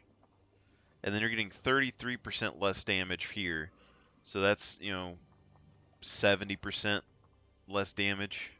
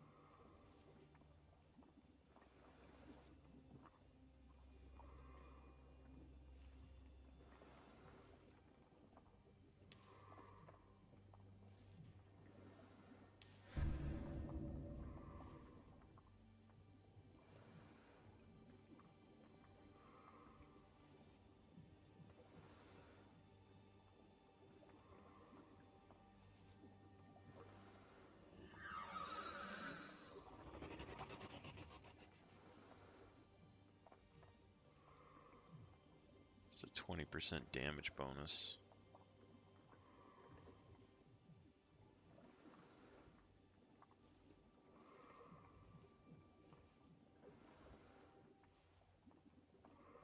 Grant might when you gain Fury. 10 seconds.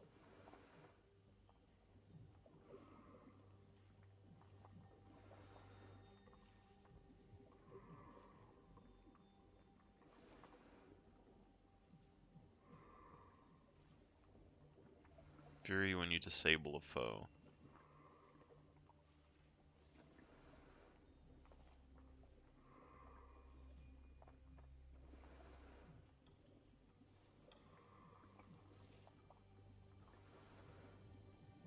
Or we can get extra energy. Or critical hit chance is farther increased while you're under the effects of Fury.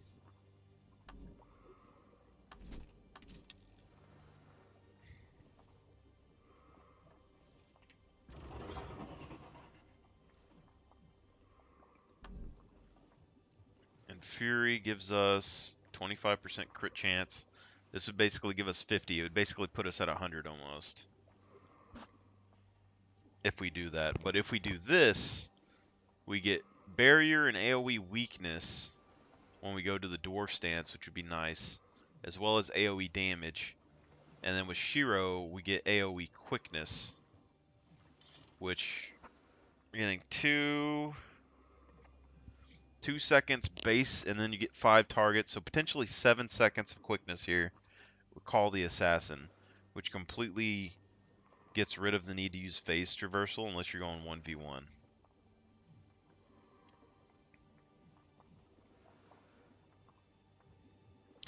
But charged mists will give us more total energy for our stance if we're just auto attacking.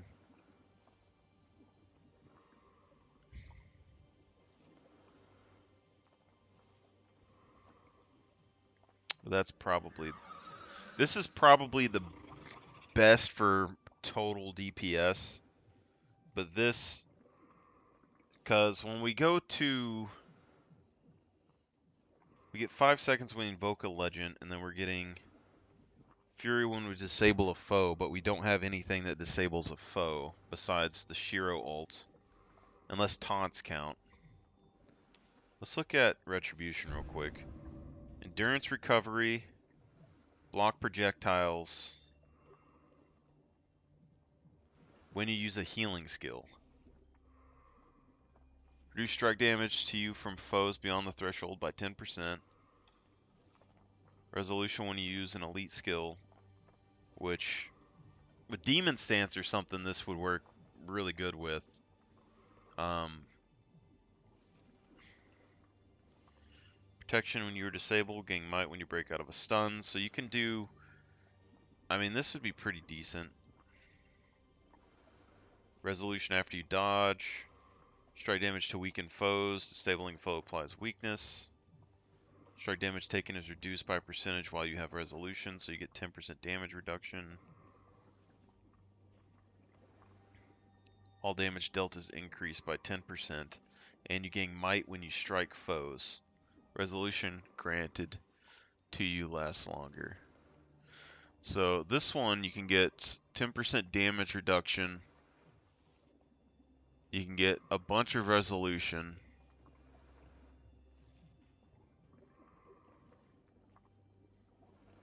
I mean, to weaken foes, you're already going to be doing, you can do 20% increased damage, and then you can gang it when you get an elite skill. Potentially a 20% damage increase. But with swords, there's not anything that applies weakness. And then the staff, I believe, it has this one, which does apply weakness. But staff also has this knockback, which would then apply weakness as well. But I'm curious about this because when you have resolution, all damage dealt is increased, and you gain might when you strike foes. So this would be a massive might generation tool. Channel the power of the right of the Great Dwarf. So this is the protection. Heal every second for each point of upkeep currently in use. So you could look at like 6 points. It's like 400 health or something a second. Potentially there. And you gain vigor when you evade an attack.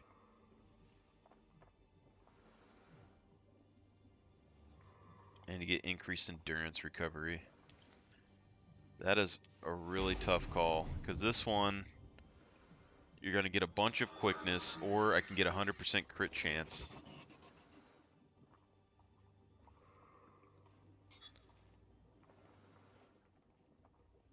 Heal yourself when you use a skill that does energy. Gain might when you gain fury.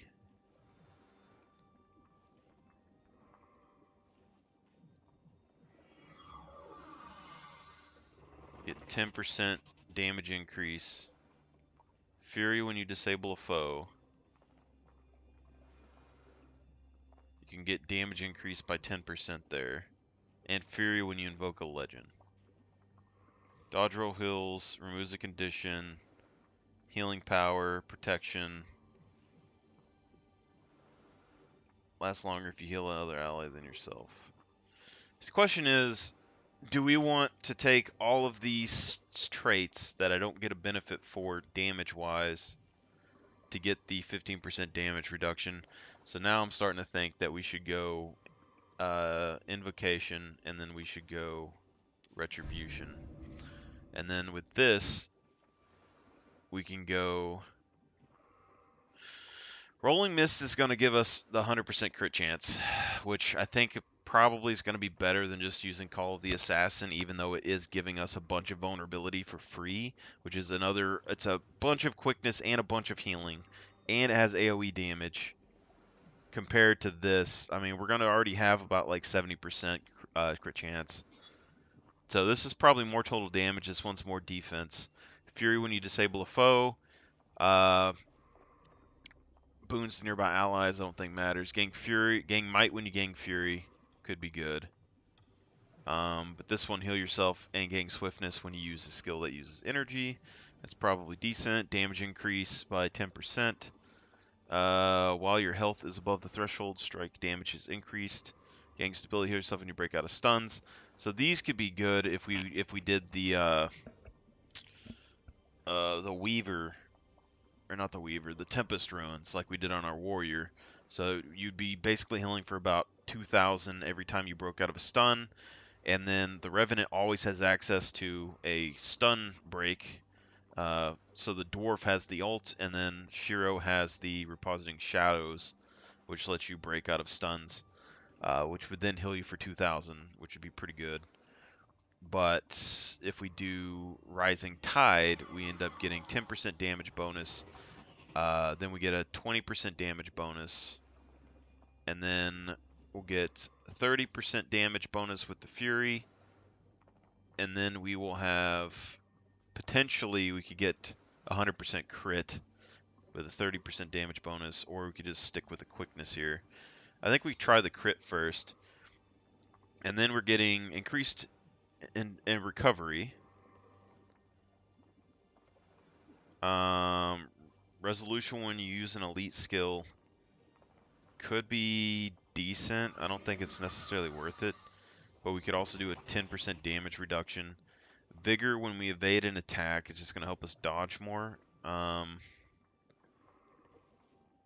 It's not necessarily like damage increase, but it's still decent. Getting might when you're breaking out of a stun. So if we do this with stun break stuff, we could use this, but this one you can't use every time. Resolution when you dodge, which is just going to basically decrease our total condition damage taken. Deal increased damage to weakened foes. Disabling a foe applies weakness. So if we use our staff, we can get another 10% increased damage and apply weakness when we disable. So we get access to 2 weakness skills, and we would have access to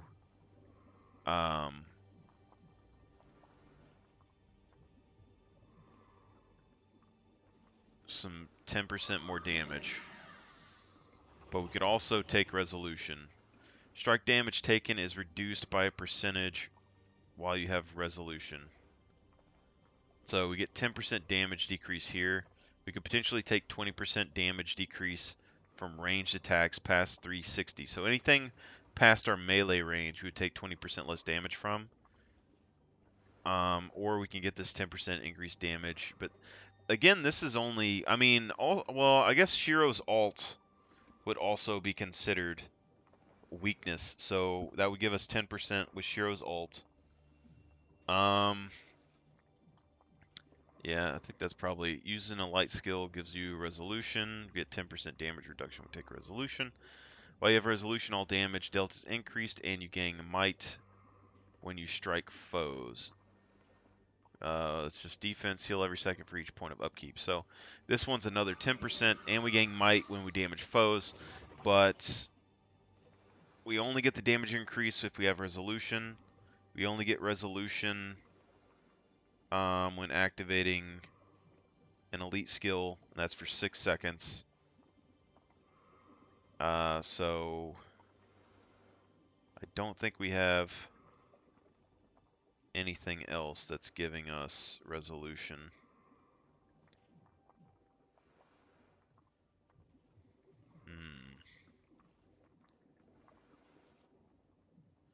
That's fine though. 6 seconds of 10% damage bonus when you have resolution. Great Dwarf isn't really something that I use very often, but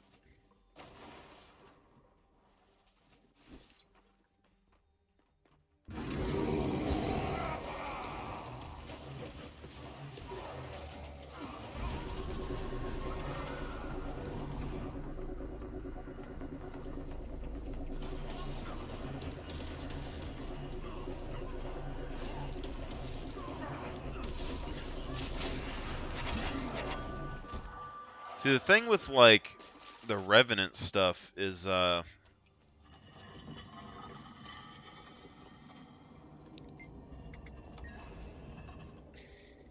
it's not necessarily point blank.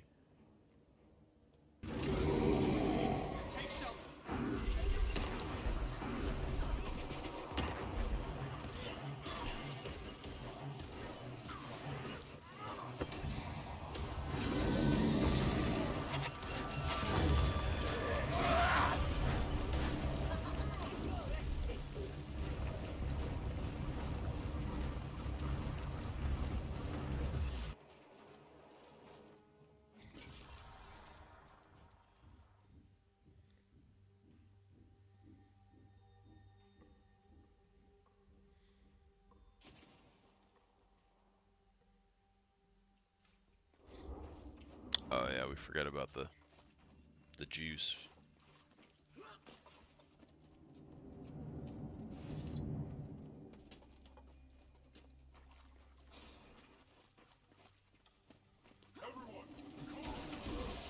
Gave it my all. Excellent progress.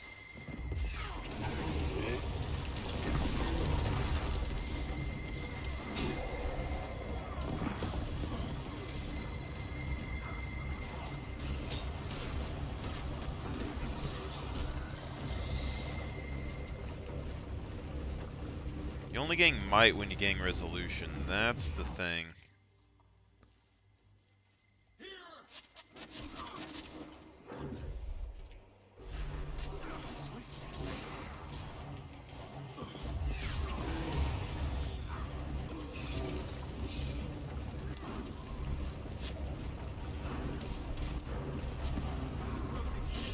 I have returned to fight at his side.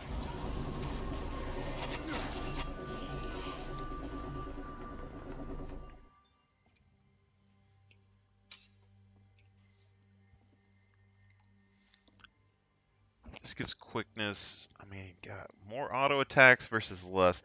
More auto attacks with the sword also means more lifesteal.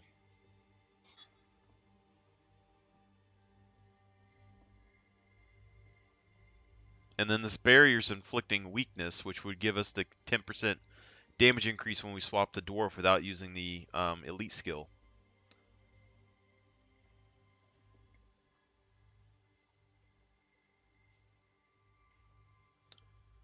Heal yourself, gain swiftness when you use a skill.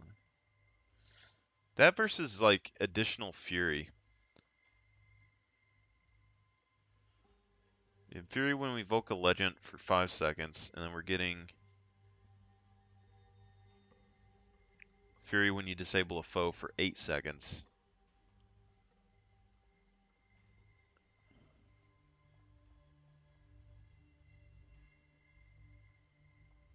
Ride of the Great Dwarf.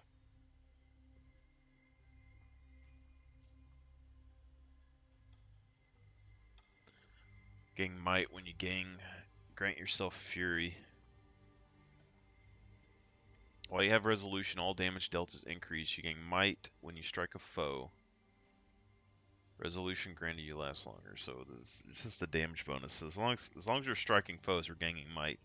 I don't think we need any more might generation.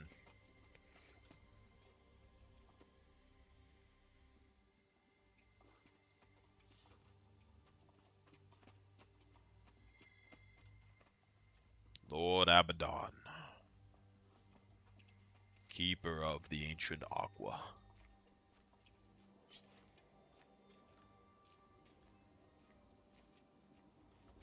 Two shrines. We must be close to the Altar of Secrets, the center of the temple. Not very well protected.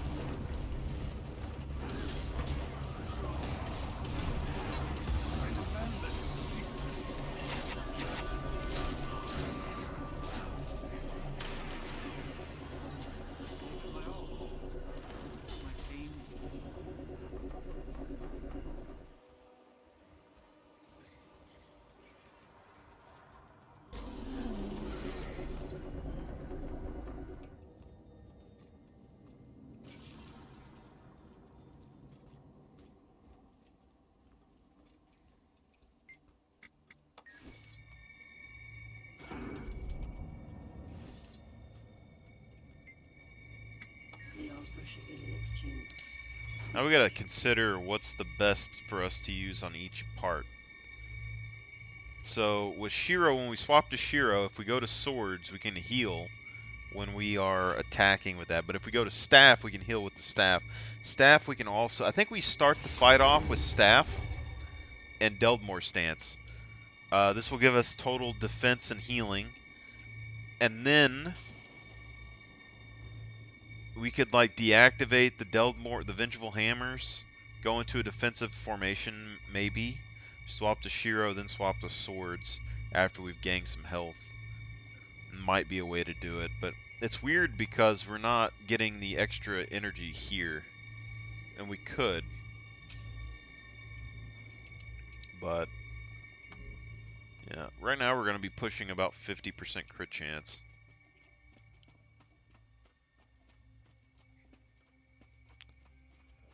Something's wrong.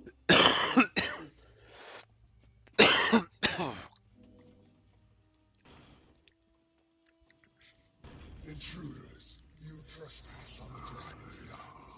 You too will serve Zaitan. No, slave creature. We serve our oaths, and those oaths demand your death.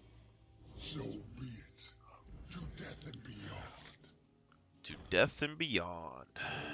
The great Buzz Lightyear once said. Zaitan demands your death.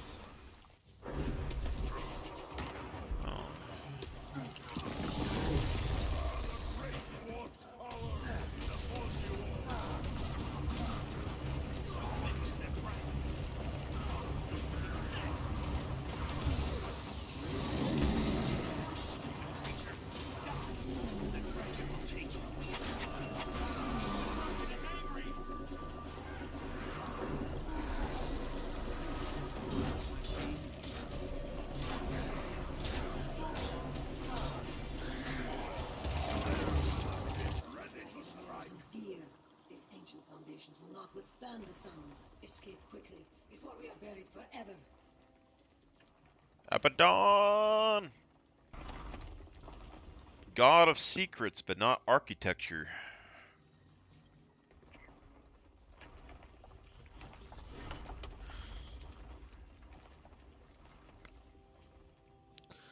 That's what really gets me. So, like, the thing is with Abaddon, in the first game, when you fight him, all it is this big, like, squid head with his arms being chained, and he's in the realm of torment.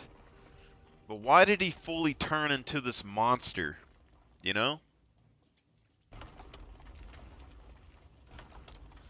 It's like Abaddon got consumed. Because you don't even see a human body on Abaddon in Guild Wars 1. You don't even see this mouth here. There's like a ball gag in his mouth.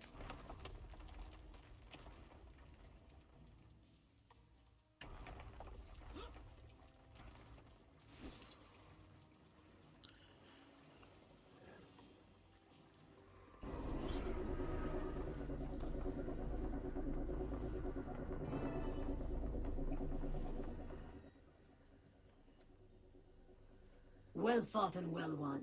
Most impressive, my ally. It was victory, but we still lost the artifact. True, but we've made a dragon no fear. That, Commander, is a victory to relish. Maybe we can still salvage this. What do you know about the creature we faced? I do not know for certain. What is certain is that you've just encountered two of Zaitan's most powerful servants, and that they escaped your grasp. Not for long. I'm reporting to Traherne right away. We'll see if we can't organize a pursuit. I will also carry this news when I return to be freed from my oath. May your steps be relentless, Hunter.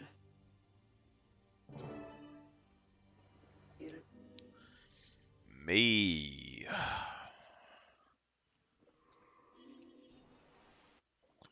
Water creature.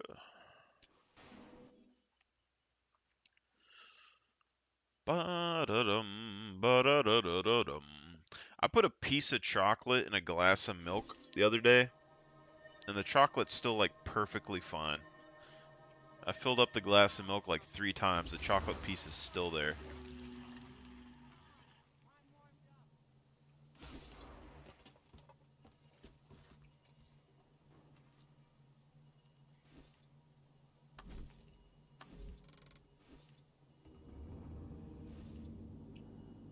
Entering combat.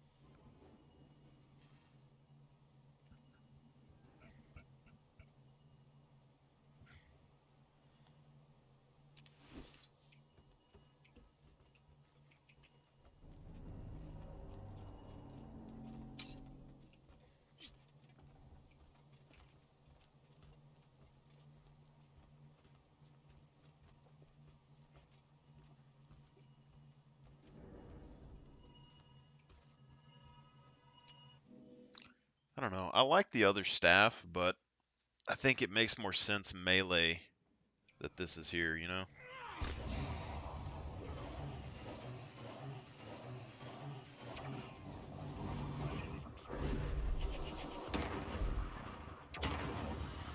So what does this do? Release a person who heals and removes condition from allies, creating a healing orb for each ally that loses a condition. So if we wanted to continuously remove conditions from ourselves, this would actually be viable, I think. Allies in front of the area heals for more if an enemy was struck. Because we could basically, like before, we were getting protection every time that we dodge rolled.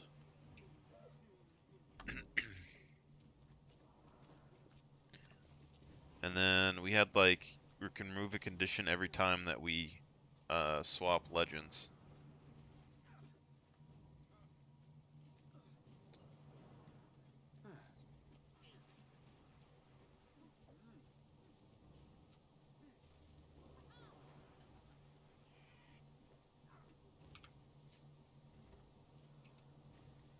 Excuse me, friends, but I must speak with the commander. I shall send for the rest of you soon. Hey!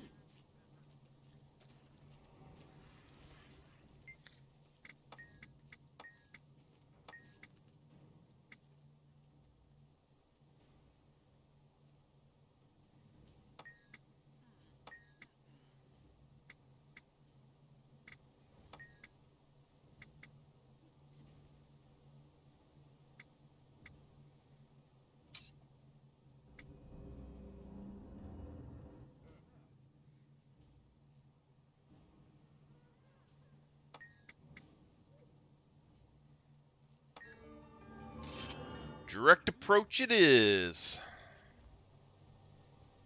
Precision, toughness, power, vitality, power, ferocity, precision. Rare loot.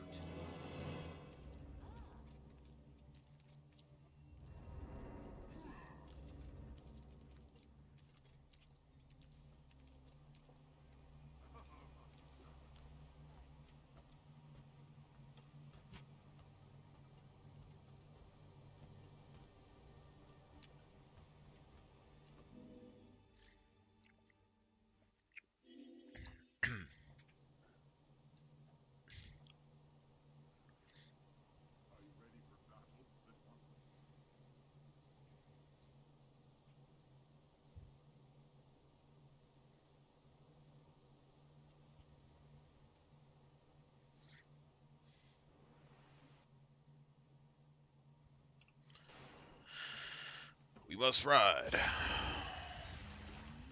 I don't know if we could win the costume off or not with this, with the chess piece, but maybe, because, I mean, I don't, if they don't pay attention and, like, judge me too harshly on, like, the green connection, I think there's a chance. We've got company. Keep the weapons safe.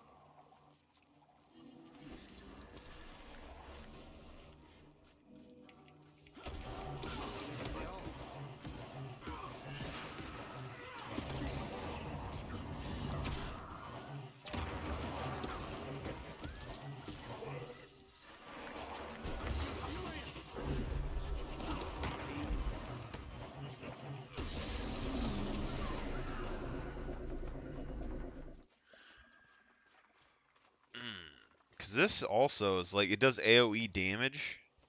It's 400 and then 700. I would say it's on par damage to the sword, auto attack wise. And this also heals for about 400.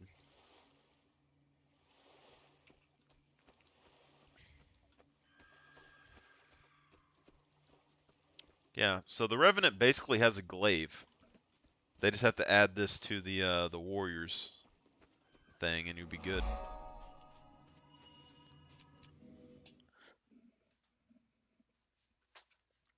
So I've had so many things. If my Reddit thing wouldn't have gotten banned, or something. Like I'm moderator doesn't like me on there, but I had so many posts like discussions about like things they could do to implement skills or change up elite specs.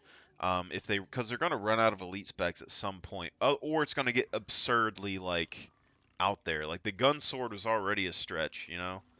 But they could add elite specs like the gun sword. They could do that with spears and glaives and stuff like that. And then some people said that it was hard to like implement because you have to put new weapons and stuff and new drops and all of that in the game, which I get, but I don't think adding an item to the game and increasing the, like putting drop rates in certain areas would be that hard compared to like building the items and stuff like that. Most of them are talking about, oh, you're not going to have access. You'd have to put them in the core game, but they don't have the gun sword in the core game.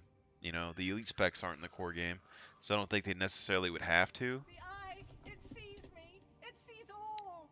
Save me. But the warrior has access to the staff, and he has access to the scepter. So you could do a skin for the scepter and a skin for the staff, and the warrior's scepter skin would basically be a spear, and then the warrior's staff skin would basically be a glaive.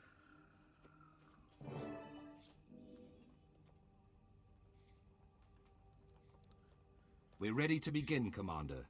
Our scouts put the Eye of Zaitan just past this courtyard. I've arranged for some operatives to join the effort. Old friends of yours, I believe. Hi. You saved us and showed us we had to join the fight against the dragons. Now we help you. Yes, we'll help. You lead. Together we'll shut the big eye. Yes, then leave this stinky place fast. We need to spread out and move quickly. I don't think Skrit are going to help much in a fight. Hang on. These Skrit were dying to baby destroyers. They're going to fight Zythans. You're ready to face the eye? You have no idea. None. We're all doomed. All of us.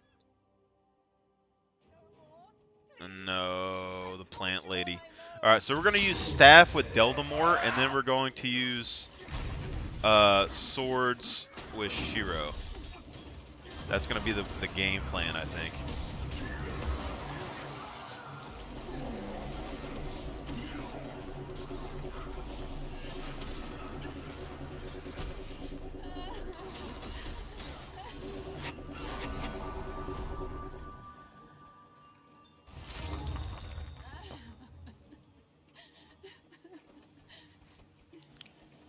I want to check out this chick.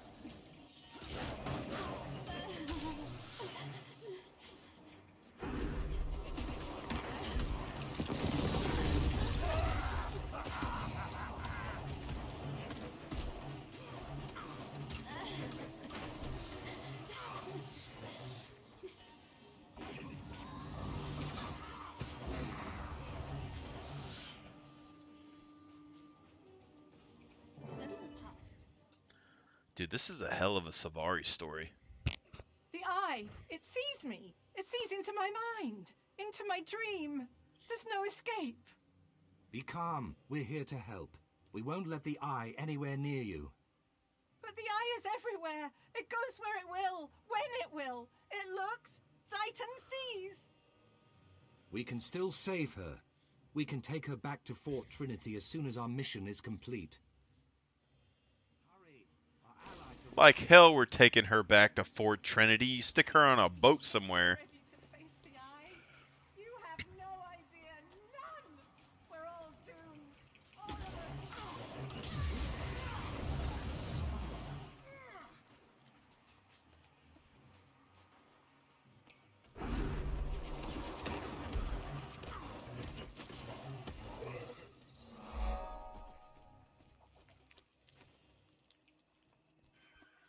Open the door, Trent. Open the door for Mother. Lock tight. We'll need a key. The risen seneschal of this town would have it. You have to retrieve the key before we can proceed. Retrieve the key, my ass.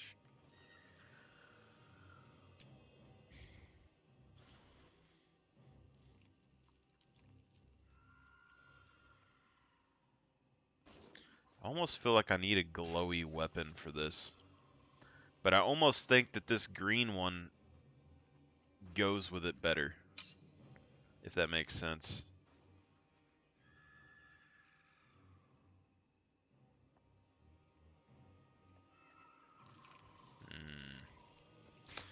Alright, script boys, find me the shiny key. Go, go, go, go, go.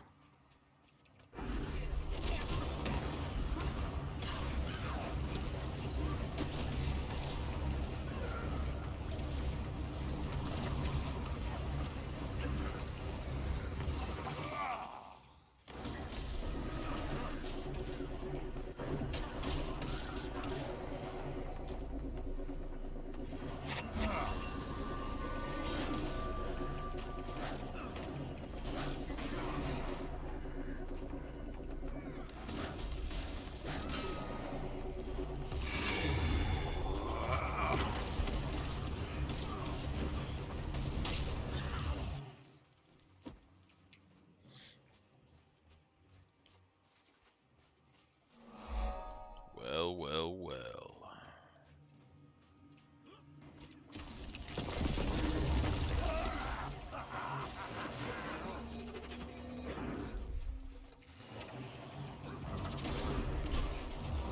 Oh yeah, I forgot we needed resolution, I think.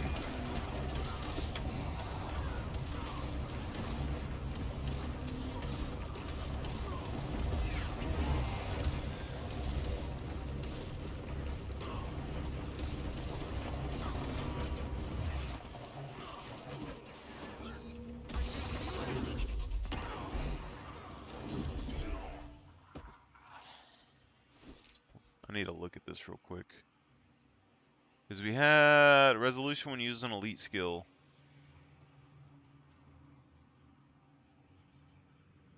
And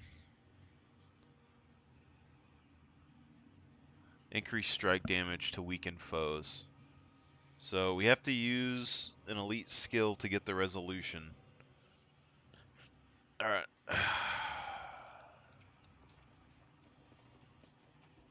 What's the recharge on that? 20 seconds?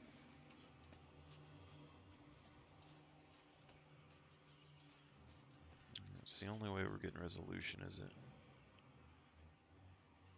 Get 20% damage increase if they're above 80% health. Or we can life siphon health after using a heal skill. Which, is that necessary? Like a heal... When it says heal skill though, I don't know if it's just talking about specifically a heal skill. Let me drop this for a second. Swift and steady. Like, is this considered a heal skill? If it's just considering the 2 heal skills that we use on the thing, I don't think this is necessarily worth it. And then the 20% damage increase could be better.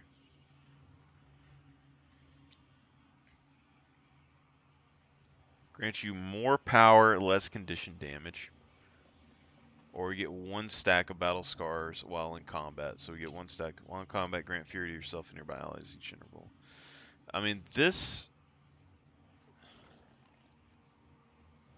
More power and less condition damage. In our build, that's probably better for us damage-wise. But also getting increased damage. Like, Thrill of Combat's just going to give us extra healing and Dwarf Stance and everything else.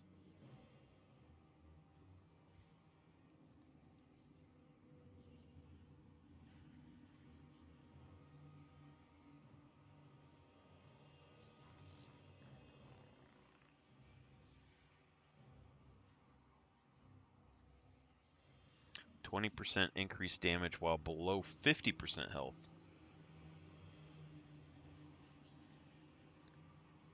Strikes moves, you get 3 seconds of quickness when you swap weapons. That'd be pretty crazy too. I think more power, less condition damage. I don't know. 20% increased damage for the first part of the fight. Against computers, I don't think it's probably that good. Against players, it would make them panic a little bit and make them use their heals and mobility skills, stuff like that. But against players, maybe not. And it depends, though. Life Siphon after using a healing skill.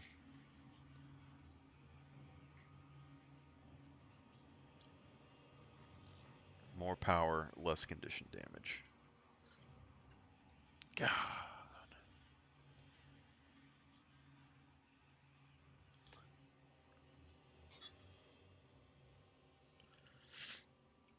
That's tough.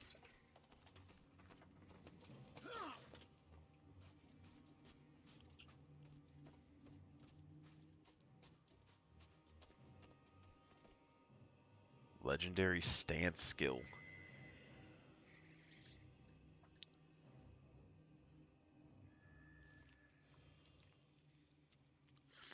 I don't know what a legendary stance is.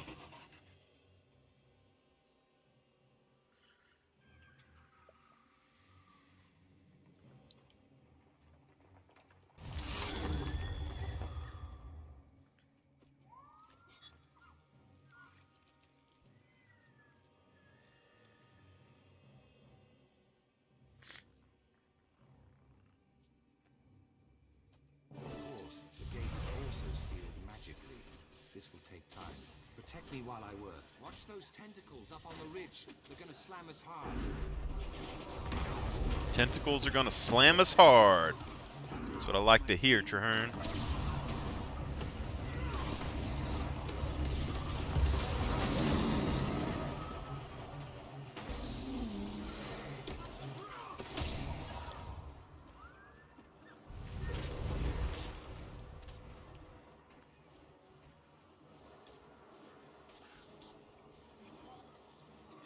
Poor, weak little Skrid.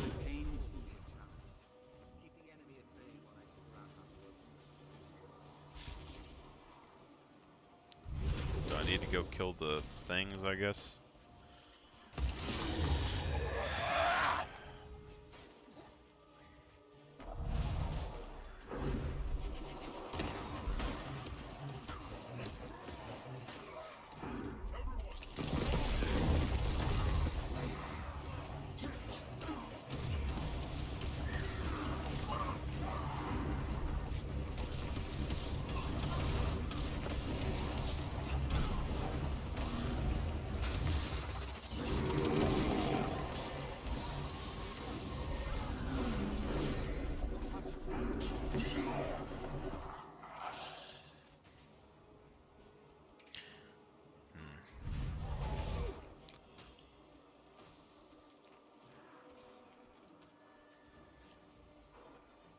Heal for each point of upkeep. You know, if our condition damage is really low and we use the other stance, and then we did healing every upkeep, we could potentially negate the condition damage that we would take. We're only gaining resolution, when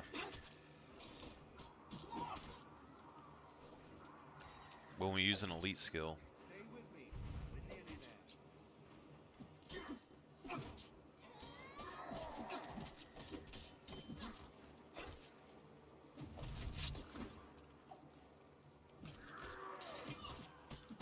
We're in. Now to face the eye. I will not lose.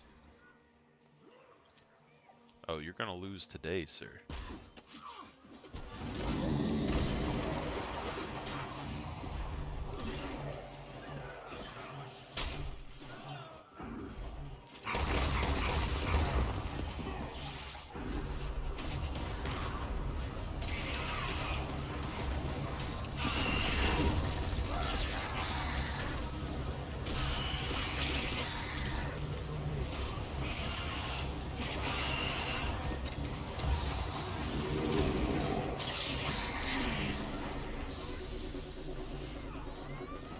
We're having energy problems, though. Well done, Commander. Now we have something for the researchers back at Fort Trinity to study. This Eye's corpse should tell us more about Zaitan's servants and how he communicates with them. Then the risk was worth the reward. If we learn how Zaitan controls his minions, we can disrupt that control to our advantage. Let's take it back to Fort Trinity. And that poor woman, too. She needs all the help we can provide.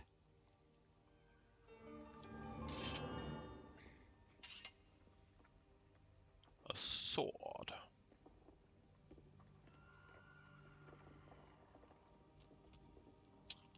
You rarely see one of those. Power flow at 30%. Hey.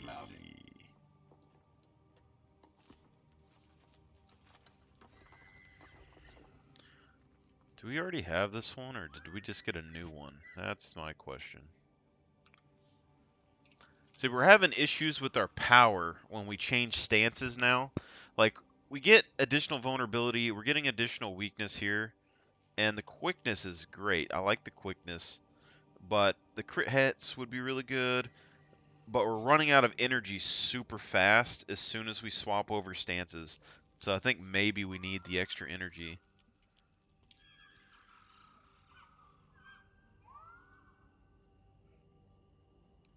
Like, if we're swapping back and forth consistently, it probably wouldn't be a big deal. But the main thing is that if we're trying to use the elite skill to get the 10% damage increase, then this becomes a lot harder to do because the elite skill takes all of your energy.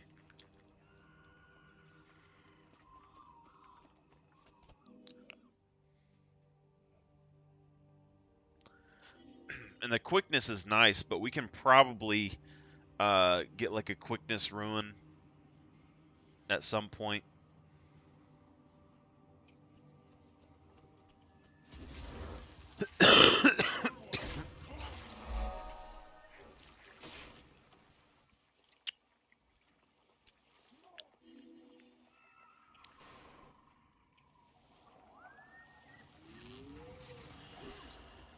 Danger is afoot.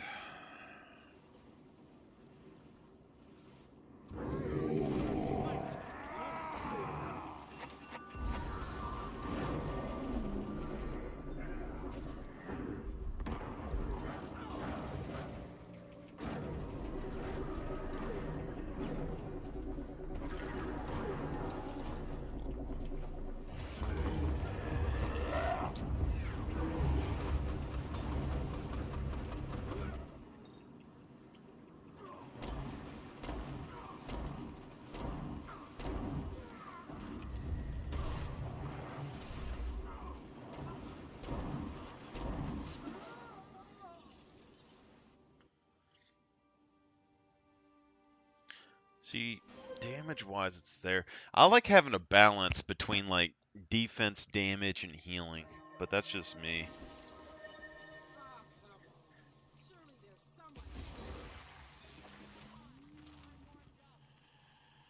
Getting my ass handed to me, like, right there is just shameful. Like, look at my toughness at 14. I only have 800 toughness.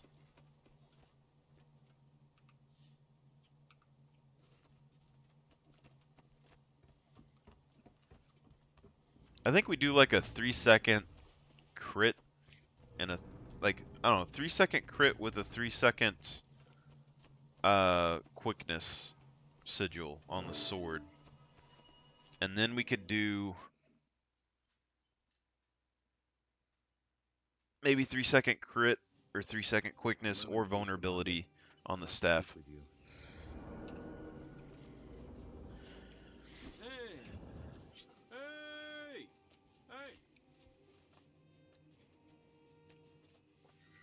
Pale Tree Guide. These airships are the Pack's crowning achievement. A combination of Asura, Char, and human technology. The Pack developed these airships so that we might fight Zaitan from every possible angle. Land, sea, and now air.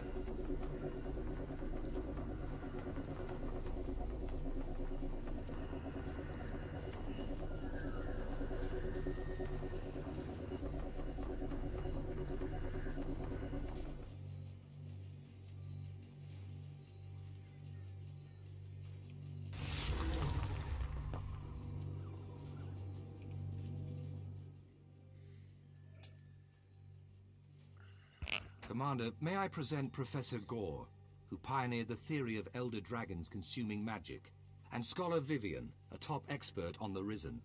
We're going to send a small etheric charge through the eye of Zaitan's corpse to try and project what it's seen. The goal is to witness what it saw right before we killed it. And since Orion magic is so unpredictable, you're here to keep things under control. Roger. Nearly ready to receive the etheric infusion, Marshal. Got some pink eye. Etheric readings normal. Ready to begin testing. Excellent. Activate the etheric infuser on my mark. 3, 2, 1, activate.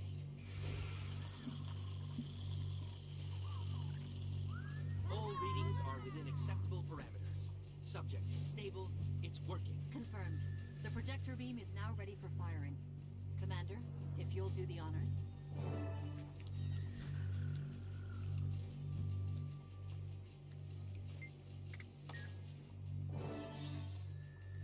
The apparatus is functioning. How will we know Apparatus. when we have visible results? We should see something any moment now. Apparatus. There! There's our result!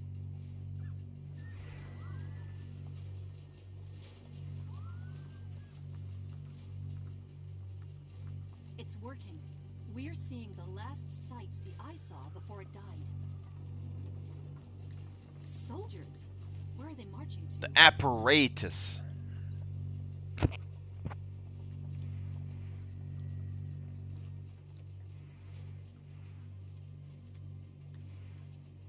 Is that some kind of undead servant? What's it carrying? Looks like a Looks box. like a scout of some kind. Filthy looking creature.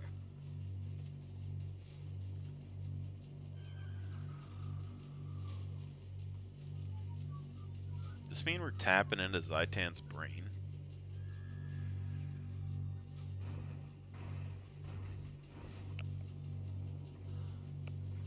Did you see that? Zaitan's agent just consumed a powerful magical artifact. I saw it, Professor. Your theory is now a confirmed fact. But what was that creature? Let's finish testing before we interpret our results. Marshal Traherne! Look there, another eye. What does it mean? I'm not sure. Commander, to the front. Something's not right. This doesn't seem right. Mighty Lord!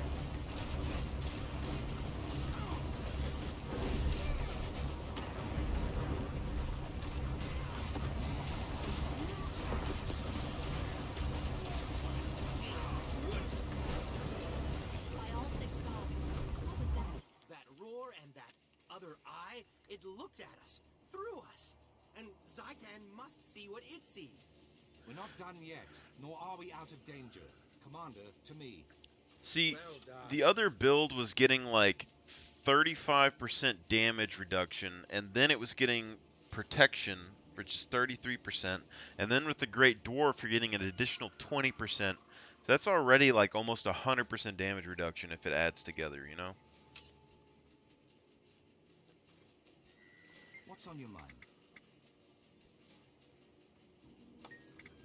Now to strip away the veil that hides Zaitan's minions.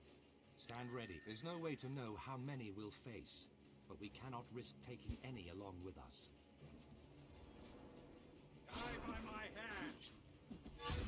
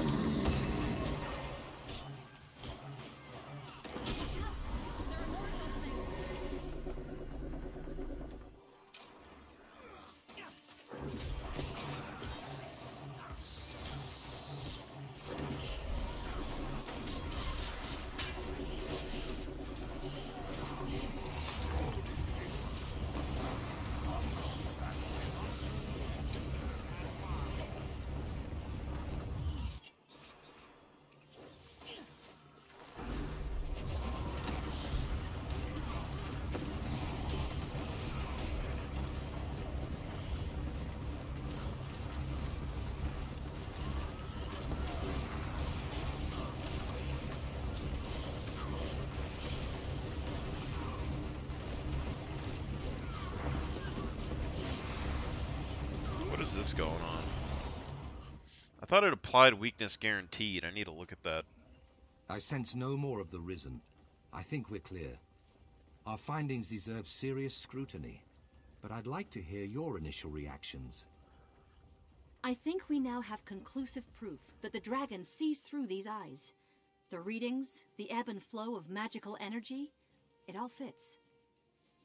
If these eyes are how Zaitan sees, maybe that all-mouth creature is how Zaitan eats. I concur. Zaitan's agents serve as extensions of its body, acting on its will. The eyes survey, the mouth consumes.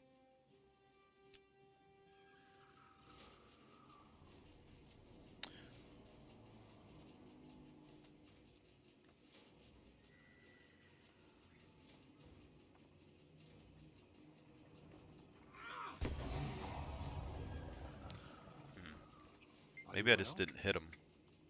The range is pretty short.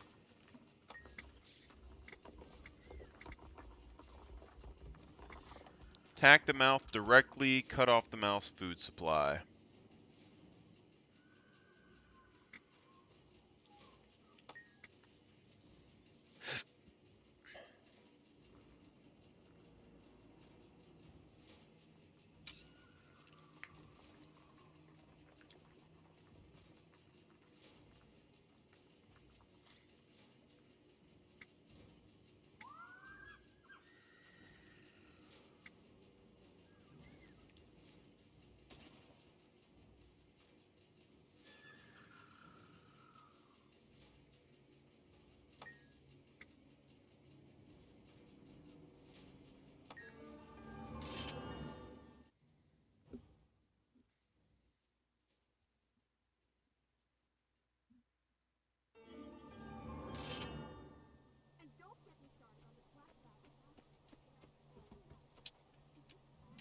Don't even get me started.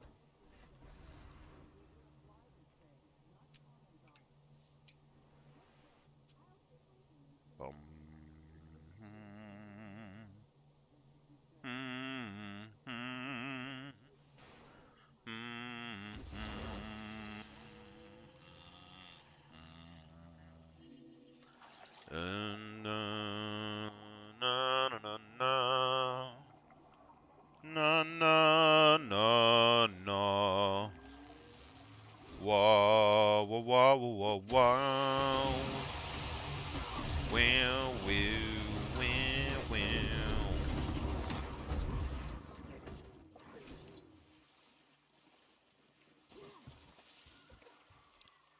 Bow, bow, bow, bow, bow, bow.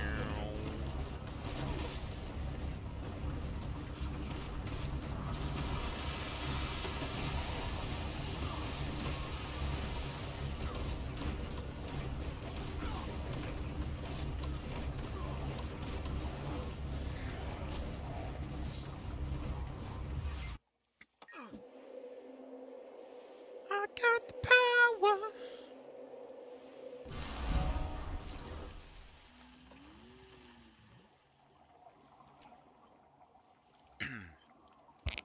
I am Groot.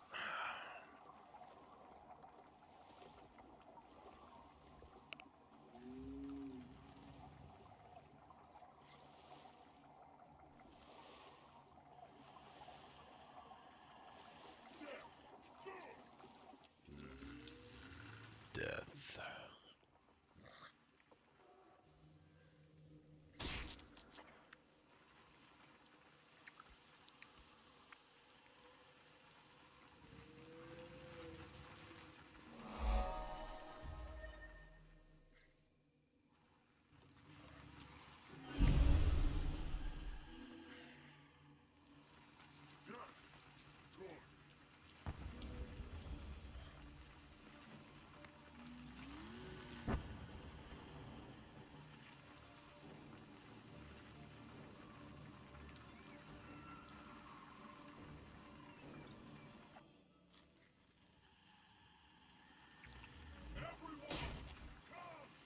Everyone.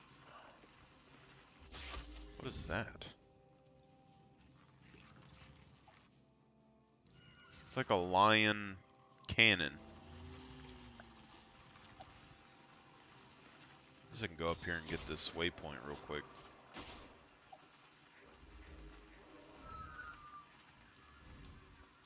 There's awfully a lot of Abaddon tentacles around here. Statue of Balthazar.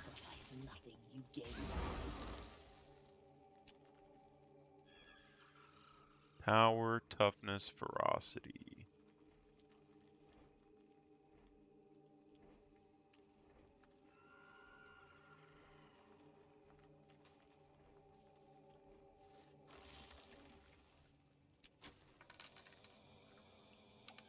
Take care of yourself.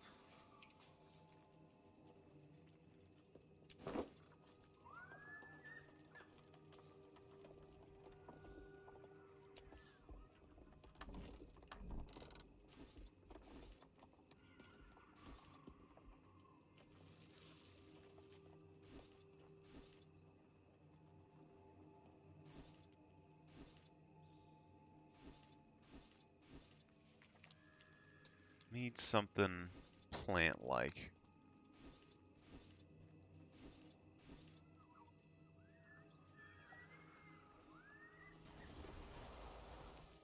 Eternal vigilance. Sharper still.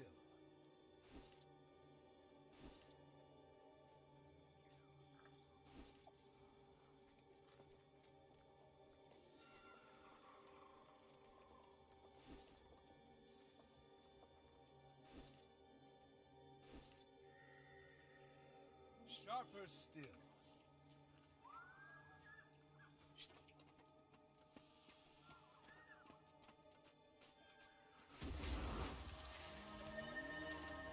Actually. Wait, this is a Balthazar thing, and this is power, toughness, and ferocity. Statue of Balthazar. And it's the Orion Knight dude. Trying to tell me something?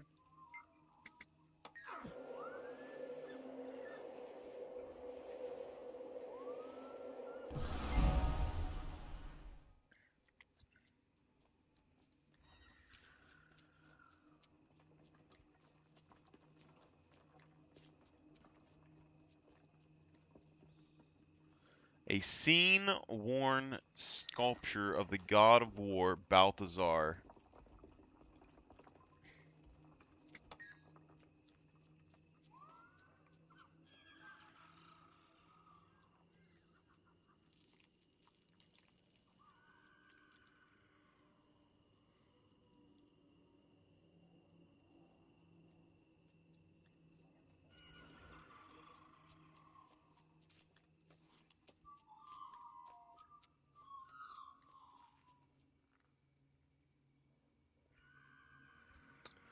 You're telling me this was a sculpture of Balthazar, and the sea wore it down. So the sculptor sculpted all these details under the armor. So Balthazar is an undead dude. Something like that. This armor was still terrible when the game came out. I'm just going to go ahead and say it. It's been terrible for a while.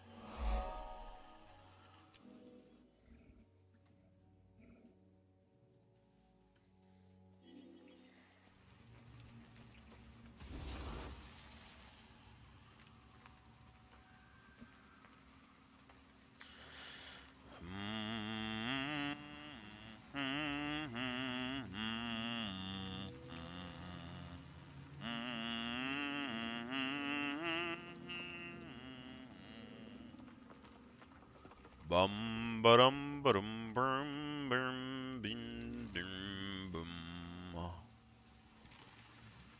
But now I see I once was lost, but now I'm found.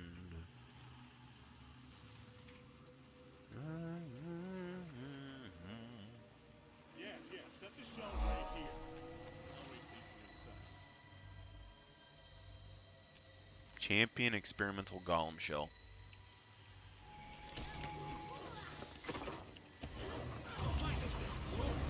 Ha ha hoo kada.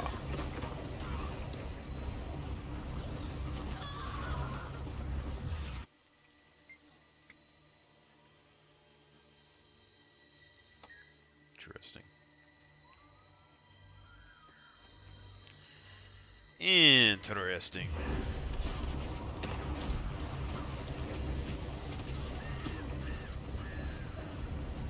Yes, scream, children.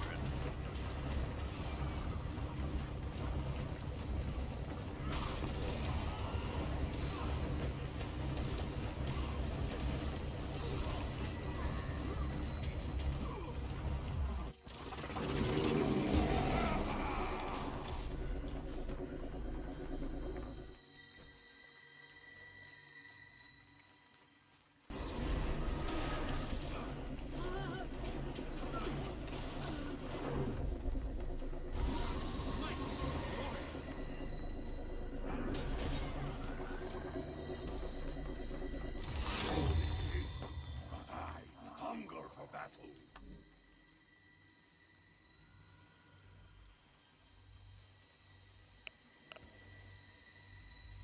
100% crit chance, or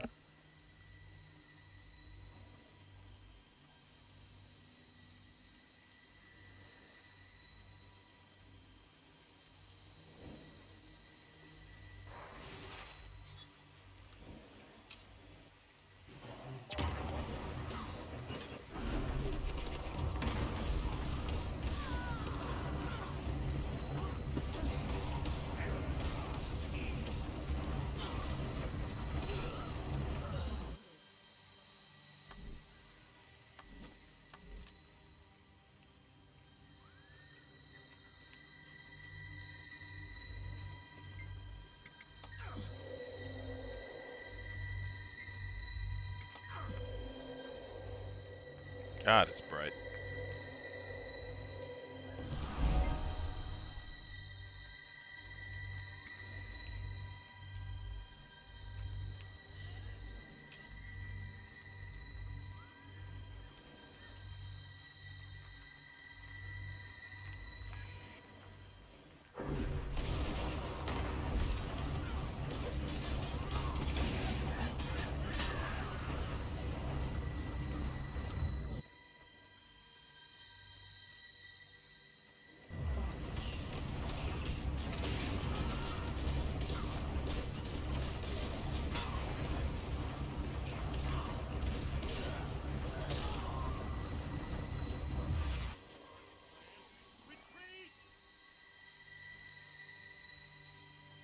Interesting.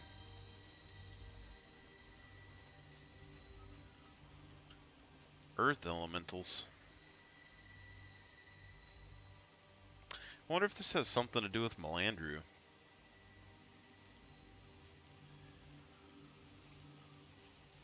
This reminds me of Ascalon in Guild Wars 1. The Inquest tampering must have caused it. Quickly, we must clear them out.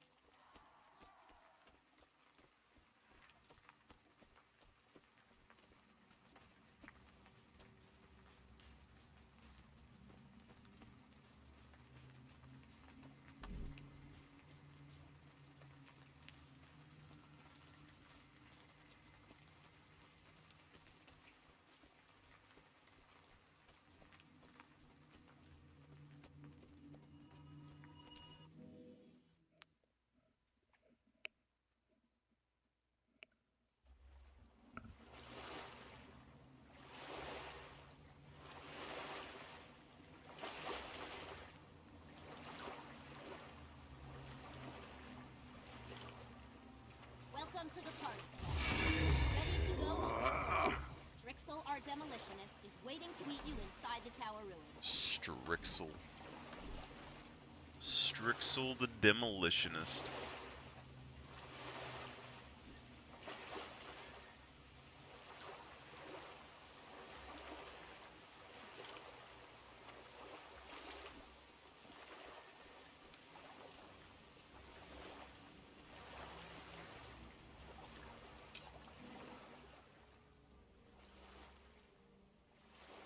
Commander? Paul Strixel, demolitionist. Per Marshal Trahern's orders, we're ready to assault the mouth of Zaitan's supply route. Agent Zri has the details. An Orion bone ship that we call the Blight brings powerful artifacts here on a regular basis. This bluff is its drop-off point. The mouth's servants carry the cargo back to the manse, always via the same route. We're ready to hit them at each stage of the delivery. When the ship appears, we open up with this turret, provided by Ballistician's Backdraft and Edge Crusher. Any artifacts that don't sync with the Blight will be rushed back to the manse, and we've mined the route with high explosives. We'll pursue and mop up the couriers. Once they're all dead, we proceed to the manse and kill the mouth. Very good. Show me to the turret, and let's get ready for the Blight. Snarl and Galena should have it completed. It seems like you have like a direct story route, and then you have an indirect story route. So if I go and just kill the mouth by myself, then it just skips a story part. And then if you do the other one, you get additional story pieces. I'm not messing with it. I'm fine-tuning it. You set it up wrong. Well, how would you know? This is delicate equipment. The only tool you have is a hammer. Well, I'll remember that patch, Trash. When we get back to Trinity, I'll take a hammer to your head. Edge Crusher, Commander's here. Is your weapon set up? It's not perfect, but it'll send that Orion tub to the bottom of the sea.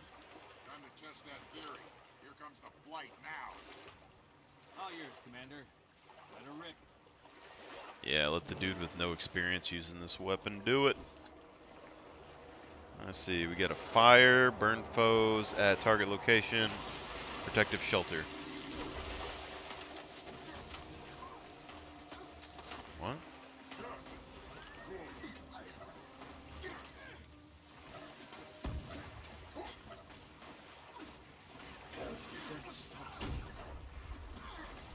Sir.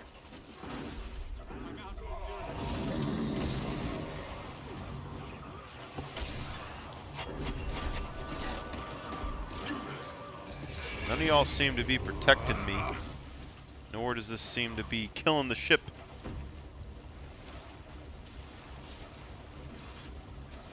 What is it like? Burn foes at the target location.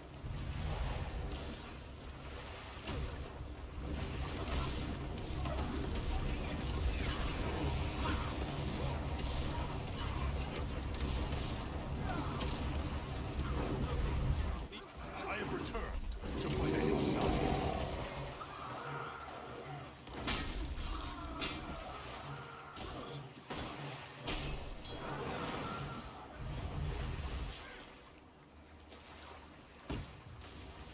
I think it just burns foes around the thing.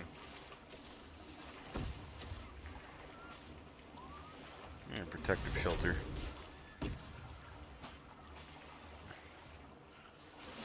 Yeah, buddy.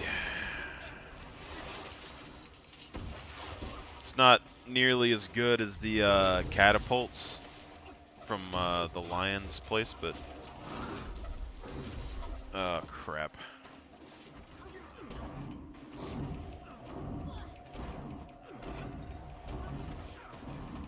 Why can't you just let me kill the zombies and y'all guys do the bull?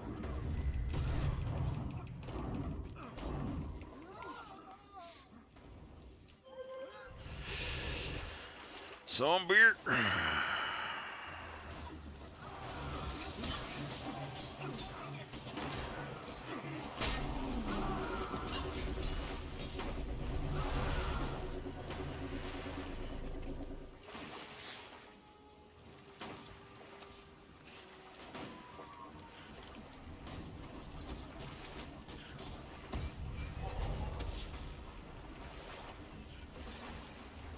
I mean, every time it throws the stuff, all right, that's what does it.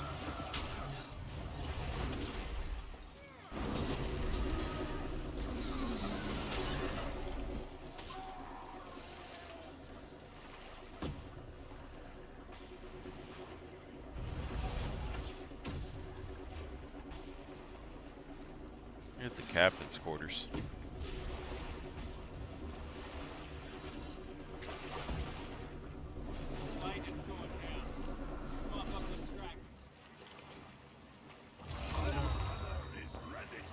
You want a push?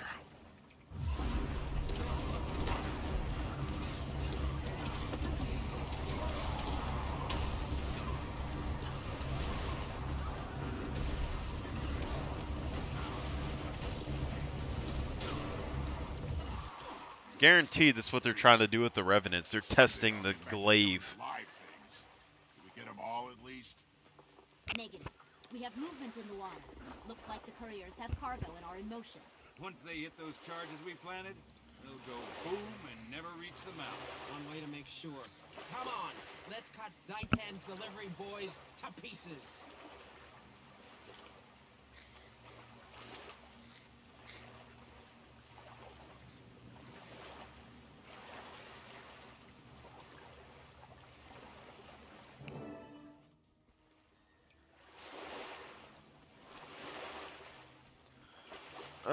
Kill mouth couriers before they reach.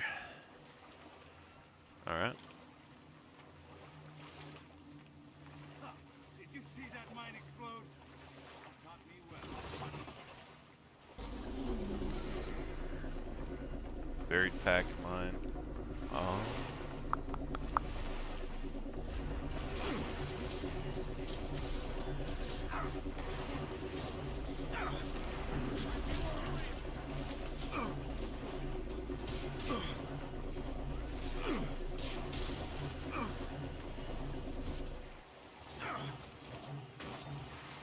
What else gives us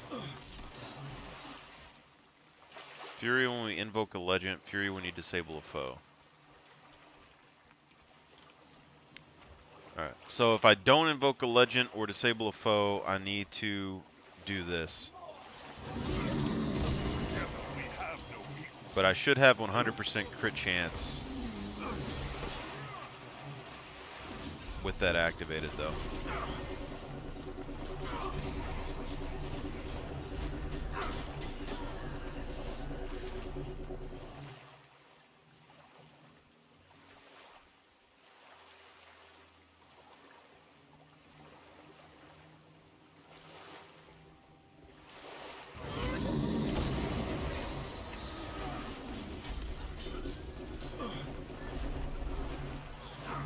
I don't know if I want to use abilities like that. I think we just go full auto attack.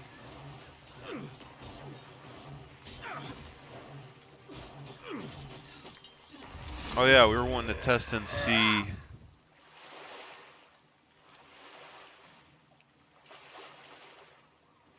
Siphon health after using a heal skill, that's what it was. So we need to see if we get 5 stacks by... Yeah, so that counts as a heal skill. I don't know about that one, though. Or no, that might have just been the vulnerability. Yeah, I think we just got it for the vulnerability.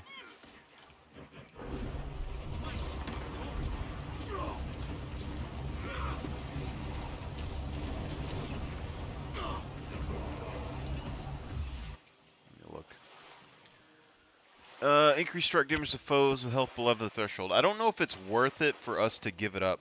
I think movement skills removing immobilization would probably be better.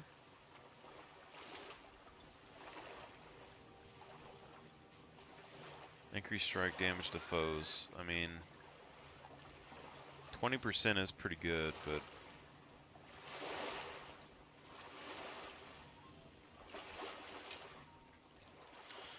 Immobilization removal could be really good.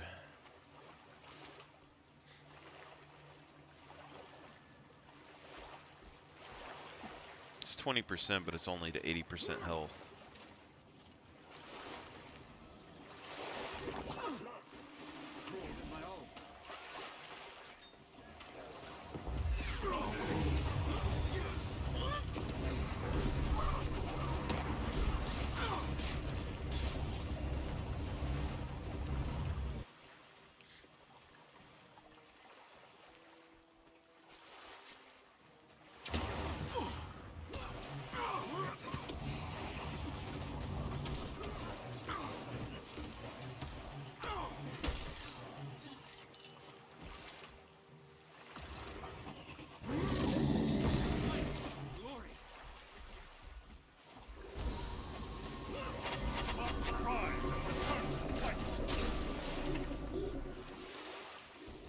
That's interesting too, because this one hits more targets.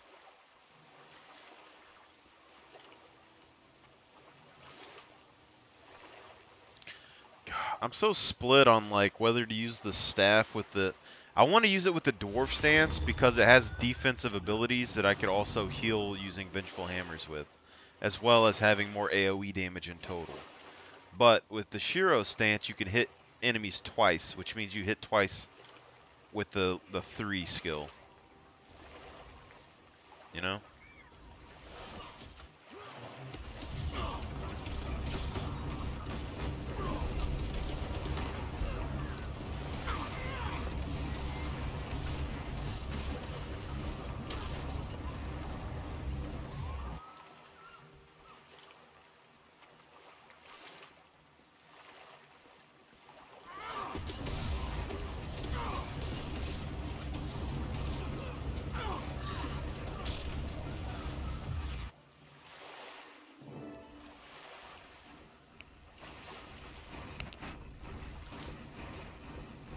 Big boy.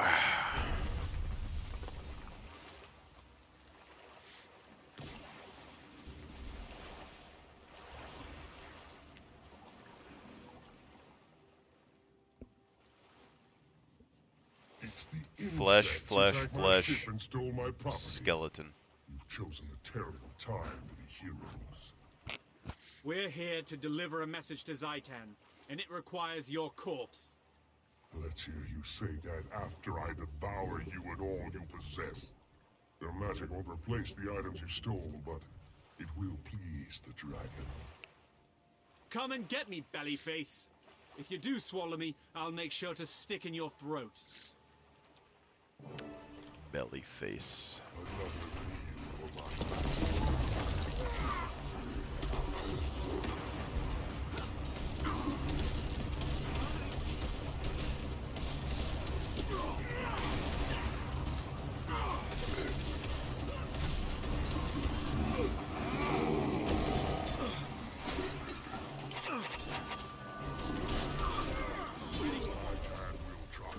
You will all serve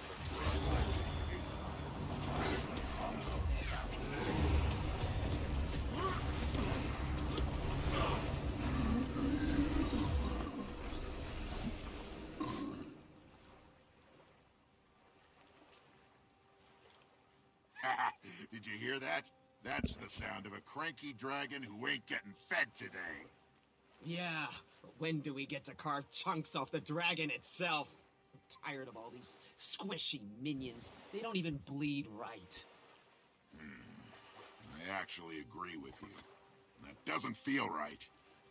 Can't have Trahern's unity claptrap spoiling decades of interlegion rivalry. It's a complete victory, Commander. Not only did we kill the mouth, but we've got Snarling Galena making nice. They deserve to celebrate. We all do. Trahern's taking Zaitan down one step at a time. You'd better get back to Fort Trinity with the good news. We'll clean up here. A pleasure serving with you, Commander.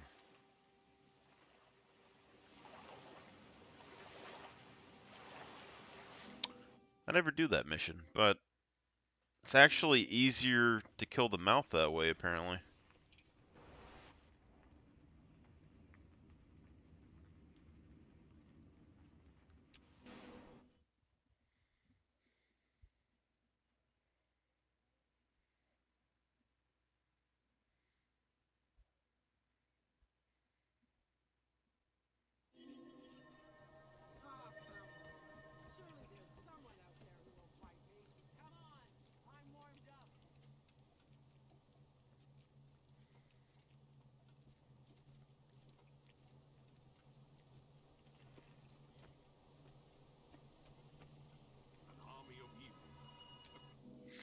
An army of evil. Speaking of which, I wonder if they're going to do another season of Rings of Power. Welcome back. I'm glad you're safe. Let's begin the briefing.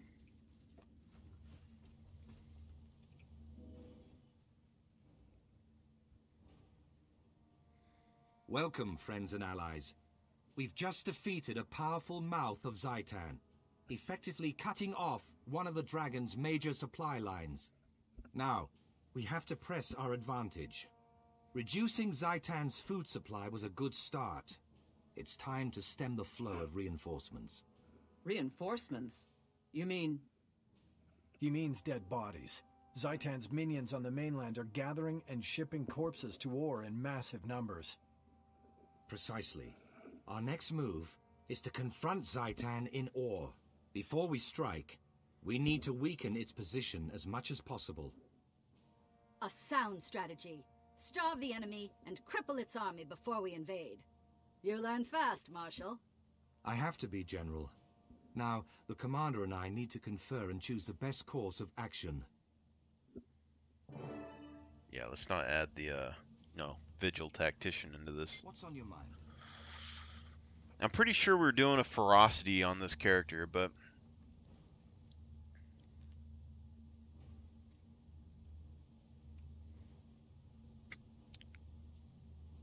You're a linchpin, though. People will follow you.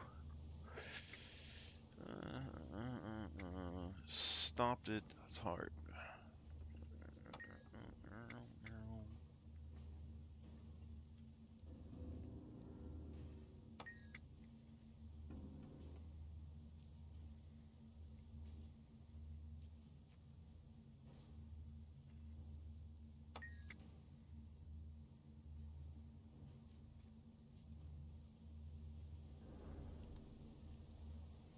Or sink the giant ark that brings in corpses to fuel it.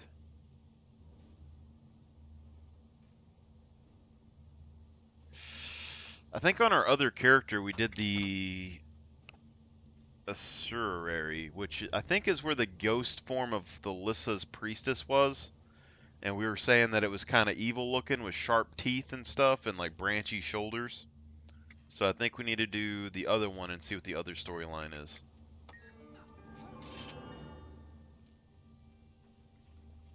And upgrade our spear. Yeah, power, precision, ferocity.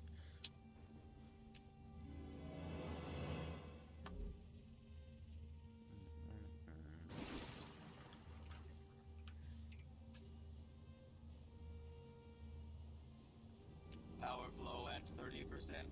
Rerouting.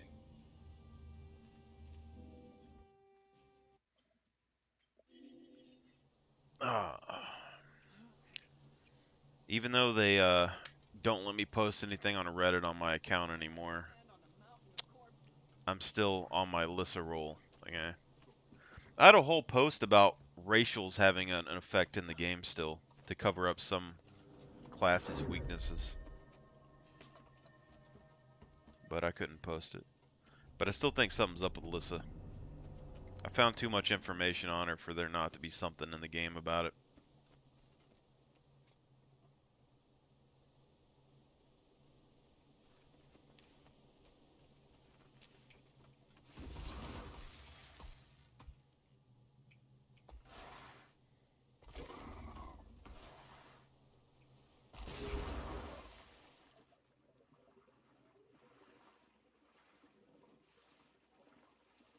Oh, the spear's of poison.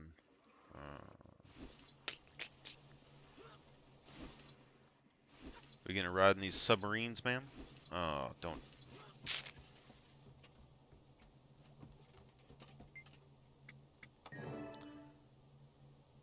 Brief squad on the mission.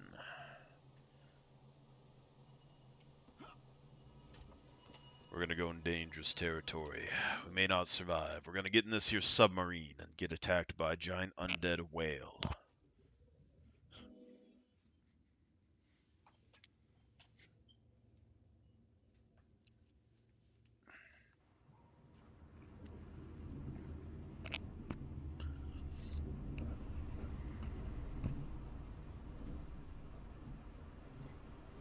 Is this thing made out of brass?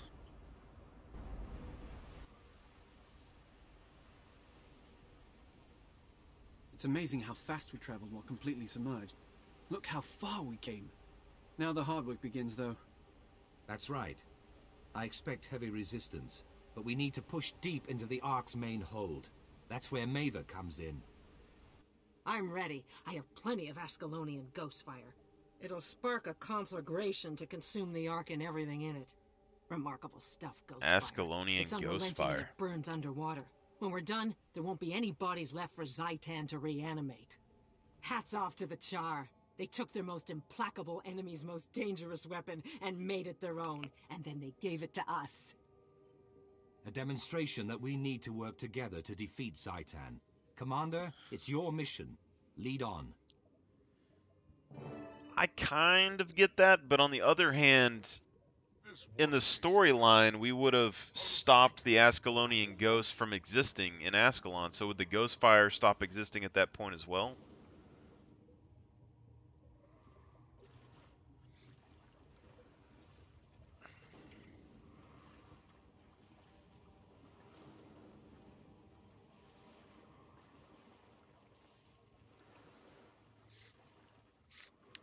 I bet this ocean smells like ass. Sentries and mines. Stay alert. We can't afford to lose anyone on this mission.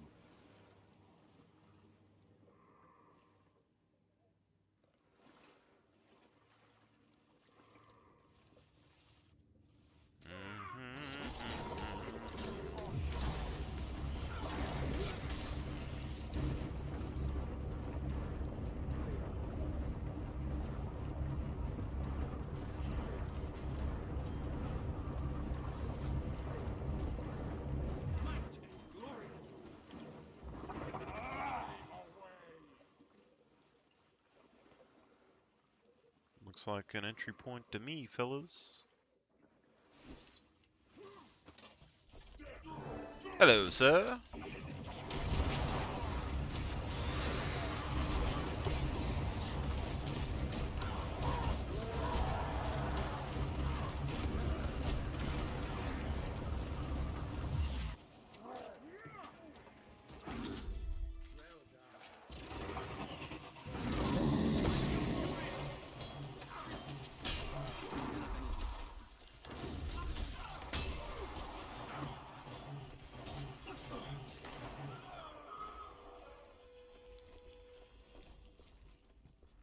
The Guardium Leviosa.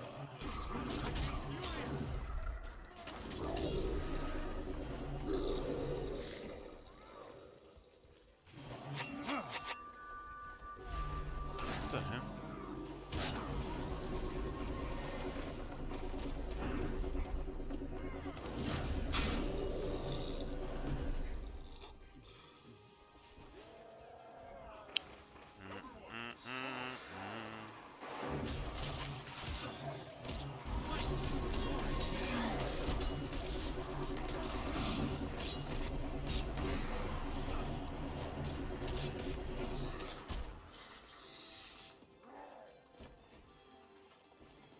A lot of dead bodies in here for. Ooh, that's not good. Oh god, everything's messed up. I'm gonna die. I'm gonna die.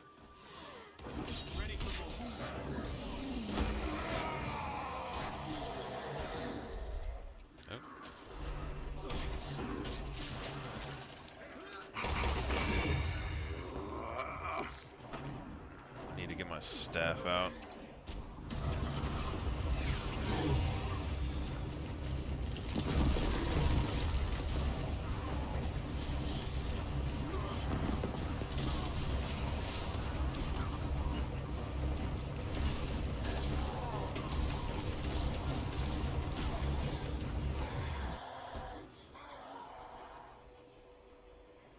Alright, you freaking.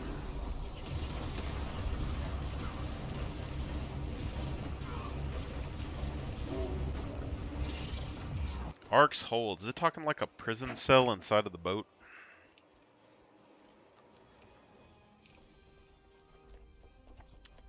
I feel like I need to go underwater, but I mean the crater here, so surely it's underwater because they always stick their people in the ocean. Let's check it out. It's either that or there's two entrances. Yeah, they always drown their people underwater. Oh. This is the spot. The Ghostfire's ready when you are, Commander.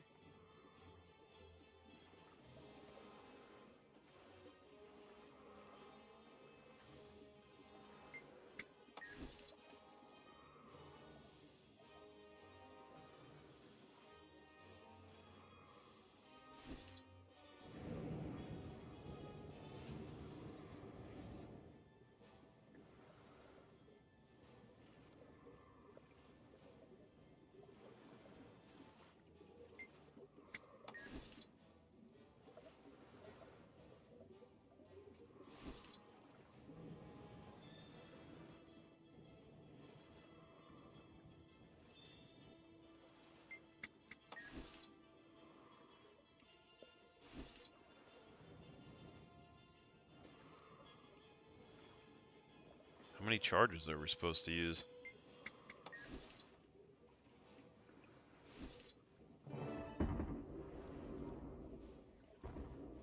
Glitch. It's burning much faster than I expected. Our tests weren't done in water with this much salinity. It's accelerating the spectral combustion. We've lost control of the situation. Evacuate now. Yeah, so we're all dead is what they're saying.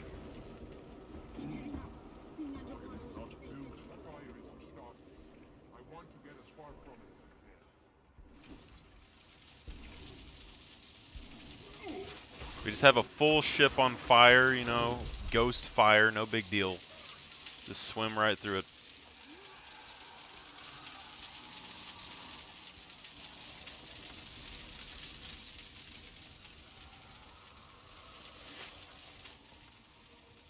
Everyone else is dead. I'm the only survivor.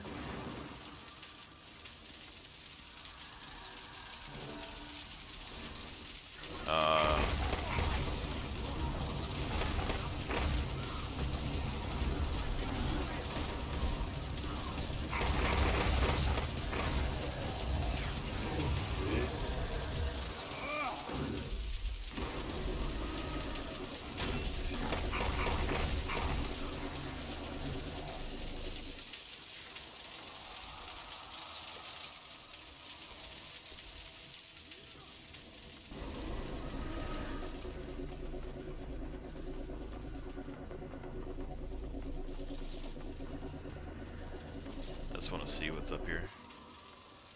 Wait, you hear that? Those are the spinning blades of a charred chopper. Backup is coming.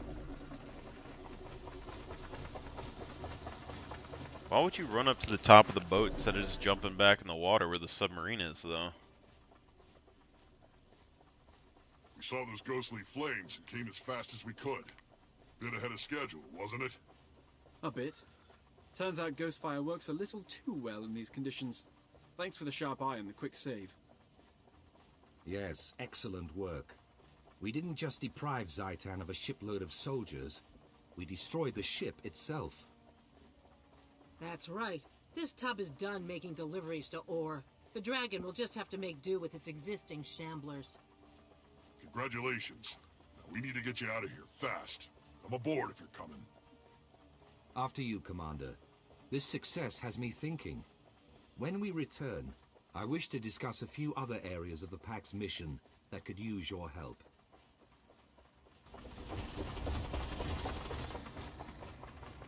Helicopter. Oh, the robot's left behind.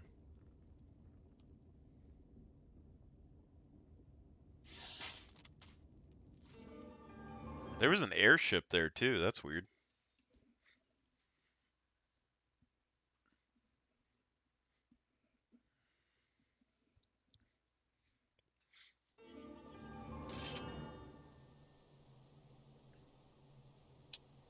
I feel like there's something else that I'm forgetting about. Now I shall break you. Now I shall break you. 2 ecto. Dos mas ectous.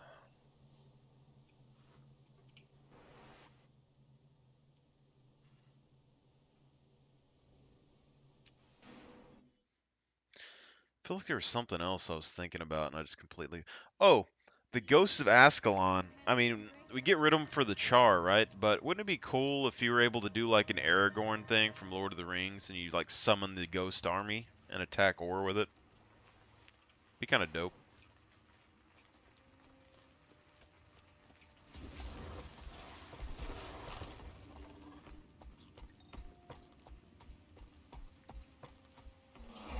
Be a cool like elite skill that they would let your characters get a hold of, you know?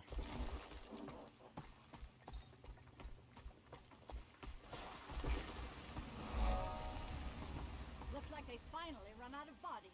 Thank the gods. I'm exhausted. Rest for a while then. You'll need all your strength when they come back.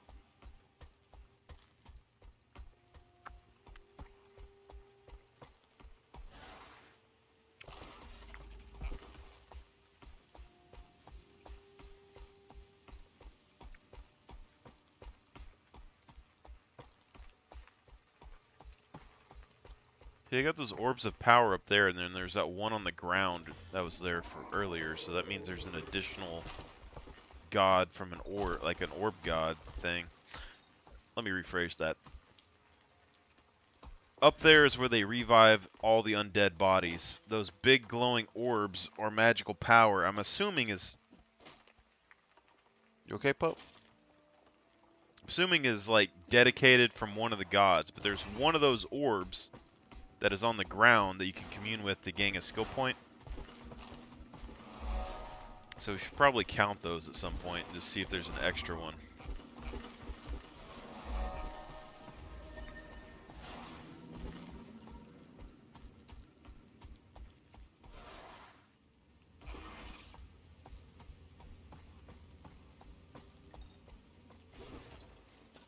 Looked like Jorah for a second.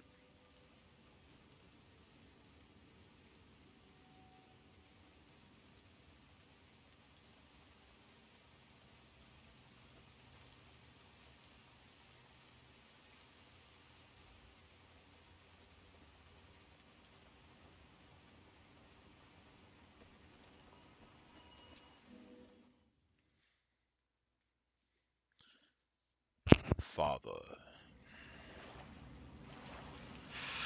Traherne, I am your father. We're just in time, Commander. We've established a perimeter, and we're shoring up the cavern's defenses. After your recent victory, Zaitan's forces are weakened. The dragon feels us growing closer, like a thorn digging deeper into flesh. Now we know Zaitan can feel fear as well as rage. Its time in Tyria is coming to an end. Brave words. Now let's make them come true. Come with me. The other commanders are inside. There's other commanders. I'm told star-crossed lovers used to meet here. Be cautious. We're still clearing out the last of the Orients. Exploring the world does that. I like how, so his puns are the things that he talk about with the Sylvari. He has like thorn under their skin, stuff like that.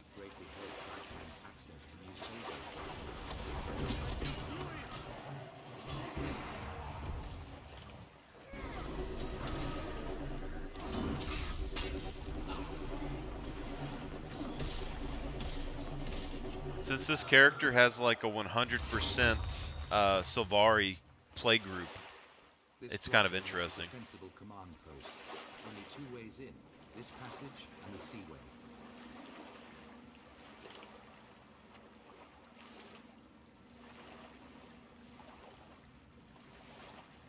Dawn, Winnet, and Efoot are already here, preparing the next attack. We need a strategy. What are your recommendations for our next move? Full offensive, sir. We've cut away Zaitan's support. Now's our chance to attack the main force while they're still breathing. Good point. But a land-based offensive would hit where the dragon is strongest. If we attack from the sea, we'd do more damage. Marshal, we've lost contact with the squad investigating lost artifacts. I want to send in an extraction team. I see. Commander, a word. I need your input. Marshal Traherne, a risen legion's approaching. I saw the sigil of the Orion royal house. I think they're coming from the tomb of Prince Alhazred. In life, Alhazred was said to be a cruel, vicious man. Death would have not improved him. Prepare to defend the encampment. To arms!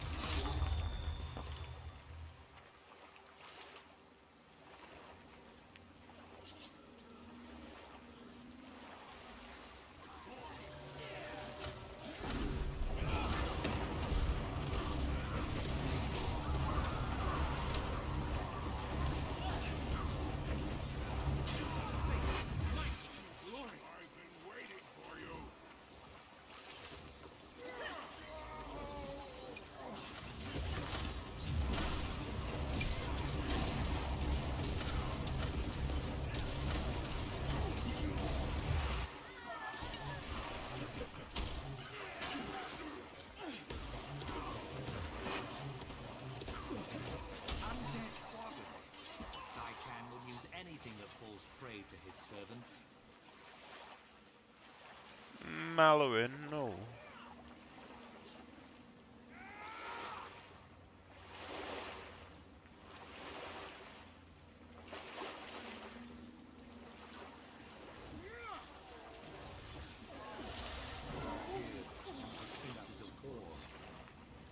Principal, you're going down.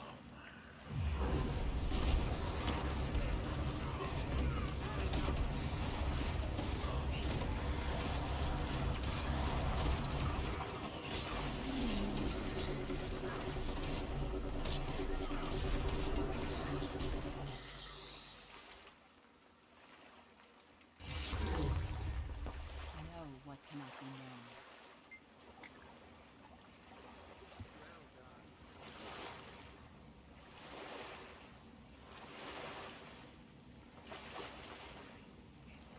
So, we do a direct assault. On the other character, I think we took out...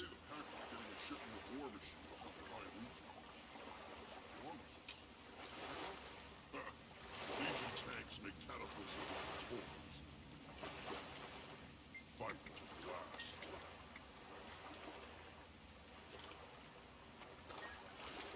So, Or's ground force is probably the strongest point that they have. The last story we did, I believe we looked for the missing artifacts, which ended up leading us to a hidden, like, boss for a fight, and then we had to help with the ground attack. The naval fight would help the ground assault afterwards. The tanks are already bolstering the ground assault. As long as the naval fight goes well, all that would work out. But if we help with the ground assault, we could just bust through. Are you well?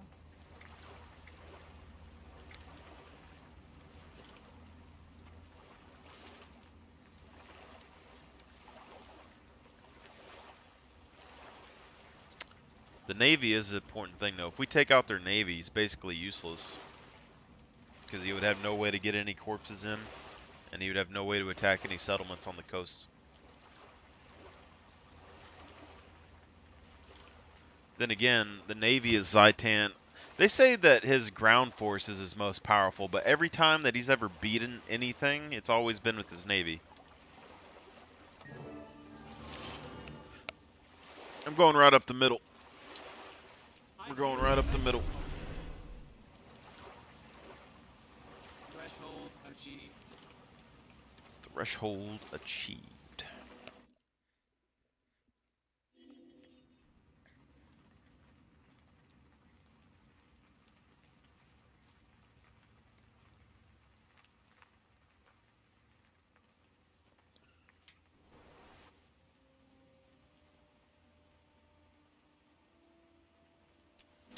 Right up the middle.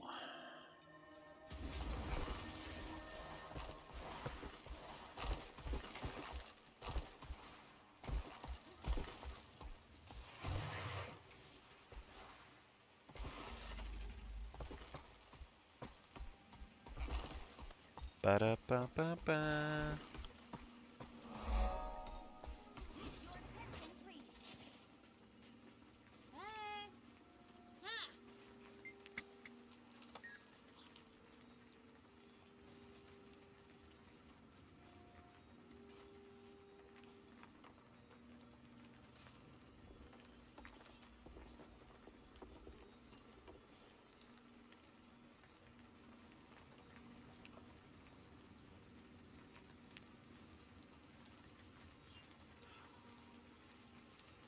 That's different.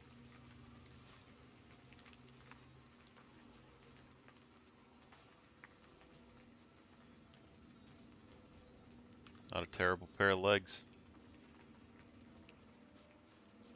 Seize the moment. Seize the moment.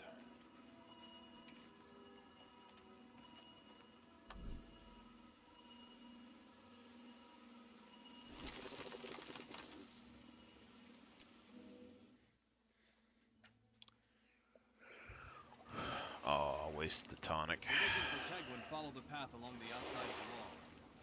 Not on the ledge with the others. you bring Allie? This is a scary place for a dog. She wouldn't stay home even if I tied her to the gates of Divinity's Reach, would you, girl?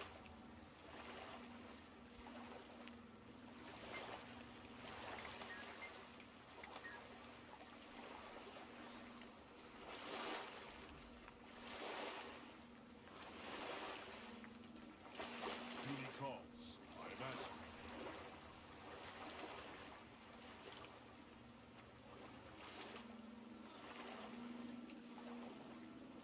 Does this mean that Norn beat Char in a fight?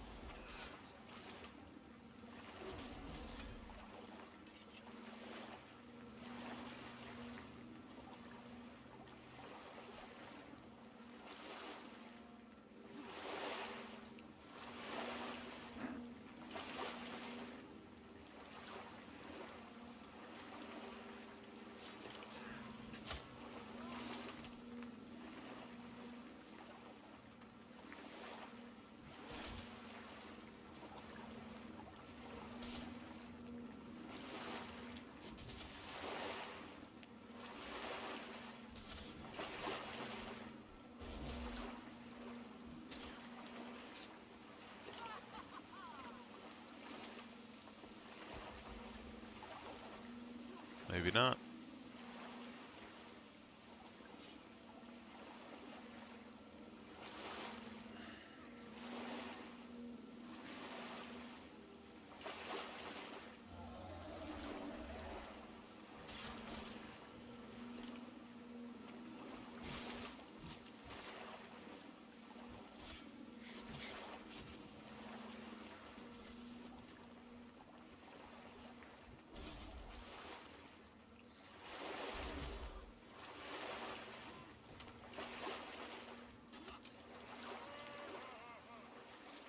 Guaranteed the Norn won the first fight.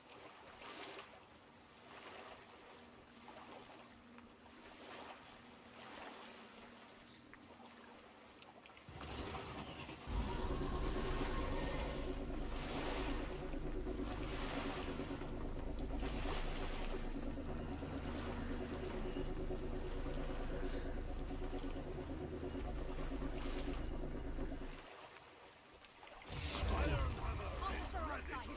Stand at attention. Greetings, Commander. Welcome to the Pale Reaver Company. Pale Reavers is an interesting name. I notice you're all Savari. Because Silvari are immune to the curse of undeath, we've been given this dangerous mission. If we fail, we won't rise again. Tegwin and I have been to this part of Or once before, when a cursed mirror sent us here. It's horrible, but recognizable. The Marshal has ordered us to seize the docks, so packed war machines can be brought in by ship. My soldiers are trained in the art of stealth. If you want us to move invisibly, let me know. The camp to the south is our backup, but they haven't reported in. We need to check in there before we take the docks. I hope nothing's happened to them, though by now I know better than to hope. Commander, will you lead the way? That's one creepy-looking giant. Two giants. Two definitely creepy-looking giants. Come on, we can take two giants. Where's your sense of fun? I left it back at the grove. I could go back and find it. Time to go, soldiers. Commander, if you take the lead. Weapons out, team. We need to be ready for anything. So it's interesting. So we have Traherne, which is Savari. We did the Derman Priory, I believe, which gave us another Savari in our main storyline. So it's the Savari that died there. Then we have these two, which are two Savari warriors that we recruited later on. And now we're a part of a full Savari war group going into battle. Because we're immune to the dragon corruption.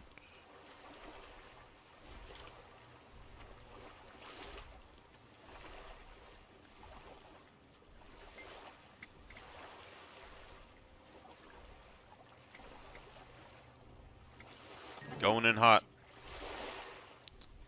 We're running directly into these guys.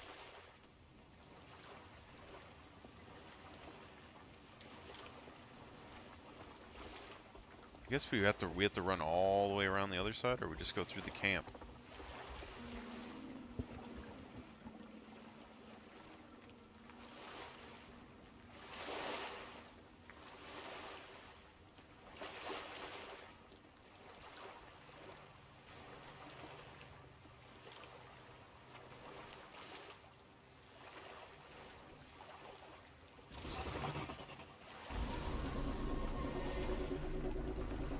Savari are trained in stealth.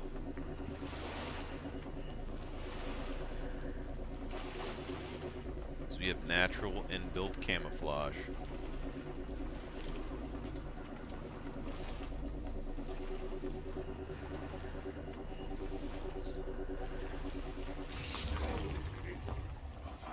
Hunger for battle.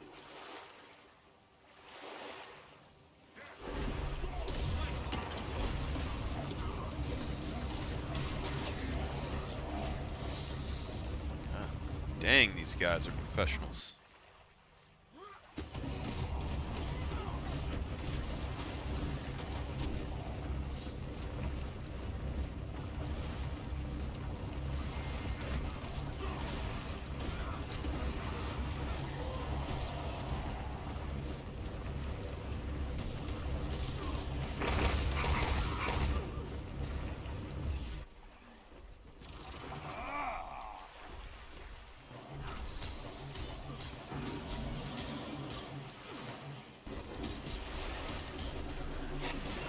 Rise and return to the fight.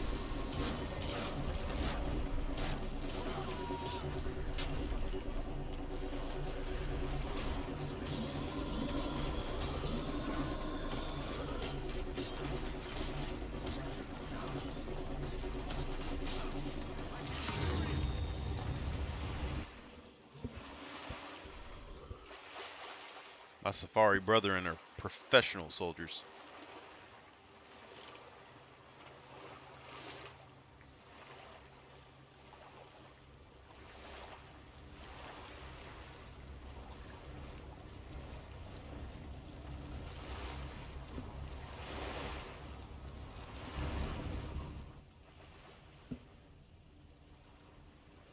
Hail, Commander. Gear Warband reporting for duty, with siege engines in tow. Those tanks are amazing. You sailed with them all the way from Lion's Arch. Oh, that wasn't the hard part. Keeping myself dry the whole trip. Now that was a problem. Cottonmouth. Ugh. I've always wanted to ride one of these metal thingies into battle. I'm so excited. Now you're my kind of Savari. We should grab a whiskey later. Back to the task at hand. Those tanks give us the tactical advantage we need to position That means packed Char and troops outside Savari Oran. are hooking up. We'll finish unloading the war machines onto dry land, Commander. Once you're ready, meet us at the Western Colonnade.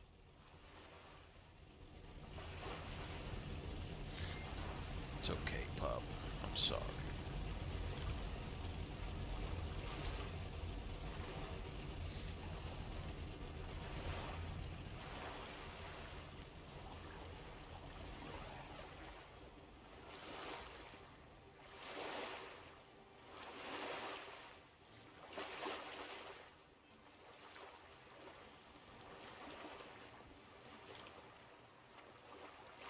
We have to clear a path for tanks. Huh.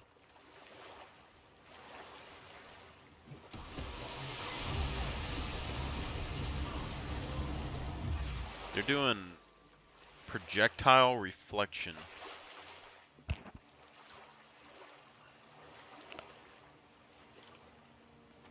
And combination of rifle shots together.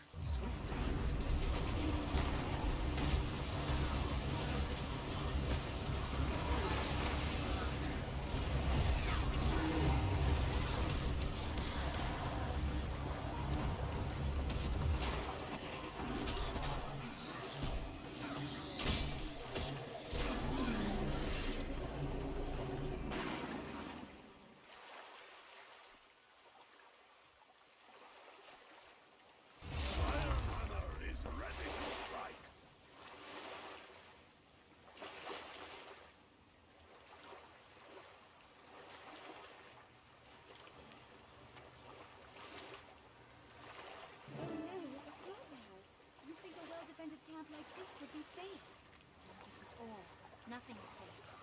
What troubles me is that this was supposed to be our backup. We'll not head back to the docks until we clear this path.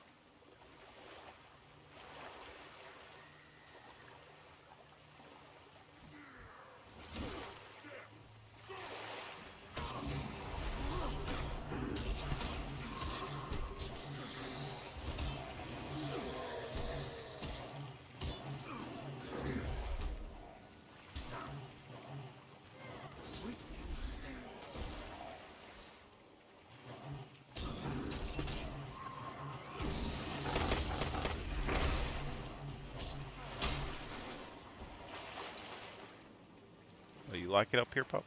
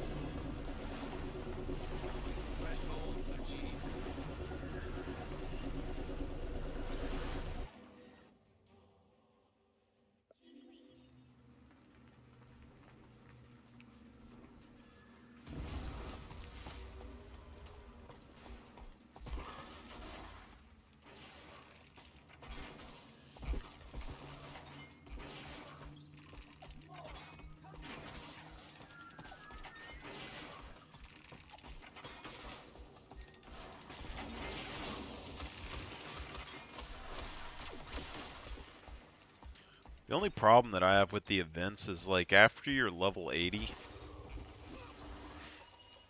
don't really have much interest in the events anymore. Even if you do get like lore or something from them. So if they slowed down the leveling process maybe, I wouldn't be super like upset about it, you know?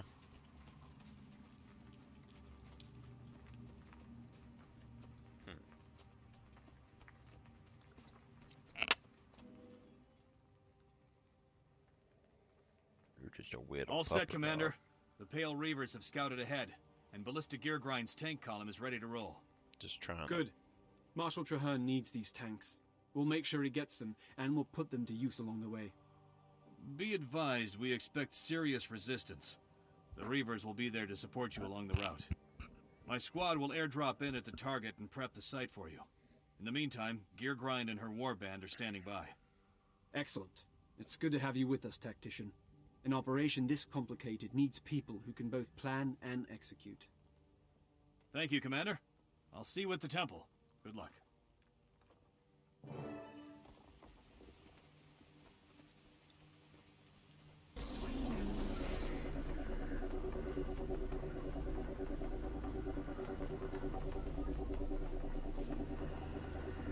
These vehicles weren't meant for destroying.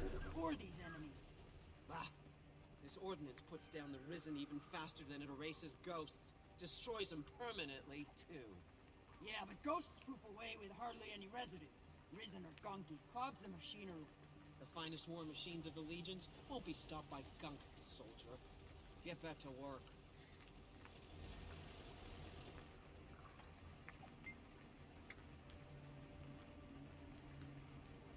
Let's not keep the commander waiting. Get this column in gear. Mangonel's our whiskey expert. After this mission's successful, the first round's on him. Right now, I want to see tails in motion. Form up and move out.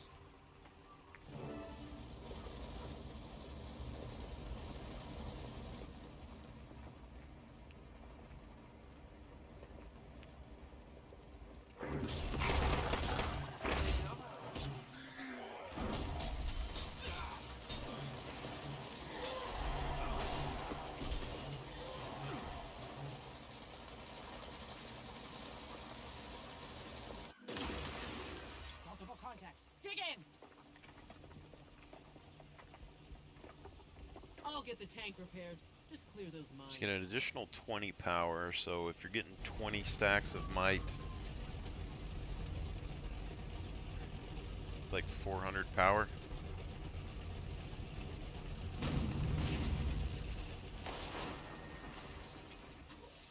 Welcome to the sunny side of things, Commander. The Pale Reavers are at your service. We apologize for failing to warn you about the mines. Allow us to make it up. Let us cover you while you make repairs. We promise the rest of your route is free. Of mines, at least.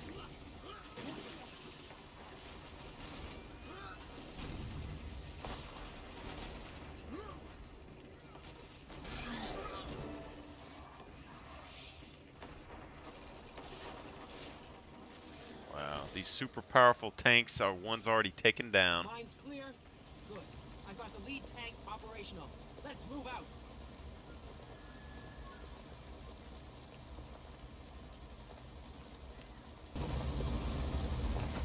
Do not throw up on my keyboard, pup. Come on. What did you eat? What did you eat?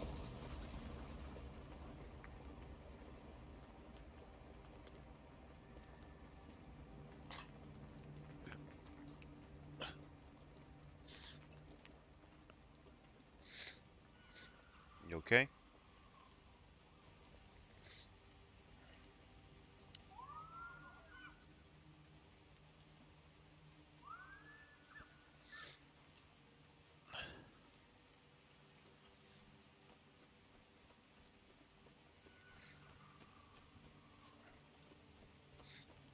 You eat something bad? Or is that jerky? Was it the jerky?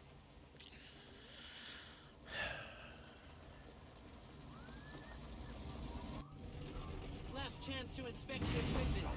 Make it quick. We're not stopping long.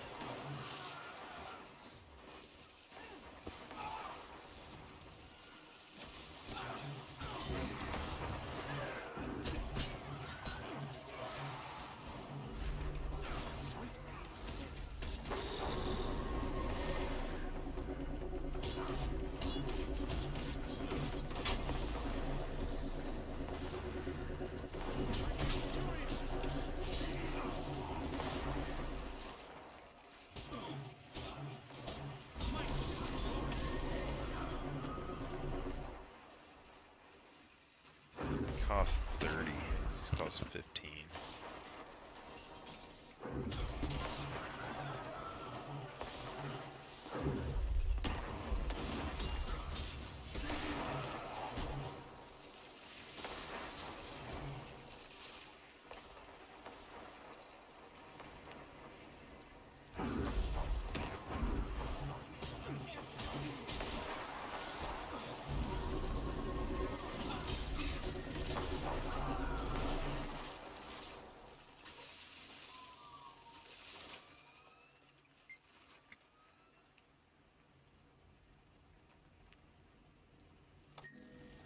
Move out!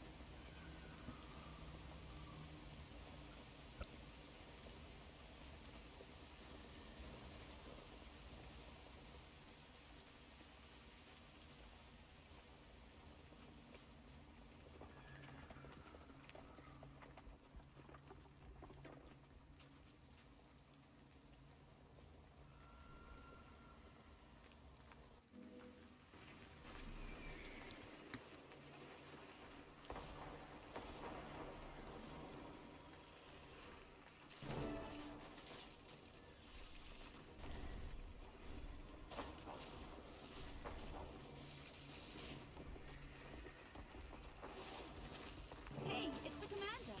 Have you seen all the risen giants around here? They're coming from a nearby temple. We need to level it, but we lack the firepower. I have just what you need. Those fire shells. Highly experimental, highly combustible. Something we picked up from the Ascalonians. Someone simply needs to mark the target and signal me and it'll burn. Ensure you woody type thing live. This stuff devours everything in its path until nothing's left.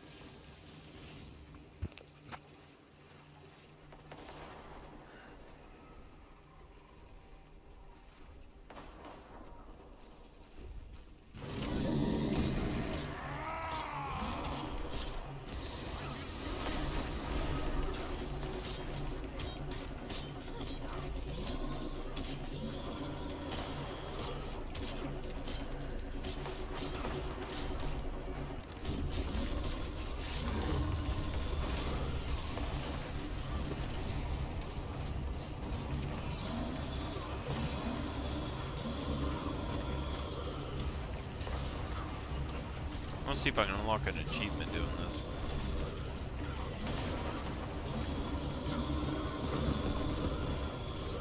There's people always saying that it was hard to find and kill a bunch of giants for a Giant Slayer achievement back in the day.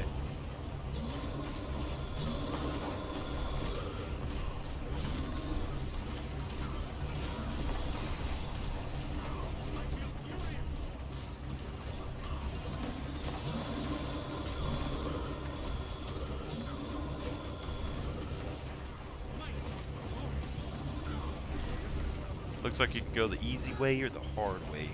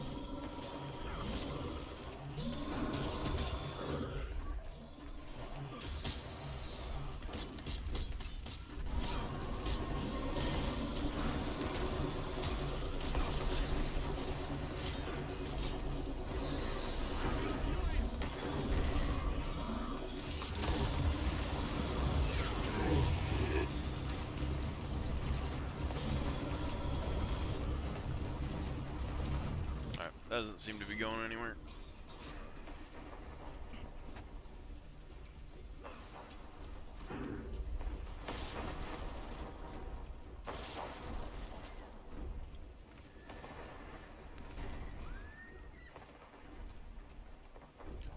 I have a hard time believing that he found this many giant bodies unless they like had them on stockpile inside this island before it sank, you know? It's a lot of giants.